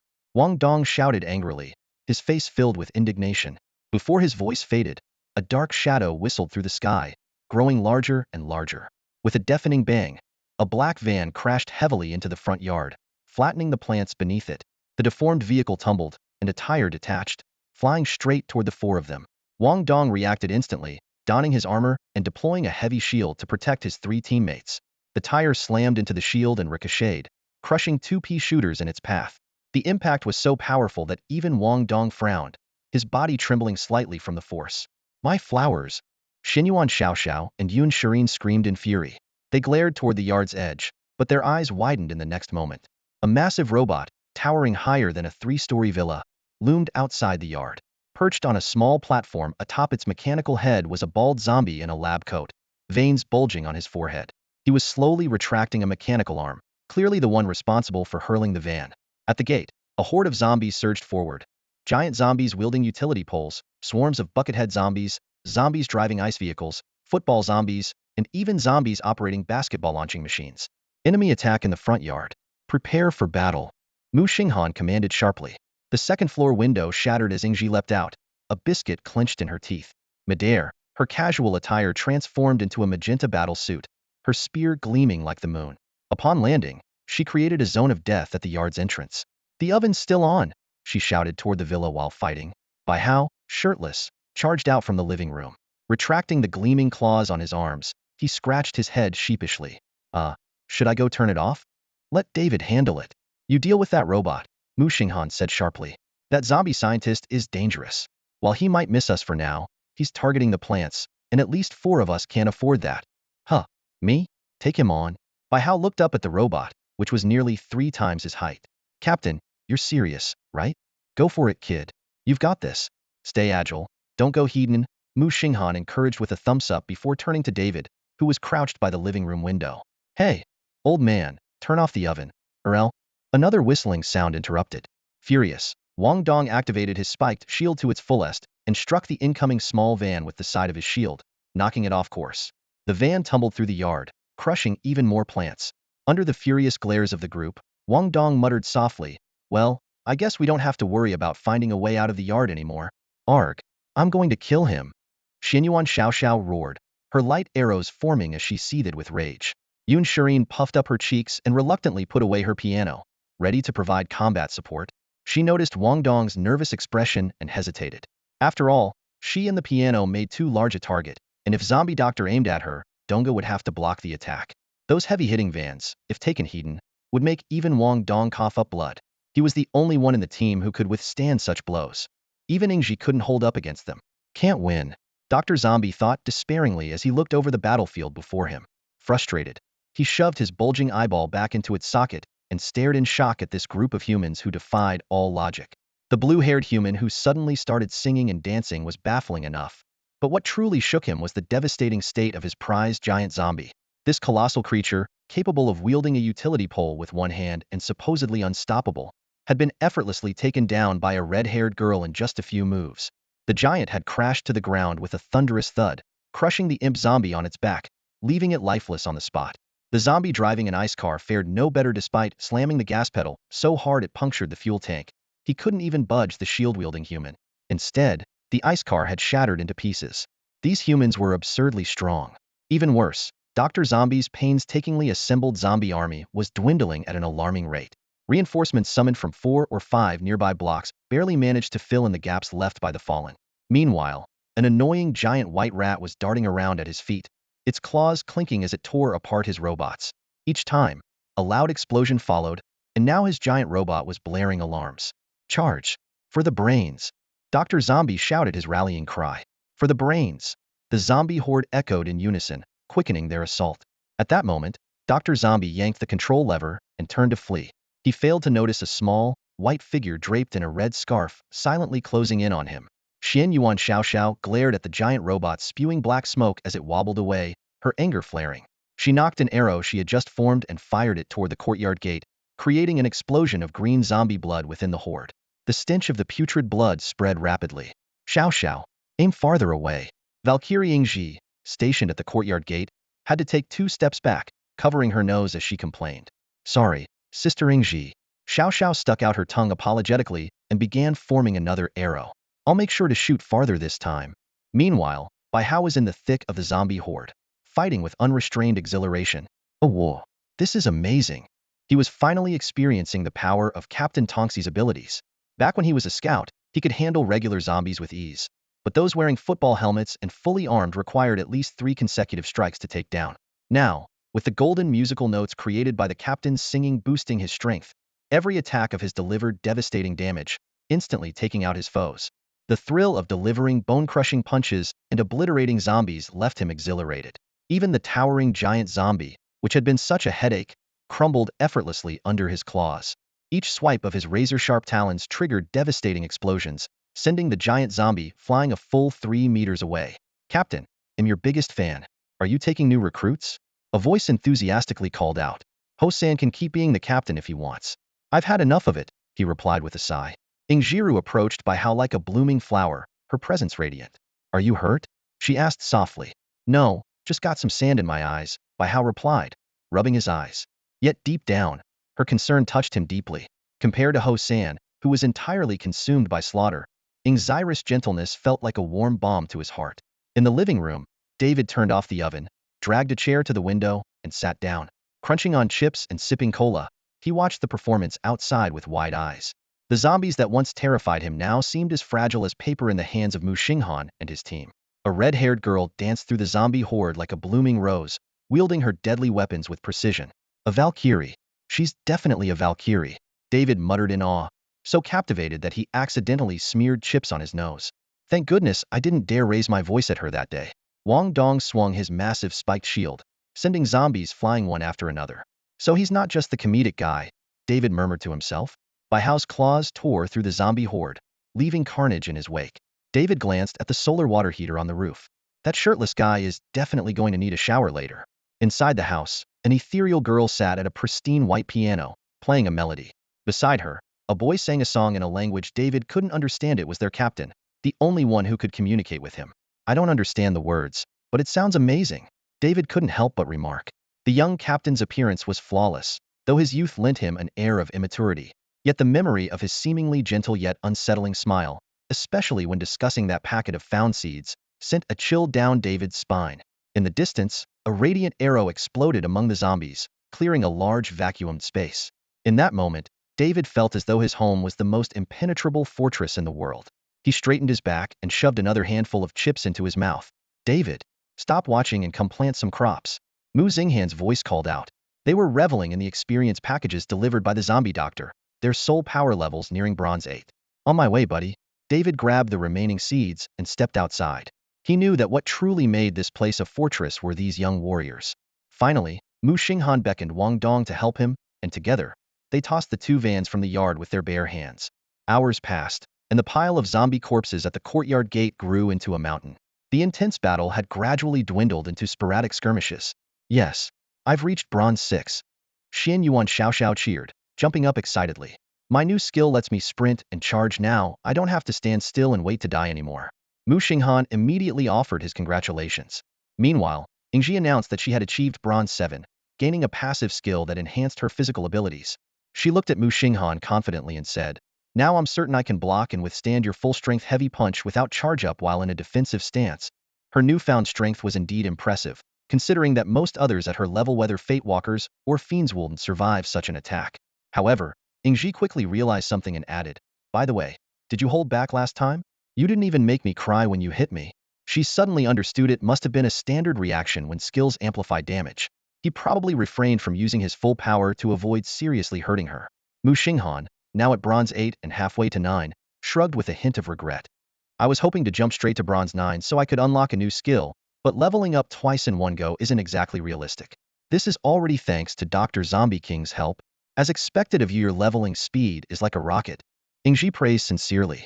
At that moment, Yun Shireen joined the group, her round face glowing with a smile. I've reached bronze 6 too. I got a debuff skill. Seeing everyone's surprised expressions, she quickly explained. It's a debuff for enemies. It's called Harmonic Lull. Langer, it slows down enemies who hear it, affecting their attack and movement speeds. Impressive. That's a battlefield game changer. Muxing Han gave her a thumbs up.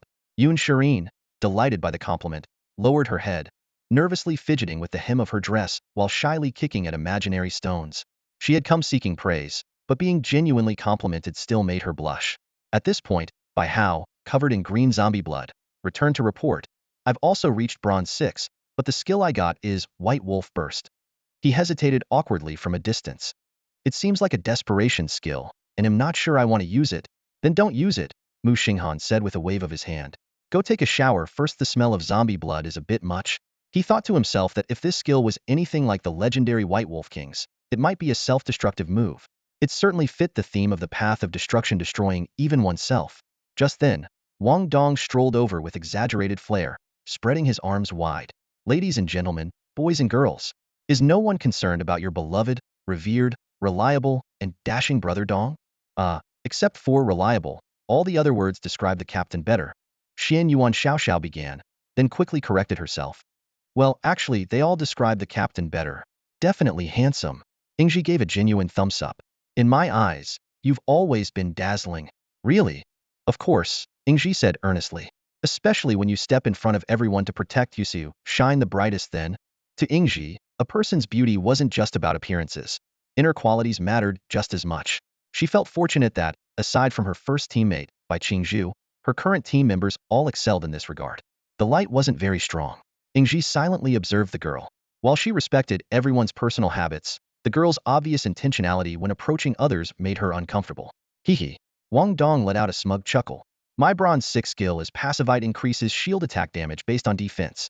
Now, smashing people with my shield is legit damage output, not just relying on its weight. Ha ha ha. He recalled his excitement when discovering the new use for his shield.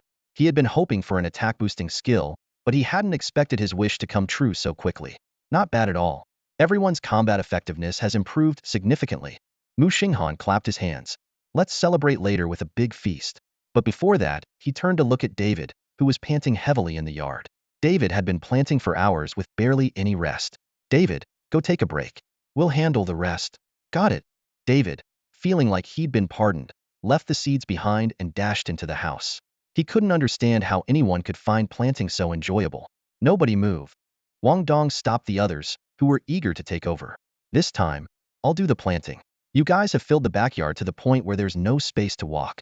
At least leave a path in the front yard. Then I'll go plant in a different yard. Muxing Han left some seeds for Wang Dong and quickly ran off with the rest, shouting as he went, this is money. Planting them means future wealth. Xian Yuanxiao stretched her sore arms. Let's start cooking. She was utterly exhausted. Charging up her shots repeatedly had drained her energy. Yun Shirin, standing nearby, agreed. Me too. Her piano-like harmonics had provided Xian Yuanxiao with a speed boost, enabling faster and more frequent charged shots, but it had also left her equally drained. Huh, where's little Lance? Wang Dong looked around, realizing they hadn't seen him during the fight. Don't worry. Xian Yuanxiao waved dismissively as she walked into the house. The captain said he and little Lance are connected in spirit and can communicate anytime. I only worry about others, never about him. Wang Dong pointed to the pile of corpses outside the yard, stacked higher than the wall. Actually, I was hoping he could collect the coins from that pile. I really don't want to dig through it. Ingji pointed out the situation outside. Let's wait and see. The zombies seem to collect their comrades' bodies on their own, but don't care about the coins. Sure enough, zombies occasionally rummage through the corpses, dragging away their fallen comrades, but leaving the coins untouched. Could it be that the dead zombies are being used as fuel or materials? Wang Dong speculated. Maybe the zombies we see now are synthesized or cloned from the previous ones. Meanwhile, in the neighboring yard, Muxing Han was scattering seeds while communicating telepathically with Lancelot. Got it. You've located the headquarters? All right, don't act rashly. I'll come over and check it out soon. Huang Tian, with a cigarette in his mouth, had one foot propped on the wall while the other dangled lazily. He noticed Lancelot chasing after something and, with a thoughtful expression, asked, What do you think, kid? Heading straight into the zombie stronghold. Huh. Muxing Han picked up his pace, racing toward the location transmitted by Lancelot Bu. He was eager to uncover the reason behind the abnormal proliferation of zombies. Over the past few days, they had been tirelessly exterminating zombies, yet their numbers seemed to replenish within a day or two, as if the growth of this world had been unnaturally accelerated. Your lovely classmates are cooking for you. You're not going to eat before heading out? Huang Tian casually followed behind Muxing Han, his hands clasped leisurely behind his back, easily keeping up with Muxing Han's full-speed sprint. For Muxing Han, running at what was considered the human limit of 100 meters in 10 seconds was merely his usual jogging pace. His expression remained calm, his breathing steady, as if he were merely taking a stroll. Uncle Tian, we're all just classmates. Oh, still stuck on the whole classmate thing? That girl with the round face who plays piano seems to like you. What do you think? Huang Tian teased, his tone carrying a hint of encouragement. In this post-apocalyptic world, there was no time to delay expressing feelings. No one knew whether tomorrow or an unexpected disaster would come first. I don't know, haven't really thought about it. Muxing Han replied nonchalantly while skillfully vaulting over a fence. With a swift kick, he dispatched a zombie midair, using the momentum to change direction and dive into another narrow alley. He was perfectly replicating the route Lancelot Bu had taken earlier. Well, fair enough. Who knows, maybe you'll end up with someone 4 feet 6 inches. Your little aunt would be thrilled no more, craning her neck to look at her nephew's wife. Come on, that's impossible. Ever since I saw my little aunt in action, she's always flying around the house. She looks at me at eye level, and I have no idea why she even bothers wearing those bunny slippers. True, Captain Yi can fly.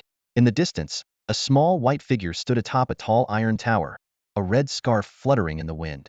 The figure was waving its short arms energetically, trying to grab their attention. "There's your boo."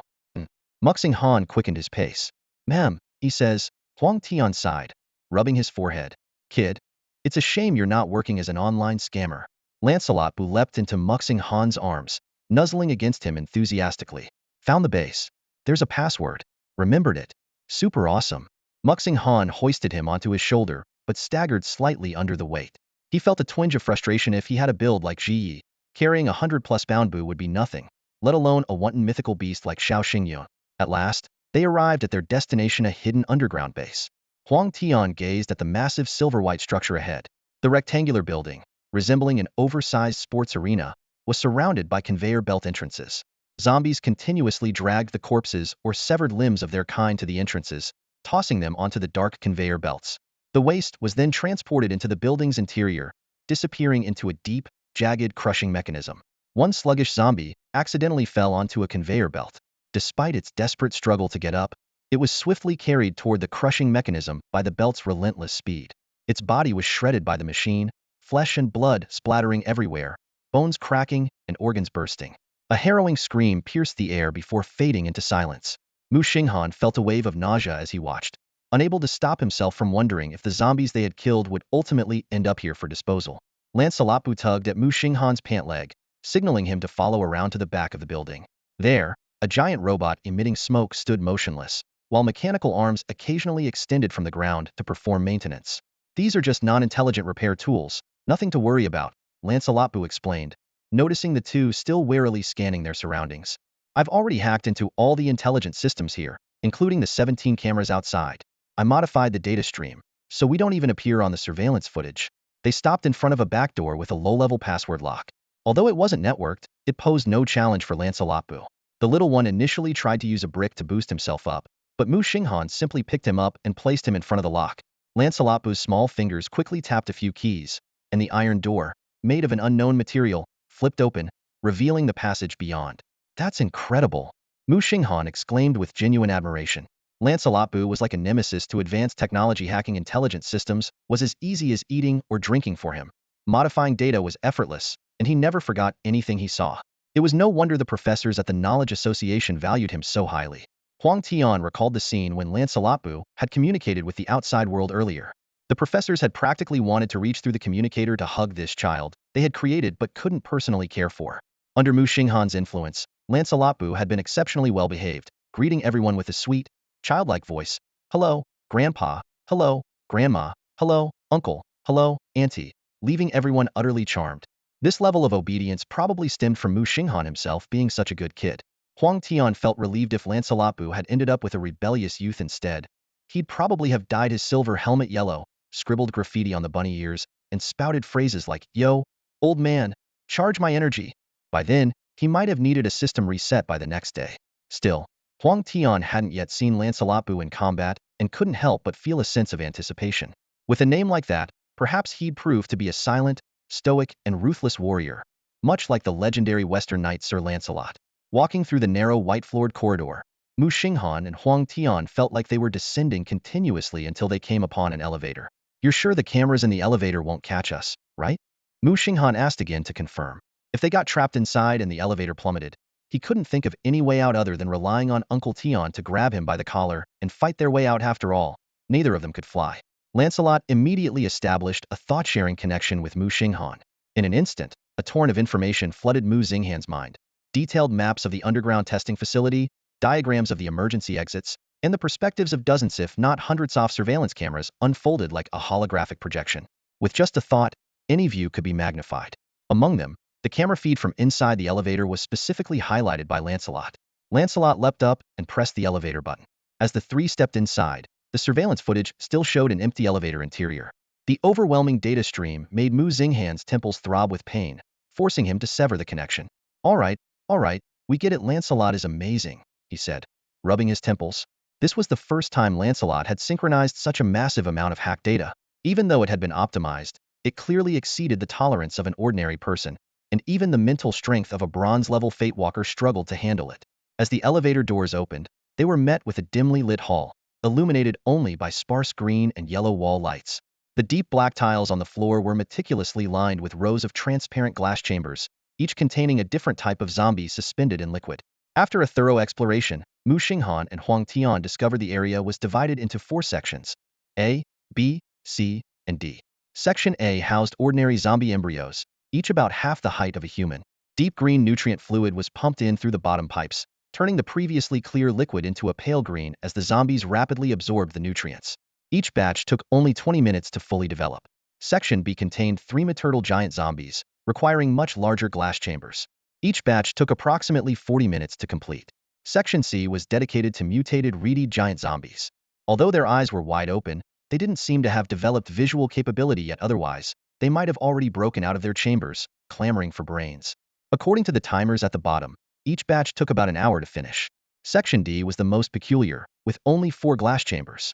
What lay inside made Muxing Han frown deeply. Each chamber contained a grotesque figure with a massive head, bulging veins, protruding eyes, and disproportionately small limbs. Zombie kings, or perhaps zombie scientists. What's going on? Cloning himself? Muxing Han muttered in confusion. Muxing Han's mind raced, and a chilling thought sent shivers down his spine. If the Dr. Jiangwang he had encountered earlier was also a clone, then where was the real Dr. Jiangwang? Although his strength made him unafraid of the opponent, the inhuman nature of these experiments left him feeling a deep sense of discomfort. Xiao Lance, send a message to the Dongxia Dawn Bureau, he commanded. Include the video data as well. This world needs to be purified. There are few living humans left, mostly zombies, and even a zombie research facility. I've already recorded the coordinates. Awaiting instructions from higher-ups. Huang Tian and Xiao Bangbu were discussing related matters. Unlike other teams that needed to return to report, they could transmit information in real time, a convenience that pleased him. Dawn Bureau? Muxing Han found the unfamiliar term intriguing. It's one of the departments responsible for external campaigns, Huang Tian explained. In contrast to the Night Watch Bureau, which protects the current realm, the Dawn Bureau focuses on external operations. While the 2 departments have different roles, their ranks are interchangeable. For example, your aunt and I are part of the Dawn Bureau, but when we're recuperating in the current realm, we can still be summoned by the Night Watch Bureau. Of course, we can refuse, but honestly, it's a win-win recovering while taking down evil forces. To be frank, with our strength, fighting the demons in the current realm feels like retirement. He added, even with bronze 10 level strength right now, my foundation allows me to dominate during the end night. However, it's rare for someone with gold level combat power to seal themselves down to bronze for missions. The difference between gold and lower levels is like night and day. You'll understand when you reach that level. So, is interdimensional warfare handled by the Astronomical Society or the Dawn Bureau? Muxing Han inquired further. It's divided into phases, Huang Tian elaborated.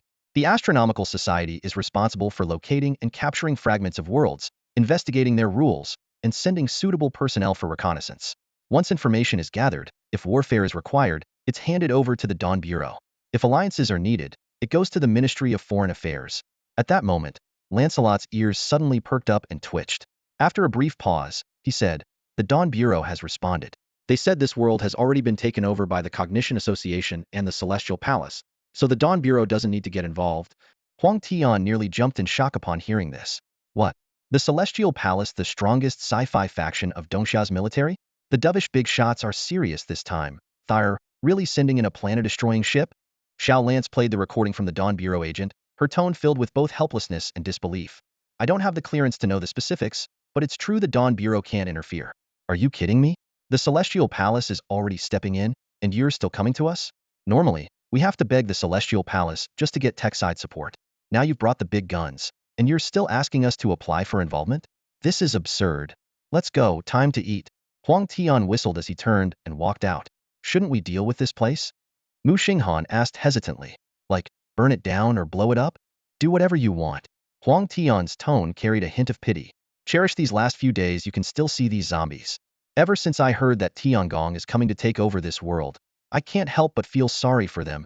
He sneered dismissively and added, just wait. My mom will be here in a few days. This world doesn't have much time left for you. What exactly is Tiangong? Muxing Han followed behind him like a curious child, pressing for answers. Huang Tian pressed the elevator button and explained as they waited. You should have some understanding of the technology on Lancelot by now, right? You know how powerful it is. It's insanely strong. Then think about it. Huang Tian continued. What if the technology inside Bomber wasn't miniaturized? How much more powerful would it be?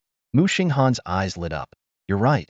Bomber is so small that every component has to be extremely compact, which must significantly weaken its original potential.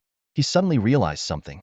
And since everyone's chasing after the ultimate single-unit combat capability, it probably means that large-scale military technology has reached its limits or isn't cost-effective.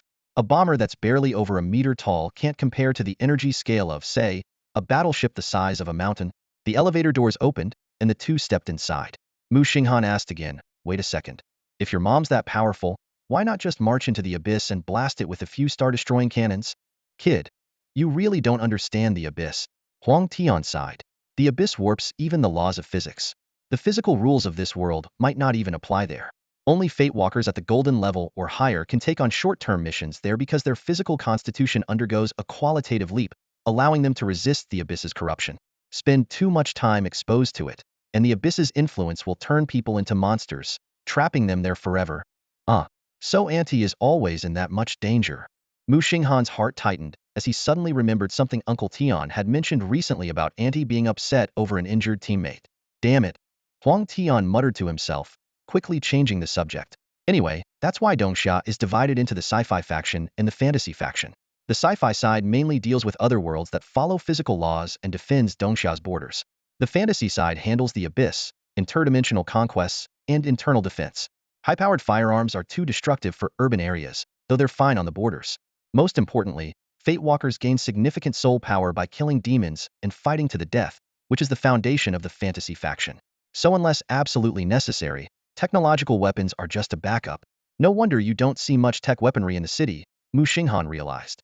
When will any of this be available to the public? Can I bring Bomber back to the real world?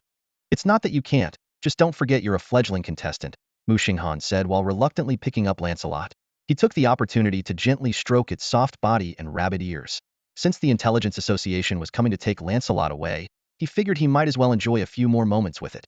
Just as he was savoring the moment, Lancelot suddenly issued a warning. Detected activity signals from the United Federation forces, moving 16 kilometers away, possibly heading toward the David Villa, 13 kilometers from here. Before the words even settled, Huang Tian on the side had already started spraying hair dye. "Wow, Uncle Tian, you're quick." "Who's Uncle Tian?" "You've got the wrong guy. I'm Clark Bu Gao Xing." "All right, Clark Bu Gao Xing. Spray some on me too." "Who are you?" "It's me, your good buddy, Bruce May too now." "Okay." Meanwhile, Yaida was leading her squad on a mission elsewhere. They stumbled upon a small plantation courtyard. Without hesitation, Yaida kicked the gate open. Gunfire erupted, and the plants inside fell one after another. The surviving plants immediately counterattacked, launching a barrage of seeds. Scott raised a massive flaming shield, easily deflecting all the attacks. Leo swung his greatsword in sweeping arcs, cutting down the plants in his path. The small black creature, Bangbu, cowered behind Scott's shield, clutching its little ears to avoid the chaos. Suddenly, a piercing scream echoed from inside the villa. Leo's eyes lit up at the thought of a woman and rushed in with his sword. He kicked the door, but something felt off. Bang! The door, along with the person behind it, was sent flying. Lying on the ground was a plump black woman dressed in a tattered brown apron, her face covered in freckles. Leo instantly lost interest. "Hand over the plant seeds, or you'll die," Leo demanded, casually slicing a nearby wooden table in half with his sword. The vase shattered, and water spilled everywhere. The black woman begged for mercy, limping as she went to retrieve the seeds. Yaida followed, thinking that bringing these plants back would complete the mission. If worst came to worst, she could always capture a zombie to fool her superiors. Eventually, the black woman handed over a cloth bag the size of a backpack, crying and pleading. Yaida, in a good mood, decided to spare her life. The three of them laughed and chatted as they prepared to leave, only to be confronted at the courtyard gate by a terrifying figure. The figure was cloaked entirely in black, save for a few golden musical notes swirling around them. "Yo, check it out, what a coincidence. Br Bruce May too now." Yaida's face turned pale instantly. She took back her earlier thought this day had just gotten much worse. Bruce May strode forward without the slightest hint of caution, his towering figure casting a long shadow under the sunlight. With every step he took, the three Yaida, Scott, and Leo instinctively retreated, as if they were dancing with death itself. The memory of their last encounter remained vivid. It had taken only an instant for them to be utterly defeated. The sheer disparity in strength revealed one undeniable truth. The man before them belonged to a gold-tier team. The thought alone crushed any lingering courage to resist. That he hadn't killed them already was mercy enough. Has the EU lost its mind? Aida cursed silently. Sending a gold-tier team to a bronze-tier world, what kind of overkill is this? It's like using a missile to swat a mosquito. Still clutching the small pouch she had just acquired, Aida unwillingly continued to back away. Where did you get that? Bruce asked nonchalantly. It was from the lady in the villa, Scott stammered, pointing toward the house behind them. At his words, the black woman peeking nervously from the doorway turned pale and scrambled back into the basement in a panic. Oh, I see. Would you mind giving it to me? Bruce stopped in his tracks, extending his hand casually. Aida clenched her teeth, halting her retreat. She could sense his patience was wearing thin. Just give it to him already, Scott urged anxiously. Aida suddenly flung the pouch toward Scott, startling him. He quickly dispelled the flaming shield in his hand, terrified that the seeds inside might burn and provoke Bruce's wrath. If you're in such a hurry, you deliver it, Aida said with a cold sneer. Bruce's voice and presence had already become her recurring nightmare. What followed was a ridiculous spectacle over who should hand over the pouch. Scott tossed it to Leo, who promptly threw it back to Aida. The three began bickering over the role of vice captain, each refusing to approach Bruce. Deep down, they all knew this was nothing but a desperate attempt to stall for time. The lesson from their last encounter had left too deep a scar. Bruce remained still, his hand outstretched, silently watching their farcical display. Then, without warning, a wave of exhilaration surged through him, spreading to every corner of his body. His soul energy flowed freely, and his life force advanced to bronze level 9. Suppressing the joy of this breakthrough, he continued to observe the trio, who were still locked in their petty squabble. Muxing Han's consciousness sank as he darted into the mirror space like lightning. Seeing Xiaohuo laughing uncontrollably, he wasted no time and unleashed a dazzling combo of skills: Star Source, Resonance, Knight of Honor, Pure Grace, Star Source, Delight, Card Draw, Activate. Huh, what? What are you doing? Xiaohuo exclaimed in shock as 3 skill screens instantly appeared in front of her, spinning rapidly. Blue-haired lunatic, are you out of your mind? This place doesn't have a time flow adjustment function. How could you just barge in like this? What's there to fear? Uncle Tian is outside. Those 3 wouldn't dare make a move. Muxing Han rubbed his hands together, his eyes gleaming with excitement. Fortune favors the bold. Let's make this thrilling. The skill screen spun at lightning speed. The resonance path was the first to stop. Nothing. Muxing Han sighed lightly. He had been looking forward to that one. Next, the delight path slowed down. Still nothing. What? What? Are you kidding me? Mu Xinghan's eyes widened as he locked his gaze on the last skill screen for Knight of Honor, Pure Grace. It has to be that one. The pointer gradually slowed and finally landed on a skill that Muxing Han had been yearning for: Eternal Grace, Star Source. This was a powerful ability that enhanced physical attributes across the board with every level up, increasing willpower, mental strength, critical special attack, and even charm. Unbelievable! Muxing Han exclaimed in ecstasy, grabbing Xiaohuo and spinning her around wildly. The core skill of Ingji Valkyrie, and it's the Star Source enhanced version. Dizzy from all the spinning, Xiaohuo's eyes swirled like spirals. That damned blue-haired maniac, she muttered under her breath. All I did was watch the show and not tell you. Did you really have to go this far? The moment they returned to reality, Muxing Han felt the massive transformation brought by 9 consecutive level-ups.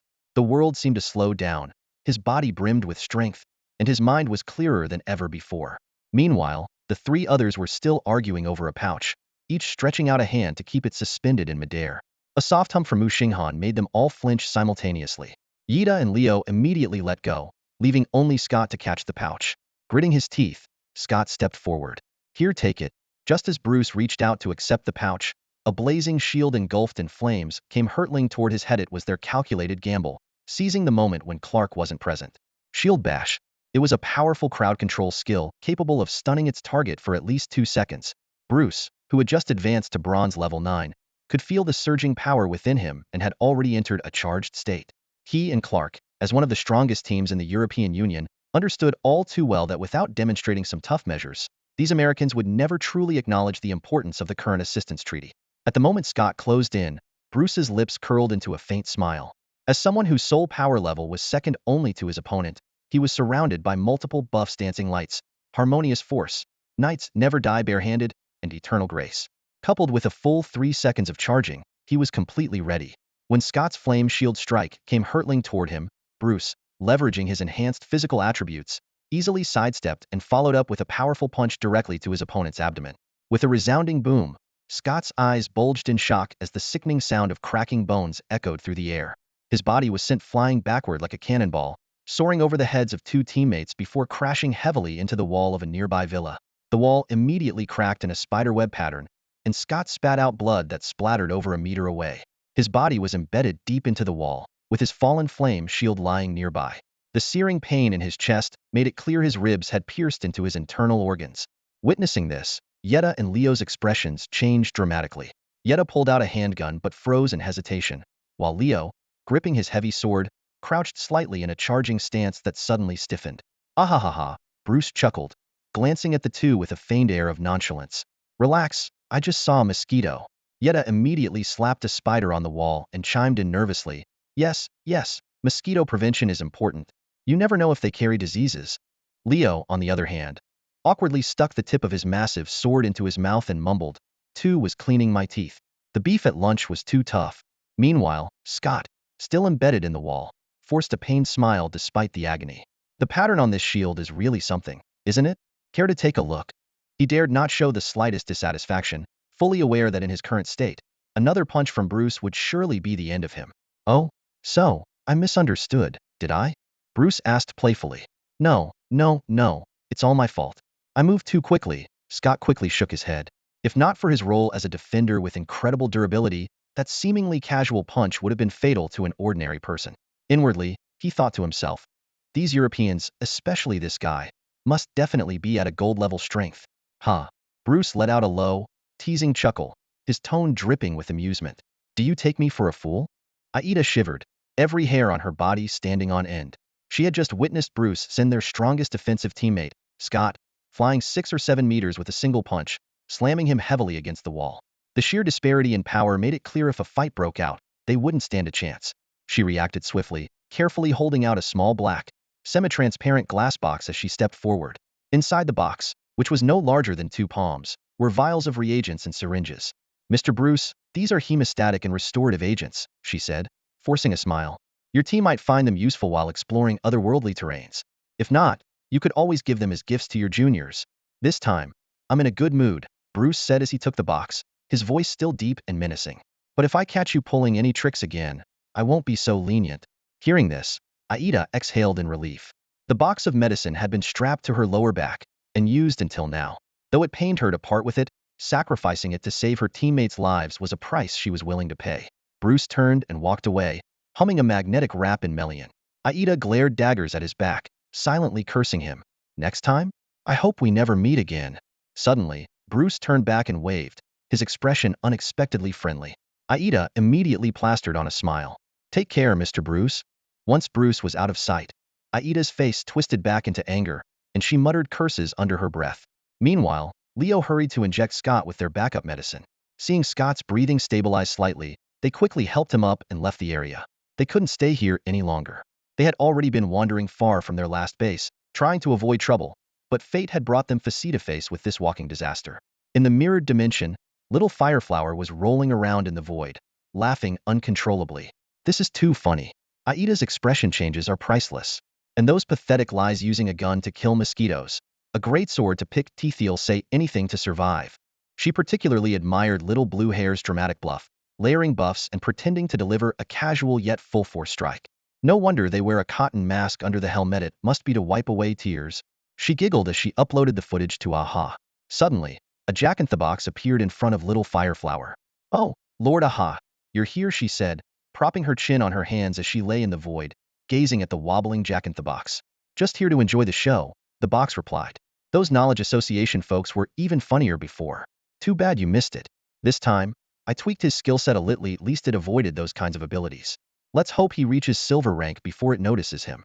Otherwise, things could get complicated. You're meddling with divine power again. Watch out, or the Equilibrium Star God will catch on.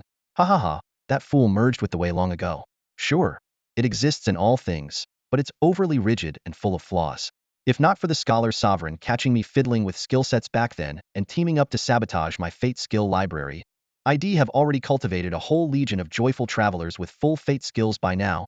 Of course not, the jack-in-the-box said smugly, swaying slightly. I was just inexperienced before.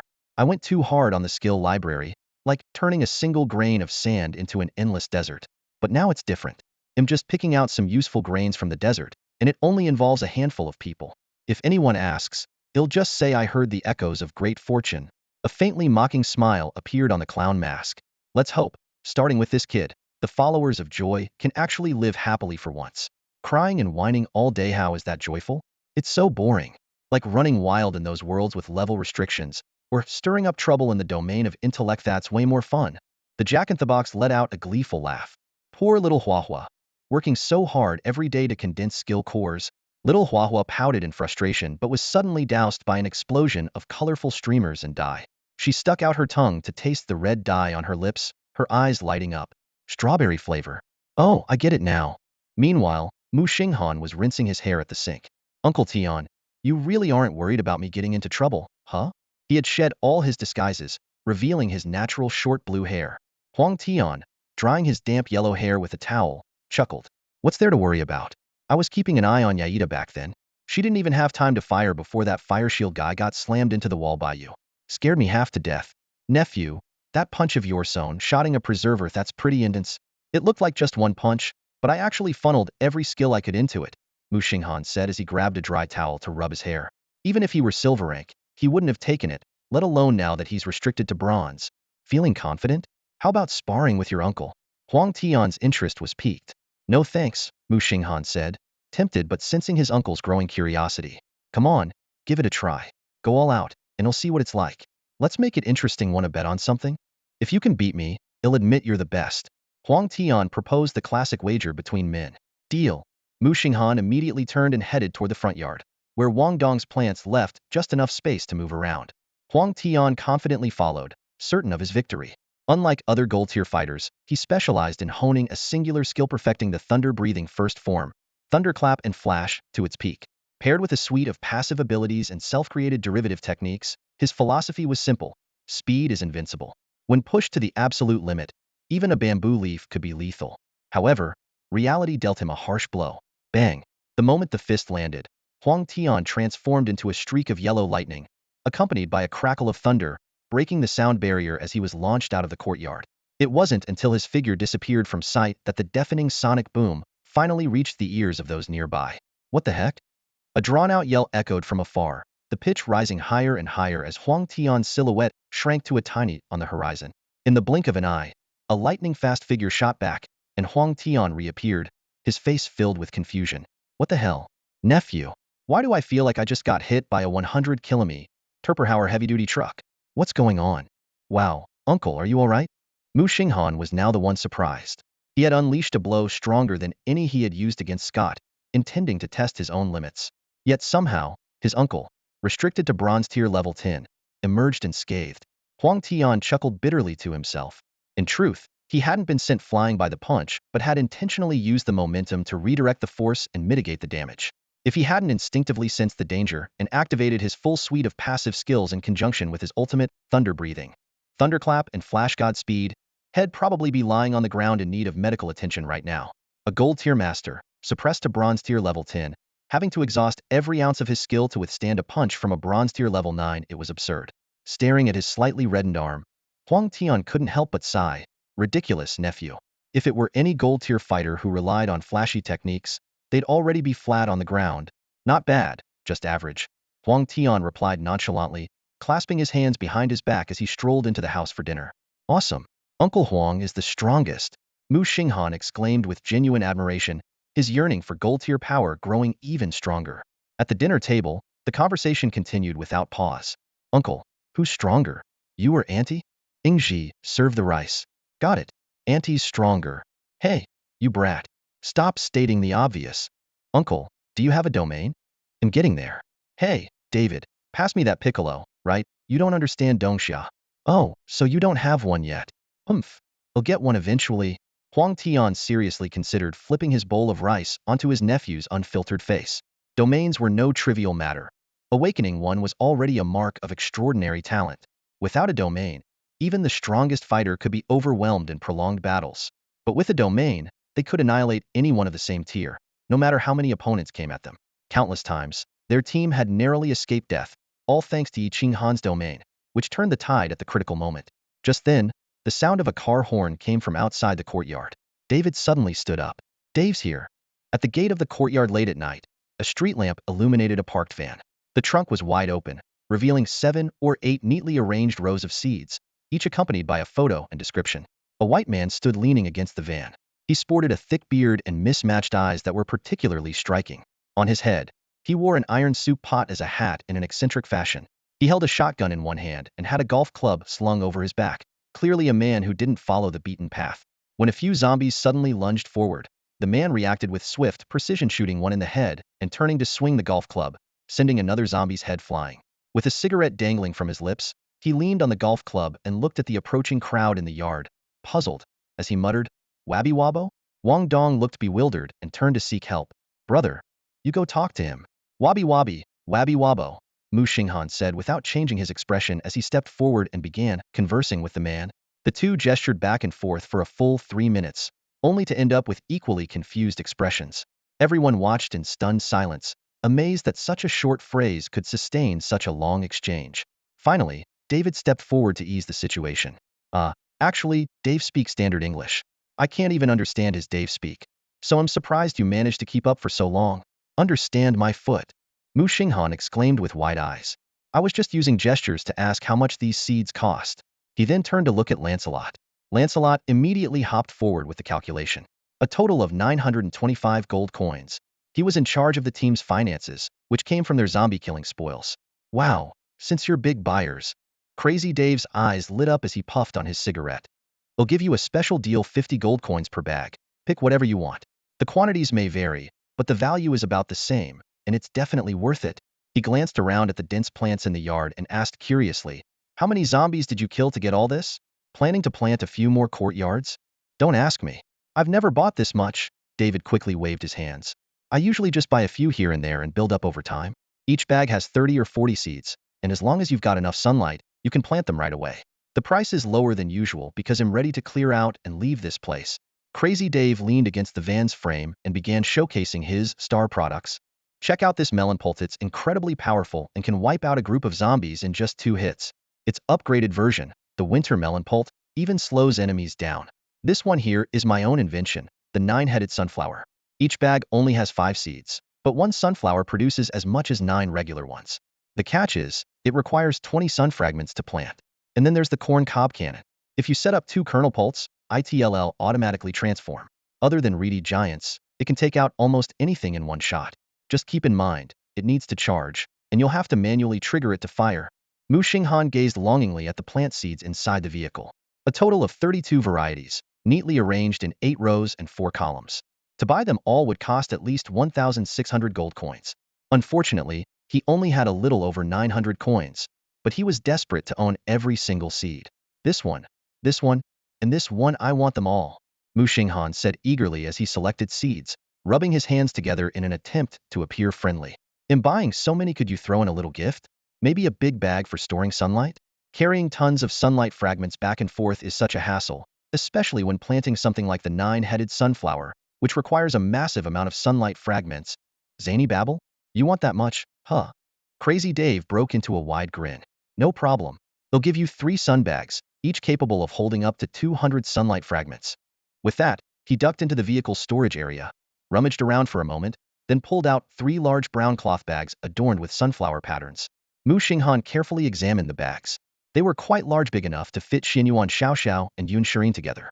However, if they were to holding Ji, it might only fit one of her, considering her supermodel figure and those long legs, which could rival Andy's height. "You've chosen 18 bags of seeds in total," Crazy Dave said as he began packing the seeds into the sun bags. "Each bag comes with detailed instructions, including special traits, power, sunlight requirements, and growth cycles. That'll be 900 gold coins in total." Just then, Xiao Lance suddenly leapt into the air, his small hands outstretched as he hovered. His innocent, childlike voice echoed as a golden spatial rift appeared inside the van. A cascade of gold coins poured out, stacking like chips at a casino. "Slow playing with a strong hand. Feigning weakness, you're testing my patience," Xiao Lance declared. Before he could continue, Muxing Han quickly grabbed him in a tight hug, covering his mouth. "No, sweetheart. What are you doing? Your brother's memories aren't meant for this kind of thing. You can't just randomly spout lines like that. If you run into someone wielding a blade and they respond with 'I mourn for the fallen,' your brother might have to beg you not to die." Xiao Lance obediently closed his mouth. Though he didn't fully understand, He could sense that every time he recited lines from the Night King's memories, his life force seemed to grow stronger, as if he were treading further along a path of exuberance.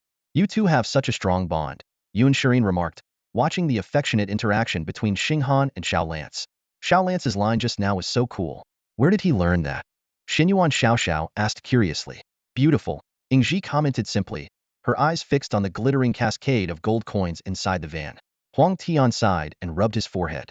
He couldn't help but feel that those lines came from his nephew's memories, and he worried over what exactly the boy had gone through.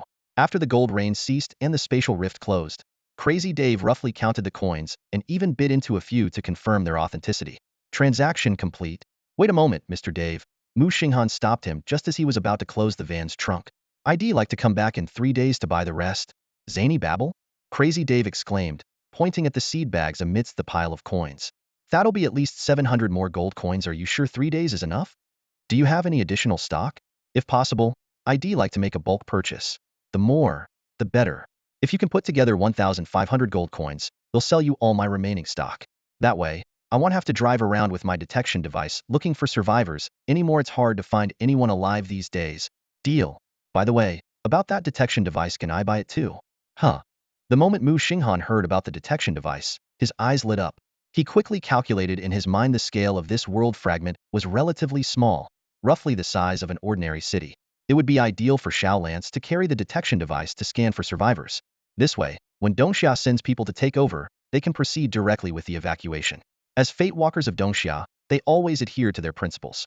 Unless the intelligent beings were anti-human, extremely hostile to humanity, or completely incapable of communication, they must prioritize rescuing all intelligent life. It was this upright and reliable approach that earned Dongxia a stellar reputation across various worlds. Allied friendly races often said that encountering a Dongxia Fate Walker was even better than reuniting with family. Xiao Lance waved his tiny arms in Muxing Han's embrace. No need to buy a detector. I can sense them myself. Indeed, with Xiao Lance's ability to sense what even Fate Walkers could, detecting ordinary humans was a simple task for him. Penny, let's go. Crazy Dave, seeing that the two had finally given up on his detection device, immediately slammed the trunk shut, jumped into the car, and floored the gas pedal. The vehicle charged forward recklessly, smashing through zombies and sending them flying in all directions. The blood-splattered car hood did nothing to slow it down. Damn. I forgot to warn him to steer clear of the Unionists. Muxing Han suddenly remembered this crucial detail. If Dave ran into the Union squad while collecting coins and got completely looted, wouldn't all his efforts go to waste? More importantly, Dave could end up in danger. Don't worry, Huang Tian interjected. That Dave. There's no need to be concerned.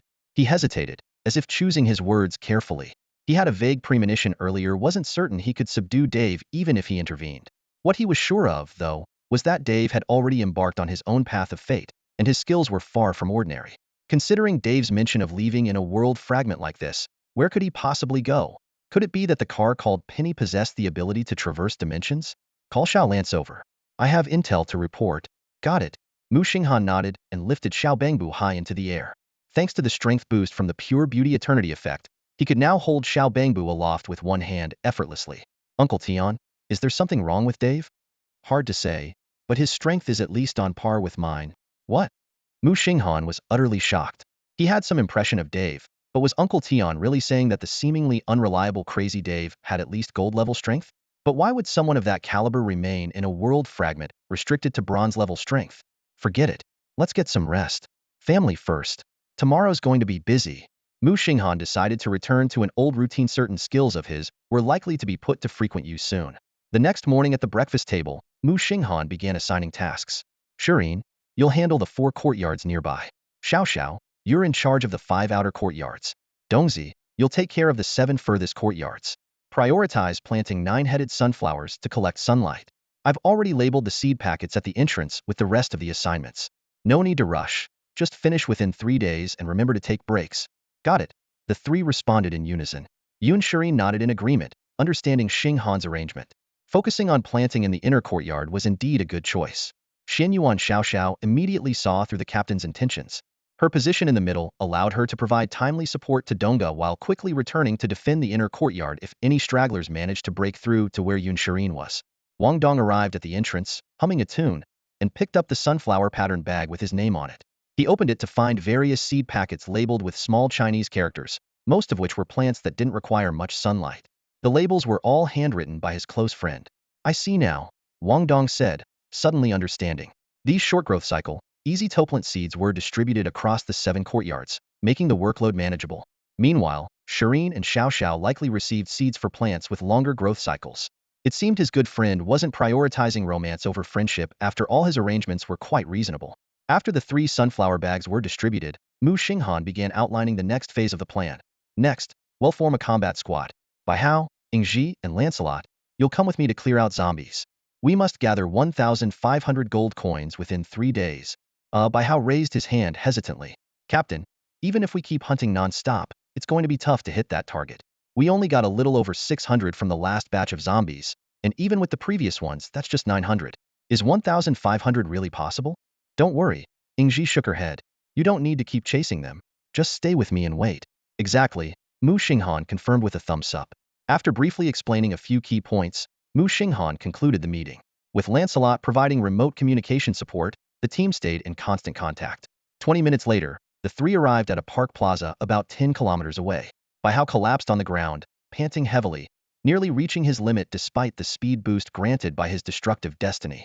In contrast, Muxing Han and Ingji were only slightly out of breath. How can you two run so fast without getting tired? Bai Hao asked, lying on the ground. Ingji looked at Muxing Han in surprise. Your stamina has improved so much. Are you already at bronze 10? Nope, Muxing Han replied with a bright smile. Guess what skill I drew at bronze 9? A speed-related hunting skill? A charge ability? Or perhaps a lightfoot technique? Ingji speculated, considering the characteristics of Joyful Destiny's skill pool. Pure beauty eternal. For the first time, an expression of disbelief appeared on Ingji's stunningly beautiful face. No wonder she had been feeling an increasing sense of closeness toward her friend lately, had drawn her signature skill. Out of the countless skills in the Destiny skill pool, he managed to pull this one. Could it truly be fate? Was it the will of the pure beauty star deity, Idlira? The heartbeat of a certain knight of honor quickened involuntarily. Muxing Han gave an embarrassed smile and explained softly, 3 designated draws from the Fate Soul Fate Path. Each Fate Path skill pool does have quite a few skills, but the odds are still better than 1 in a billion. Even so, it took 3 attempts to get this. My dear friend, Ingji suddenly spoke, her eyes sparkling with joy. I'm here. It's so good to know you. Muxing Han was momentarily stunned, but quickly understood her emotions.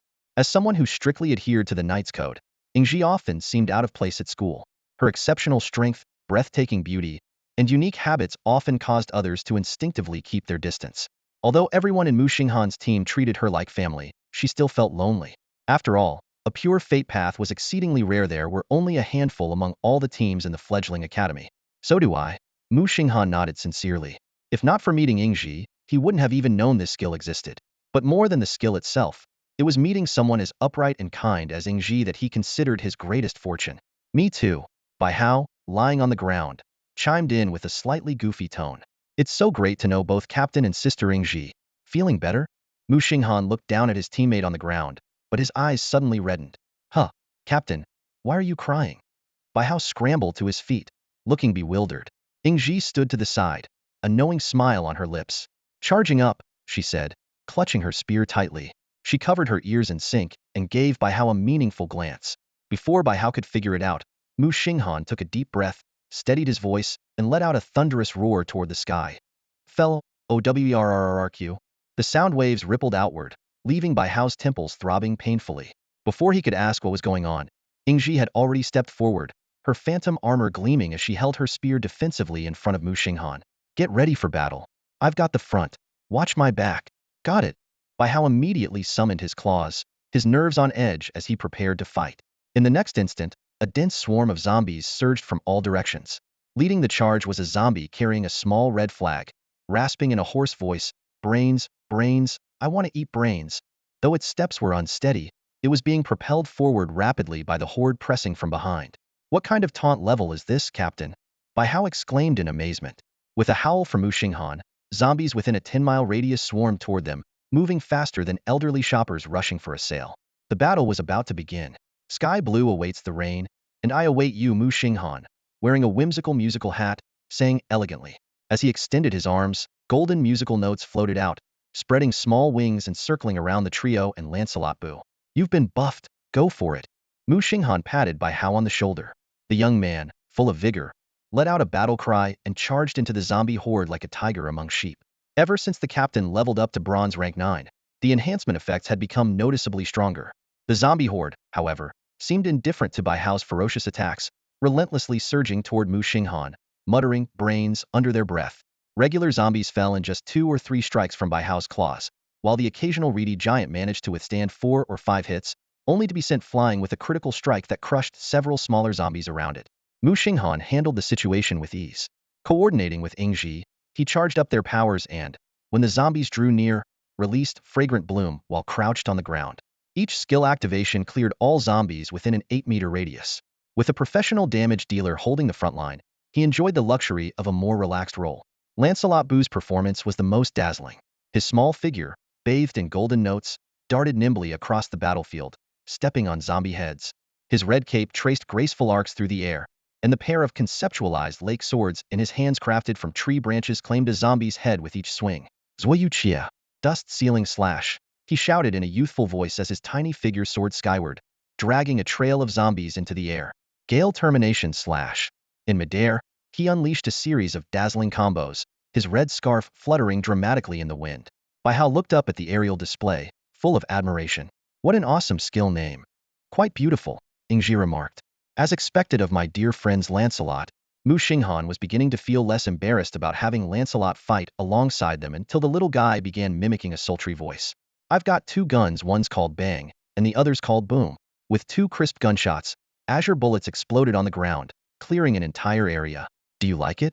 Lancelot asked in his innocent voice, imitating the tone of a seductive older woman, his red cape fluttering dramatically. Muxing Han wanted to vanish on the spot, collapsing face down and refusing to get up. Very evocative, Ingji commented seriously, secretly wondering if her dear friend had a preference for alluring older women. Meanwhile, the naive Bai Hao simply thought it was impressive. Little Lancelot, Muxing Han pleaded through their synchronized communication channel. Please stop saying those lines that make me want to die of embarrassment. I can handle the edgy stuff, but this is too much. He was now almost certain this was Ahas doing to mess with him. Okay, Lancelot replied innocently, then raised his tree branch. Avada Kedavra! A blast erupted, vaporizing the zombies and leaving only a few scattered coins. Finally, he landed in front of a zombie with a metal bucket on its head and coolly blew on the non-existent smoke from his weapon.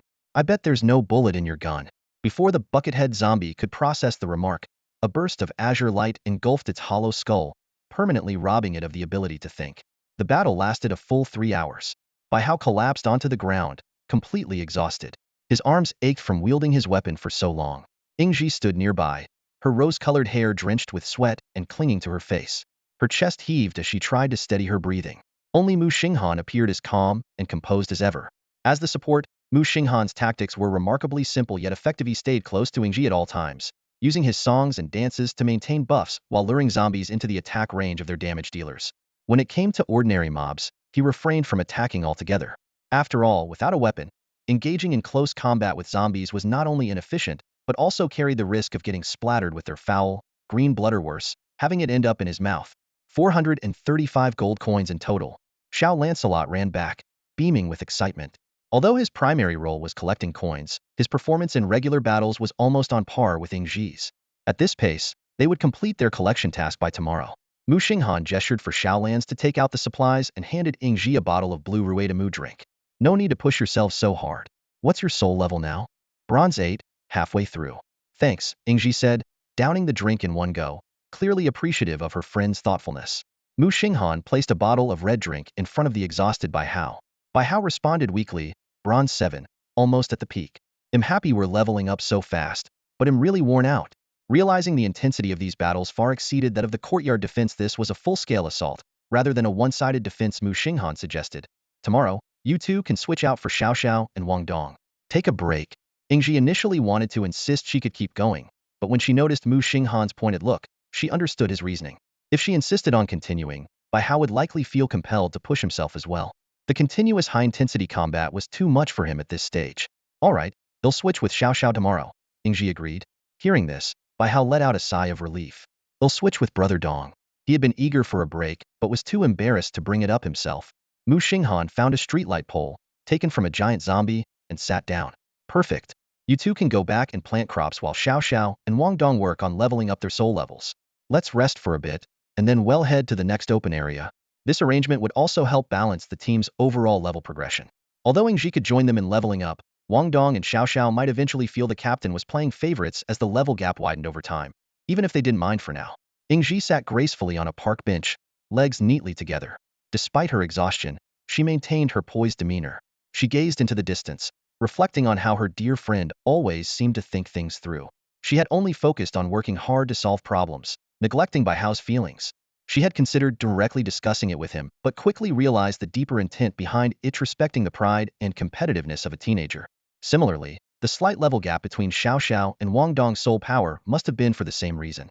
My friend truly is both a mentor and a guide, Ingji murmured to herself. Every interaction with them teaches me so much.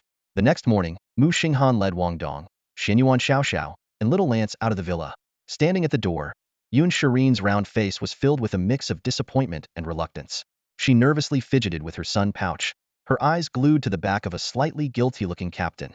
It was an unavoidable decision. She wasn't suited for a high-speed march, and the current team configuration couldn't fully ensure her safety. Although the captain had explained it and Yun Shirin had expressed her understanding, the girl couldn't help but feel a little down as she watched them leave. Yay! Time to go zombie hunting!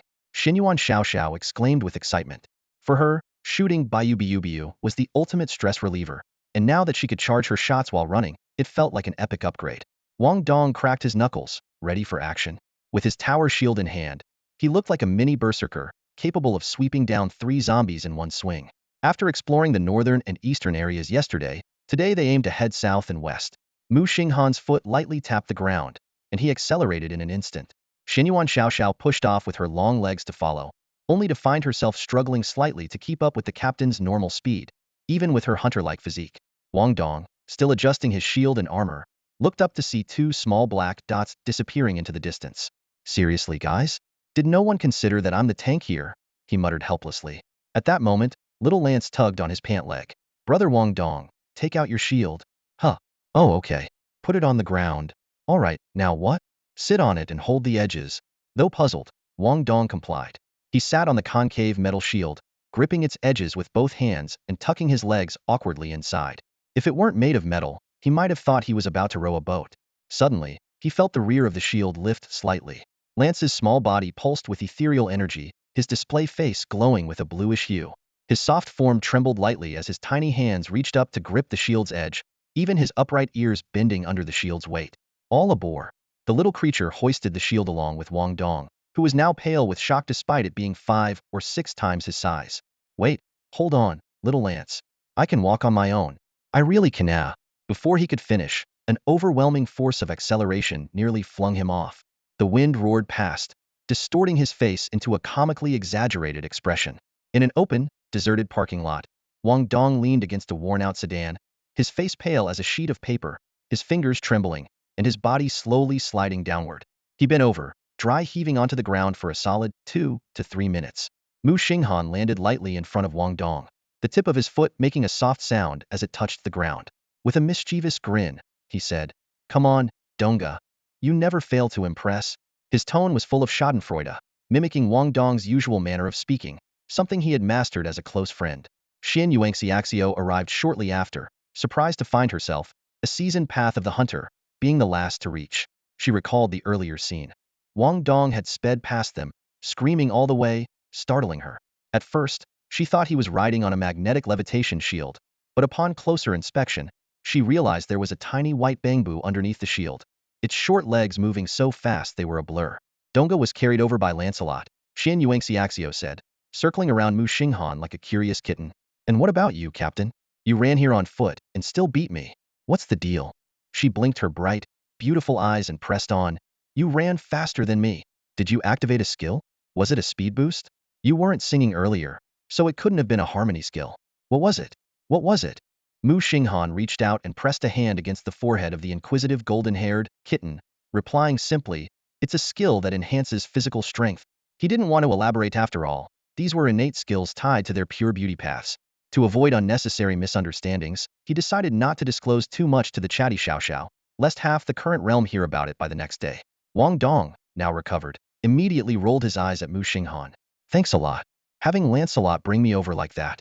Who could possibly handle that kind of speed? And sitting? Seriously? That must have been your idea. Clearly lying flat would have been way more aerodynamic. I almost got thrown off. No need to thank me. We're brothers, aren't we? Muxing Han chuckled. All right, you're next. Wang Dong growled through gritted teeth. Let's see you laugh about it when you sit on that shield and I run on foot. We'll go at the same speed as before and let Lancelot send you to the next spot. No way, you're too slow. You'd hold us back. Muxing Han replied dismissively. Oh, really? Then I'll hop on too. We'll share the shield. Wang Dong, now completely unhinged, grabbed Muxing Han's arm and tried to drag him onto the shield. Muxing Han didn't put up much of a fight and went along with it, taking a seat. Why not? Better than standing on the dirty ground. Meanwhile, Xin Yuangxiaxio had already raised her phone and had been quietly recording the whole scene for quite some time, a knowing grin on her face. As the most considerate member of the team, Xiao Xiao naturally took it upon herself to gather plenty of sweet moments for the online fans shipping the Dongxing duo. Wang Dong glanced sideways, trying to pull Xinyuan Xiao Xiao onto the shield as well. You get up here too. Xinyuan Xiao Xiao nimbly dodged and gave a playful smile. Donggu, stop messing around. Put the captain down already, we've got zombies to fight. No need. Muxing Han, seated cross-legged on the shield, was already prepared. He howled toward the sky. Oh would the sound waves spread far and wide. No wonder by how likes howling like T-sit really carries. Suddenly, Wang Dong let out a mischievous chuckle, swiftly pulling the shield out from under Muxing Han. Caught off guard, Muxing Han fell flat on his backside with a surprised huh? He stood up, rubbing his sore rear in confusion. Xinyuan Xiao Xiao held up her phone, still recording the scene. In the distance, a horde of zombies surged forward like a tidal wave. Charge up your power. Muxing Han reminded Xiao Xiao. Is she really treating this like a vacation? Recording a vlog? Planning to become a content creator? Battle. Let's go. Wang Dong, who had awakened the ability to convert defense into offense, seemed to channel the spirit of a warrior. He swung his shield and charged forward, smashing it into a metal bucket zombie. Clang. The metal bucket zombie was sent flying 2 meters before crashing to the ground. Huh. Wang Dong scratched his head in confusion, leaning his shield against the ground as he tried to figure it out.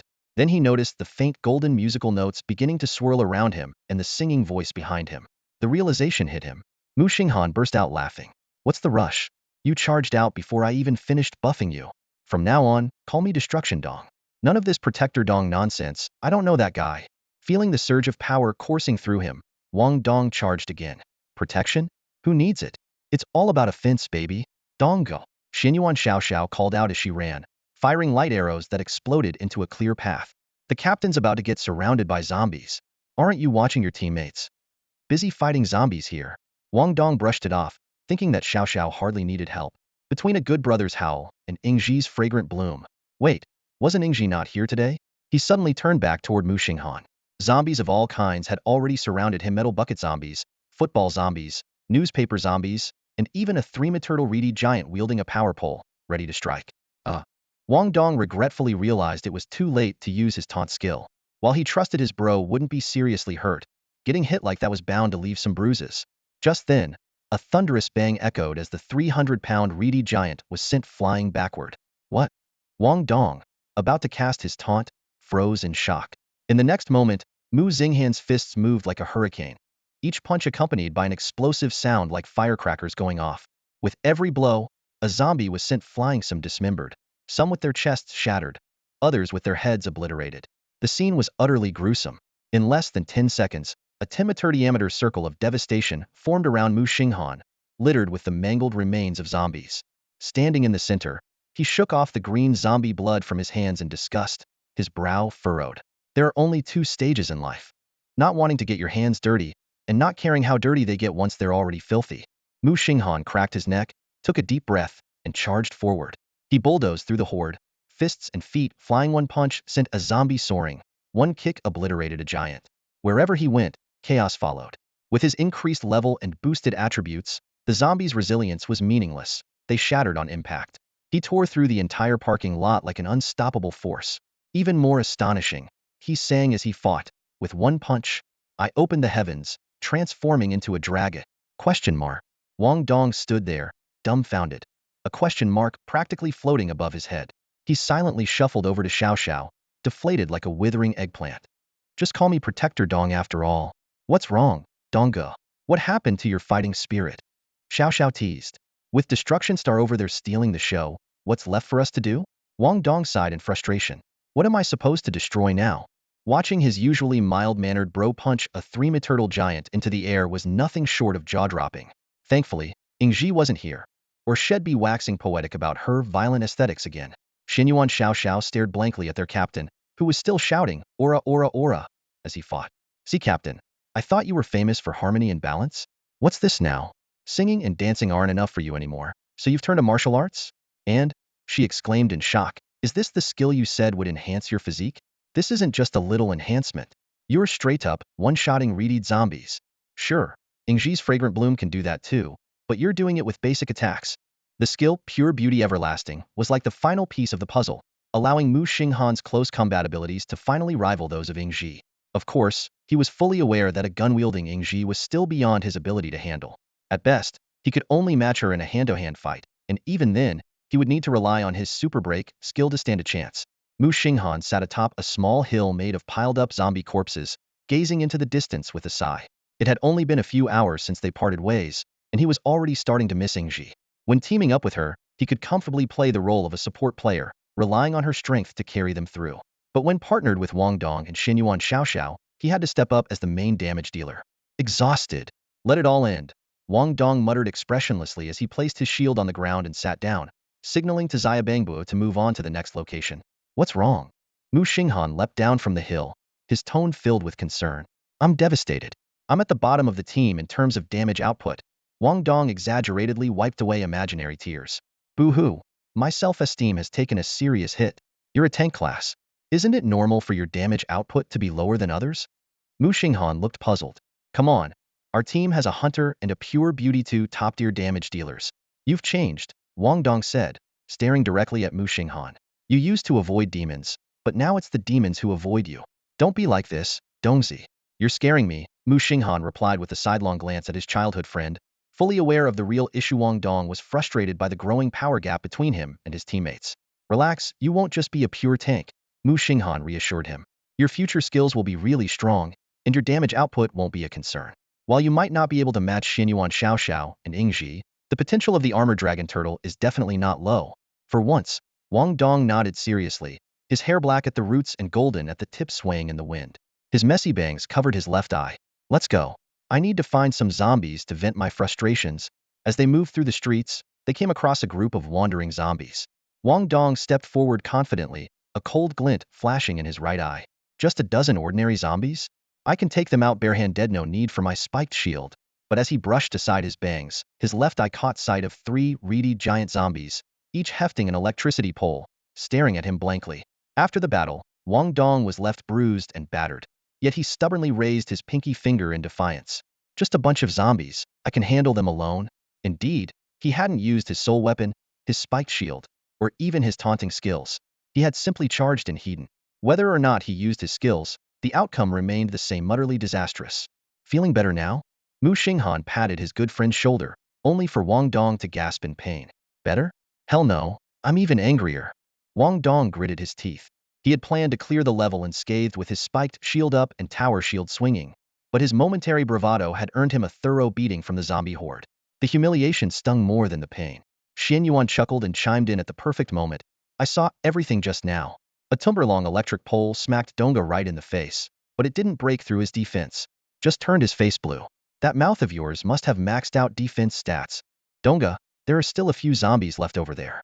Want to blow off some steam?" "No need, I'm good now." Wang Dong waved it off with a wry smile. "You guys handle the damage output. I'll focus on guarding." After venting his frustrations, he'd calmed down and didn't want his personal issues to slow the team's progress. "Later, you two can kill more zombies. Lancelot and I will hold the line for you." Muxing Han quickly did the math.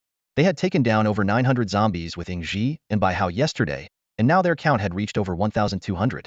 With only 300 left to go, they had plenty of time. Before Wang Dong could protest again, Muxing Han had already leapt toward the next location. Xianyuan pumped his fist and cheered, "Donga, let's do this together." Then he followed closely behind. Watching his two teammates' retreating figures, Wang Dong sighed with a faint smile. He transformed his shield into a flat surface and slapped it onto the ground, preparing to lie down. Suddenly struck with inspiration, he dashed into a nearby empty house and dragged out a blanket, spreading it over the shield. "Too hard before, this is so much better. I'm a genius. Let's move out. On it." Lancelot hoisted his shield and charged forward at high speed, the gust immediately blowing the blanket away. Wang Dong, sprawled on the cold, hard shield, felt a pang of regret. To prevent himself from getting hurt by any sudden turns or stops, he had to awkwardly lift his body. Only now did he understand why they initially suggested he sit instead. Still, this was better than kneeling. After 2 grueling days and nights of battle, the trio finally returned to David's home. By now, they had leveled up to Bronze 8 and even the peak of Bronze 8. Exhausted beyond belief, they each found a room and collapsed into sleep after a quick wash. Of the 3, Wang Dong was the most drained. Although Xian Yuan's arrows wiped out hordes at a time, giving him the highest kill count, Wang Dong had gained new insight during the fights. Killing enemies was also a form of guarding. Eliminating threats meant protecting his teammates. Fueled by this realization, he swung his massive spiked shield like a door, throwing himself into the fray and even managing to snatch several kills from the human artillery that was Xian Yuan. His soul rank skyrocketed as a result. After a full day of rest, night fell. It was time for their scheduled trade with Crazy Dave. Under the streetlights, Dave stood as usual, wearing sunglasses and leaning against Penny's car. A shotgun rested in his hands, and a golf club was slung across his back. The transaction went smoothly. Not only was the payment of 1,500 gold coins sufficient, but there were even a few coins left over. Crazy Dave pulled out a collection of hybrid plants from his mysterious storage space, each exuding a unique and peculiar aura. The most eye-catching among them was a plant called the Doom Mushroom. Muxing Han carefully read the manual and couldn't help but frown. It was essentially a botanical bomb. It would explode within 3 seconds of being planted, with a destructive radius of dozens of meters and astonishing power. It was nearly impossible for an ordinary person to use it safely. A single mistake could result in being blown to pieces. Among the many plants purchased, the blue-charmed cattail melongrass was arguably the most practical choice. Unlike regular cattail grass that shot red spikes, this modified version could fire small, blue ice melons with tracking capabilities. However, it had a significant drawback. It had to be planted on lily pads, and a single plant required 2 lily pads to grow. Looking at its slender stem, it was hard to imagine it could grow to such an enormous size. There were also some hero plants marked with red tags, which could only be planted 1 per yard due to their extreme nutrient demands on the soil. Among them, the Burger King plant could continuously fire various types of pea bullets, including burning, freezing, and piercing effects. The Sunflower Princess, on the other hand, specialized in firing high-temperature bullets and could generate large amounts of sunlight after taking down zombies. Yabadabadoo? Any other questions? If not, I'll take my leave. Crazy Dave glanced at the cart full of gold coins with a satisfied grin. He had already backed up all his experimental data and was ready to move on, as this world could no longer satisfy his research needs. Wait a moment, Mr. Dave, Muxing Han, who was directing his teammates to move the seeds, suddenly called out. When do you plan to head to the next world? In about 3 days, Crazy Dave shrugged. I'm out of stock. I'll spend the next few days organizing my experimental data and selecting some valuable prototype seeds to take with me. Would you consider visiting our world? Muxing Han suggested. Though there are no zombies there are plenty of monsters you could use for experiments. He could tell that many of the plants had already reached the upper limits of this world's power scale bronze tier 10, but it was clear that these plants had far greater potential. Crazy Dave scrutinized Muxing Han and his team thoughtfully. He had long suspected that they were not locals, but he hadn't expected them to be so direct. The lean blonde man in particular emanated a wary, intimidating presence. From various clues, it seemed likely that they possessed space travel technology and had a relatively advanced level of science and technology. This made Crazy Dave ponder the safety risks and whether he could truly obtain enough experimental samples. As a scientist with principles, he was adamant about using only non-sentient life forms for his experiments. Mr. Dave, Muxing Han said sincerely, our nation is a friendly place that values knowledge. You are always welcome to visit, and if you are ever dissatisfied, you are free to leave without any restrictions. Crazy Dave nodded thoughtfully. As an experienced interdimensional traveler, he knew that a person's behavior often reflects the level of civilization in their society. Even in this lower-tier world, these travelers, despite their overwhelming power, maintained politeness and decorum, which left him with a deep impression. This stood in stark contrast to what happened 3 days ago. While driving Penny back to the research base, Dave encountered 3 uncivilized interdimensional travelers who tried to rob the seeds in his car without saying a word. As a scientist, Dave couldn't tolerate such barbaric behavior. Without hesitation, he took them down with a golf club and even drove Penny over their bodies. Thank you for your understanding, Muxing Han said with delight. Would you mind sharing your address? Would love to pay you a visit. At that moment, the van named Penny suddenly vibrated and spoke in a pleasant female voice. Let me send the coordinates to that little guy of yours. Lancelot Boo was stunned as he received a string of data. He never expected this seemingly ordinary van to be an intelligent life form. She's Penny, both my trusted partner and my research assistant, Crazy Dave explained, gently patting the van. All the data calculations and experimental projections rely on her. Well, I need to head back and organize my findings. As Crazy Dave drove away, Muxing Han immediately began discussing with Lancelot Bu.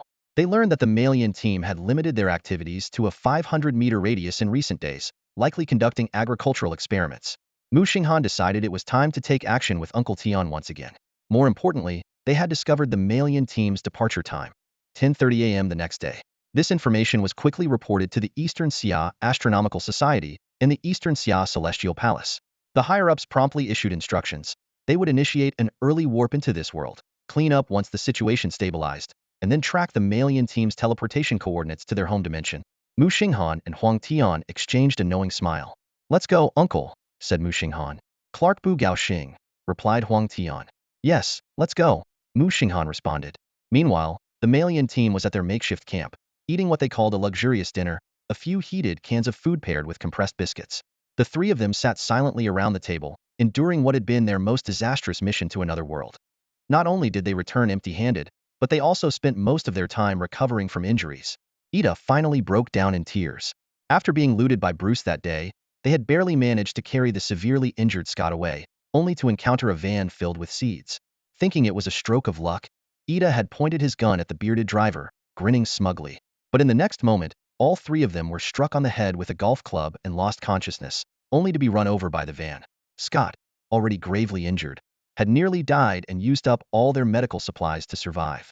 Just then, Bruce leapt in through the window, with Clark following closely behind. Seeing the three of them haggardly gathered around their meager dinner, Clark paused in surprise. The three turned their heads mechanically, as if they were staring at a nightmare. They only wished to survive until the next mission in another world, where they could finally vent their frustration. "Mr. Bruce, Mr. Clark," Ida forced a smile. "Would you like to join us for dinner?" Bruce froze. The scene before him was nothing like he had imagined. The yard was empty, and all three of them were injured. He distinctly remembered only wounding one person last time. Bruce left with swift and decisive movements. He grabbed the last 3 cans of meat from the Federation's current realm off the table, while Clark headed straight for the fridge, taking the potatoes meant for the trio's breakfast the next day. As they turned to leave, there was a certain resoluteness in their expressions. Bruce even waved his hand as if to say, "See you next time, EU, EU." The angry shouts of the three echoed through the room. How could there be such despicable destiny travelers? They stared at the now empty table, a sense of helplessness welling up inside them. If only the Eastern Xia's current realm destiny travelers' interdimensional assistance treaty had been implemented earlier, perhaps they wouldn't be at the mercy of others. But the reality was that in this lawless otherworld, strength was everything. The three of them clung to each other tightly, tears streaming down their faces. Suddenly, Leo spoke up, his voice tinged with suppressed excitement. "Guys, I made a discovery. When I went out looking for food 2 days ago, I saw a yard full of plants." His eyes sparkled. "It was right where we encountered that little blue-haired kid from Huaxia. I bet they've figured out how to grow plant seeds." This news instantly invigorated the other two. Scott, whose body had mostly recovered, began planning their next move. "My flame shield is especially effective against plants. Tomorrow, I'll take the lead and charge into the villa with the shield. Leo, you handle the blue-haired kid with your greatsword, and Aida, you keep the others at bay with your gun. Under the threat of death, they'll surely hand over the plant seeds," Aida said, wiping away her tears as a smile returned to her face. "Thank God for sending us these naive Eastern Xia high schoolers, still babbling about some interdimensional assistance treaty." Utterly laughable. With hope for the next day, the three went asleep. Meanwhile, elsewhere, Muxing Han stretched lazily as he sat at the dining table enjoying breakfast. After a long night's effort, he had translated all the plant manuals into Chinese and carefully marked and bound them into a booklet. Though he wasn't sure how much this batch of seeds would sell for, they were the hard-earned result of the team's many days of work and would surely be worth something. Muxing Han gazed out the window at the lush plants, a hint of regret in his heart. These plants would wither once removed from the soil and couldn't be taken away. Silently, he calculated the timite had already been a little over 2 weeks. The Alliance team was about to depart, and the senior members of the Knowledge Association had promised to give them a ride when they came to pick up Lancelot. In the living room, the gentle sound of piano music drifted through the air. Xinyuan Xiaoxiao was pestering Yun Shirin to teach her how to play the piano. Her small hands clumsily pressed the keys of the pure white harmony piano. Yun Shirin patiently guided her, teaching her a simple melody in the higher octaves, while she herself complemented with chords in the lower register.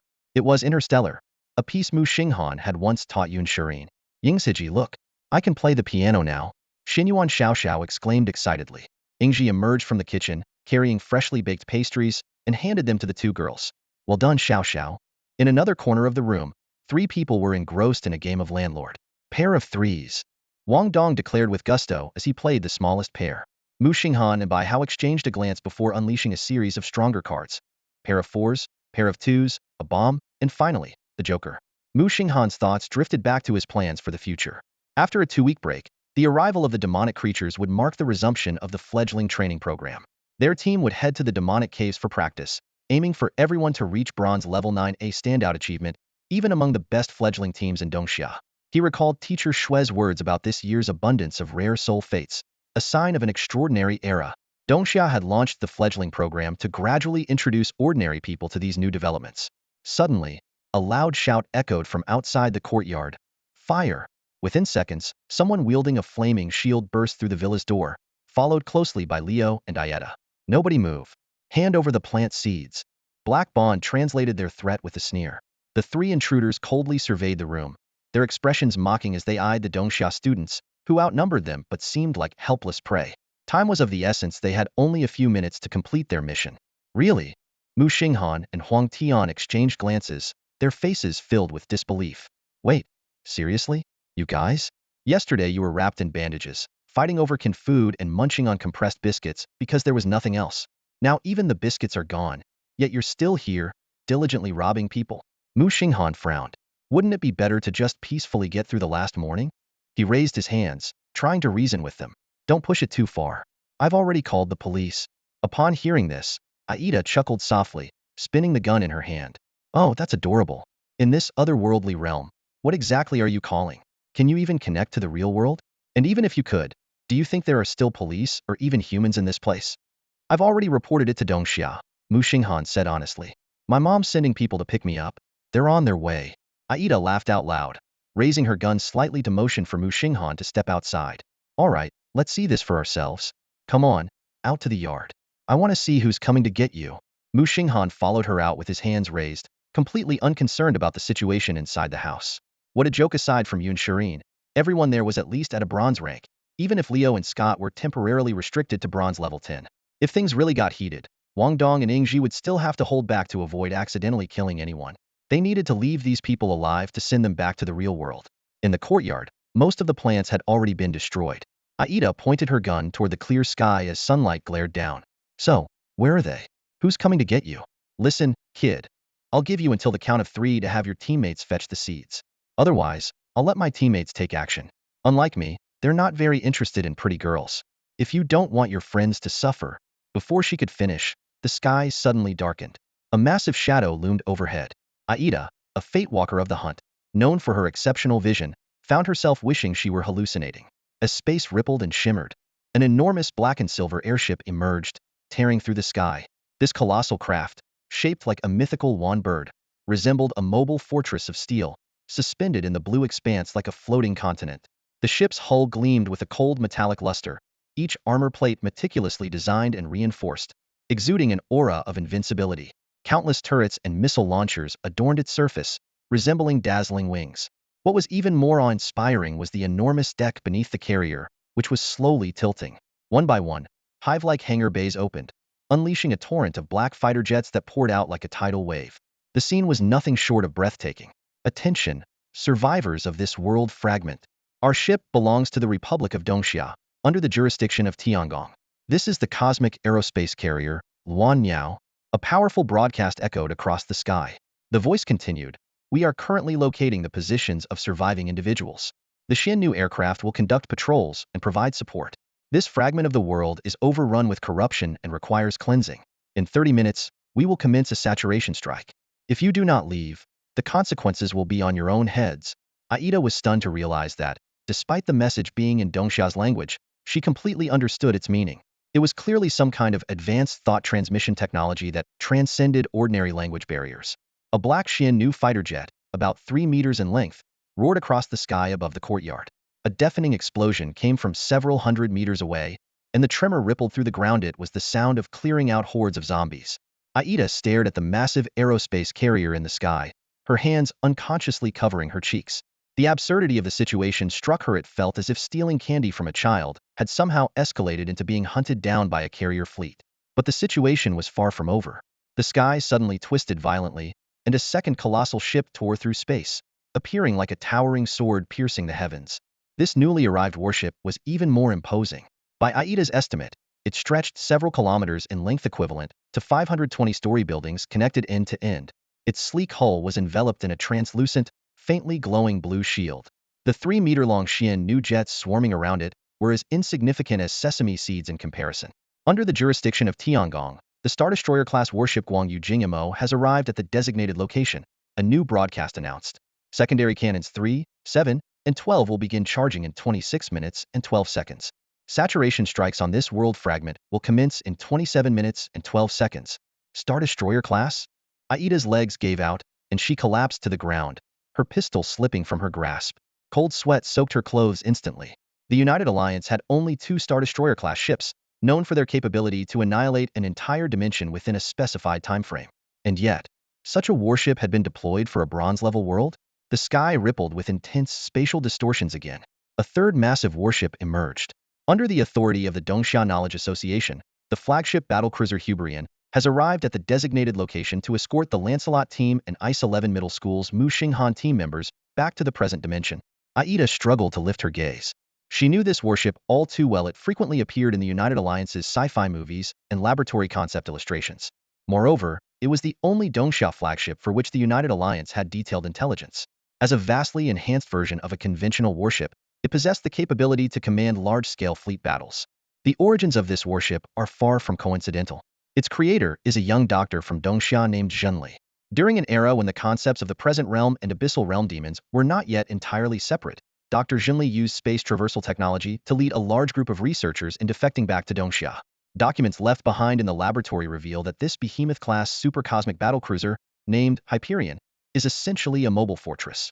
The ship is fully equipped. An advanced military factory continuously produces various weapons and equipment. State-of-the-art laboratories support cutting-edge research conducted by scientists from the Knowledge Association, and even a bar is specially designed for the crew to unwind, alleviating the mental strain of prolonged combat. What truly poses a challenge for the Union, however, is the controlled psionic reactor housed at the core of the Hyperion. This pinnacle of technology, originating from a lost empire, can only be operated by Dr. Zhenli. This technological barrier remains insurmountable for the Union, whose 2 planet-destroying ships are still reliant on inferior psionic power systems. The reactor provides the warship with near-limitless energy, far surpassing the capabilities of conventional nuclear fusion-powered vessels. The Hyperion is also equipped with space-warping teleportation capabilities, allowing it to traverse seamlessly between worlds to carry out various missions. Even more terrifying is its massive antimatter collapse main cannon, which, once charged, can reduce an entire planet to dust, a true planet-destroying weapon. Yida stared at the 3 colossal warships floating in the sky, cold sweat soaking through his clothes. 2 planet-destroying warships, along with what was likely an equally formidable aerospace carrier. This fleet surpassed the total number of planet-destroying ships in the entire Union. What exactly was Dongxia's intention here? Was it really just to retrieve those so-called children? That seemed impossible. What frightened him even more was the calm, unperturbed expression of Muxing Han standing before him. He clearly knew in advance that planet-destroying warships would arrive to pick him up. Only then did Yida realize the magnitude of the entity. They had provoked someone important enough to warrant the personal arrival of 3 planet-destroying warships. Staggering back into the house, Yida was desperate to inform his teammates of the situation. Although Muxing Han had indeed mentioned that his mother would come to pick him up, who could have imagined that this mother would dispatch such an overwhelming fleet? Just who exactly was this seemingly ordinary Dongxia squad leader? Leo and Scott heard a strange noise outside and cautiously stepped out of the house. They were met by Yaita, drenched in cold sweat, her expression distraught and barely able to stand. "What's going on?" Leo asked in confusion. Although he had heard the announcement outside, it felt too surreal to believe. "See for yourselves," Yaita said weakly. "Put away your weapons. Should we grab the seeds first?" Leo suggested reluctantly. "We're already here. It's definitely a bluff. A Star Destroyer-class battleship wouldn't just show up randomly, let alone to escort someone. Who could possibly warrant a personal escort from a Star Destroyer? If you want to get us all killed, go ahead and try," Yaita said, sliding down to the ground against the wall, exhausted. "There's no point in stealing anything now. If it weren't for the Shin bird fighter jets patrolling outside, I would have fled already. All I can do now is hope we're safely teleported back." Leo and Scott exchanged a look and stepped out of the villa. Their swords and shields clattered to the ground. My God. Leo froze in place. Scott, hit me. I must be dreaming. Scott's face was ashen as he swung a slap imbued with the power of fate, knocking out one of Leo's teeth. If it weren't for Leo's foolish suggestion to rob the blue-haired kid, they wouldn't have run into a star destroyer escorting someone. Muxing Han approached them and asked, "Where's your captain? The one with the spear and dagger?" Yaida propped herself up against the wall and said miserably, "He's dead. Killed by fate walkers from the EU. They were too strong and took our stuff. Our captain sacrificed himself to cover our retreat. In that case, I won't hold your captain accountable." Muxing Han nodded and sighed. This only underscores the importance of the mutual assistance treaty. Go back and think it over carefully. For Dongxia, this was an opportunity. With witnesses, proper maneuvering could secure the state Yaida belonged to. The United States Federation consisted of autonomous states that only maintained mutual support. By suppressing the current state before others could respond and forcing it to sign a treaty, Dongxia could then leverage this to pressure the EU. Whether the EU would hand over Bruce and Clark would depend on their reaction. This was the consistent approach of Dongxi and Ever initiating invasions, only conducting business to make money. But when expansion was necessary, it always required a legitimate reason. This principle had remained unchanged throughout history. Taking lives without just cause. How is that any different from the bloody invasions of the United Alliance in the past? This fundamental difference in perspective directly led to the stark contrast in post-war psychological states between Dongxia soldiers and United Alliance troops. United Alliance soldiers often fell into severe psychological trauma after a few battles, while Dongxia soldiers typically only experienced PTSD in the face of extraordinarily brutal combat, such as when their unit's casualty rate exceeded 300. Of course, given Dongxia's current strength, such scenarios were nearly impossible. Aida was ecstatic. Muxing Han's decision to not hold them accountable meant they could return to their dimension alive. Look, she exclaimed excitedly. See how kind and approachable the Fate Walkers of Dongxia are. Now compare that to Bruce and Clark, who'd even fight over potatoes from the fridge. My choice not to pursue this doesn't mean Dongxia won't, Muxing Han said with a wave of his hand, his tone layered with meaning. But Aida failed to catch the warning in his words. She thought to herself that in half an hour, they'd be able to teleport away. Who could possibly chase them into their realm? Meanwhile, Leo and Scott knelt on the ground, repeatedly expressing their gratitude. They had already resigned themselves to death. Wait, Muxing Han suddenly raised an eyebrow. Who just mentioned being interested in the young women on our team? Aida's face turned ashen immediately. That was an offhand threat she'd made earlier while trying to grab supplies. Leo glared at her angrily. It couldn't have been him, as he hadn't even had the chance to say anything inside the house. It must have been Aida who said it outside. No. It's all a misunderstanding. Leo quickly stood up to defend himself. I'm into men. Like Scott's my husband. Faced with Scott's dumbfounded expression and Muxing Han's skeptical gaze, Leo suddenly grabbed Scott in a tight embrace and planted a kiss on him with his gap-toothed mouth. Despite Scott's desperate struggles, Leo's strength was overwhelming, leaving Aida utterly stunned by the spectacle. My mistake, Muxing Han said flatly, and with that, Leo immediately released Scott. Scott looked utterly defeated, his eyes vacant as he silently cursed the man who had dared to use his tongue. He felt like he'd never be clean again. At that moment, Wang Dong stepped out of the villa. Looking up at the darkened sky, he froze in shock before blurting out, "Holy crap, is Mom really this badass? Where the hell has she brought us?" It's truly breathtaking. Ingji gazed up at the sky, her eyes taking in the vast formation of dark bird-like warplanes blotting out the sun, along with 3 colossal floating continents that seemed like relics from an ancient myth. The grandeur of the scene was utterly awe-inspiring. Xian Yuan clasped her hands together, her eyes wide with exaggerated amazement, her small mouth hanging open in awe. Thanks to the extraordinary vision granted by her hunting abilities, she was able to take in every stunning detail of the spectacle. Yun Shirin hesitantly stepped outside. Faced with the overwhelming sight of the densely packed fighter planes, her social anxiety left her visibly at a loss. Meanwhile, David stood frozen in the doorway, his face blank with disbelief, as though he had just witnessed the presence of a deity. Bai Hao's gaze shifted back and forth between the sky and Muxing Han. Though he couldn't quite grasp the situation, he was clearly awestruck by the scene. Is this the captain's social prowess? Even capable of mobilizing Star Destroyer-class ships? Terrifying. Huang Tian stretched lazily, his eyes scanning the 3 top-tier warships of Dongxia in the sky. The sight brought back memories of the Abyssal Long River, a ship he had encountered in another world. At that time, their squad had infiltrated an enemy underground base to confirm coordinates, after which the Abyssal Long River unleashed a devastating orbital bombardment. Indeed, Muxing Han responded nonchalantly, explaining that the warships were here thanks to Xiao Lance's connections. The two warships from Tiangong were already en route to the United States dimensional realm, while the Hyperion had primarily come to pick up Lancelot. At that moment, Lancelot Bu emerged from the house, waving two branches in his hands like a fool. Still following Muxing Han's instructions, he imitated the movements of a class Bonbu. The little creature knew that the elders aboard the Hyperion were watching him through a projection device, so he hopped forward cheerfully, his little ears and branches swaying as if he were greeting everyone. Beams of white light began to envelop the United States squad as the teleportation sequence commenced. Scott, filled with pent-up frustration, glared at the round little white rabbit in front of him, his anger boiling over. It's just a class Bonbu, no intelligence. A kick won't hurt. Thump. F. Scott howled, clutching his throbbing foot in pain, just as he was teleported away. Meanwhile, Lancelot Bu lost his balance, tumbling headfirst into the nozzle of a pea-shooter plant, his hind legs flailing helplessly in the air. At that very moment, the once harmonious atmosphere in the Hyperion's conference room erupted into chaos.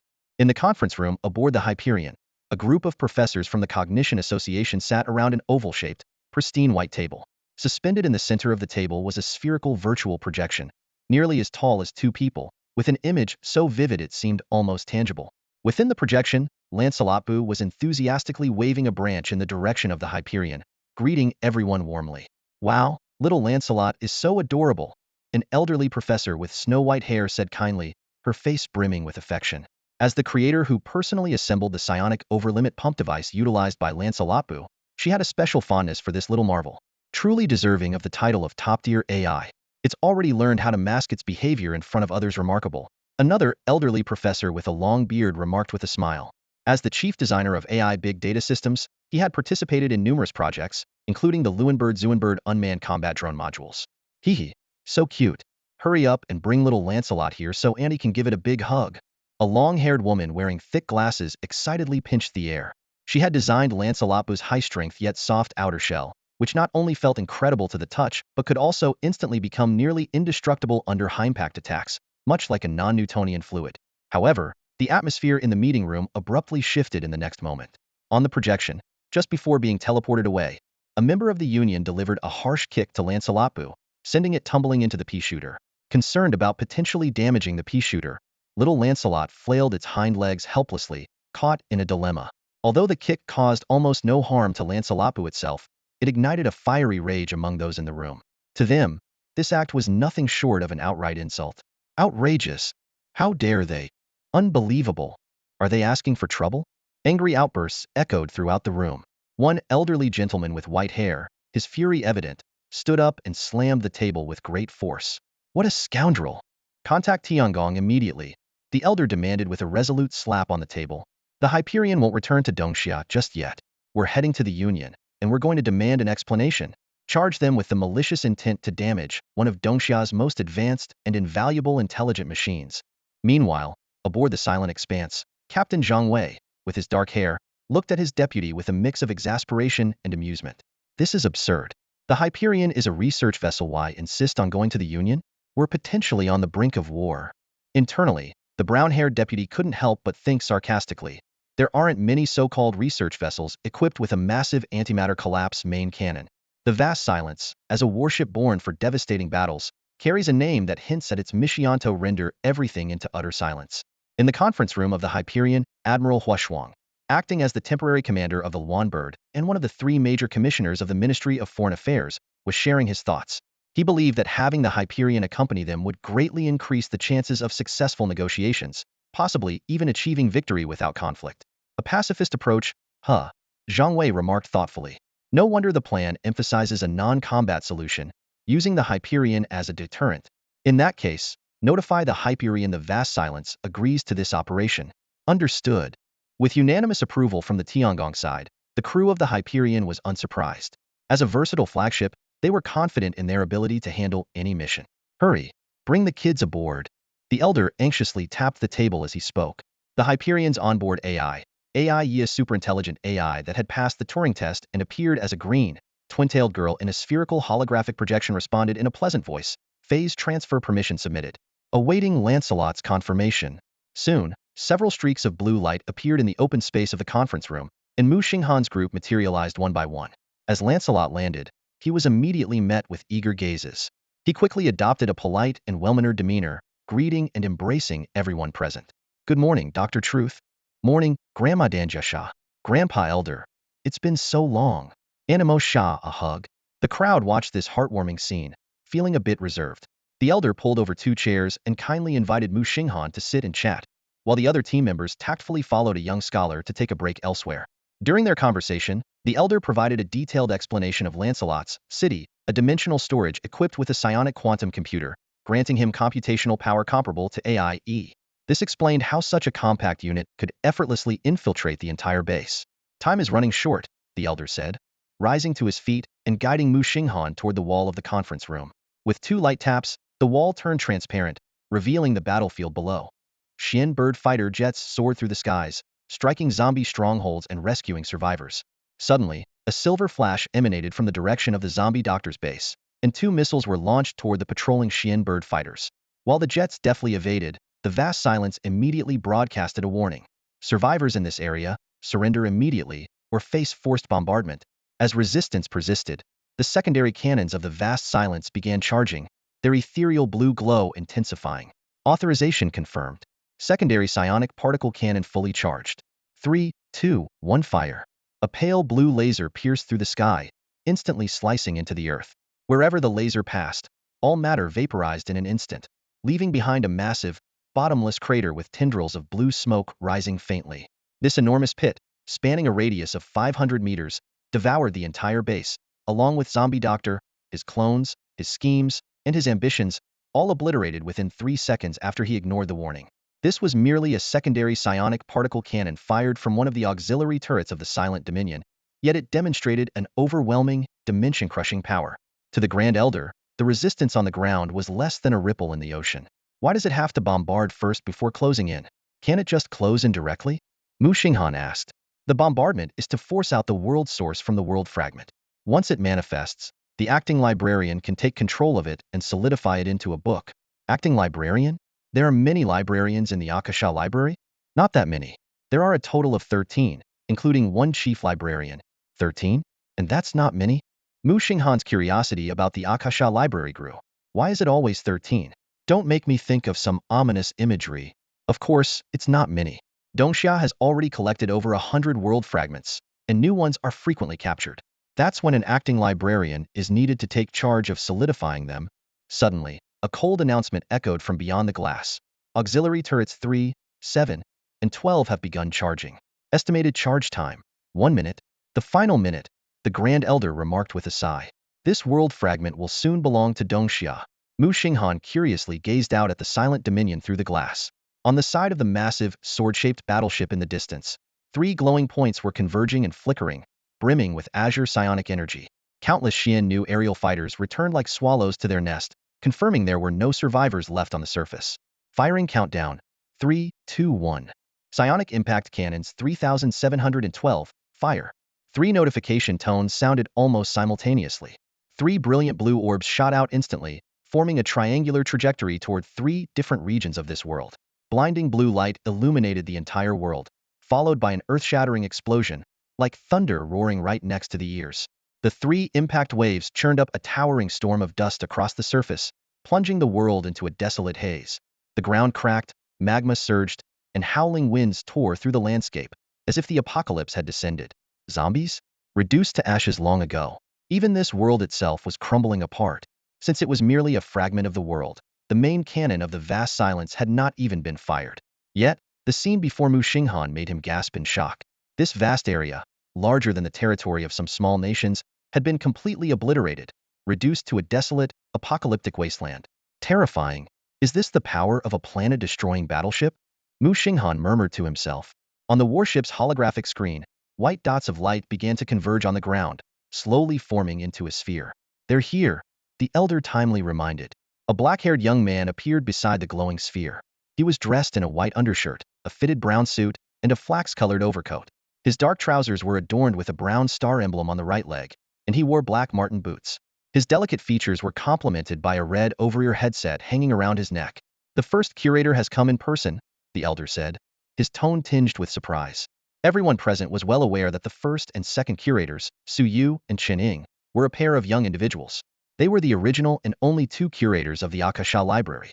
With their supreme authority over the Akasha Library, they had enabled Dongxia to control 70 of its regions. Given enough time, they could even fully restore the Akasha Library. The world's source has been captured, Suyu calmly stated as he grasped the glowing sphere, as though performing a routine task. The sphere gradually transformed into a book with a brown cover. Suyu retrieved a black brocade steel pin, opened the book, and softly recited, World Source, Initial Liberation. Activating World Debugging Mode. As his words fell, the entire world froze in an instant. Dust suspended midair, shockwaves halted in their tracks, and erupting magma froze in place. World Initialization. With his command, the chaos seemed to rewind, as if time itself was reversing. Within moments, the entire world was restored to the state it had been in when Muxing Han first arrived. Suyu proceeded with a series of operations, erasing the concept of zombies, fixing the coordinates of the library, anchoring the current dimension, and even submitting a request to the Equilibrium Star God to lift level restrictions. Once all the steps were completed, he closed the book and directed his gaze toward the direction of Hyperion. If his intuition was correct, there resided a soul capable of resonating with the heavens and encompassing all within it. Perhaps, in the distant future, the Akasha Library would welcome a new acting curator. Suyu cast one final, deep glance before vanishing without a trace. Muxing Han noticed Suyu's gaze, but paid it no mind. After all, Hyperion was home to many powerful figures. The young man was likely observing someone he recognized. Incredible, Muxing Han exclaimed sincerely as he looked at the restored land. The desolate ruins of the apocalypse vanished in an instant, replaced by a vibrant, uninhabited world teeming with life. Rows of neatly arranged villas stood amidst lush green lawns. Though the combat-capable plants were no longer present, this posed no challenge for Muxing Han, a seed collector. As a meticulous player who had achieved every accomplishment in the game and hoarded every collectible like a true completionist, his reserves were more than sufficient. Now, this vast expanse had become his laboratory for plant experiments and a sprawling base for sowing seeds. Suddenly, a thought crossed Muxing Han's mind. Did we bring Mr. Dave back yet? He asked with some nervousness, mindful that the matter had already been reported. Don't worry, came the swift reply. The Luan faction took it very seriously and dispatched 3 Suanio ships to personally escort him. He's safely aboard the Hyperion now, probably wandering around the bar or the bridge. Muxing Han exhaled in relief. The world's crisis had been resolved. Now it was time to settle the score with the Federation. The Elder let out a cold chuckle. Lancelot, have you tracked the coordinates? Grandpa Elder. All uploaded and ready to go. Lancelot replied cheerfully. At that moment, 2 other warships had already begun preparations for warp travel. First was the cosmic carrier Luan, whose psionic reactor was channeling energy into its warp drive.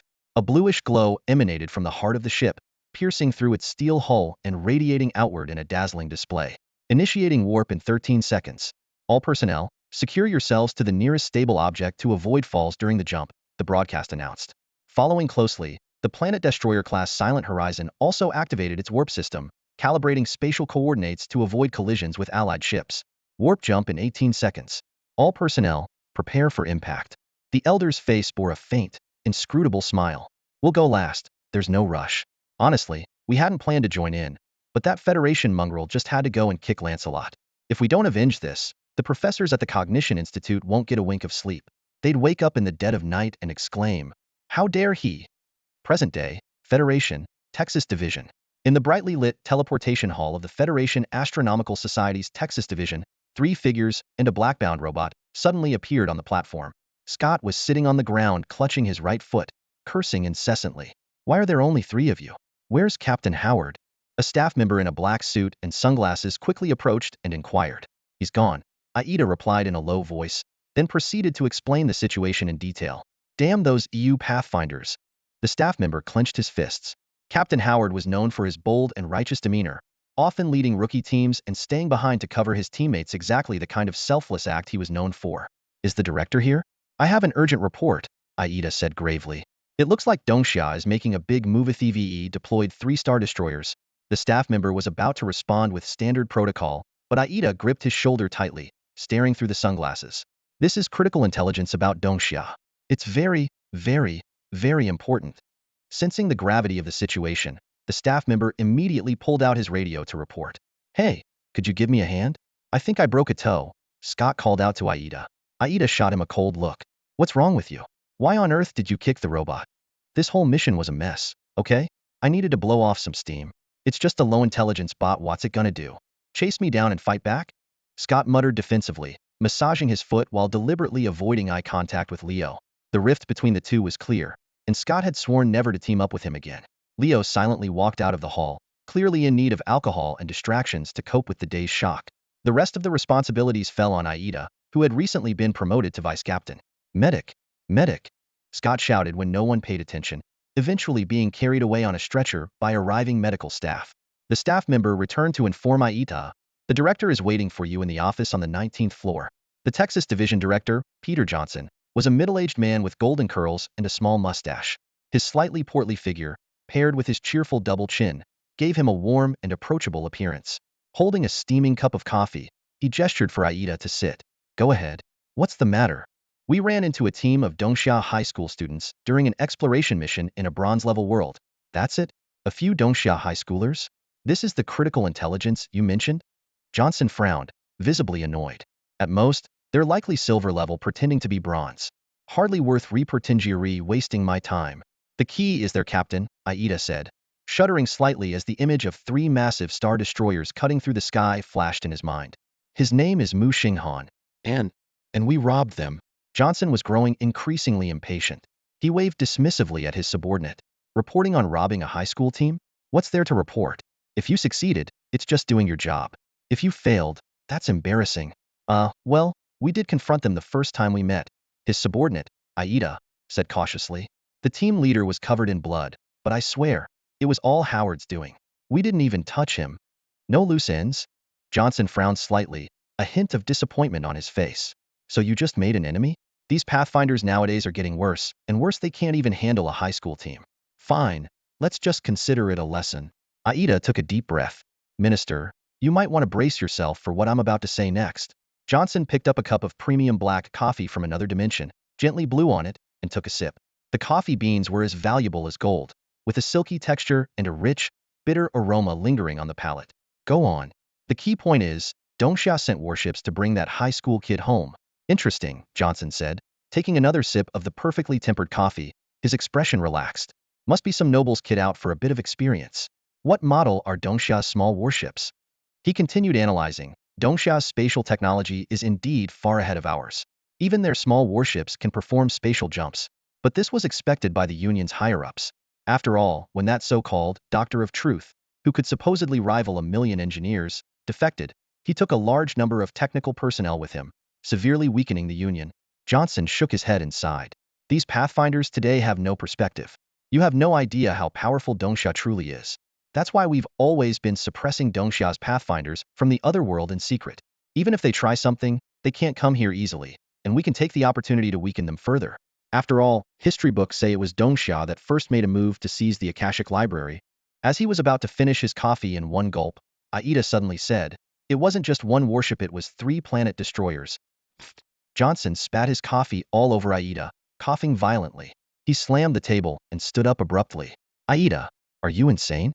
Go see a psychiatrist. Why am I even entertaining a lunatic like you? What nonsense is this? A high schooler, and 3 planet destroyers to pick them up? My nephew on a drug high wouldn't even dream of such absurdity." "It's true," Aida said bitterly, wiping the coffee off his face. "The other survivors from the squad can testify. Leo and Scott saw it with their own eyes. Is there something special about that world? No, it's just an ordinary bronze-level world, with some aggressive plants and biting zombies." Johnson walked over to the window, lit a cigarette, his brows deeply furrowed. Suddenly, the sunlight disappeared. Whoosh whoosh whoosh. The sky echoed with the sound of massive warships making spatial jumps. 3 colossal planet destroyers loomed over Texas, blotting out the sun. "The sky is falling." Johnson froze as if struck by lightning. "Their target is Texas. It's us. Dongxia's planet destroyers are here. Report to the governor. Notify the Union president. Request backup. Call for help." Before he even finished speaking, Johnson had already leaped out of the 19th floor window. The governor was attending a meeting nearby at the Kinney Conference Center, and jumping over was the fastest way to get there. "Our vessel is part of the Dongxia Republic, under the jurisdiction of Tiangong. This is the Universal Aerospace Carrier, Wanbird. We have come in peace." A deep voice echoed across the skies over Texas. Black Suanio fighter jets poured down from the horizon like a tidal wave, streaking across the Texan sky at supersonic speeds, leaving a cacophony of sonic booms in their wake. The jets swiftly marked key coordinates of Texas's infrastructure: nuclear power plants, military bases, the American Astronomical Association, and more. A few jets sped off toward distant locations. Above, 3 colossal warships hovered side by side. The Luan Bird, the Broad Silence, and the Hyperion. Their immense shadows blanketed the Texan landscape, casting an overwhelming sense of dread. Our vessel is part of the Dongxia Republic, under the jurisdiction of Tiangong. This is the Planet Destroyer-class warship, Broad Silence. We are here because Texan Fatewalkers have harmed Dongxia Fatewalkers. A second voice rang out. Our vessel is part of the Dongxia Republic, under the jurisdiction of the Dongxia Institute of Intelligence. This is the Hyperion battlecruiser flagship.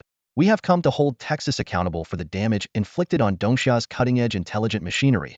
A third voice followed. Texan citizens gazed up at the sky, with some falling to their knees in prayer. This was no routine patrol to check for demonic threats. It was an unmistakable display of power and intimidation. On the bridge of the Hyperion, Muxing Han met the diplomatic envoy, Hua Shuang. The young man, seemingly gentle and refined, wore a white shirt with a white cape emblazoned with the words Dongxia. At his waist hung a ceremonial saber engraved with the word peace. Even though his sharp, piercing gaze was somewhat restrained, it still exerted an immense pressure on Muxing Han. Hello, may I ask, are you here specifically for me? Muxing Han asked, both flattered and surprised. Yes, child. Hua Shuang smiled warmly, placing a hand on Muxing Han's shoulder, his eyes filled with appreciation. Your uncle won't let your sacrifice be in vain. Watch from the bridge, he'll take Texas down for you. A few minutes earlier, inside the Kinney Conference Hall, the Golden Dome bathed the room in a light as bright as daylight. Each attendee's platform was adorned with exquisite refreshments and drinks. Governor Albert stood at the podium, his sharp suit accentuating the dignified image of a middle-aged man with streaks of gray in his hair. The conference hall was packed to capacity, with nearly 100 legislators seated attentively, focused on his presentation of this month's development plan. Suddenly, a loud bang echoed as the doors to the hall were flung open. Johnson, drenched in sweat, dashed to the podium with such urgency that it seemed as though he left a blur behind him. What is it? Albert's brows furrowed, his tone tinged with clear irritation. What could possibly be more urgent than the governor addressing the state assembly? For you to barge in like this? Johnson leaned in close, lowering his voice as he spoke hurriedly. Governor, the Dongxia forces have invaded. 3 Star Destroyers are hovering right above us. We need to request aid from the President of the United Federation immediately. What? Albert exclaimed, his voice rising in shock. He quickly forced himself to stay composed, glaring at Johnson and speaking in a low, firm tone. Repeat that. Say it again. Just as Johnson opened his mouth to reply, a clear voice resonated from outside the hall, directly echoing in Albert's mind. This is the Dongxia Republic's vessel, part of the Tiangong fleet, the Universal Aerospace Carrier Luan Yao. Albert froze as if struck by lightning, his mind going blank. How is this possible? How could Dongxia have discovered the United Federation's coordinates in this dimension? They've never known, not for all these years. An imposing figure stepped into the Hala man of Eastern descent, clad in a white cape and bearing a ceremonial blade with a golden hilt strapped to his back. His sharp, commanding features were matched by his graceful demeanor. Each step he took was precise and deliberate, the sound of his polished shoes striking the floor reverberating like a drumbeat in the hearts of the assembly. I come in peace. I come for the Interdimensional Aid Treaty for Pathwalkers. I come on behalf of the Dongxia Pathwalker who was maliciously injured by a Texan Pathwalker, he declared as he ascended the podium, his piercing gaze sweeping across the room. My name is Hua Shuang, diplomatic envoy of Dongxia. Who among you is the governor? It's me. Albert raised his hand, his voice tinged with bitterness. Just moments ago, he'd been considering calling for aid, but now that they were already here, what was the point? Good. Hua Shuang nodded, the red insignia on his chest quivering as he spoke. His words carried an unmistakable weight, their intent spreading like a wave through the room. I am here for 2 reasons. First, for you to sign the Interdimensional Aid Treaty for Pathwalkers and form an alliance with Dongxia. Second, to hand over the team responsible for injuring our Pathwalker, so that justice may be served. He left no room for interruption, continuing, this treaty will differ from the one with North Russia. Given that Dongxia's Pathwalker has been harmed by your people, this will be an unequal treaty, one where Dongxia holds the dominant position. The division of benefits will be 70-30 in our favor. Absolutely not. Albert erupted after skimming the document, his voice filled with indignation. This is a servitude contract. Even if I agree, the countless Pathwalkers of Texas will never accept it. This is practically a master-slave agreement. Hua Shuang sneered, slamming the document in his hand onto the conference table. He pointed to the most glaring clause. Texas Fatewalkers are required to provide unconditional assistance when encountering Dongxia Fatewalkers in other realms. Before the others could react, He swiftly pulled out a second document. This is the revised agreement, a 6040 split. It may be slightly disadvantageous for Texas Fatewalkers, but it's essentially a set of rules any reasonable person should follow. The key clause restricted the actions of Texas Fatewalkers in other realms, stipulating that any violations would result in Dongxia holding the Fatewalker fully accountable. Albert clenched his teeth. As the governor, he was all too aware of the shady dealings Fatewalkers engaged in outside their own realm. These matters were usually left unspoken, as long as they didn't impact the present world. But such an agreement? It would be impossible to enforce. Still unwilling to sign? Hua Shuang's lips curled into a meaningful smirk. Then let me ask you this: are you aware that one of your Fatewalkers nearly killed Dongxia's most talented and promising young student in another realm? Before they could respond, Hua Shuang slammed a tape onto the table. The video began playing, vividly displaying the bloody atrocities committed by the American squad against the Huaxia team. Johnson cursed internally. Damn it, Howard. If you weren't already dead, I'd strangle you myself. Hua Shuang's voice turned icy, each word striking like a hammer to their hearts. So, should I interpret this as Texas declaring war on Dongxia? Before the room could react, Hua Shuang's right hand drew a ceremonial longsword named Peace, its blade glinting as it angled toward the ornate ceiling. If that's the case, should I also order the Starbreaker-class wide-range silencer cannon to begin charging? Albert broke out in a cold sweat, trembling violently. He knew all too well that a single shot from the Starbreaker would obliterate this land, leaving no trace of Texas behind. In the lounge of Hyperion, everyone was gathered around the sofa, their eyes fixed on the ultra-realistic projection in the center. The projection displayed the scene of the Kinney Conference Hall with crystal clarity, as if they were physically present. This was a unique technology of Hyperion, allowing them to observe every move below in real time through the red flag signal receiver on Hua Shuang's chest, even through the ceiling of the hall. 3 battleships stood by, ready to activate phase transfer at any moment to ensure the safety of Ambassador Hua Shuang. Damn, Brother Shuang is just too cool. Wang Dong couldn't help but slam the table, swearing in excitement. At the end of the day, it's because our mother is so strong that we have all the confidence we need out there. Muxing Han leisurely peeled an orange, watching the screen with a faint sense of pride. Everything they had achieved was the result of his sacrifice and injuries. Even now, just recalling that day's events made his shoulder and body ache faintly. Ingji rested her chin on her hand, her beautiful eyes smiling as she softly repeated, "The most talented, the most brilliant, the most promising genius." As she spoke, she glanced at Muxing Han, nodding repeatedly. Beside her, Yun Shirin quietly agreed, murmuring under her breath, "I don't care. Brother Xinghan is the best. Captain, if this mission succeeds, what kind of reward will Dongxia give you? A promotion in rank, maybe?" Xinyuan asked curiously. "Possibly," Huang Tian replied. "But it depends on whether Brother Shuang can seal the deal. Still, I'd say there's a 98 chance. Let's keep watching." On the screen, Albert repeatedly wiped the sweat from his forehead with the sleeve of his suit, his voice trembling. "But we need over half of the senators to approve for it to count. My signature alone isn't enough."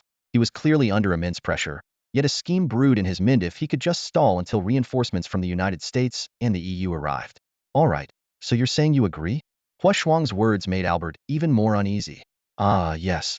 Albert hadn't wanted to agree, but the overwhelming deterrence of the 3 star-destroying battleships left him no room to stand firm. Hua Shuang scanned the hall, his voice resonant. "Does anyone else agree?" At first, only 2 or 3 people timidly raised their hands, but quickly lowered them again under the gaze of others. "Oh." Hua Shuang chuckled lightly. "There's no need to worry. After signing the treaty, the safety of Destiny travelers in Texas will be greatly enhanced, and we will overlook your past mistakes. In the future, if you face threats from other states or EU Destiny travelers, you can seek assistance from Dongxia, and we will handle it." After hearing this, a dozen or so people in the hall hesitantly raised their hands, but some senators still glared at them angrily. These senators understood all too well the issue wasn't about safety guarantees, but about losing their unrestrained freedom in the alternate world. Once the treaty was signed, they could no longer do as they pleased. Hua Shuang's voice was as cold as ice. "They insist on obeying those ridiculous laws: no wanton killing of intelligent beings, no malicious harm to weaker pathwalkers. How is that any different from shackling a free eagle?" "I'll ask one more time who agrees." The entire Kinney Conference Hall fell into dead silence. Over 100 senators lowered their heads, avoiding Hua Shuang's gaze. "Interesting." Hua Shuang smirked coldly. "It seems the fog over Texas is too thick, so thick that you decrepit senators have rusted eyes, unable to see the road ahead. Allow me to wake up those of you pretending to sleep." With a sudden twist of his right hand, a terrifying wave of energy erupted. The towering dome of the conference hall, nearly 100 meters high, shattered instantly. Debris, dust, and steel beams exploded outward into the sky. Light bulbs burst one after another, plunging the once bright hall into darkness. As people looked up, they saw 3 massive star-destroying ships suspended in the night sky. Among them, the broad silence, shaped like a colossal black sword, stood out the most. Its blade shimmered with a pulsating blue psionic glow, emanating a terrifying energy wave that made everyone present tremble with fear. I'll say it one last time. Hua Shuang's gaze, sharp as a blade, swept across the room. If you refuse to sign the treaty, I will consider it a declaration of war against Dongxia. Now, who agrees and who opposes? I agree. Albert was the first to raise both hands high. I agree too. Johnson followed immediately. More and more senators surrendered, raising their hands. No one was willing to risk their lives pretending to sleep. After all, a living eagle with shackles is better than a dead one. Good. Sign it. Hua Shuang slammed the treaty onto the table. Under the watchful eyes of numerous cameras, Albert signed and sealed it. With that, Texas formally allied with Dongxia, becoming a thorn in the heartland of the American Union and a springboard for Dongxia into Western Europe.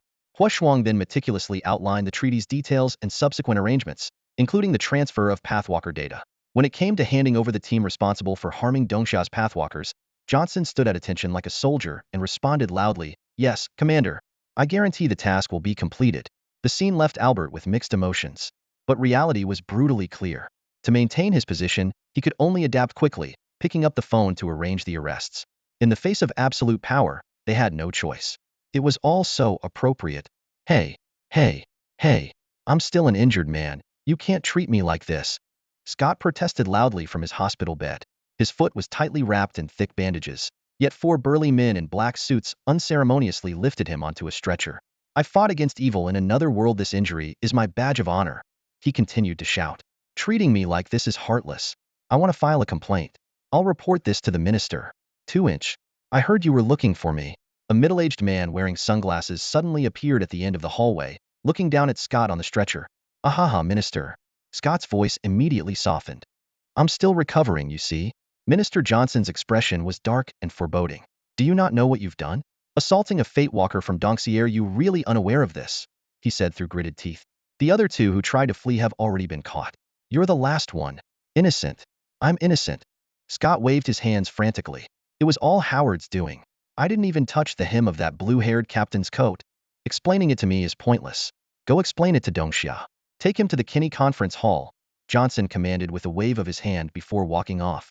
At the conference hall, Dongxia's diplomat conducted a detailed inquiry and learned that the real perpetrator, Howard, was already dead, and the other 3 hadn't actually participated in the assault. Surprisingly, the diplomat was rather lenient, merely requiring the 3 to apologize to Captain Muxing Han's squad. If it were the Hawks negotiating, this wouldn't have been so simple, someone whispered. They'd use this as an excuse to start a war and wouldn't stop until the other side surrendered. But the higher-ups had made their stance clear. The top priority was maintaining stability. In the face of the Abyss's threat, the people of the current realm needed to stand united, not engage in infighting. Thank heavens. Yetta, who had been holding her breath moments ago, finally exhaled in relief. Leo immediately chimed in. I'll sponsor 100,000 to invite them to a Texas casino. They're still minors. Hua Shuang interrupted coldly. Then consider it a gift. A gesture from our squad. Leo quickly rephrased. Scott hobbled over on his injured leg. Thank you so much for your fair judgment. I kept saying it was all just a misunderstanding. No need to thank me. Hua Shuang waved him off. Captain Muxing Han chose not to pursue it. He knew this squad still had its uses and couldn't be pushed too hard. As for Muxing Han's alias, Bruce Maytu, while it seemed frivolous, his clever maneuver had left the military bigwigs pleasantly surprised. Captain Muxing Han is practically a living saint, the embodiment of mercy. Yetta clasped her hands together, praying with reverent sincerity. How can someone be so outstanding? I repent for all that we've done. Leo, now free of any worries, feels so light and comfortable. It's as if he's floating. It's like being told by the hospital that you have a terminal illness, only to find out later it was a misdiagnosis. Nothing's wrong at all. Minister. Where's the minister? Someone carry me back. Scott looked at the minister, whose expression wasn't favorable. With his right leg suspended, Scott stood there awkwardly, forcing a laugh. A cane to lean on would work too, right? Wait. Hua Shuang suddenly spoke. The 3 of them froze simultaneously. Mr. Scott, you are suspected of intentionally damaging extremely valuable and advanced intelligent machinery belonging to Dongxia's top-tier technology. Aida and Leo exhaled in relief, then looked at Scott with a mix of pity. Aida, I don't really understand what's going on. Leo, But good luck. Don't be in such a rush to leave, you two. This is the clause that the governor personally signed just now. Johnson, seeing the joy on their faces, looked less than pleased. Your team caused this mess, and you're this happy? Does that seem right? Hand it over. He slammed a thick stack of documents in front of them. It was paper. There was also a digital version, which had already been distributed. On every Fate Traveler's phone in Texas that had a signal in the current realm, the clause information was visible. One could say that in the face of the energy-charging star cannon, the high officials of Texas were working with unprecedented 1,000 efficiency. Otherwise, just distributing the clause would have involved several rounds of coffee drinking, multiple seminars, a few speeches, and a month's delay that would already be considered efficient. Oh, all right.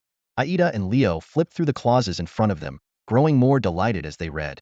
They really signed it, huh? So, does this mean in other realms, we'll have protection too? As for the part about not being able to act recklessly, what a joke. Only those who have never been bullied think acting without restraint is enjoyable. When you're the one being bullied, you wouldn't think that way. It's just about turning over a new leaf. I'll change. Injustice. Ambassador. Scott wailed. You can't just say things like that. Advanced intelligent machinery of Dongxia's top-tier technology? How could I even be qualified to see such a thing?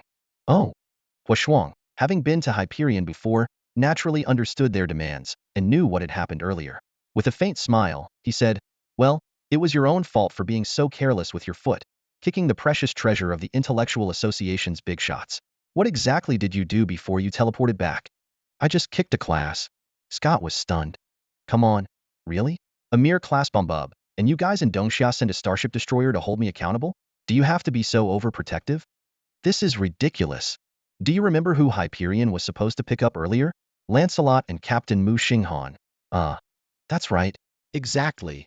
Wait, that little bunny is Captain Muxing Han? And the blue-haired one was Lancelot? I kicked Muxing Han. With your intelligence, it's hard for me to explain. You'll have to explain it to them yourself, Huashuang said, waving his hand in exasperation. A blue light descended, teleporting the unresisting Scott away. In the instant he was transported, Scott finally realized, his face filled with despair. That little bunny was Lancelot. The one the Starship Destroyer came specifically to pick up? I'm doomed. Whoosh. The figure vanished. Phase teleportation. Destination: Hyperion's conference room. Death wasn't likely. The doctors wouldn't go that far. But each of them taking a turn to kick him? That was possible. Whether there were too many people for that or not, Scott probably wouldn't be able to walk for 10 days or so. That, however, wasn't Huashuang's concern. That was a problem Scott's backside would have to deal with. If he enjoyed kicking bombubs so much, he could take responsibility for the consequences. Ambassador. Aida, having just finished reading the clauses, ran over from a distance, sliding on his knees to stop in front of Huashuang. You must stand up for me. We are Fate Travelers under the protection of these clauses, but we were bullied by Fate Travelers from the EU. Leo wasn't to be outdone, sliding in from the other side to kneel before Huashuang. One on each side, they cried out tearfully, accusing the perpetrators of various misdeeds. Their names are Bruce Mettenaw and Clark Bugaxon. We can guarantee they're definitely gold-tier Fate Travelers from the EU. Their complaints included, but were not limited to, kidnapping, extortion, killing their Captain Howard, stealing canned meat and potatoes, and even nearly punching an innocent Scott to death when he tried to steal a rather off-air treasure. I understand. Huashuang nodded solemnly, his expression serious. I will stand up for you. These lawless scoundrels, what they've done is absolutely outrageous. Ladies and gentlemen, please rise. Judging by their names, they should be Fate Travelers from England. We'll depart immediately. Destination: EU, England. Yida and Leo followed closely behind Huashuang as they walked across the bridge of the Dongxia Star Destroyer, Wan Bird. This massive aerospace carrier, with its main arsenal consisting of Xian bird drones, boasted an interior so vast it was nothing short of awe-inspiring. The wide bridge corridor was spacious enough to allow 10 heavy trucks to pass side by side. Occasionally, hover transport vehicles zipped by, as most crew members opted for this mode of transportation due to the high energy consumption of long-distance teleportation. Huashuang walked on the right side, with the two attendants trailing behind at a precise, respectful distance. Suddenly, Huashuang's red flag communication device buzzed. Acting Captain, the Xian bird drones have locked onto the spatial coordinates of the EU England. Good, Huashuang replied succinctly. Inform the other two captains that after handling matters here, there's another location we need to head to. This operation had begun with extraordinary success. Huashuang marveled inwardly, attributing much of their progress to that child. His accidental encounter with Lancelot, the meeting with the United Alliance's Fate Walkers, the presence of the hidden Gold Ear instructor leading their team, and his acute political and military instincts regarding Dongxia had all combined to execute the plan flawlessly. The child's exceptional command of United Alliance language had even allowed them to successfully shift the blame onto the EU. Meanwhile, EU England was plunged into an unprecedented crisis. 3 Dongxia Star Destroyers hovered ominously in its skies, dwarfing the once proud MS Elizabeth. The silent vanguard alone, with the edge of its blade-like structure, completely overshadowed the Elizabeth, its sheer presence exuding an overwhelming sense of menace. At the Astronomical Society's England branch, the minister and the current queen personally met with diplomat Hua Shuang. "We will begin verification immediately," the minister promised, wiping the sweat from his brow. "As soon as we retrieve the Fate Walker's entry and exit records, we'll be able to confirm the situation." Hua Shuang sipped the specially provided tea with elegance, while Yida and Leo stood straight behind him, their faces brimming with pride. The oppressive presence of the 3 Star Destroyers had left England's officials reeling. Any thoughts they had of coordinating with the United Alliance to assist Texas were now entirely out of reach. They couldn't even step outside their own doors. The minister silently regretted their earlier decisions. Remote video calls had utterly failed to convey the true enormity of these colossal ships. Even if they assembled 10 Elizabeth-class vessels, it was doubtful they could stand against these 3 giants. This level of combat, if it were to break out in the current realm, would have unimaginable consequences, one of the attendees said gravely. Western Europe's current realm would suffer catastrophic damage. Our homes, our wives, and children are all in the cities. The minister set down his phone, a faint smile appearing on his face. "We found them. 2 people just returned from the other world, Bruce and Clark. Although the rest of the information doesn't match, let's bring them in." He then turned to Hua Shuang and, with the polished demeanor of a diplomat, said, "Please hold on for a moment. Do you have any video evidence on your side?" "I do." Ida immediately produced a small disc. "This is visual footage from Bamboo yesterday. It hasn't been deleted yet. Though it's only 720p resolution, it's clear enough." The Queen of England spoke cautiously. "As far as I know, you mentioned earlier that you're pursuing responsibility under the Mutual Aid Treaty. But yesterday, it seems the treaty hadn't been signed yet, correct?" Ida explained. "That's correct. They are now Fate Walkers protected under the Mutual Aid Treaty. Given such a serious incident, including the death of a squad leader, we naturally need to hold someone accountable." She paused briefly before adding tentatively, "Of course, we can discuss this amicably and resolve it peacefully." It was only then that she realized she had overplayed her part earlier, nearly forgetting that it was she herself who had killed Howard. Hua Shuang detected the hint of concession in Ida's words and smirked inwardly. He was well aware that the 2 people they had found could not possibly be Mei Tu Nao and Bu Gaoxing, as those 2 were currently enjoying themselves aboard the Hyperion. When 2 tall and muscular men entered the office, they both looked bewildered. The minister handed them 2 sets of black clothing and masks identical to those in the video. Although Bruce and Clark were confused, they complied without question. Once they were dressed, the minister let out a sigh of relief and said, "There's been an incident. Come with me." "What?" The 2 men were utterly perplexed. Bruce, with his brilliant mind, quickly reviewed his past actions, confident that he had never committed any wrongdoing, always focusing on fighting crime. Clark was even more baffled. Known for his kindness, he had countless times helped elderly women cross the street and saved people attempting to jump off buildings. Seeing their genuine reactions, the minister laid everything out for them. Bruce quickly grasped the situation. They were being scapegoated. Someone had been using their names to commit atrocities in the other world, even stooping so low as to steal canned food and potatoes. Naive as ever, Clark suggested, "They seem reasonable. Why don't we just explain everything to them?" "Absolutely not." The minister quickly interjected. "If you take the blame, this whole thing will blow over. But if you try to explain, where am I supposed to find another pair of golden-ranked Fate Walkers named Bruce and Clark? Dongxia won't let us off the hook. Hey, race the deal. Whatever losses you incur, the Astronomical Council will compensate you double afterward." Seeing their hesitation, he added urgently, Triple compensation? But that's the limit." The matter was resolved perfectly. The 4-person discussion took place in the conference room, where Bruce, Clark, Aida, and Leo sat around the table.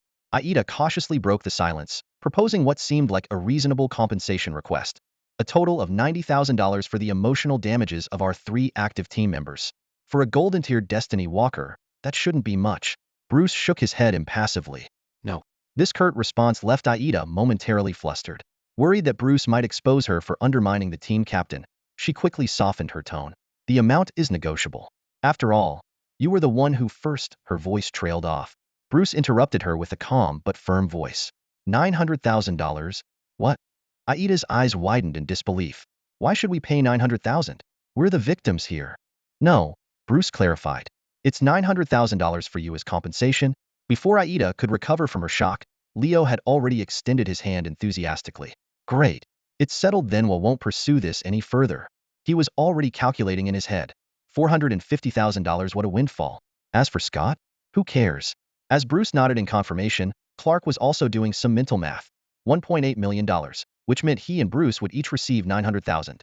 Sure, they were taking the fall for the minister, but since it wasn't publicly disclosed and only a few knew, it wasn't a big deal. Just as they were about to leave, Clark encountered Huashuang and the Queen of England conversing outside the conference room. Without his black mask, Clark revealed a sunny and slightly shy face as he cautiously asked Huashuang, "You're the diplomat from Dongxia, right? They just mentioned the mutual assistance treaty to me." Huashuang studied the earnest young man before turning to the gray-haired queen beside him. In a gentle tone, he said, "I have a proposal here with terms more favorable than Texas. What does your majesty think?"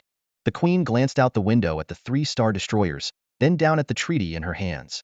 Finally, her gaze settled on Clark's expectant face. Weighing her options, she thought, England's power far surpasses that of Texas, even boasting its own star destroyers. If all Destiny Walkers were like this young man before her, with that thought, she picked up her pen and elegantly signed her name on the treaty.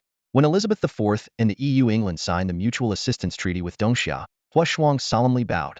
As a diplomat of Dongxia, he refrained from performing the knee-bending courtesy typical of the English gesture that bordered on kneeling. He stood tall and firm, for in the attire of a Dongxia diplomat, he embodied the dignity of his nation. Even in the presence of a celestial deity, he would not kneel. This was Dongxia's pride, to believe in gods but never submit to them. In the resting lounge of the Hubrian Star Shepherd Cold Squad, an elderly man of great respect stepped through the door. He wore a traditional black vest and trousers, his temples streaked with white, yet his face bore a kind and gentle smile. "Grandpa Yuan." Wang Dong leapt from the sofa in a flash and hurried forward to assist him. The other team members rose to greet him as well. They all recognized him immediately, a frequent figure in the Nuza hybrid rice expert who had made tremendous contributions to Dongxia's food security. Muxing Han gazed at this remarkable elder, his eyes growing moist. In his memories of a past life, this revered scientist had already passed away. To see him now in person, though not the same man, embodied the same extraordinary spirit. "We'd be willing to give you the seeds," Wang Dong blurted out, then quickly realized this decision wasn't his to make alone. The other team members promptly voiced their agreement. Bai Hao nodded in approval. Ing Ji and Xin Yuan exchanged a knowing smile, and even Yun Shirin, who had recently advanced to bronze level 7, happily consented. To all of them, this otherworldly journey had already surpassed their expectations, yielding extraordinary gains. All eyes turned to Muxing Han. As the team leader, he stepped forward with a serious expression. "Grandpa Yuan, as for the seeds, I personally have no objections." He paused, meeting the elder's warm gaze before continuing. "However, considering the efforts and sacrifices my team has made during this time, including foregoing opportunities to enhance their soul power, might it be possible to exchange these seeds for some resources that could aid their life souls?" Academician Yuan looked around at the group of vibrant young people, their faces radiating sincerity and hope. As a scientist who had dedicated his life to improving people's well-being, nothing brought him more joy than seeing the next generation thrive. He patted Mu Xinghan's shoulder with approval, his smile growing even warmer. "You're all good kids, and you're a fine leader. Don't worry, Grandpa would never take your seeds without giving something in return. I'll apply to exchange them for bronze skill stones for each of you two per person plus 1 admission opportunity to the Ingwu Pavilion," Grandpa Yuan announced. The moment his words landed, everyone's eyes lit up with excitement. "Ingwu Pavilion," someone exclaimed in astonishment. This was a place reserved only for those who had made significant contributions. The Ingwu Pavilion housed the life soul weapons and equipment left behind by the Fate Walkers of Dongxia across generations, and only gear of gold grade or higher qualified to be stored there. Equipment below gold grade was placed in the Jingwu Pavilion instead. The most exhilarating part was that if someone found a compatible life soul piece of equipment, they could inherit it directly. If the compatibility was high enough, they might even unlock the original innate skills of the weapon in the future. Even a plain gold-grade life soul weapon without any skills was considered incredibly valuable as long as its base stats were high. "Thank you, Grandpa Yuan." Everyone quickly expressed their gratitude. Muxing Han immediately called out to Lancelot in his mind and hurried to catch up with Grandpa Yuan. "I'll have little Lancelot go with you. Where should we place these seeds?" "Follow me. Over here will do," Academician Yuan replied as he walked alongside Muxing Han, engaging him in conversation. "By the way, have you met Mr. Dave yet?" "Yes, I have. He's quite an interesting person. We had a brief chat and decided to use the Plants vs. Zombies world as a testing ground. We'll also pick some border areas with less severe demonic invasions for experimentation." At that moment, Hua Shuang, who had just arrived via teleportation, caught sight of Muxing Han walking beside Academician Yuan. Looking for this young man?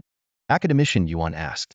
Yes, I need to deliver the rewards for his recent mission, but there's no rush, Hua Shuang replied, shaking his head. Just chatting, Academician Yuan said warmly, placing a firm yet gentle hand on Muxing Han's shoulder to indicate he should stay. Have Lancelot find me later. He knows where to locate me. Hua Shuang gave Academician Yuan a respectful nod and watched him walk away. Hua Shuang led Muxing Han to a quiet room, ready to reward the hero behind the successful signing between Texas and England.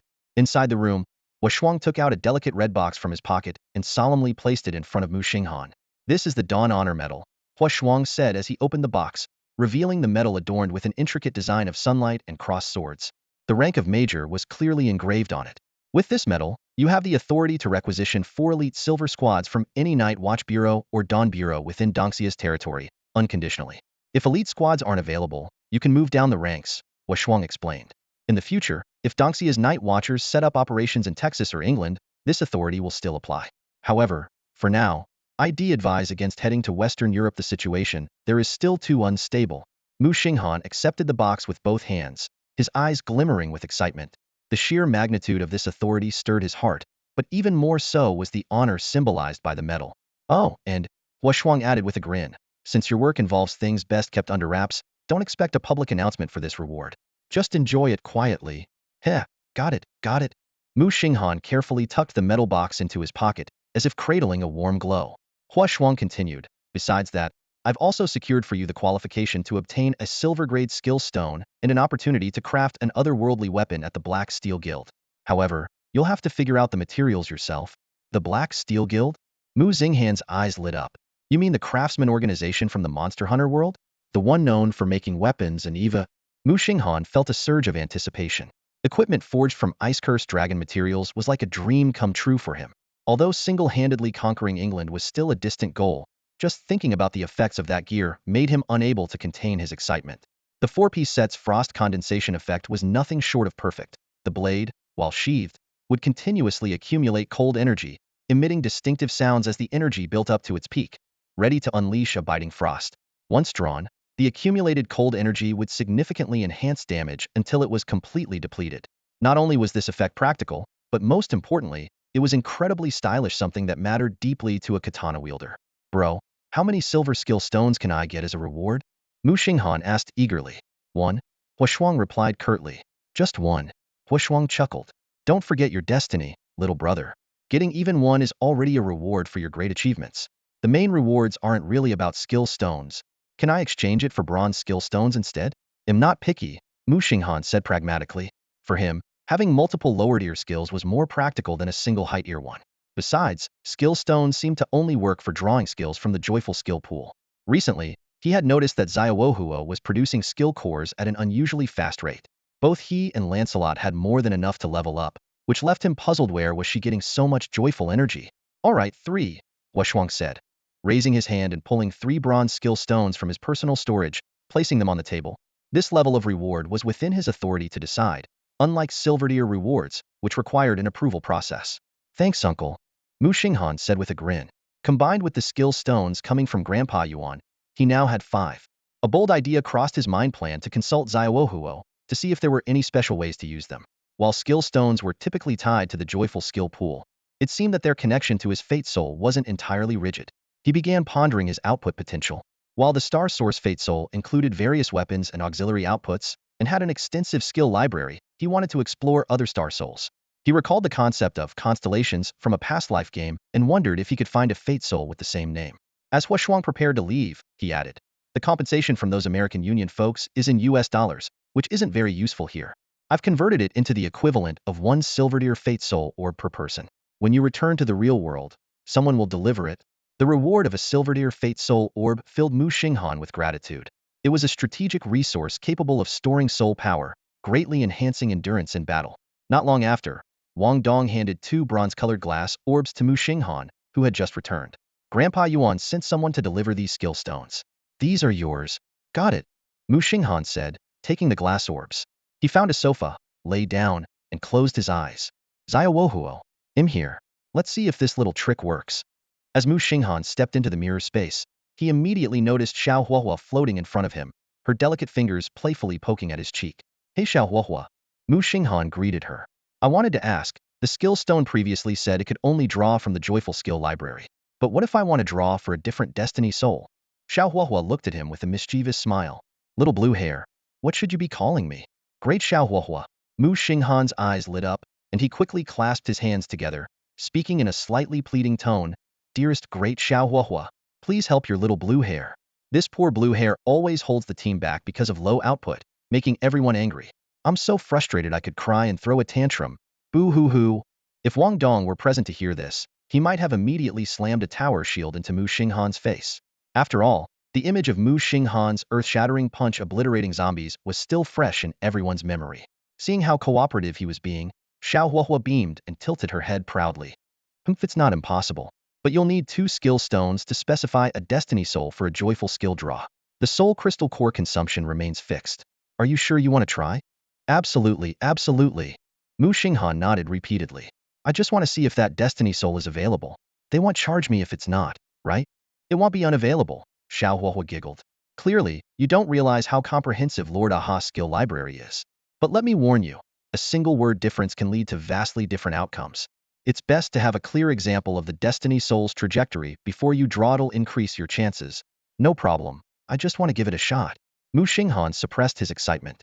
Xiao Huahua, draw for the seed of all people, joyful destiny. After all, this was the destiny seat of a certain god in his past life. Xiao Huahua paused for a moment, then summoned 2 bronze skill stones. A skill draw interface for the Star Source Joyful Skill Library appeared before him. 1 bronze skill stone shattered, converting the skill library into the seat of all people joyful. Then, a red diamond-shaped crystal broke apart, sealing away all trash and negative skills. The skill list began rotating, displaying both familiar and unfamiliar skills.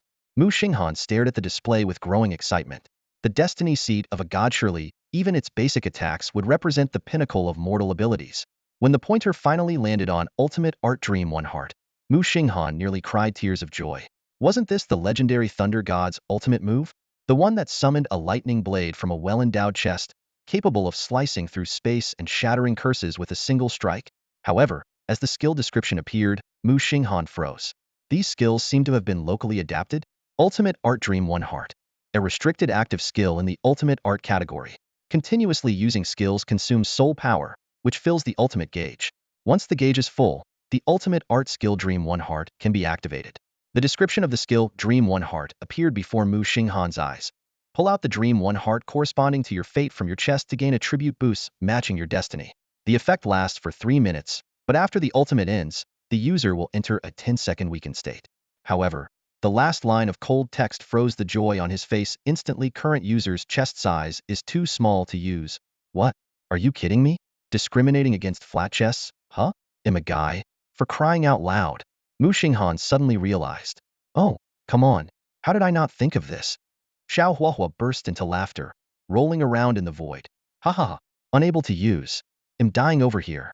Little blue-haired guy. You can't use it. Ha ha ha. Xingyuan. Help me. Muxing Han cried out, tears streaming down his face. The soulbound Xingyuan immediately activated automatic enhancement. A new skill description appeared. Ultimate. Dream One Heart Xingyuan. Type. Restriction-based active ultimate skill. Continuously using skills consume soul power to charge the ultimate bar. Skills used by nearby teammates slightly charge the ultimate bar as well. Power and damage increase based on maximum soul power. Pull out the Dream One Heart corresponding to your fate from your chest and unleash an overwhelmingly powerful slash. Grants attribute boosts for 3 minutes. Briefly weakened during the draw but recovers immediately after. Seeing the weakened period optimized and the ability for teammates to help charge the ultimate bar, Muxing Han felt slightly relieved. But the last line, current user's chest size is too small to use, still stung his eyes. Suddenly, a thought struck him. Wait a second. From the chest? Current user. No one said I can't pull it from someone else's chest. Hey, blue-haired boy, Xiao Huahua teased. There are laws in the real world, you know? Grabbing a girl's chest randomly is a crime. I don't care. I'm trying this out right now. Muxing Han disappeared in an instant. And who said I'd touch a girl? I'm still an innocent young man. At that moment, the lounge was filled with girls, and there was no way Muxing Han dared to try pulling a blade from the chest of any muscular male buddy here. His gaze locked onto 2 targets, Wang Dong, who wielded a heavy shield daily and had an impressive chest, and Bai Hao, who was equally burly. Dongzi, Bai Hao, come with me to the restroom. Muxing Han suddenly stood up from the sofa. What's up?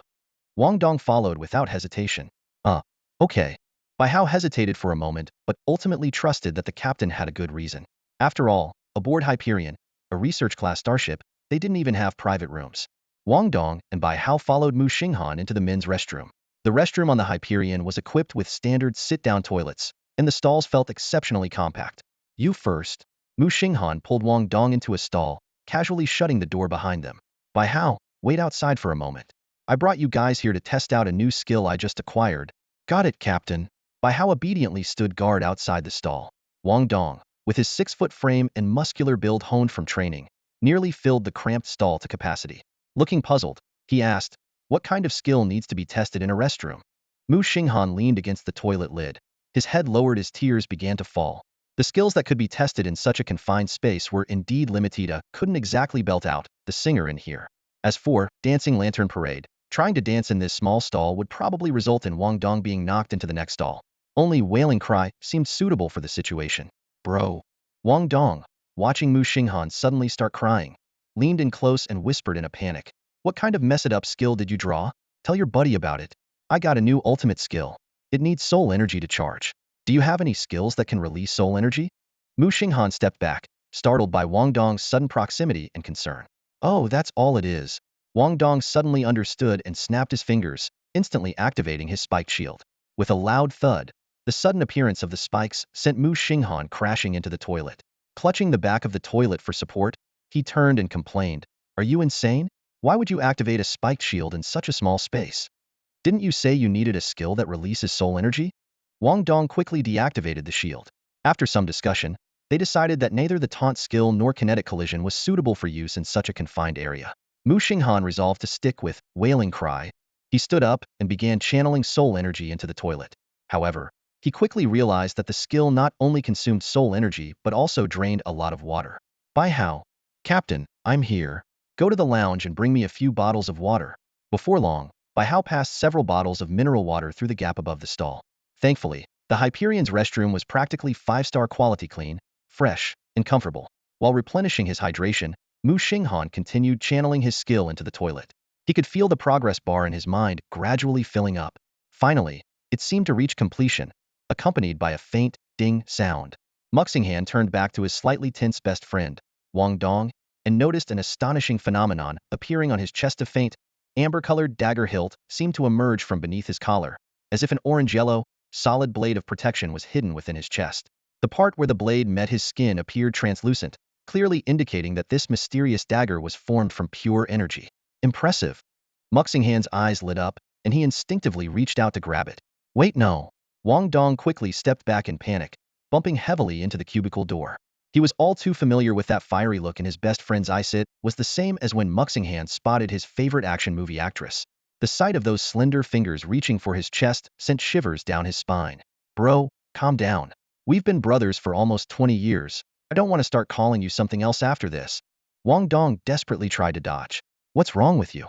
Muxing Han darted forward, his left hand firmly grabbing Wang Dong's waist while his right hand decisively took hold of the amber hilt on Wang Dong's chest. Wang Dong let out a weak groan. In that instant, his entire body went limp, nearly collapsing if Muxing Han hadn't supported him in time. Terror filled his heart. No way. Why does this feel like someone grabbed my lifeline? I can't muster any strength, but there's clearly nothing on my chest. Don't scream like some helpless girl, Muxing Han said in a low voice, trying to reassure him. It might feel a little uncomfortable, but don't worry, you'll pull it out quickly. With a crisp clang, the amber glow suddenly solidified. Wang Dong finally saw the long blade being drawn from his chest. It was heavy and solid, entirely amber-like in appearance, golden and translucent, resembling an exquisitely crafted work of art. Moments later, an attribute panel appeared before Muxing Han. Guardian Dream in Unity. Significantly enhances physical defense and vitality. Can unleash an immensely powerful strike based on defense stats. Grants precise blocking skills with countershock damage. Duration: 10 minutes. Impressive, Muxing Han said with a satisfied smile, internally naming the blade Amber Blade. At last, he had a solution to the slow depletion of toughness when his attacks were blocked. He recalled his previous fight with Ying Ji, where she had deflected nearly all his strikes, reducing the toughness bar at a snail's pace. However, as the amber blade dissipated. Muxing Han suddenly felt his legs give out beneath him. Fortunately, Wang Dong caught him just in time. That was when Muxing Han realized just how much soul energy this technique consumed. Extracting the blade had drained half his soul energy, and maintaining its presence required a continuous output. Remembering the excruciating experience of running out of soul energy last time, he dared not push himself further. Just then, the cubicle door swung open. Wang Dong, supporting the weakened Muxing Han, stepped outside to find the innocent Bai Hao standing at the door with a very complicated expression. "Captain, is this really okay? I don't even have a girlfriend yet," Bai Hao stammered, recalling snippets of the conversation he overheard moments ago. "Don't scream. Short pain over long pain. They'll pull it out quickly." Muxing Han's gaze slowly fell on Bai Hao. Captain, no, please." Bai Hao, completely unprepared, turned pale as a sheet and let out a terrified scream. "What do you mean by no?" Muxing Han looked confused and hurriedly explained. "I meant my soul power is exhausted. We'll talk about it later." "Got it, Captain." Bai Hao nodded repeatedly, relieved. Muxing Han turned to Wang Dong and began explaining the details of the skill. After listening, Wang Dong finally understood, his chest unconsciously puffing out with pride swelling, as his usual rigorous training, especially his prized chest muscles, had finally been acknowledged. Since Bai Hao was still a bit unfamiliar, he awkwardly gestured for Muxing Han to draw the blade. "So you're asking me to draw it?" Wang Dong cast a sidelong glance at Muxing Han, who could only laugh awkwardly. "Haha, come on. We're like brothers, aren't we?" Indeed, Muxing Han felt no hesitation around Wang Dong. They had grown up together as close friends. Only then did Bai Hao realize he had overthought it. The captain was so popular with the ladies. How could he possibly have any strange ideas about them? A bunch of guys. So tired. "I still have some skill stones. I'll go try my luck again," Muxing Han said as he returned to his room and sat down. Meanwhile, the girls in the lounge exchanged suspicious glances. The fact that these guys had been in the restroom together for so long and came back supporting one another was undeniably odd. Xian Yuan couldn't help letting her imagination run wild. Inside the mirrored space, Muxing Han had already started trying to curry favor with little Huahua. "Dearest Lord Huahua, most esteemed Lord Huahua, do you happen to have a life soul that can raise my soul power limit?" This was indeed a pressing issue. His current soul power limit was severely inadequate. Even with the assistance of silver-grade life soul orbs for recovery, it wasn't enough. Just one set of skills would completely deplete his soul power. He didn't want to rely entirely on others to cast skills, nor did he like skills that depended on luck, like those of Chu Lingxi. Little Huahua extended her dainty white foot and kicked at Muxing Han. "Foot massage first." Then she demanded a shoulder massage, starting gently and gradually increasing the pressure. Seeing Muxing Han's gaze grow increasingly dangerous, she quickly floated away and teasingly said, "Silly blue-haired one. Did you forget about that person we met earlier who could increase the magic limit?" "Damn it." Muxing Han suddenly remembered Yiking Hanthy melee magic girl. He had always thought of her as just an ordinary hunter-warrior and had completely forgotten she could raise his soul power limit. "Feels like I got scammed." Muxing Han glanced at Xiao Huahua, his expression cold and stern. "Are you sure this thing will work?" His tone was harsh. "I'll say it again, don't give me another useless skill. If it fails, you'll be in for it." Xiao Huahua was long accustomed to the ever-changing moods of the little blue hair and found his overly dramatic personality amusing instead. Of course it works. And many of them are passive skills. You can use them as soon as you get them." She blinked playfully. "Shall we start drawing now?" "Go ahead. Hopefully, we can get a passive skill that increases soul power limits." "That would be ideal." Muxing Han nodded, silently hoping this time there wouldn't be any surprises. Xiao Huahua picked up 2 skill stones and a skill crystal core, giving Muxing Han a mischievous smile. "Little blue hair, what do you say?"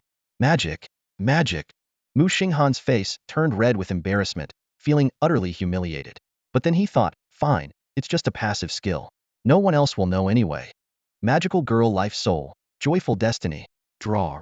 The skill library spun rapidly as Xiao Huahua gleefully swayed in midair. When the pointer stopped on a skill, she suddenly burst into laughter, shaking with amusement. "Unbelievable. It actually exists." Muxing Han collapsed onto the ground, his eyes vacant. Before him appeared the words, "Magical Girl Transformation. Transformation skill. Summon the power of destiny to envelop yourself, temporarily transforming into the magical girl form that best suits you. Effect: moderately increases charm and soul power limits." Little blue hair's magical girl form. Xiao Huahua is really looking forward to it. She floated closer, looking down at the defeated Muxing Han lying on the mirrored floor. "My fate is mine to decide, not the heavens." Star Source. Activate. Muxing Han clung to a shred of hope, checking the effects after the Star Source enhancement. But deep down, He knew the outcome was inevitable. The skill description now read: Magical Girl Transformation Star Source. Fully upgraded effects. Significantly boosts charm, soul power limits, and recovery speed. Casting any skill will produce dazzling attack, motion, and visual effects, with some skills triggering celestial phenomena. Current phenomenon triggering skill. Ultimate move Dream Declaration. So, I still have to transform, huh? Muxing Han sprawled on the cold, mirrored floor, unwilling to face reality. He lamented, Auntie, you have a successor now. Our family has produced a magical girl. Isn't it wonderful? Aren't you thrilled? What? You ask who I am? Haha. It's me, your dear nephew. Wah. Xiao Huahua stifled her laughter as she tried to comfort him. Little blue hair, I only gave suggestions based on your requirements. Look, it increases your soul power limits, right? And your soul power recovery speed is faster, isn't it? This star source life soul of yours is amazing. It even comes with special effects. This is just. Her voice grew increasingly excited. So joyful, oh ho ho ho. Muxing Han had never heard Xiao Huahua laugh so heartily before. Her tinkling laughter echoed endlessly. Resigned, he pulled out another skill stone and sighed. There's still one more skill stone left. Let's just draw it randomly. With a flick of his finger, he sent it flying. Star Source Joyful. The glassy orb hit Xiao Huahua square on the forehead. Ouch! She yelped, clutching her head. The attribute panels of the two active auxiliary skills, Stage Effects and Stage Effects Star Origin, slowly unfolded before Muxing Han. Both skills could be selectively activated, adding dazzling visual effects to all skill releases and slightly enhancing their power. The Star Origin version even came with background music, making the overall display even more spectacular. Finally, a skill that's actually useful, Muxing Han muttered with a wry smile as he looked at the flamboyant descriptions of the effects. This is literally a graphics card warrior. He couldn't help but recall the skills he'd acquired earlier, like the Dream Focus skill that could instantly drain a target's energy, and the rather embarrassing Magical Girl Transformation skill, which, while not requiring incantations, was still enough to give him a headache. Suddenly, Muxing Han felt a jolt through his body, and his consciousness quickly returned to reality. A woman in professional attire was gently knocking on the door of the lounge. The doctors are still busy and can't step away for now. We're planning to teleport all of you to an unoccupied area near Bingshi. Is that all right? She asked. What about Xiao Lancy? Muxing Han quietly raised his hand to inquire. The woman in professional attire glanced at Lancelot's soul master and explained with a smile, the elder has requested to borrow Lancelot for a while. There are still many tests and experiments to complete. Unfortunately, you won't be able to meet him for the time being. However, you can communicate with him through consciousness synchronization, though it's best not to connect too frequently to avoid affecting the experimental data. A pang of disappointment hit Muxing Han's heart. After all, Lancelot had been by his side for so long. All right then, could you please pass a message to Xiao Lancy for me? Tell him not to waste any skill extraction opportunities. I'll be sure to let him know, the woman replied. She quickly operated on her smartwatch, summoning a virtual screen to input parameters. Well then, goodbye for now. A blue teleportation light enveloped the group, and in the next moment, they found themselves in a music room at Bingshi. Yun Shirin immediately recognized it as the place where she usually practiced piano and chuckled softly. So this is the so-called unoccupied area? No one comes here to practice except me. Finally back. It feels like a lifetime has passed, Xin Yuan remarked, stretching as he spoke. Yingji walked to the window and gazed out at the students sweating on the sports field, lost in thought. Who would have thought, just an hour ago, we were in Western Europe, a place isolated from Dongsha for years. Wang Dong eagerly pulled out his phone, a smug smile on his face. Riding a Star Destroyer home? I can brag about that for a whole year. I even recorded it to make sure my family believes me. Xiao Lance had even higher resolution visual data, but oh well, Muxing Han said, a hint of nostalgia in his tone as he recalled the experience. Huang Tian stretched lazily and said, if there's nothing else, I'll head back to the Astronomical Society. I need to help submit the follow-up materials for this mission, but your scores are already finalized, 99 points for you all. Where did we lose that 1 point? Muxing Han asked, puzzled. To keep you humble. Well then, I'll humbly share this with my aunt. Muxing Han said with sudden realization. Perfect score. Absolutely perfect. My nephew is unstoppable this time. Huang Tian exclaimed as he walked toward the window. In an instant, he transformed into a streak of yellow lightning and disappeared into the sky. Muxing Han glanced around at the group and said, let's report back to Teacher Shui and let him know we've returned. He mentioned that people from the Chen Yuan organization were keeping an eye on us, so heading home carelessly might not be the best idea. Yun Shirin nodded immediately in agreement, fully aware of the gravity of the situation. It was for this very reason that Teacher Shui had entrusted Xing Han with leading this interdimensional journey. There's no need to worry anymore. It's been dealt with, Teacher Shui said, his face lighting up with a relieved smile as he saw his students after such a long time. He went on to explain in detail how the Night Watchers had disguised themselves as the group, successfully luring out and eliminating the Qinyuan organization. He especially mentioned the challenges in finding suitable doubles. Wang Dong's was the easiest, just someone with a similar look, dyed yellow hair, and a habit of fawning over his phone. The others, however, were much harder. Yingji, in particular, was a challenge. In the entire Ice City, they only found 3 or 4 people with a similar build. In the end, they had to rely on a silver-level Night Watcher who had learned aristocratic etiquette to barely pull it off. You should all head home early. After spending so much time in another world, you must be exhausted, Teacher Shui said, standing up to see them off. Suddenly, a question struck him. By the way, how did you all get back? The Astronomical Society should have notified me.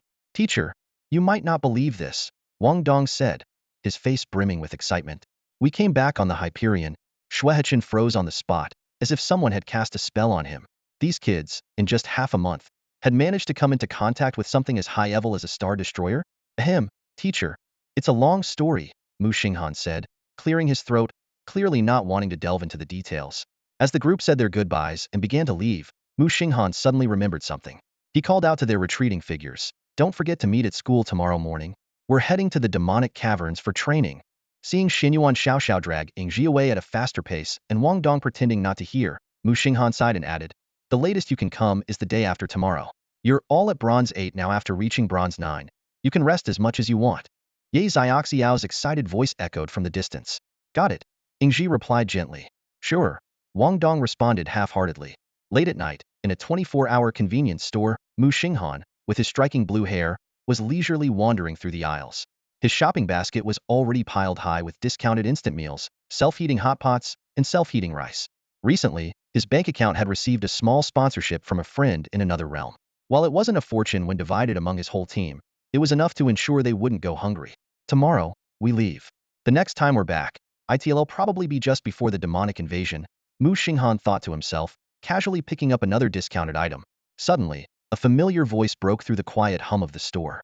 He glanced toward the counter and instantly recognized the burly, bald figure, none other than the battlefield bro who had once shouted, I'm here to help you, during the last demonic invasion. Standing next to him was Brother Wang. Hey, battlefield bro, Brother Wang, Muxing Han called out in surprise. Brother Wang's eyes lit up. Xing Han, what a coincidence. I quit that stingy boss who always delayed our paychecks. I'm working here now. Xing Han, let's grab some barbecue tonight. My treat. Brother Wang invited warmly. Ever since Muxing Han had risen to fame, Brother Wang frequently bragged about their connection and would even show off old photos of them working together. What were once casual snapshots had now become prized evidence of their camaraderie. No need, Brother Wang, Muxing Han quickly declined. I just got back from a mission, and my aunt is waiting for me at home. Let's do it another day. All right, no problem. Brother Wang nodded understandingly, feeling a deep sense of pride as he looked at the young man who remained as humble as ever. Seizing the moment, Muxing Han turned to Battlefield Bro. By the way, Battlefield Bro, our team's hit a bottleneck lately. Do you know of any demonic caves suitable for trial breakthroughs? Bronze rank? What level are you guys now? Battlefield Bro asked curiously. By now, you should all be at Bronze 6, right? My 3 teammates are already at Bronze 8. What? Battlefield Bro exclaimed, rubbing his bald head in disbelief. It's only early October. They reached Bronze 8 in just over a month? All of them? Wait. So that means you must already be Bronze 9? Though it was widely acknowledged that this was an era of great upheaval, teeming with prodigies and rampant demonic activity, such rapid progression was undeniably astonishing. Since that's the case, Muxing Han was about to speak when Bang Changgu interrupted, taking over the conversation to give a detailed introduction to the most challenging bronze-level demonic caves around Ice City. Ice Blade Wielder, between bronze level 7 and 9, Bang Changgu gestured. These guys wield long swords forged from frost, and their swordsmanship is cunning and ruthless. There's also one called Black Fist Soul, equally formidable, known for its unmatched physical strength and exceptional combat awareness. He paused for a moment. Just like the clawed dragon you fought before top tier among its level, your team definitely has the potential, but you must exercise extreme caution, Bang Changgu warned. In 2 weeks, the demonic wave will descend. Don't let severe injuries affect your assessment scores. Muxing Han nodded gratefully and pulled out a box of chocolates from the shopping basket. Go. Have something sweet? No problem at all. Bang Changgu cheerfully accepted it, taking a big bite and carving a notch into the rectangular chocolate bar with his teeth. Wait, Wang Gu suddenly rushed over with a scanner in hand and grabbed the packaging. You haven't scanned it yet? No rush. I'll pay for everything. I promise to treat, Muxing Han said with a smile, taking out all the items. When Muxing Han returned home and pushed the door open, he found the house shrouded in darkness. After turning on the lights, he noticed a pair of white bunny slippers belonging to his aunt sitting on the shoe rack. Upon checking the empty fridge and the dust-covered table, he realized that his aunt probably hadn't been home for quite some time. While tidying up the house, Muxing Han pulled out his phone and sought advice from the group chat. After a brief discussion, the team quickly settled on their target. Ying Ji and Wang Dong opted for Black Fist Soul. Muxing Han immediately submitted an application to teacher Xue. Xuehichin called back shortly, his tone laced with surprise. You guys are this bold now? Daring to challenge humanoid demons? After a brief conversation, Xuehichin agreed to assist with the application and called back half an hour later to confirm it had been approved. Although the timing was moved up by a day, it was ultimately scheduled for the day after tomorrow. After hanging up, Xuehichin quietly decided to assign a strong instructor to secretly protect this fledgling T0 team. Muxing Han closed the door and looked at the full-length mirror in the bathroom under the warm yellow light. This mirror was specially bought by his aunt because the original one was too high for her to use conveniently.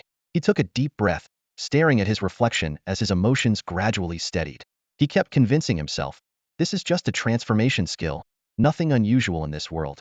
Some fate walkers can even turn into animals or trees. Transforming into crows and eagles is commonplace. This is common knowledge in this world, an accepted fact. Don't judge it with the worldview from the previous one. Magical girl transformation. Activate. A brilliant blue light instantly enveloped his body. The mirror reflected a breathtakingly beautiful face, with features 70 similar to Muxing Han's but softer and cooler. A pale blue Gothic-style long dress accentuated a graceful figure, with pleated skirts revealing slender white stocking legs, and feet adorned with intricate lace-up blue heels. The most striking detail was the starry blue gemstone pendant resting just below the delicate collarbone, perfectly complementing the low-cut design. With a swish, the transformation ended. Muxing Han crouched on the floor, clutching his head. It was mortifying. But if his guess was correct, his combat ability in this form, while not as strong as Ying Ji's, could definitely rival Xiao Xiao's. He took deep breaths, recalling the role-playing techniques from his previous life, creating a scenario, stepping into a character, treating it as acting. That way, the embarrassment could be alleviated. The blue light shimmered once more. From today onward, you are Muxing Han. A cool, melodious female voice echoed in the bathroom. Bang! The bathroom door was suddenly flung open. Muxing Han, in urgent need of the restroom, had rushed back home upon hearing her nephew was there. At that moment, she locked eyes with Muxing Han. Both froze, blinking in confusion. Sorry to interrupt, Muxing Han said with a smile, lightly bowing in her white bunny slippers before turning to close the door. The next moment, she sprinted toward Muxing Han's room. You little rascal, bringing a beautiful girl home without telling your aunt. She glanced around but found no one. Checking the kitchen and her own room yielded the same result. Where is she? Could it be? Muxing Han's thoughts began to wander. Could the kid have gone out to buy special items? Looks like he's growing up. Meanwhile, in the bathroom, someone had already entered a state of mental shutdown. Finally, at the dining table, the two sat across from each other. Muxing Han kept his head down, silently counting his fingers. Muxing Han sat cheerfully across the table, her eyes filled with admiration as she assessed her eldest nephew. I told you, didn't I? My eldest nephew's stunning looks are unparalleled as a real beauty who can charm both men and women alike. She nodded in satisfaction. Muxing Han slumped weakly onto the table, wishing he could bury his face completely. Haha, it's a magical girl transformation. Muxing Han exclaimed excitedly as she observed him. The pendant style and shoe design are so similar to mine. But hey, why are you wearing a long skirt? Shouldn't it be a short one? Help me. Muxing Han groaned despairingly, lowering his head even further, staring blankly at the chair. Suddenly, Muxing Han stretched out a foot clad in white stockings and provocatively rested it on the chair in front of Muxing Han. So, tell me, dear nephew, did you lose anything after transforming? No, just gained a little something, Muxing Han replied helplessly. Cool. Muxing Han retracted her foot, her eyes sparkling. A magical girl with a sword? That's awesome. By the way, Auntie, Muxing Han propped himself up and rested his chin on his hand. I unlocked a sword drawing skill like a secret technique thing. But don't even get me started. It's a total scam. You need a sufficient chest size to use it. Are you serious? You can't use it? Muxing Han immediately realized this was a skill from the fun abilities arsenal. Of course not. I'm a flat-chested guy, where would I get a chest from? Muxing Han, intrigued, pulled her chair closer. So, who did you test it on from your team? Ying Ji? Xiao Xiao? Yun Shirin? I heard they all went with you. This otherworldly adventure must have boosted your relationship points. Any talk of marriage yet? Well?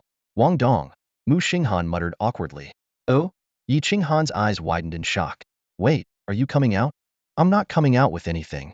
Muxing Han snapped, immediately giving his aunt a shoulder massage to vent his frustration. Yi Qinghan enjoyed the massage, secretly relieved. If her eldest nephew's orientation had changed, the Mu family lineage would be at risk. She couldn't bear to face her missing sister and brother-in-law. All right, dear nephew, Yi Qinghan said, hopping onto the sofa in her bunny slippers, her little feet swinging back and forth. Try it on me. Let me see what makes this sword-drawing skill so special.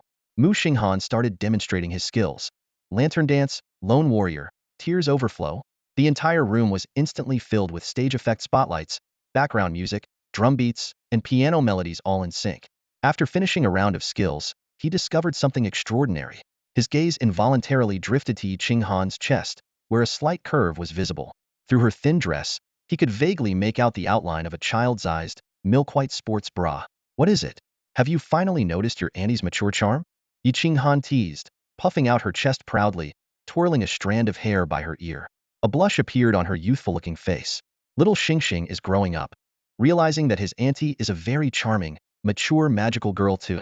Muxing Han felt the need to correct Yi Qinghan's misunderstanding about her figure. With utmost seriousness, he stepped forward, lifted the petite, big lowly, like one would a large cat, and placed her on a nearby chair.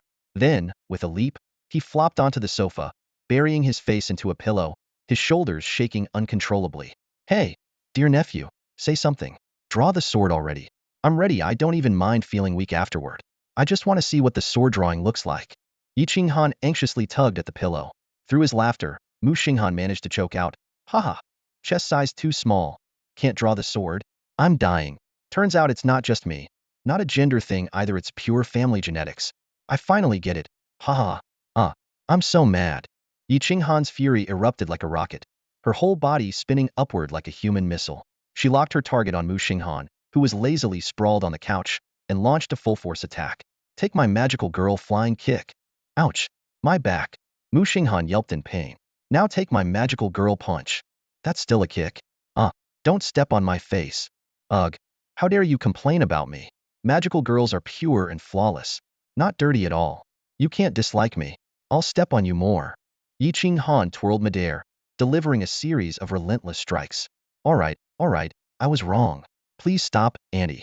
I wasn't complaining. You're small but adorable. Small? Yi Qinghan's anger flared even more. Hovering above, she stomped on Muxing Han repeatedly, who was still lying defenseless on the couch. Oh, so you're looking down on a flat chest, huh?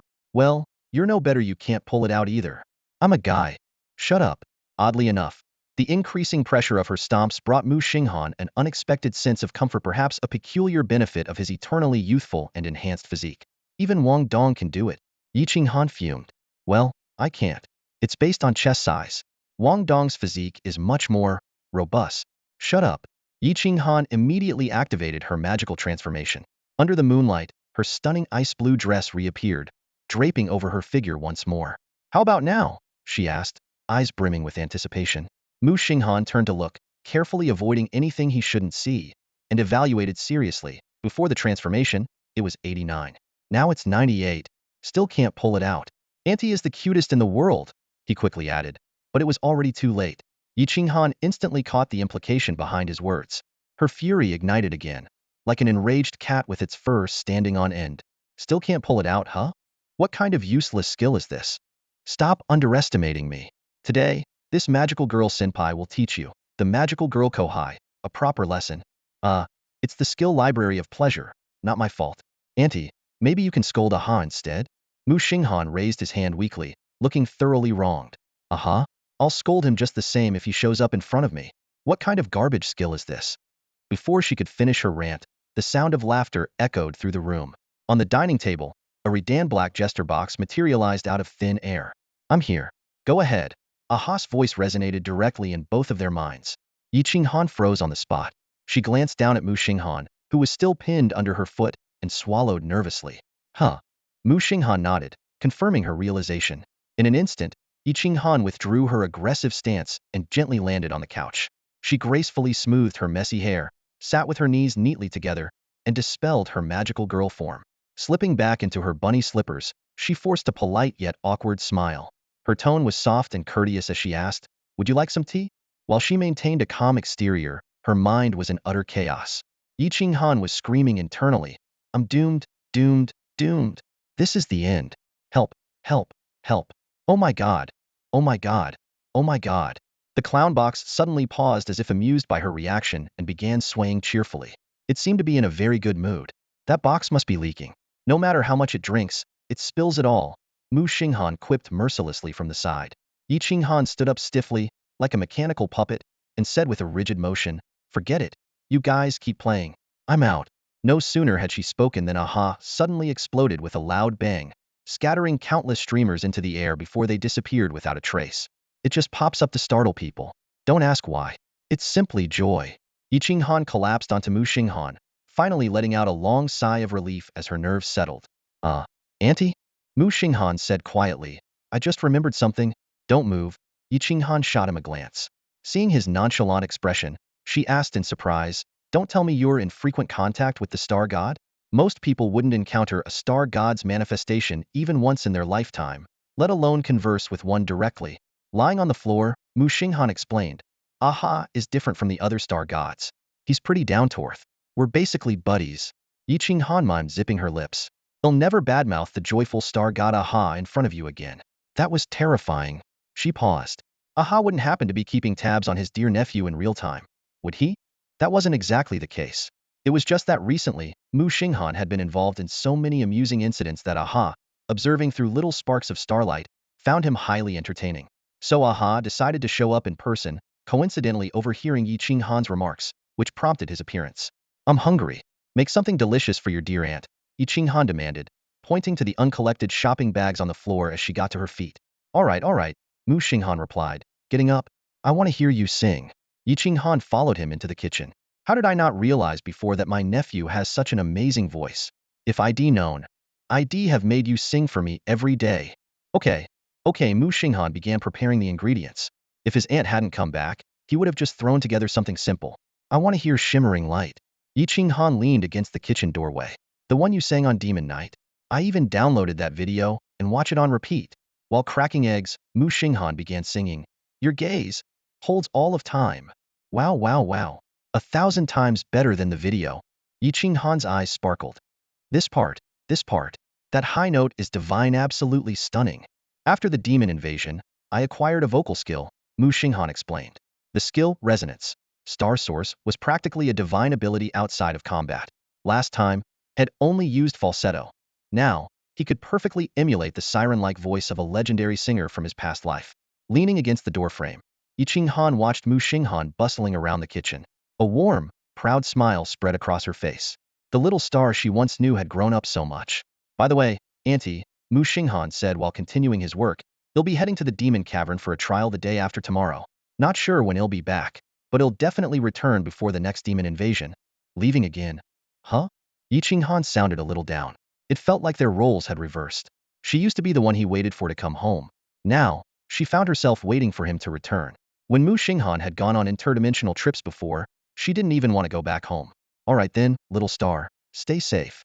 This time, Annie will be here waiting for you to come back." The next morning, the vibration of a phone woke Muxing Han from his slumber. Lazily, he answered the call without even opening his eyes, waiting for the other person to speak first. If it was an advertisement, he planned to hang up immediately and go back to sleep. "Hello, is this Captain Muxing Han?"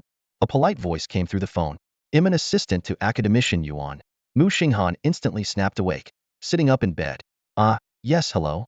Hey Race, the application for Ingwu Pavilion has been approved. We can now send someone to pick you and your team up. Could you arrange a meeting point with your team? If today doesn't work, we can reschedule.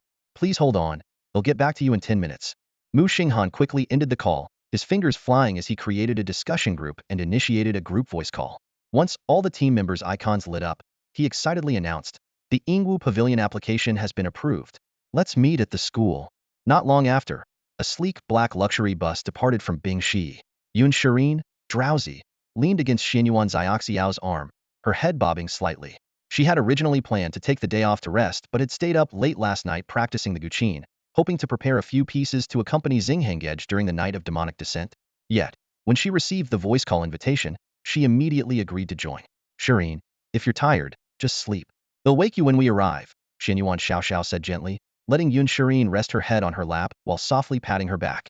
Xioxiaji is so warm, Yun Shireen murmured, feeling the comforting warmth through the fabric. She quickly drifted off to sleep. I can't wait to see what kind of soul-bound relics we'll get, Bai Hao said in a hushed tone, his excitement barely contained. I don't even know what to choose. They'll just see which one resonates with me, Wang Dong said, scratching his head. He already had a shield and armor, making him the most well-equipped among them. I'm fine with anything, Yingji said, glancing at Muxing Han. For her, a spear and armor were more than enough. I want something that's easy to move in, Xinyuan Xiaoxiao added. Her Apollo bow still lacked accompanying armor. Muxing Han nodded thoughtfully, his consciousness diving into the mirror space to consult Xiaohuo. Whatever, Xiaohuo shrugged. Don't overthink it. You need to find something that resonates with you first. Don't aim too high, blue hair. You can't handle weapons above the golden level right now. At most, you'll get a basic one. Even basic weapons have their merits. The initial stats of a golden grade piece are bound to be decent, Muxing Han mused silently, showing little fuss over his equipment choices. When it came to weapons, in particular, he wasn't too worried. The matchless blade was still being crafted by Uncle Shuang, and once completed, it would be delivered via Dongxia's state-owned courier service. This courier company, known as Universal Logistics, was renowned for its reliability and security. If it was within Dongxia's sphere of influence, delivery was guaranteed. With the blade and its profound skill in hand, the weapon issue was essentially resolved. Now, his only concern was selecting armor. As someone who needed to dance and sing, heavy armor was obviously out of the question, and even light armor could hinder his movements. Just as he found himself stuck in a dilemma, he quickly adjusted his mindset. Never mind, I'll check out Yingwu Pavilion first and decide later. The car came to a slow stop. Ahead was a stately museum dominated by black tones, exuding an imposing aura. An elderly man in a black tang suit stood upright at the glass doors, patiently awaiting their arrival. Ladies and gentlemen, I've been expecting you. Please, come in. Introducing himself as Mr. Zhang, the museum's deputy curator, he led the group inside while explaining the origins of Yingwu Pavilion. The pavilion was not open to the general public. Only individuals meeting specific criteria could gain entry. This place houses all the unclaimed relics of Fate Walkers from the 3 northeastern provinces of Dongxia, rated golden grade and above, Mr. Zhang explained. When a Fate Walker perished in another realm, their soul-bound weapons or equipment were typically inherited by teammates. If no one inherited them, or if the entire team was wiped out, Dongxia's Afterlife Bureau would step in to handle the relics. Isn't it 4 northeastern provinces now? Bai Hao raised his hand, asking softly. Mr. Zhang's expression turned disdainful.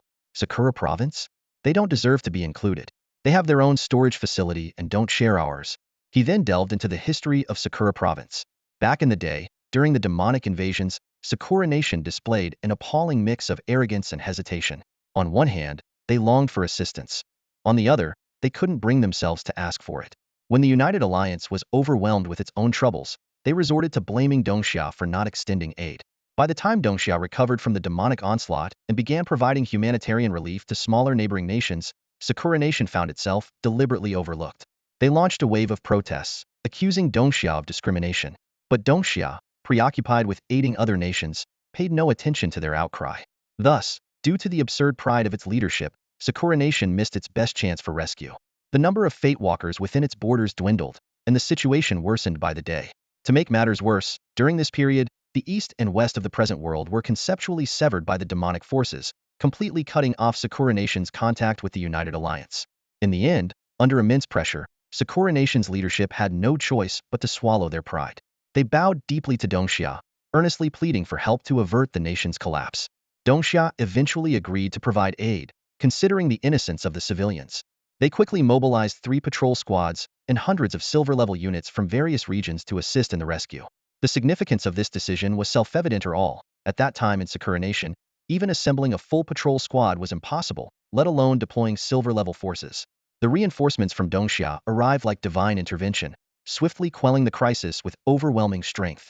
The civilians of Sakura Nation witnessed the power of this rescue team firsthand, and their admiration and support for Dongxia soared. This development left the authorities of Sakura Nation feeling deeply threatened, as their hold on power seemed increasingly precarious. On the night of demonic chaos, also known as the 15th night of termination, the authorities revealed their cruel intentions.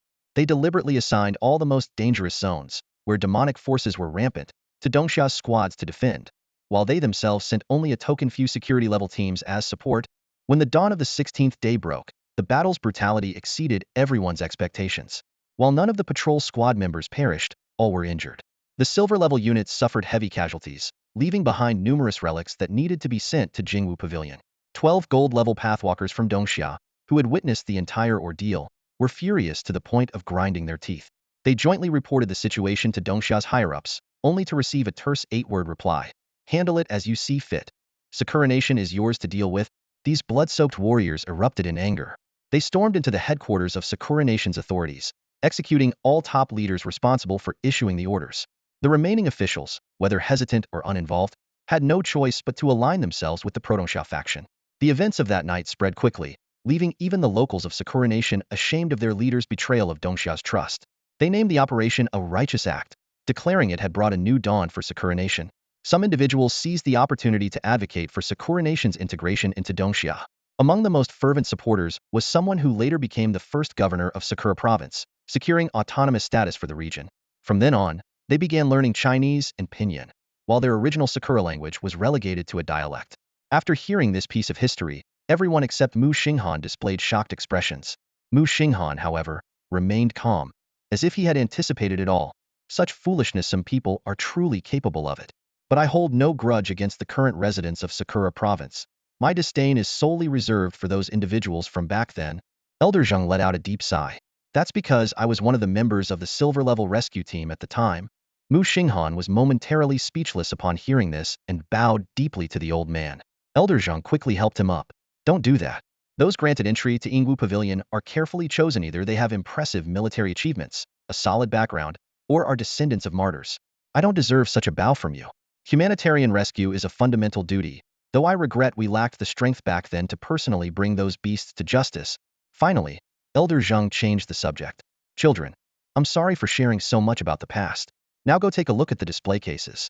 If any of them resonate with you, let me know, and I'll open them so you can try them out yourself.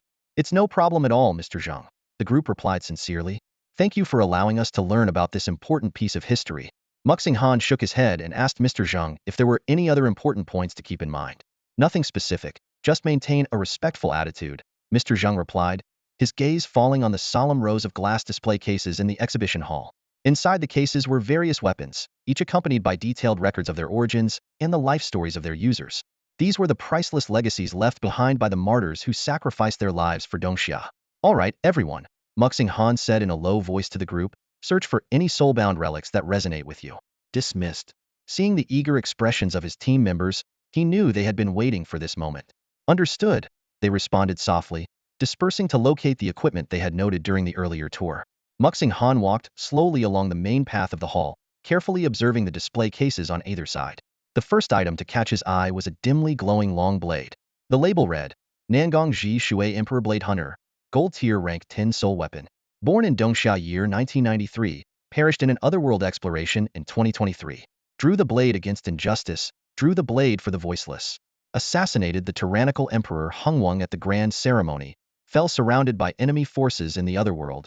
Next, he noticed a case labeled Sword of Rebellion, Gold Tier Rank 3, though it was clearly different from Uncle Ding's renowned Piercer Greatsword. He then came across the display for Xianyuan Qingxian Zhujian Zither Destruction Path, Platinum Tier Rank 3, and wondered if this might be an ancestor of Xiao Xiao's family. As he debated whether to call Xiao Xiao over to take a look, his gaze landed on a particularly unique display case. It contained a pair of white, lace-trimmed overthenny stockings, said to possess the spatial skill Stride Across Dimensions. Xiao Xiao, he called out as Xianyuan Xiao Xiao, who was wandering around looking a little disheartened. Come here and check this out, see if it resonates with you. Xianyuan Xiao Xiao approached and, with a mischievous glint in her eye, tiptoed close to Muxing Han's ear and whispered, Captain, if you like seeing me in white stockings, I can wear them for you every day back home. Be serious. Muxing Han stepped back hurriedly. This is a relic of the fallen, imbued with a powerful spatial displacement skill. As a soul-bound artifact, it manifests anew each time. Show some respect for the legacy of the heroes. Xianyuan Xiao Xiao wrinkled her cute little nose, but obediently leaned toward the glass case to sense the artifact. Suddenly, the display case emitted a faint vibration. Resonance achieved. Many people successfully completed their resonance tasks, each obtaining and merging with their destined soul relics. Among them, Yun Shireen acquired a pair of white gloves, said to significantly reduce the soul power consumption of harmony skills once fully awakened. Xianyuan Xiao Xiao soul relic, handpicked by Muxing Han, was a pair of white lace-trimmed over-thinny socks, rumored to grant the divine ability of shrinking the ground into an inch upon awakening. Wang Dong was ecstatic when he found a brown belt, which not only offered storage space but also promised to greatly enhance defense and strength after awakening.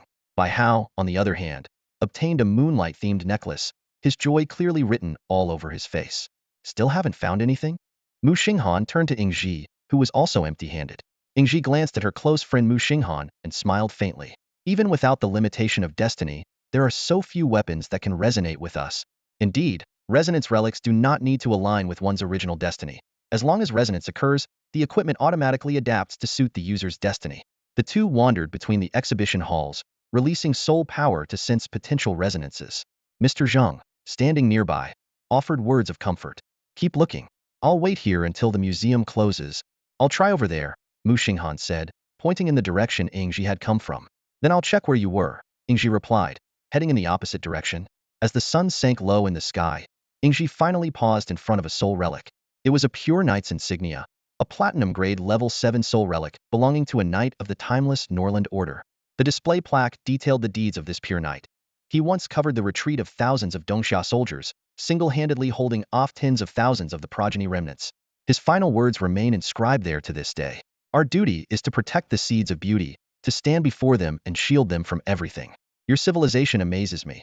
To still offer aid to others amidst the devastation of the insect plague is truly beautiful. If I survive, we shall meet again. If not, please bestow my equipment upon a worthy successor. Time is running out these vile insects. Retreat now.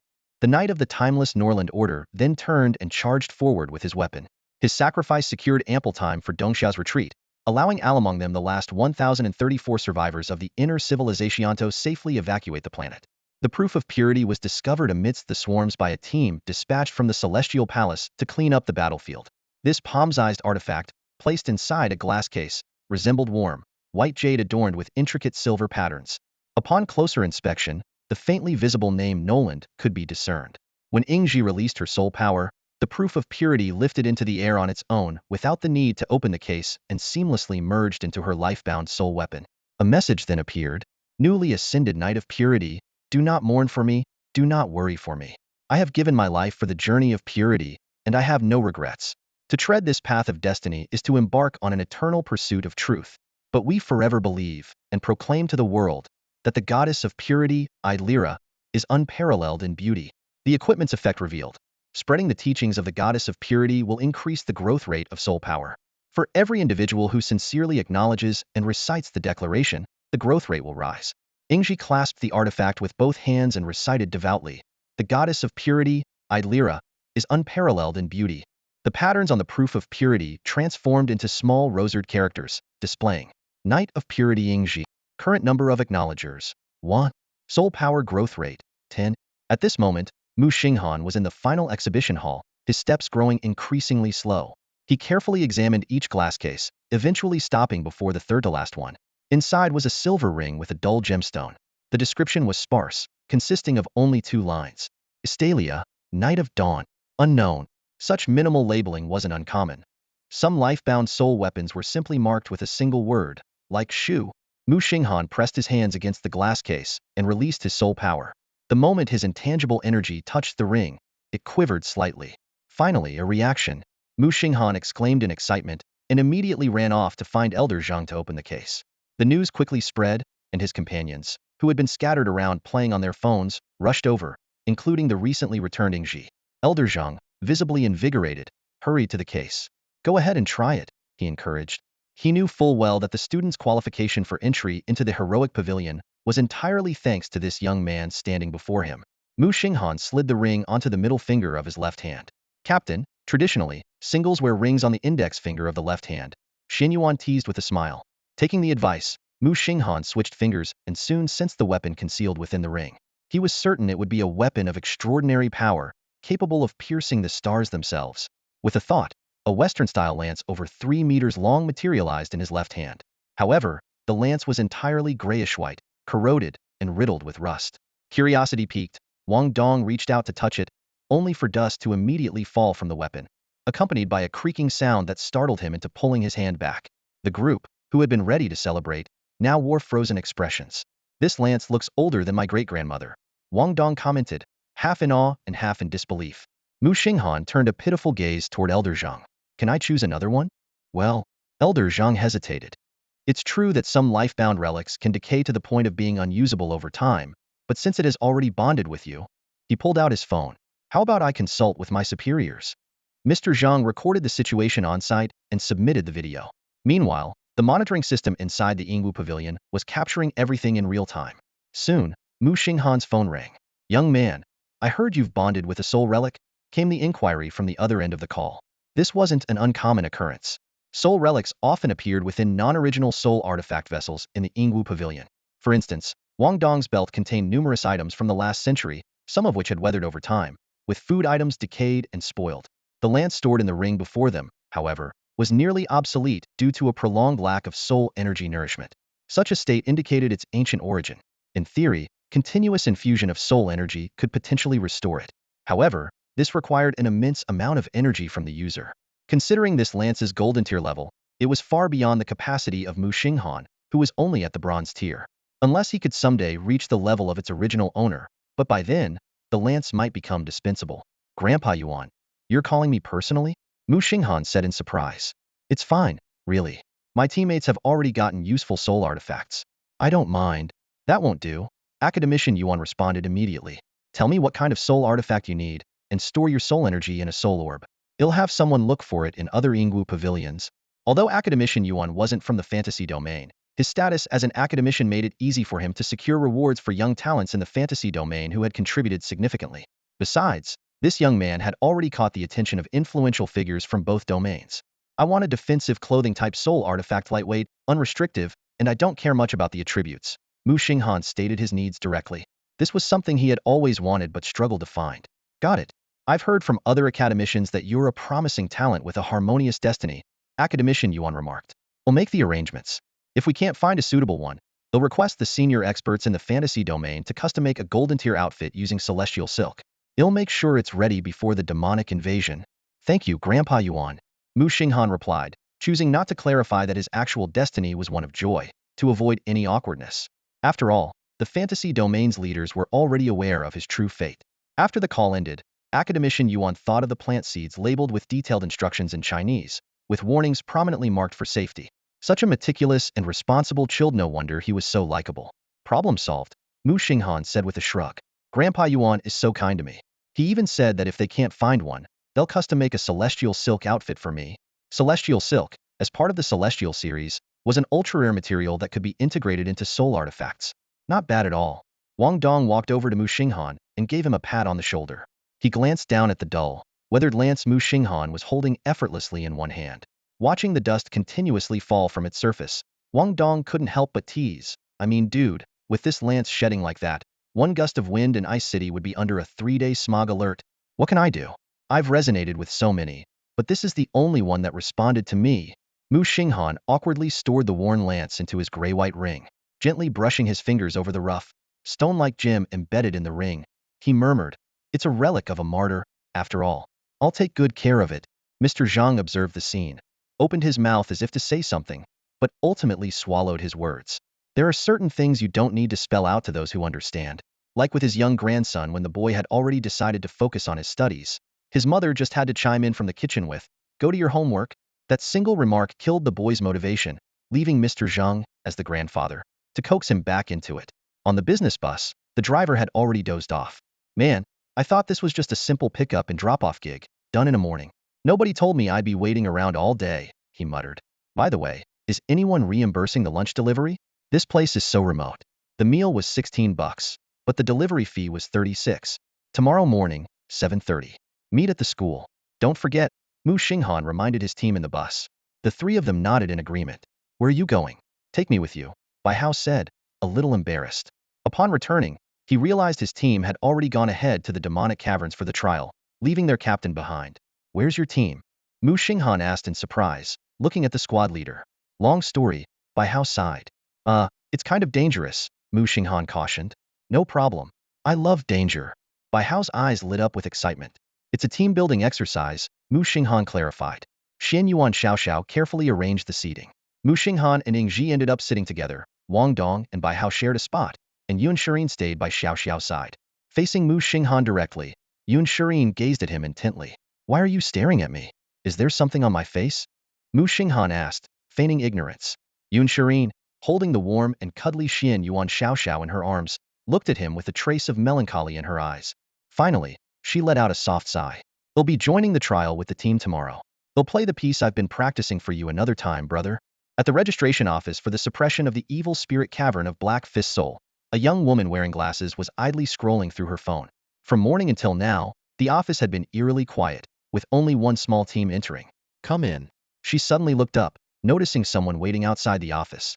There was a hint of anticipation in her clear voice. As Black Fist Soul was a humanoid evil spirit cavern of extremely high difficulty, visitors were few and far between. It was rare for her to have work to do. Hello, miss. We are Team Ice 11, here to register for the Black Fist Soul Cavern trial. A warm and friendly voice greeted her. Wow. The young woman immediately recognized them and sprang up from her chair. Team Maxing? Quick, quick, quick, let's take a photo together. And can I get your autographs? The registration can wait, I'll check it right away. She hurried to the door in just a few strides, her eyes lighting up as she scanned the group. Her excitement grew even more. Ing Bao is here too. You're even more beautiful in person than online. Can I take a photo with you? Please sign an autograph for me as well. She then turned to the others. Xiao Xiao Xiao. You're so adorable in real life. Please sign for me too. And Wang Beige, could you sign here in the bottom right corner? Wang Dong reluctantly took the autograph sheet. His face filled with resignation as he wrote down Wang Dong. The nickname Wang Beige was clearly something he couldn't shake off. But why did everyone else get to sign in the middle, while he was relegated to the corner? Who's Wang Dong? The young woman asked in confusion. Wang Dong felt as though an arrow had pierced his heart. Stiffly, he took the sheet back and added Armored Dragon Turtle next to his name. At the very least, he wasn't going to write Wang Beige. It was his final act of defiance. Oh, now I remember. The young woman exclaimed, suddenly realizing. After all, she had been following the online trend of calling him Wang Beige for over half a month, and his real name had completely slipped her mind. The application was quickly approved. I've already notified the lead instructor. It's Wei Shuchen, a silver tier level 10 hunter warrior. Instructor Wei is very skilled in the military district, and he's also a really nice person. He'll be here shortly. The young woman couldn't stop talking, thrilled to meet the most popular rookie team. Soon, a man wearing a black trench coat and glasses appeared. Greetings, everyone, he said simply. Instructor Wei, do you happen to know Captain Liu? Muxing Han noticed Wei's similar style of attire to Captain Liu's and couldn't help but ask. Captain Liu? You mean the one from Chongqing Park? We graduated in the same year, Wei Shuchen replied. No wonder you look so alike, Muxing Han said with a nod of understanding. Follow me, Wei Shuchen said, leading the four of them toward the teleportation array. I need to warn you about a few things regarding Black Fist Soul's evil spirits. First, never engage in close combat unknown with a Black Fist Soul of the same level. Their skills and attributes are far beyond imagination. Second, Fate Walkers with weaker constitutions must avoid letting a Black Fist Soul get close. They have a talent skill called Dual Domain. Once they get within range, they'll create a 10 by 10 meter dueling arena. This not only boosts their attributes, but also nullifies any debuff skills. And for a short period of time, no one else will be able to enter, Wei Shuchen continued, his gaze deliberately sweeping over Muxing Han and Xinyuan Xiaoxiao. So, weaklings, make sure not to let anyone get too close to you. If it happens, no one will be able to save you in time. The two immediately nodded to show they understood. Xinyuan Xiaoxiao's face turned pale as she clung tightly to Ingji's sleeve. Sis, Ingji, save me. In critical moments, your sister might not be able to save you, but your brother will always be your brother, Wang Dong said with a smug glance at Xiaoxiao. Ever heard of taunting? Brother Dong, you're the best, Xinyuan Xiaoxiao said sweetly. This flattery instantly inflated Wang Dong's ego. Of course. Look at who you're talking to. I'm the Guardian Dong, Protector Extraordinaire. Xinyuan Xiaoxiao was just about to retort. Last time, the captain got swarmed by zombies, and you didn't taunt them, when the instructor interrupted. Right? And you? Wei Shuchen singled out Wang Dong. Be careful. Some Black Fist Souls at bronze level 9 will enter a soul ignition state when provoked or enraged. Their attack speed and strength will skyrocket for a short time.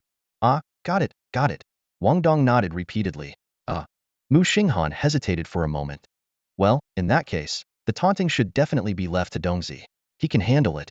He quickly summarized the instructor's advice. Everyone could hone their close combat skills except for Xiaoxiao. Alright, that's everything. Let's move out. The five stepped into the teleportation array, their figures dissolving into white light. When the light reappeared, they found themselves in a lush bamboo forest.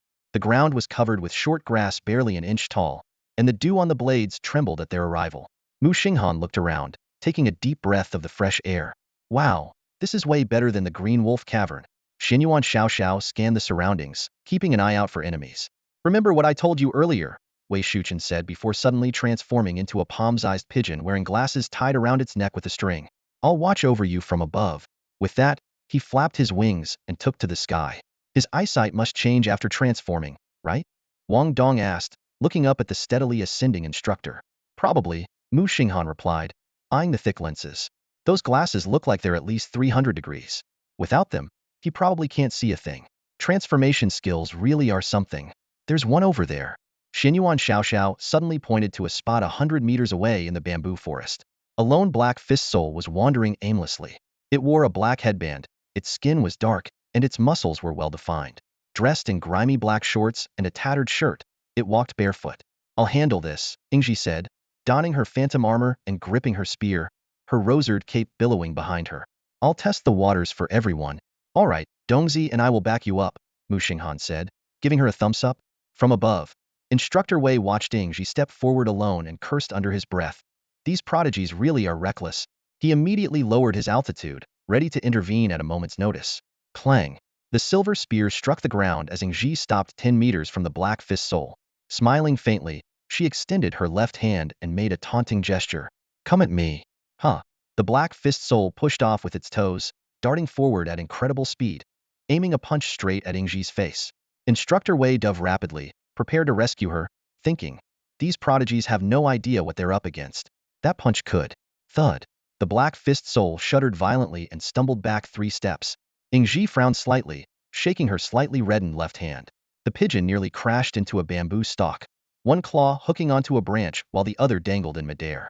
The black fist soul had been knocked back from the punch? Instructor Wei could hardly believe it.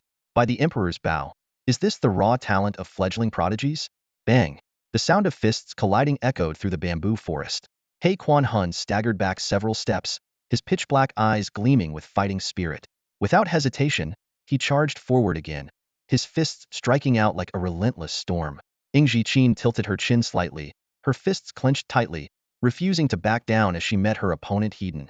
Each clash of their punches stirred up fierce gusts of wind, and her long, rosered hair streamed behind her. The thrill of battle only fueled her excitement. This was the purest embodiment of the knight's path. In the vast cosmos, nothing represented this ancient path more than a raw contest of physical prowess. Strength, speed, agility, resilience, the honing and enhancement of every physical attribute were all steps along the knight's path. Nearby, a pigeon perched peacefully on a bamboo branch. Watching the fierce battle, it finally understood what Xue Huchen had meant earlier by saying, pay close attention to these people. Apparently, it wasn't about keeping watch but about being an audience. As the fight continued, bamboo leaves scattered, and the ground became a chaotic mess. He Quan Hun's momentum gradually waned, shifting from an even match to a series of evasive maneuvers. Suddenly, with a sharp crack, one of Ingji Qin's swinging punches brushed past He Quan Hun's dodging head and smashed through a 3-meter bamboo stalk behind him. Ingjijia is so strong. Xinyuan Xiaoxiao peeked out from behind Muxing Han, standing on tiptoes to get a better view. She admitted, aside from my fragrant bloom ability, all I have are passive skills to enhance physical attributes and maintain eternal beauty. Without activating Harmony Force, I wouldn't even dare to get close. Muxing Han analyzed, even if I activate Harmony Force, I'd barely be able to suppress her in strength. But in terms of speed and defense, she has the upper hand in every way. He's not going to hold out much longer, Wang Dong observed, noticing the evident decline in He Quan Hun's speed and power. She's incredible. To reach this level with sheer fists alone, Xinyuan Xiaoxiao marveled. Usually, we only see her graceful form wielding a spear. Doesn't look that hard, Wang Dong muttered under his breath. Oh, why don't you give it a try, Wang Dong? Muxing Han teased with a smirk. Gladly. Wang Dong was already calculating in his mind. He Quan Hun relied mainly on physical attacks, which was perfect for his armored dragon turtle form. Once he activated his spiked shield, his ridiculously high physical defense capable of tanking hits above his level ever since he embarked on his destiny would make him nearly unassailable. Only in the Plants vs. Zombies world did things go awry when a gargantuar left him battered. Who wants to fight over it with you? Muxing Han had other plans. He wanted to test the ultimate move, Dream Unity, after transforming into his magical girl form against Ingji Qin. She was the ideal choice after all. It wouldn't be easy to explain himself if others saw his transformation. and Xinyuan Xiaoxiao would never be able to keep it a secret. Ingji Qin, however, was the most trustworthy option. The pure knight's discretion is unparalleled. Truly trustworthy. Muxing Han pondered, mulling over whether it might be easier for Ingji to accept things if he waited for the magical girl to transform before drawing his blade. At that moment, with a heavy thud, the massive figure of the Black Fist Soul crashed to the ground. His body was bruised and battered, and a deadly uppercut from Ingji had struck his heart, snuffing out his life. Pretty strong. Huh? I'm actually feeling a little tired, Ingji said, slightly out of breath. High in the trees, a pigeon overheard these words and could barely restrain itself from transforming back into human form to give these students a serious lecture. This was the demonic cavern, notorious for its 67 fatality rate. Countless level 10 bronze pathfinders had been gravely injured or even lost their lives during trials here. While Ingji, as a pure knight, was undeniably powerful, she should not underestimate the Black Fist Soul so recklessly. Such overconfidence could one day cost her teammates dearly. Wang Dong, brimming with confidence, was already preparing to find their next opponent. Ingji casually retrieved the spear she had plunged into the ground earlier, originally intended as a backup in case unarmed combat failed, though she hadn't needed it since her fists alone had sufficed. Let's go. I can't wait to see who the next unlucky soul is, Xianyuan said cheerfully, skipping ahead with a spring in her step. Suddenly, a message came from the scouting pigeon ahead. Captain, in the distance, there's a team of 4 being attacked by 2 Black Fist Souls. The situation is dire. They're all melee fighters and have split into 2 groups to handle 1 Black Fist Soul each, but it looks like they're barely holding on. Move out, Muxing Han ordered, giving Wang Dong a pat on the back. Got it. Wang Dong, clad in armor and gripping his shield, slammed his foot into the ground and began to sprint. His speed increased with every step, leaving a streaking afterimage in his wake. This was his power sprint ability, which not only allowed him to gain momentum but also delivered a devastating blow to whatever target he collided with first. In the distance, the ICE 11 high school sophomore team captain, Xiaodong, was struggling against a Black Fist Soul. His greatsword had just been knocked aside by a powerful punch, nearly slipping from his grasp. As a level 1 silver-ranked captain, he had brought his level 10 bronze teammates here to break through their limits, but he hadn't anticipated the Black Fist Souls being so formidable. Even with his teammates' support, he could barely handle one of them, let alone 2 at once. Amidst the chaos, a voice called out from afar. Hey, buddy. A spiked shield came hurtling through the air, smashing into one of the Black Fist Souls. The creature had intended to leap backward and dodge, but the shout enraged it, its eyes glowing red as it responded with a fierce punch. In the next instant, the Black Fist Soul paid dearly for its rashness. At a velocity of nearly 20 meters per second, the shield collided with its iron fist, shattering its entire right arm and sending the creature flying. Peeking out from behind his shield, Wang Dong wore an incredulous expression. No way, dude. You actually thought you could block that? This scene proved one thing beyond doubt. It wasn't that Wang Dong was weak, it was that his teammates were simply too strong. Great, it's Wang Beige. A team member cried out in joy. The appearance of Wang Beige meant that the ICE 11 fledgling team was nearby. While putting so much hope on a high school freshman team might seem unusual, the fledgling team was indeed a gathering of prodigies. Wang Dong noticed the other team members glancing nervously behind him as they scuffled and couldn't help but mock. Stop looking. It's just me. What? You think this is a sightseeing trip and the whole team is coming to rescue you? I'll take the one with the broken arm, Wang Dong said, pointing at a Black Fist Soul. The other one is for the 4 of you. If you can't even handle that, I suggest you quit right now.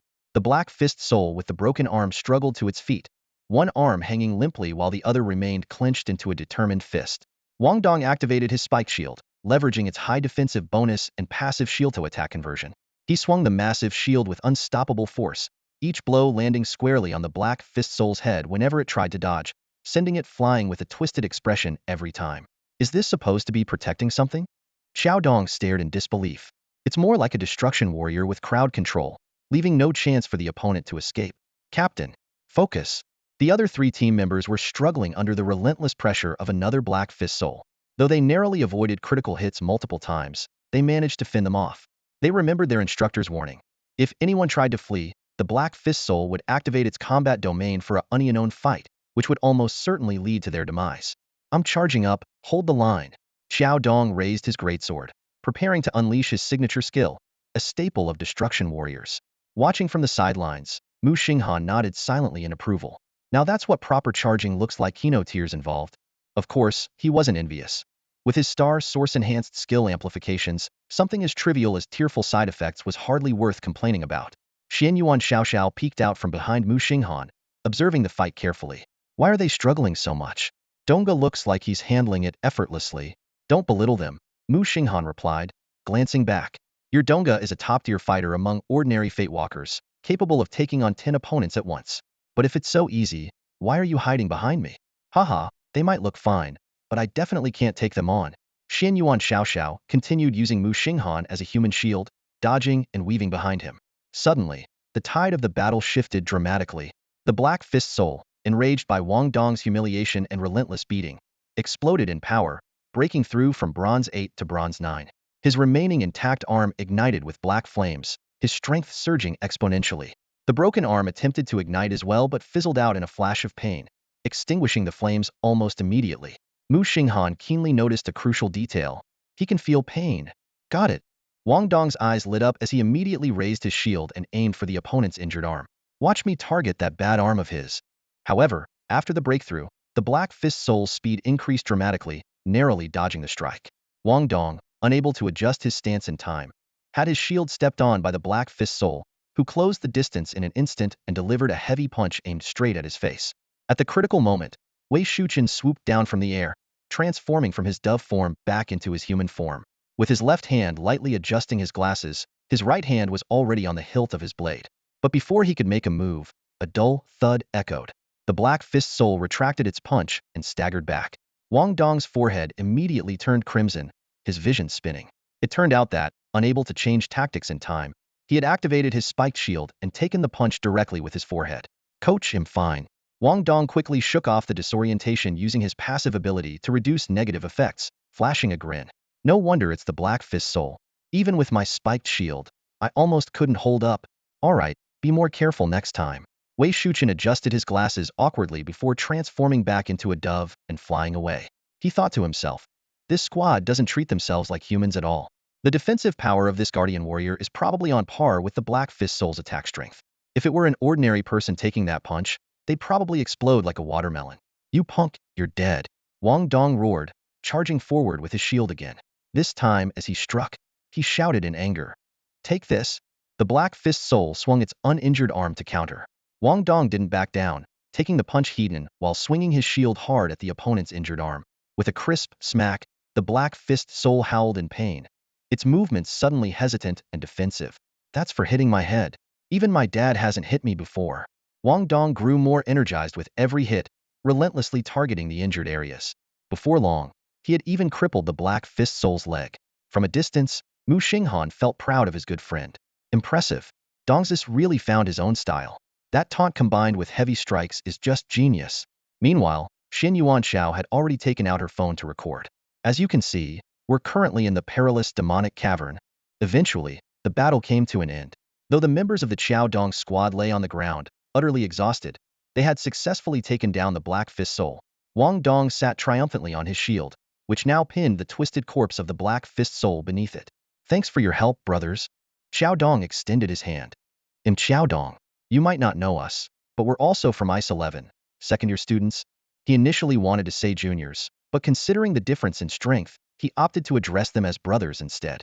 Wow, your name is Dong too? Wang Dong's eyes lit up, and he smiled warmly. Yes, that's right. These three are my teammates, Qiao Dong introduced. We're here to push our limits.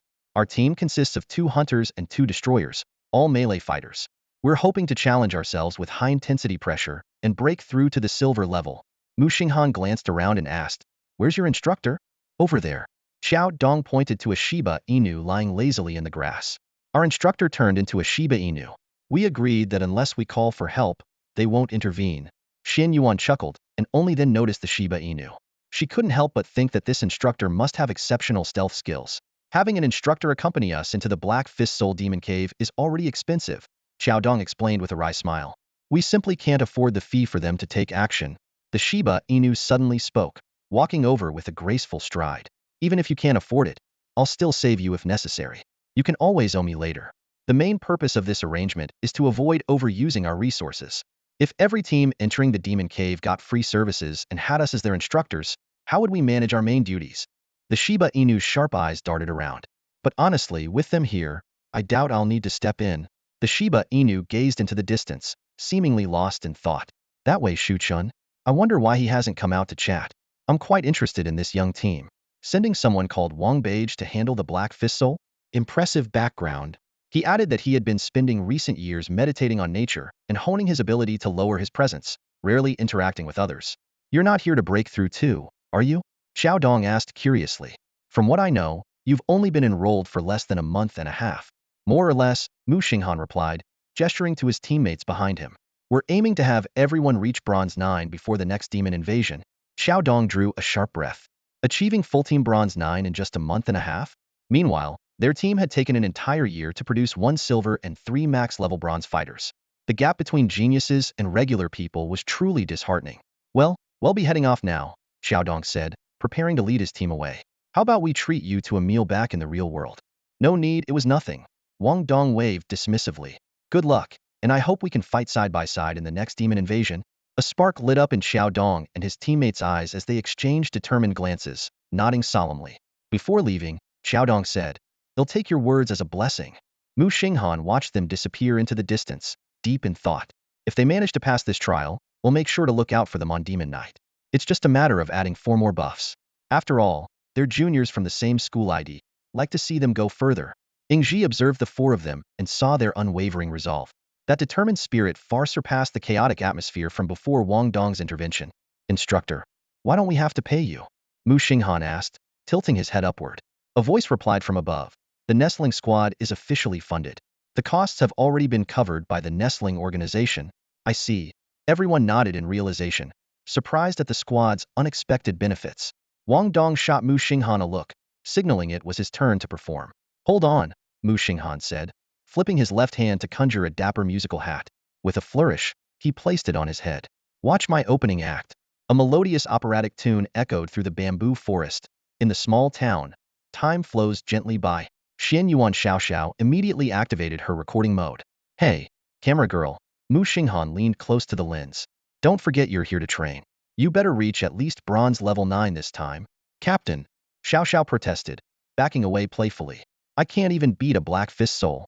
Are you planning to visit my grave next year? Close combat is essential. What kind of archer doesn't know close combat? Who said archers have to master close combat?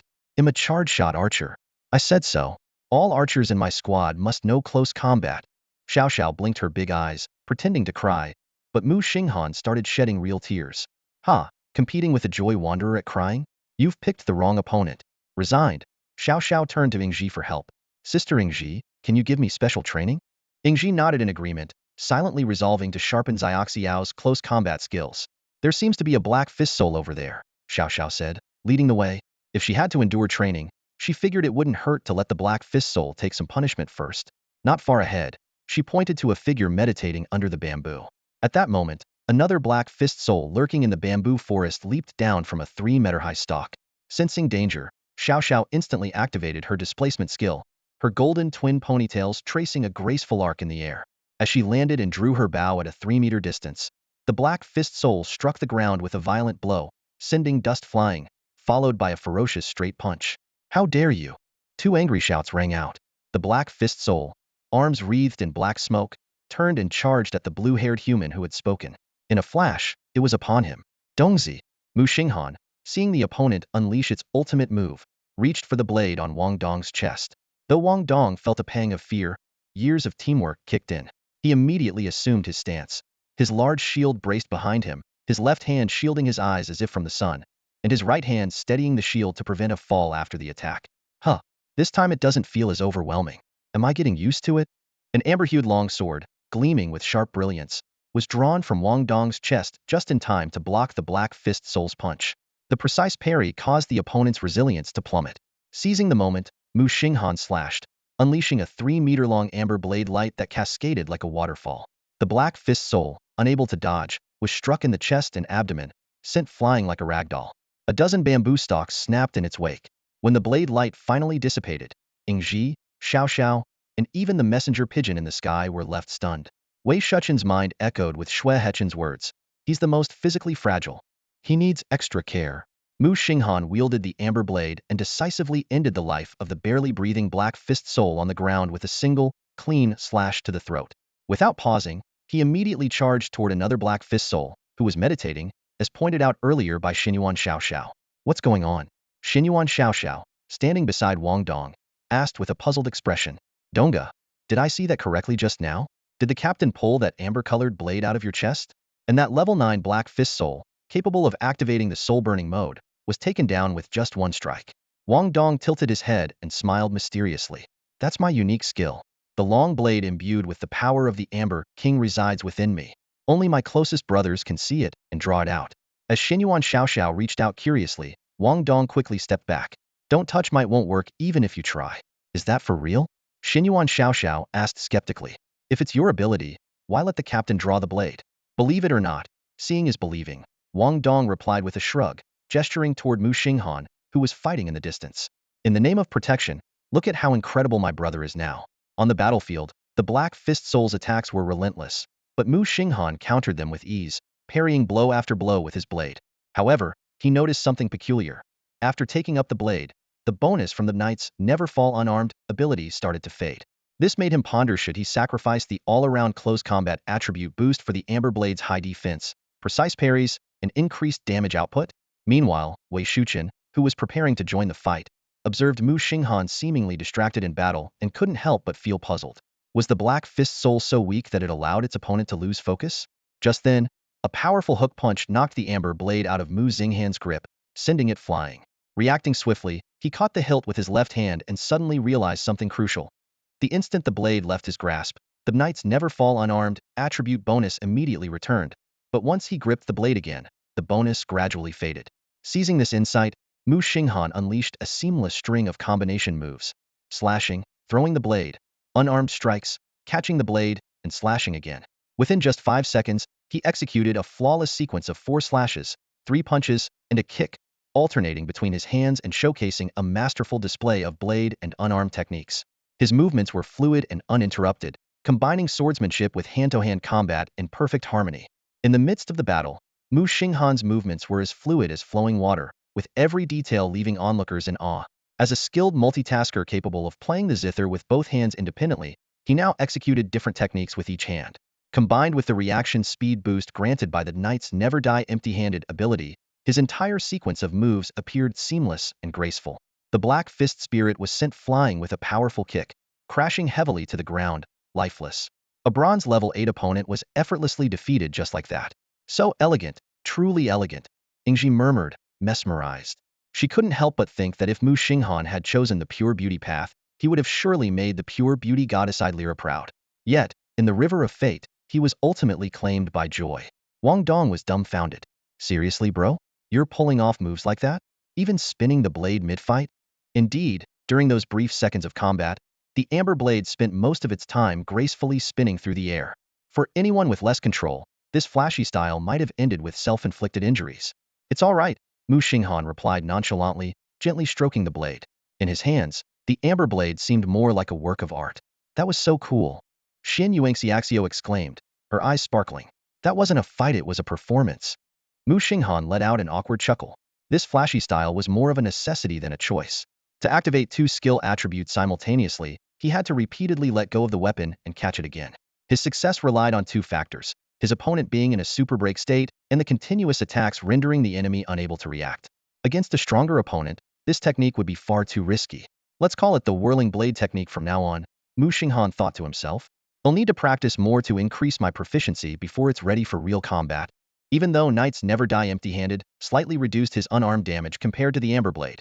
The boost to his reaction speed and melee damage significantly amplified the power of the first strike every time the blade returned to his hand. The white dove perched on the bamboo observed quietly. It understood now its role in the team was simply to protect Xin Yuanxiaxio, the fragile tracker. The others all had their own unique skills, making short work of the Black Fist Spirit. Captain Xin Yuanxiaxio sidled up to Muxing Han with a sweet, playful tone. When I start shooting arrows later, you've got to cover me, okay? If I miss and they come after me, they'll be counting on you. Muxing Han sheathed the Amber Blade, which was nearing its cooldown limit, and gave her a sidelong glance. Your captain's just as fragile, you know? Why not ask Brother Dong to save you? Wang Dong's on cooldown, Xin Yuanxiaxio explained. Last time I tried, I couldn't pull the Amber Blade out of him for at least half a day. This skill had a unique feature. When borrowing a teammate's weapon, its effects would be tied to the teammate's attributes, making it a perfect synergy for duo attacks. Although Wang Dong had claimed the blade as part of his skill earlier, Muxing Han hadn't bothered to correct him. It wasn't entirely untrue. After all, the captain who boasts about splitting the heavens with one punch turns out to be a fragile little thing. Boo-hoo, Captain. If you don't like me, you can just say I can handle it, Xian Yuanxiaxio teased, feigning a look of exaggerated grievance. Xian Yuan Xiao feigned a sobbing sound, woo-woo, while drawing her bow and notching an arrow, her gaze fixed intently on the distance. Around her, specks of light converged, flickering and solidifying between her bow and arrow. Not far ahead, a black fist soul was seated cross-legged on the ground, eyes closed, appearing to meditate, a customary resting posture for his kind. Holding her breath, Xiao focused for a full 5 seconds, channeling her energy. The arrow on her bow grew increasingly radiant, its brilliance reflecting on her determined young face. Feeling her arm begin to tremble slightly, she knew the moment had come. Whoosh! The arrow shot forth, slicing through the air like a miniature sun weaving through the bamboo forest. The seated black fist soul's eyes snapped open, alerted by the piercing sound of the arrow's flight. The blinding light stung his eyes, but he remained unfazed. In just an instant, he discerned the arrow's trajectory. A faint smirk played on his lips as he tilted his head slightly. With lightning speed, his right hand darted out and caught the radiant arrow mid-flight. The force of the wind ruffled his black headband as the arrow quivered violently in his grasp. As a formidable bronze Tier 9 warrior, he understood that the intensity of an arrow's vibration often correlated with its power. Yet, he remained unconcerned after all. The arrow was firmly under his control. Narrowing his eyes, he looked toward the source of the arrow and spotted 4 humans with complex expressions. He could comprehend the shock and confusion in their eyes, but the hint of pity they showed left him puzzled. It was at that moment he realized something was wrong. The arrow in his hand began to shake uncontrollably. When he turned to see the real sun descending upon him, it was already too late. Boom! An explosion of energy engulfed a 5-meter radius, scattering fragments of searing solar energy in every direction. All that remained in the aftermath were the black fist soul's pitted legs, resembling the severed limbs of a colossal frog. As for his upper body, it had been obliterated beyond recognition.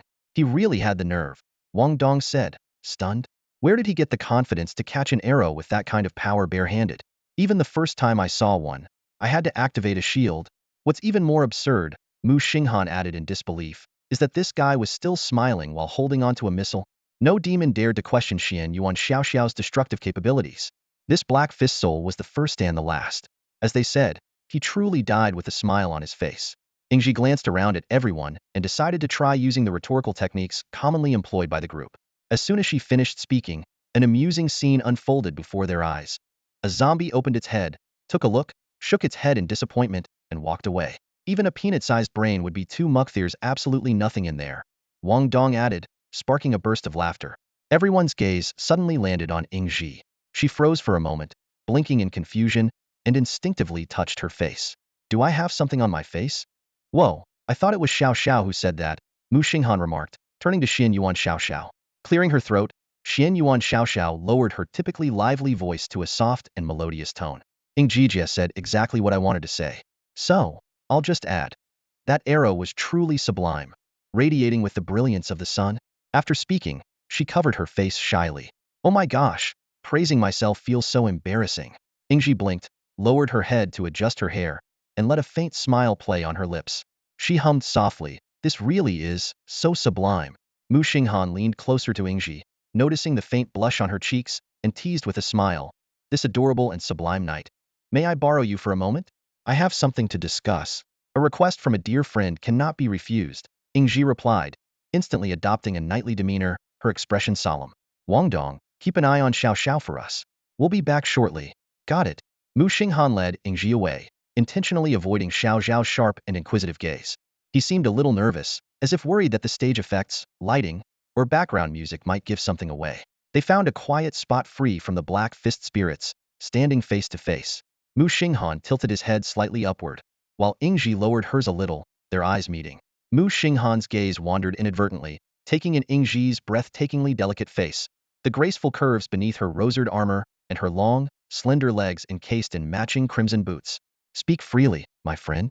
As long as it does not violate the Knight's Code, Ingji will fully support you, she said warmly, noticing his hesitation. Well, there's something I want to tell you, Muxing Han said, taking a deep breath before deciding to transform first and explain later. A radiant blue light enveloped him from head to toe, dissipating in a second. Ingji stared at the scene before her, first in shock, then in stunned silence, her gaze scanning him up and down in bewilderment. What she saw was a figure with starry, cascading hair that flowed to the waist, a face of unparalleled beauty, and a pale blue Gothic-style gown adorned with star-like embellishments. The slender waist gave way to opaque white stockings that accentuated long, elegant legs, ending in intricate blue high heels. Most striking of all was the full chest adorned with a sapphire necklace, glimmering with a depth and mystery akin to the boundless starry sky. Purity reigned supreme, and an unwavering determination to protect him surged within Ingji's heart, growing stronger with each passing moment. She gazed at the sight before her, holding her breath unconsciously.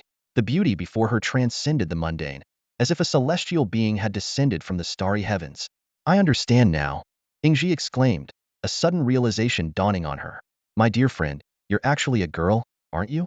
You're the earthly envoy of the goddess of purity, Ydelala, sent to infiltrate the path of joy. Stop making things up."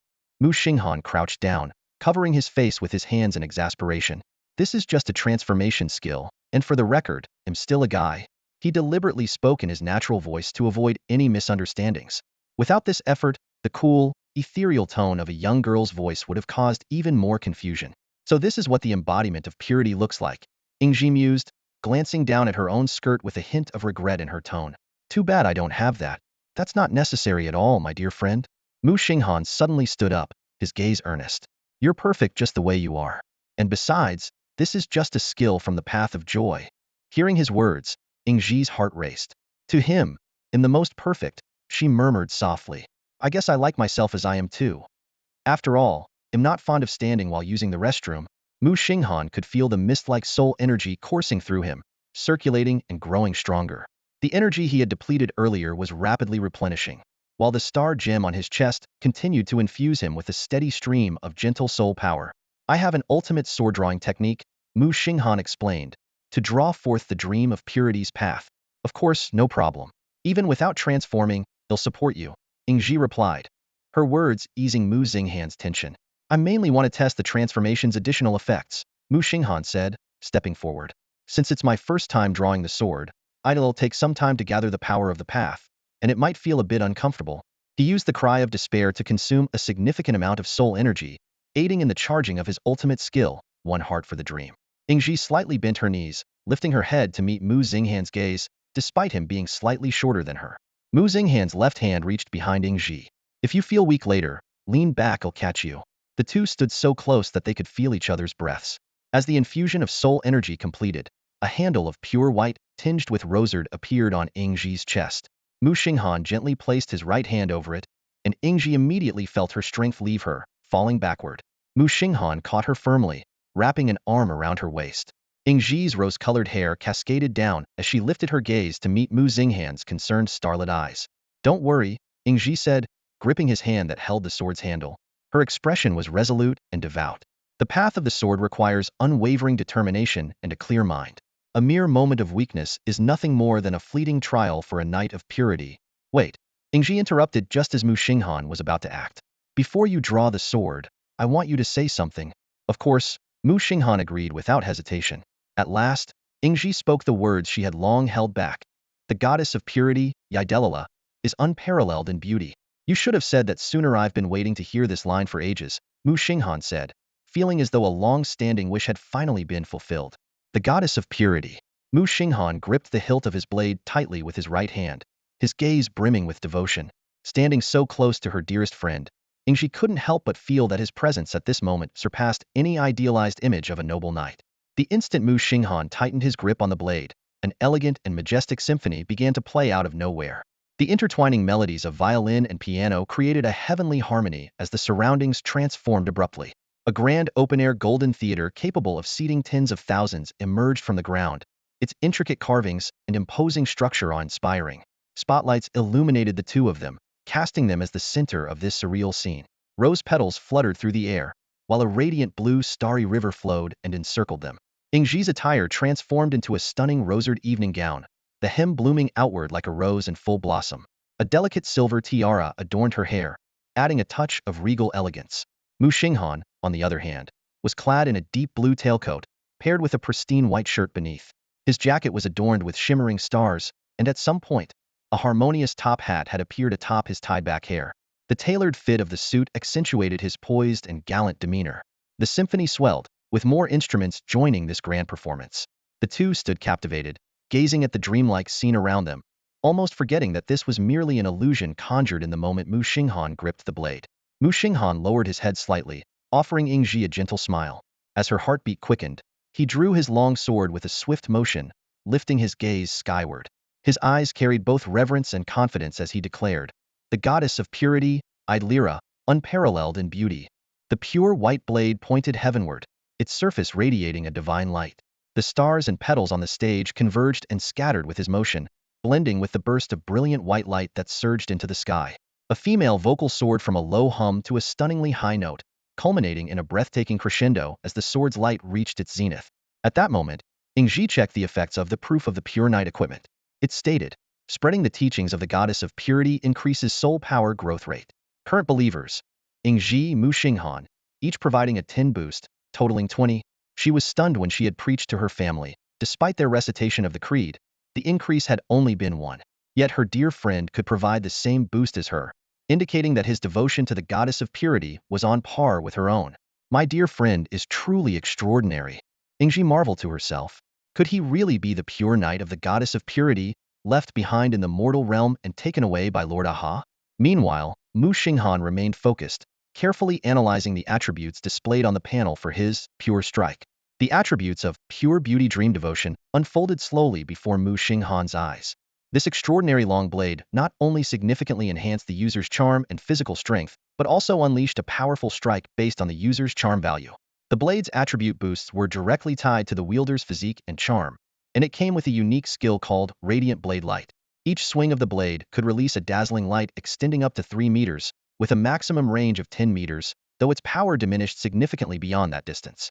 What was even more astonishing was its special visual amplification effect. When the Pure Beauty Theater was activated, it created a stunning stage-like space where every attack from both combatants was accompanied by dazzling sound and light effects. The more brilliant the effects, the greater the damage inflicted. This enhancement lasted for a full 10 minutes. Muxing Han gently caressed the blade in his hand, marveling at how perfectly it matched him. The blade was a translucent pure white, adorned with intricate flowing patterns that seemed to contain a shimmering azure galaxy within. The rosered hilt was engraved with delicate rose motifs, and every swing of the blade emitted a radiant glow, accompanied by a 3-meter streak of white light, scattered blue starlight, and rose petals, along with the sharp, resonant hum of the blade. This unique effect blended seamlessly with the transformation aesthetics of a magical girl, convincing Muxing Han that even when faced with a horde of shadowy opponents, a single strike imbued with the redand blue effects would be enough to vanquish them all. Ingji gracefully rose to her feet, her hand lightly brushing the rosered evening gown she wore. The luxurious, satin-like fabric occasionally shed rose petals, creating a mesmerizing sight. At that moment, a warm sensation swept through her body, and she murmured softly, bronze rank 9. It was clear that witnessing such pure beauty had earned her the recognition of destiny. As melodious music echoed through the theater, Muxing Han bowed elegantly, placing his right hand over his chest. "My beautiful lady, may I have this dance?" he asked with a charming smile. "It would be my honor, dear friend," Ingji replied with a radiant smile. However, as their hands met, she hesitated slightly and said, "But may I lead?" Back home, when dancing with my sisters, I was often assigned the lead role because of my height. I'm not too familiar with the followers' steps. Their warm and serene moment was abruptly interrupted by an unexpected noise from outside. The sound of flapping wings and small animals' calls filled the air. I think we might have made a bit too much commotion," Muxing Han said warily. "Could it be someone from the military district coming to check on us?" With that, he quickly deactivated the effects of Pure Beauty Dream Devotion and his transformation skill. The magnificent theater vanished without a trace, as if it had never existed. Muxing Han seized the moment, holding Ingji's hand as they quickly left the scene. Outside, chaos had already erupted. In less than a minute, the extraordinary phenomenon had put the army stationed at the Black Fist Soul Cavern and the training instructors on high alert. After all, this was the first time such a grand spectacle had occurred in the demonic cavern. The sky filled with rose petals and the glittering blade light intertwined, visible even from several kilometers away. The sudden appearance of the massive theater and the melodious music that echoed for hundreds of meters only heightened the unease among everyone present. Wang Dong stared intently at the tightly clasped hands of the returning pair, his expression complicated. His mind churned with disbelief. "My brother, how could you betray us?" The camaraderie of our FFF group, the Oath of the Grand Magicians, And the promise to stay single until the age of 30, are all of these going to be cast aside? Xian Yuan Xiaoxiao instinctively pulled out her customized camera phone. This was a high-end device her family had specially acquired through unique channels. While its appearance was only slightly distinctive, its cost ran into tens of thousands. Its advantages were undeniable track-clear resolution, AI autofocus, low latency, fast processing, massive storage, and an exceptionally long battery life. Realizing the instructor was absent, Muxing Han immediately let go of Ingji's hand, causing Xiaoxiao's camera lens to miss its target. He inwardly breathed a sigh of relief, thankful that he had deliberately taken a detour while running earlier, which should avoid raising suspicion. "Where's the instructor?" he asked. Music started playing over there, and a massive structure appeared. "The instructor went to report it and investigate," Xiaoxiao replied. She scrutinized the calm-looking Ingji and the composed expression of their captain with a hint of suspicion. With her unique feminine intuition, she vaguely felt that the earlier phenomenon might have something to do with the captain. "Did you see that blade light shooting into the sky just now?" Wang Dong asked gravely. Blue and red energy spiraling upwards with white light. It was truly terrifying to watch. The sound of flapping wings echoed as a pigeon transformed midair, landing gracefully before adjusting its glasses. This was Wei Shuchen's true form. Her search just now had clearly been in vain. After a professional inspection, traces of an unusually powerful skill were detected in the vicinity, its potency reaching the high silver level and covering an area far beyond the norm. Preliminary analysis suggested it was the work of a high silver level fate walker of a top-tier intellectual soul of fate. Wei Shuchen's gaze fell on Muxing Han and Ingji. "What did you two see when you went out earlier?" "Not far from here. We heard music and saw rose petals and blue streaks of light," Muxing Han answered truthfully. Ingji remained silent, but a thoughtful glimmer passed through her eyes. She quietly clenched the soft rose petal in her hand. Its delicate texture was indistinguishable from that of a real flower. "Good thing you're both okay," Wei Shuchen sighed. "The military is investigating the matter. This level of power shouldn't exist in a bronze-level demon's lair. We must trace its source, or no one will sleep well tonight." She had no idea that the ones responsible for all this were the very two people standing before her. After all, the disparity in energy levels was simply too vast to fathom. Meanwhile, in the mirror dimension, the jester's box began to sway again. Now this is what it means to be a true joywalker. Rules are meant to be broken. Other Fate skill libraries offer nothing more than simple stacking or percentage-based boosts, but only our joywalker skills can truly complement each other, creating perfectly synergized combinations that amplify power exponentially. "You're absolutely right," said Little Firework, sitting in midair and swinging her jade-like feet. "But there have been complementary examples before. Take that one Fate Walker whose unlocked skill was block flying daggers with your head. Then they learned a flying dagger skill, and guess what? The daggers would curve back to stab them, even landing critical hits. If you keep ruining the mood, I'll tell Little Blue Hair you've been binge-watching TV in the mirror dimension," the jester's box replied, its redand white mask darkening to pitch black. At the same time, Ingji was preparing to spar with Xinyuan Xiaoxiao. The latter, holding a radiant golden sunbow against a white base, stood trembling 5 meters away. "Sister Ingji, have mercy." "I'll take that as you're ready," Ingji replied, closing the distance between them in an instant. With 2 thuds, Xinyuan Xiaoxiao clutched her head, wailing, "Wah? Sister Ingji's punches hurt so much." "I wasn't even using my full strength," Ingji said, looking at her fallen opponent, somewhat at a loss. "Come on, try again." Muxing Han cheered from the sidelines. Gritting her teeth, Xinyuan Xiaoxiao got back on her feet, this time summoning every ounce of focus she could muster. "This is Sister Ingvi. She always knows her limits," Xinyuan Xiaoxiao said with a wry smile, rubbing the spot where she had been hit. "If it were the Black Fist soul hitting me like that, I'd be dead by now." Before she could finish her sentence, another heavy blow landed. "Ouch, that hurts so much. But come on, hit me again," she cried out, only to yell moments later, "Sister Ingji, don't hit my chest. Now they're uneven." "I was aiming for your abdomen, but you squatted down and got in the way," Ingji explained. "You should know, the Black Fist soul won't care about this or that." During the training, Xinyuan Xiaoxiao's progress was undeniable. Soon, Muxing Han clapped his hands and stepped forward. In a gentle tone, he asked Ingji, "Want to take a break and let me take over?" "Sure." Ingji nodded in agreement. "No, please don't." Xinyuan Xiaoxiao's face turned pale. "The captain hits just as hard. You two are the best Sister Ingji and Captain Brother in the world. Sister Ingji, don't leave." "I'm sorry, I was wrong." "Don't worry, I won't hit your face," Muxing Han reassured her. "Just the stomach, and I'll go easy on you." "Huh, I dodged it," Xinyuan Xiaoxiao exclaimed triumphantly. "Oops." Yet she was struck by another heavy punch.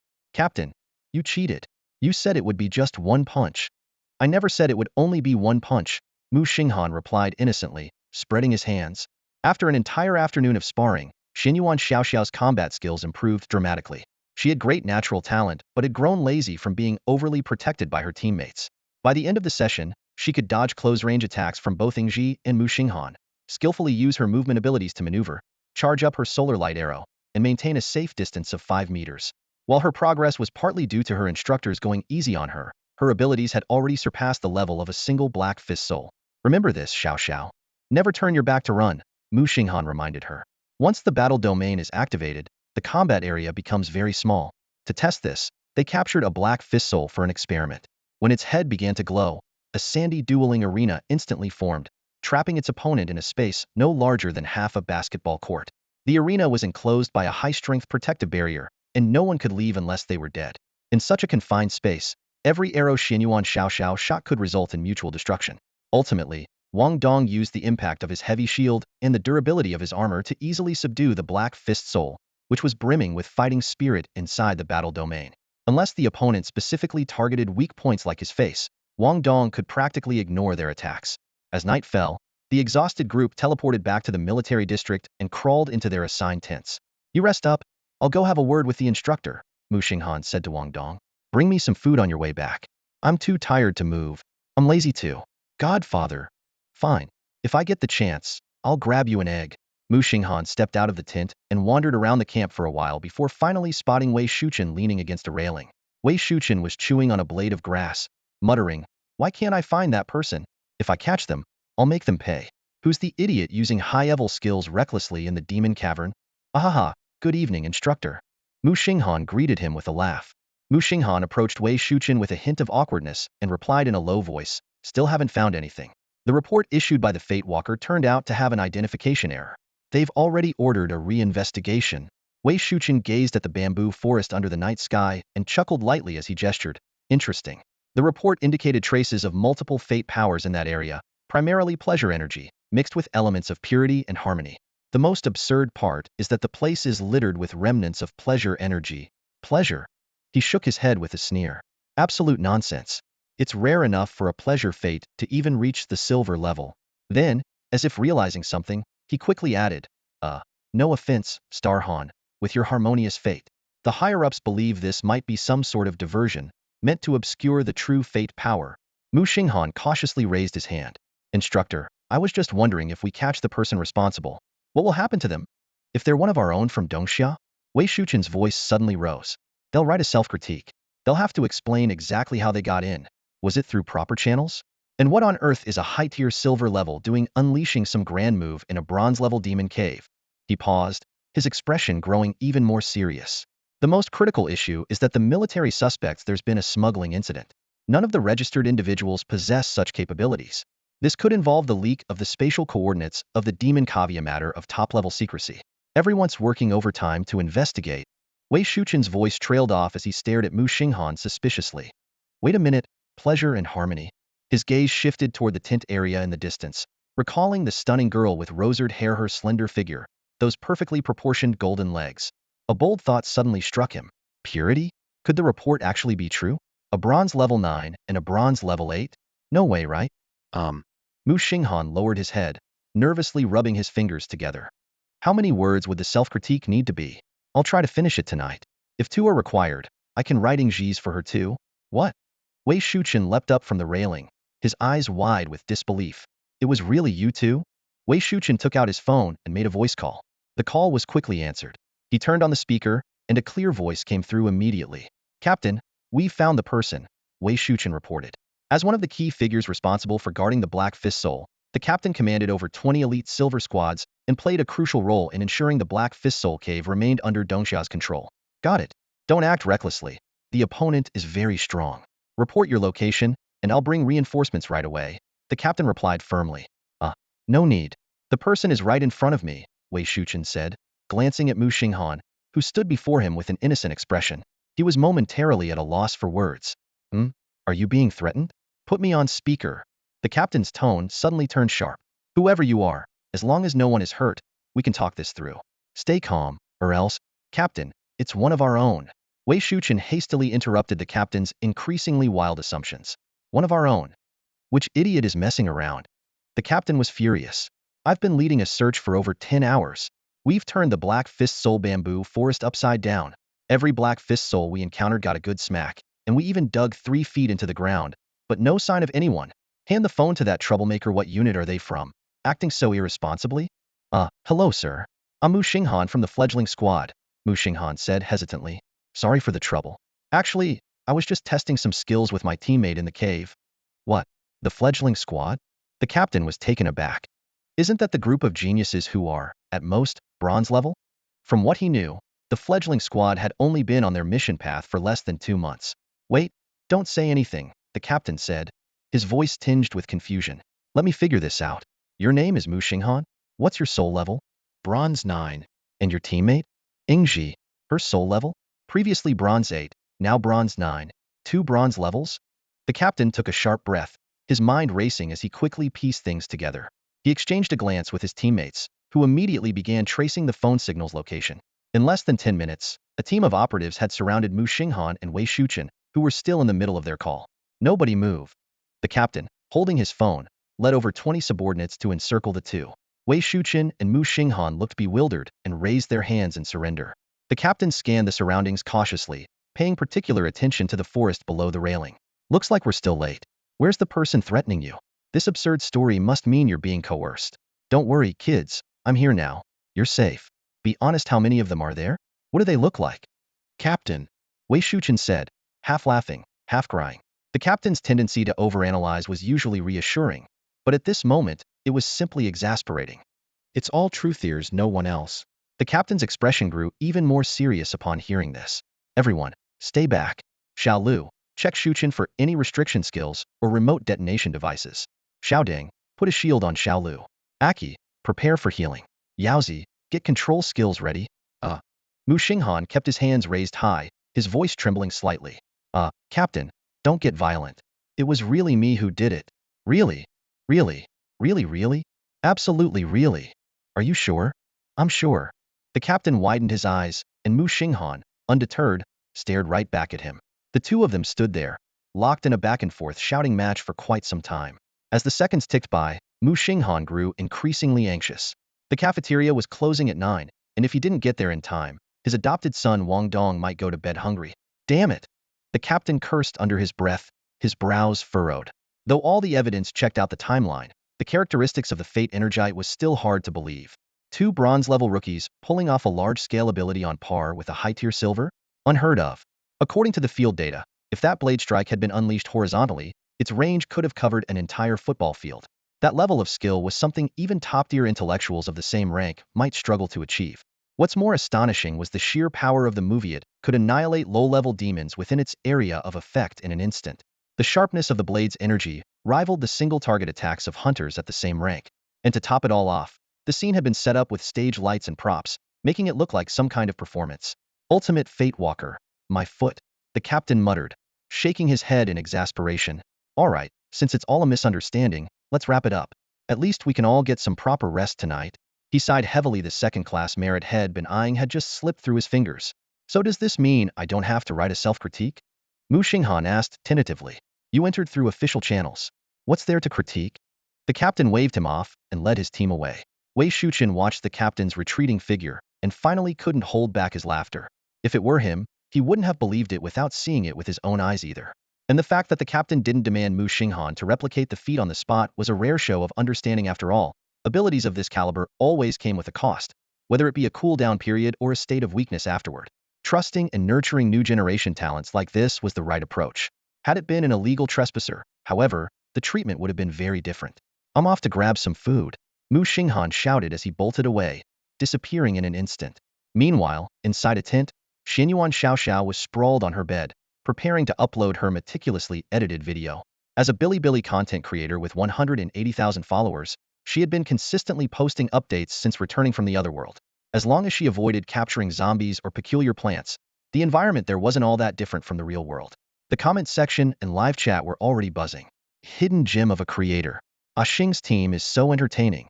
Turns out it's Xiaoxiao's perspective. Dongxing squad celebrating the new year.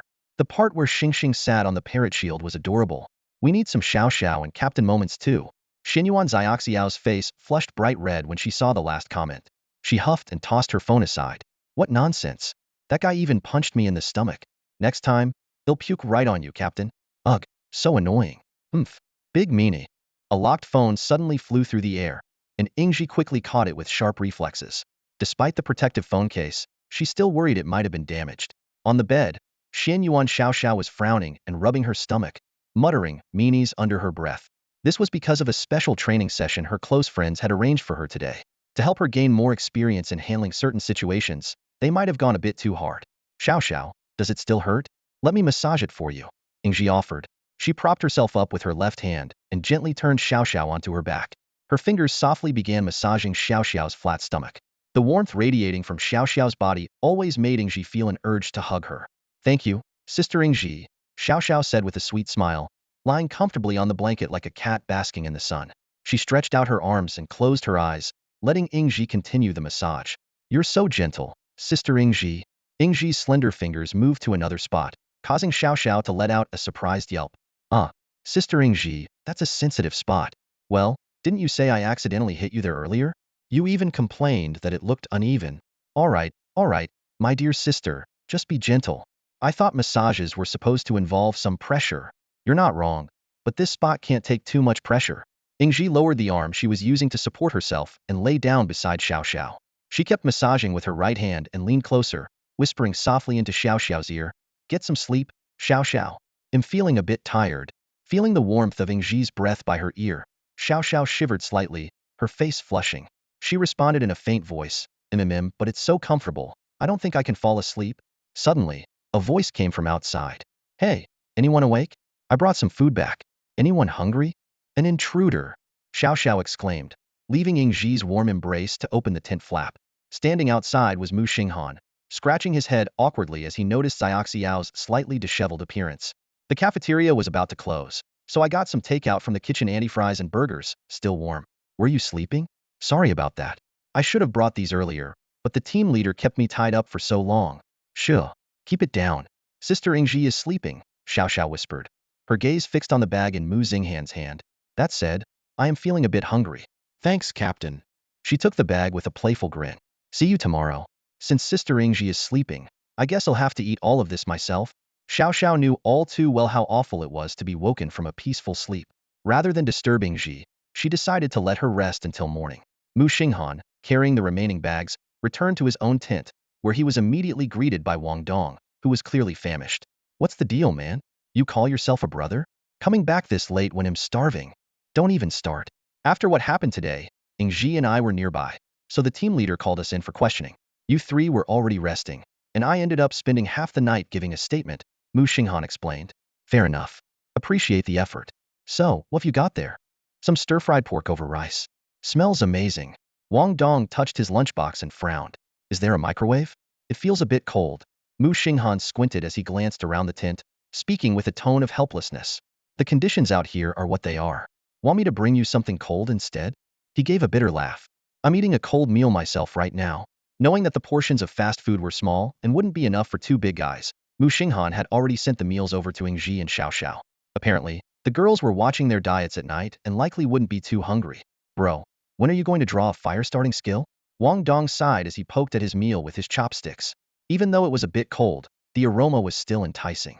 You think I'm some kind of wishing well? Muxing Han shook his head. My skill set is already packed. Just eat up, rinse your mouth, and get some sleep. Once you and Xiao hit bronze 9, we'll head back. Got it, no problem. Wang Dong suddenly pointed behind Muxing Han. Hey, a spider. What the? Muxing Han jumped up instantly, holding his lunchbox with chopsticks sticking out in one hand, while clutching his head with the other after hitting the top of the tent. The entire tent shook, landing behind Wang Dong. His face went pale as he asked, Where? Where? Right here. Wang Dong spoke through a mouthful of the biggest piece of meat he had just stolen from Muxing Han's lunchbox. This trick always worked on his bug-phobic buddy. You're dead meat. Just for a piece of my food? You're training until you drop tomorrow. Muxing Han shouted angrily as he saw Wang Dong reaching for more. Wang Dong shrugged, looking serious. If I don't eat enough, how am I supposed to train until I drop tomorrow? The next day, while Ingji was helping Xiao with training, Muxing Han dragged Wang Dong to the bamboo forest and summoned a few dark fist souls. By the time two were attacking alternately, Wang Dong was already struggling to keep up. When a third joined in, things became downright dangerous. If you need help, Just say so. Muxing Han called out from a safe distance, about 30 meters away, before casually starting to sing. Harmony music. Two tigers, running fast. Are you kidding me? Wang Dong shouted, feeling his power enhancement drop noticeably. You're singing off-key on purpose. Oh dear, I'm so hungry. Burp, Muxing Han let out a loud belch. Sorry, I must still be weak from eating too little yesterday. Yeah, right? I saw you eat 8 burgers for breakfast. Wang Dong retorted.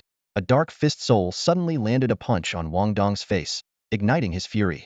He ignored the attacks from the other two, and focused solely on the one that hit him. Although he managed to block several attacks with his shield, he still took a few hits on his back, the clang of the blows ringing out from his armor. I've had enough. Wang Dong yelled at the top of his lungs. Bro, triple braised pork buff. Hit me with it quick, or my armor won't hold up. Fine.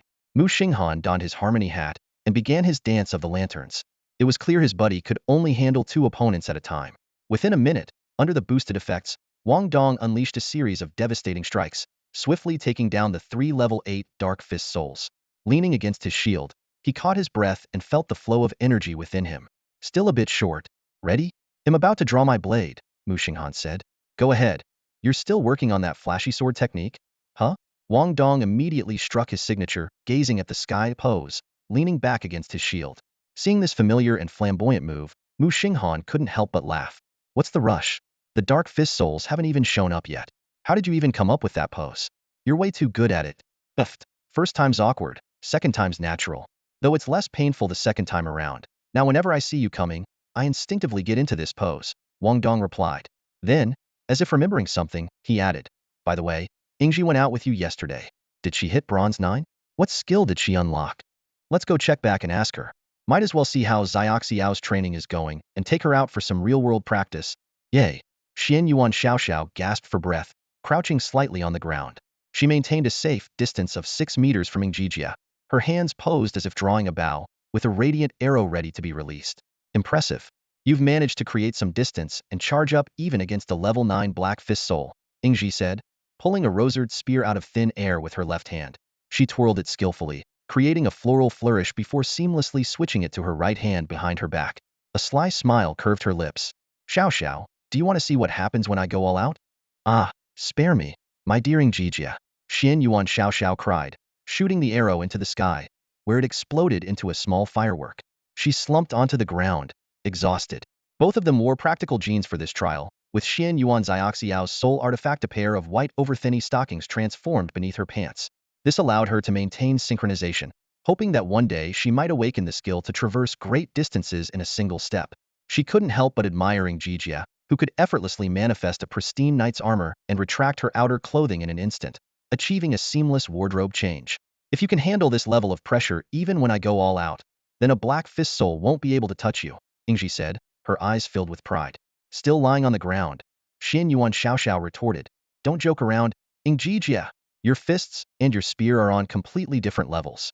Just think about that blooming strike of Yorsa's silver spear radiance that covers several meters in an instant. Unless I can teleport the moment you release it, I'd be a goner. Not to mention, you could suddenly... Before she could finish, Mu Xinghan's voice called out, and Wang Dong waved at them from behind. Jia, what skill did you draw at bronze level 9? Xian Yuan Xiao asked. Ingji's expression softened as she recalled the breathtaking moment she acquired the skill. The vow of the pristine knight. What's that? Muxing Han asked curiously. Let me show you. Ingji pointed at Muxing Han and solemnly declared, under the name of purity, I, Ingji, the pristine knight, vow to protect the beauty before me with my life. May purity endure forever. A beam of white light shot from her fingertips, infusing Mu Xinghan's body. Huh. Wang Dong squinted and teased, if I didn't know better, I'd think you were reciting wedding vows. It's so beautiful, Muxing Han murmured, feeling the gentle energy coursing through him. It eventually condensed into a faint rose-gold rose pattern on the back of his right hand, so subtle it was almost imperceptible. What does this skill do? Muxing Han asked. Ingji explained, it enhances all my attributes based on the charm value of the one I vow to protect. Additionally, if the pledge target is within 100 meters and either of us enters combat, temporary attributes will continue to increase. I can only vow to one person at a time. Ingji's body was bathed in a soft white glow as she felt the astonishing surge of attributes within her. Her overall stats had increased by more than 3,040, and they were still climbing. Clenching her fist in disbelief, she marveled at how high her friend's charm stat must be specially considering the additional boost he gained after transforming. Wow. Xian Yuan Xiaoxiao bounced over to the captain, grabbing his hand and inspecting it closely. Sister Ingji looks so amazing. I want it too. She couldn't help but stare at the captain's long, elegant fingers with their well-defined joints. Muxing Han let Xiaoxiao fiddle with his right hand and said helplessly, "It's not like I got a manicure. Why are you staring at them so intently?" Ingji nodded and raised her hand again in a solemn gesture. Pure beauty above all. Xiaoxiao glanced at the pattern now transferred to her own right hand, her face full of anticipation. Sister Ingji, my charm stat shouldn't be too low, right? The boost is quite significant, Ingji replied, feeling her stats plummet but maintaining a composed expression. This was a lesson she had learned from Muxing Han. If the truth might hurt a teammate, it's better to offer a kind lie. How does it compare to the captain's? Xiaoxiao pressed on. There's a slight gap, Ingji stammered, caught off guard by the sudden question. Although the white glow around her had visibly dimmed, far less radiant than before, she worked hard to keep her outward calm. I knew it. The captain's charm stat must be off the charts. Xiaoxiao scrutinized Muxing Han closely. Captain, are you sure your soul fate isn't that of an incubus? The more I look at you, the more attractive you seem. Star origin soul fate. No doubt about it, Muxing Han said with a mix of amusement and exasperation. Stop imagining things. What part of me looks like an incubus? Would you consider me instead? Wang Dong raised his hand weakly. Ingji immediately lifted her hand again. Pure beauty above all. Brother Dong, do you really need Sister Ingji to guard your preserver path? Xiaoxiao teased. The captain and I are the ones who need protection. Wang Dong glanced at the pattern on his hand, then at the now dim glow around Ingji. Unwilling to give up, he asked, Ingji, is the boost high? It's decent, Ingji replied with forced composure, though the actual boost had dropped to barely over 10. Haha, Wang Dong scratched his head with a laugh. I guess my preserver path doesn't really need oath protection. Better to give it to Xiaoxiao or Xing Han. Ingji said seriously, while attribute boosts depend on charm stats, they don't reflect the beauty of one's soul. Wang Dong, in our hearts, you'll always shine brightly. Ha ha ha. Wang Dong burst out laughing. Of course I do. He declared boldly, as a preserver, we'll make it to Bronze 9 today, no question. Another day had passed. With her teammates providing cover, Xinyuan Xiaoxiao faced off in an unknown duel against a Tier 9 Black Fist Soul. Finally, she broke through to Bronze Tier 9. The system notification rang out, and she drew an exhilarating skill, Sunflower Quickshot. This skill allowed her to fully charge an arrow while simultaneously executing a mobility move. Overjoyed, Xinyuan Xiaoxiao jumped like an excited little bunny and threw herself into Ingji's arms. Yes, she exclaimed. This skill was practically tailor-made to counter the Black Fist Souls. From now on, as long as she activated the skill at the right moment during close combat, she could create distance and counterattack effectively. This battle felt like a duel where the first to land a hit would claim victory. Ingji looked down at the jubilant Xinyuan Xiaoxiao in her arms, her lips curling into a gentle smile. 3 days flew by. Wang Dong, frustrated by his inability to break through, vented his irritation by hunting Black Fist Souls relentlessly. Meanwhile, Muxing Han stayed busy as well. He borrowed a soul blade from instructor Wei Shuqian and engaged in high-intensity battles against the Black Fist Souls without activating his Harmony Energy or Dance Lantern abilities. His spinning blade technique improved by leaps and bounds, allowing him to maneuver skillfully even when surrounded by 2 Black Fist Souls. This was thanks to his unique ambidextrous ability. Ingji also showcased her incredible strength. Wielding her spear, she was surrounded by a white glow as she simultaneously faced off against 6 Black Fist Souls. The spear's shadows interwove in a dazzling display, and she held her ground with ease. Wei Shuqian watched in awe. These Black Fist Souls were humanoid demons known for their combat prowess. Yet this young woman's physical abilities and combat skills were simply extraordinary. No wonder Xue Huqin had dubbed her the Valkyrie. Wei Shuqian couldn't help but marvel. Though this fledgling squad was still at the bronze tier, their abilities far surpassed those of an ordinary Night Watcher team. Was this what the next generation of prodigies looked like? Truly impressive. At that moment, Wang Dong's triumphant shout rang out across the battlefield. He stood atop a Black Fist Soul he had beaten to death with his shield, raising his bloodied spiked shield high. Finally broke through. Yes, let's see what skill Donga gets. Xinyuan Xiaoxiao cheered, raising her hands in celebration. Trial complete. Finally, we can go home. Muxing Han nodded. Shuang's promised Silver Soul Orb should be arriving soon. The unrivaled blade must be finished by now, too. Well, check with Grandpa Yuan's assistant bothering him directly wouldn't be appropriate. Yin too? Wang Dong scratched his head, looking at the system notification. I got an elemental skill. This type of spell, which allowed for casting detached abilities, was more common among mages and special soul bearers, though mages themselves were a rare class. Try it on me, Muxing Han said. standing still and preparing himself. This sounded like a skill involving rock element manipulation. All right. Wang Dong nodded and pointed at Muxing Han. The thought of what was about to happen made him chuckle. Roll. Boom. A massive stone pillar suddenly erupted from the ground, launching the unsuspecting Muxing Han high into the air. What the? Muxing Han flailed in midair, losing his balance. Just as Wang Dong moved to catch him, a figure clad in rosard leapt into the sky. She caught Muxing Han midair, wrapping her arms around his waist. As she landed, she bent her knees to absorb the impact, making it feel as though the boy in her arms had sunk into the comfort of a soft couch. Are you okay? Ingji looked at Muxing Han in her arms with concern. I'll do the test next time. I'm fine. Muxing Han raised his head and noticed half the sky was obscured. He immediately struggled to stand up. Dongzi's skill activation is really fast. At this moment, Wang Dong's expression was far from cheerful. He looked rather uncomfortable. Squinting at Muxing Han, he said, "Why does this scene feel so familiar? Bro, I feel like I'm just your psychic now. Back then, you had me use taunt, and now you're making me summon rock spikes. It's an instant cast skill with 2 modes, Wang Dong explained. One mode raises rock pillars like the one earlier, mainly for blocking. The other mode is rock spikes, which are for offense." As he spoke, he pointed at the grass and commanded, "Rise."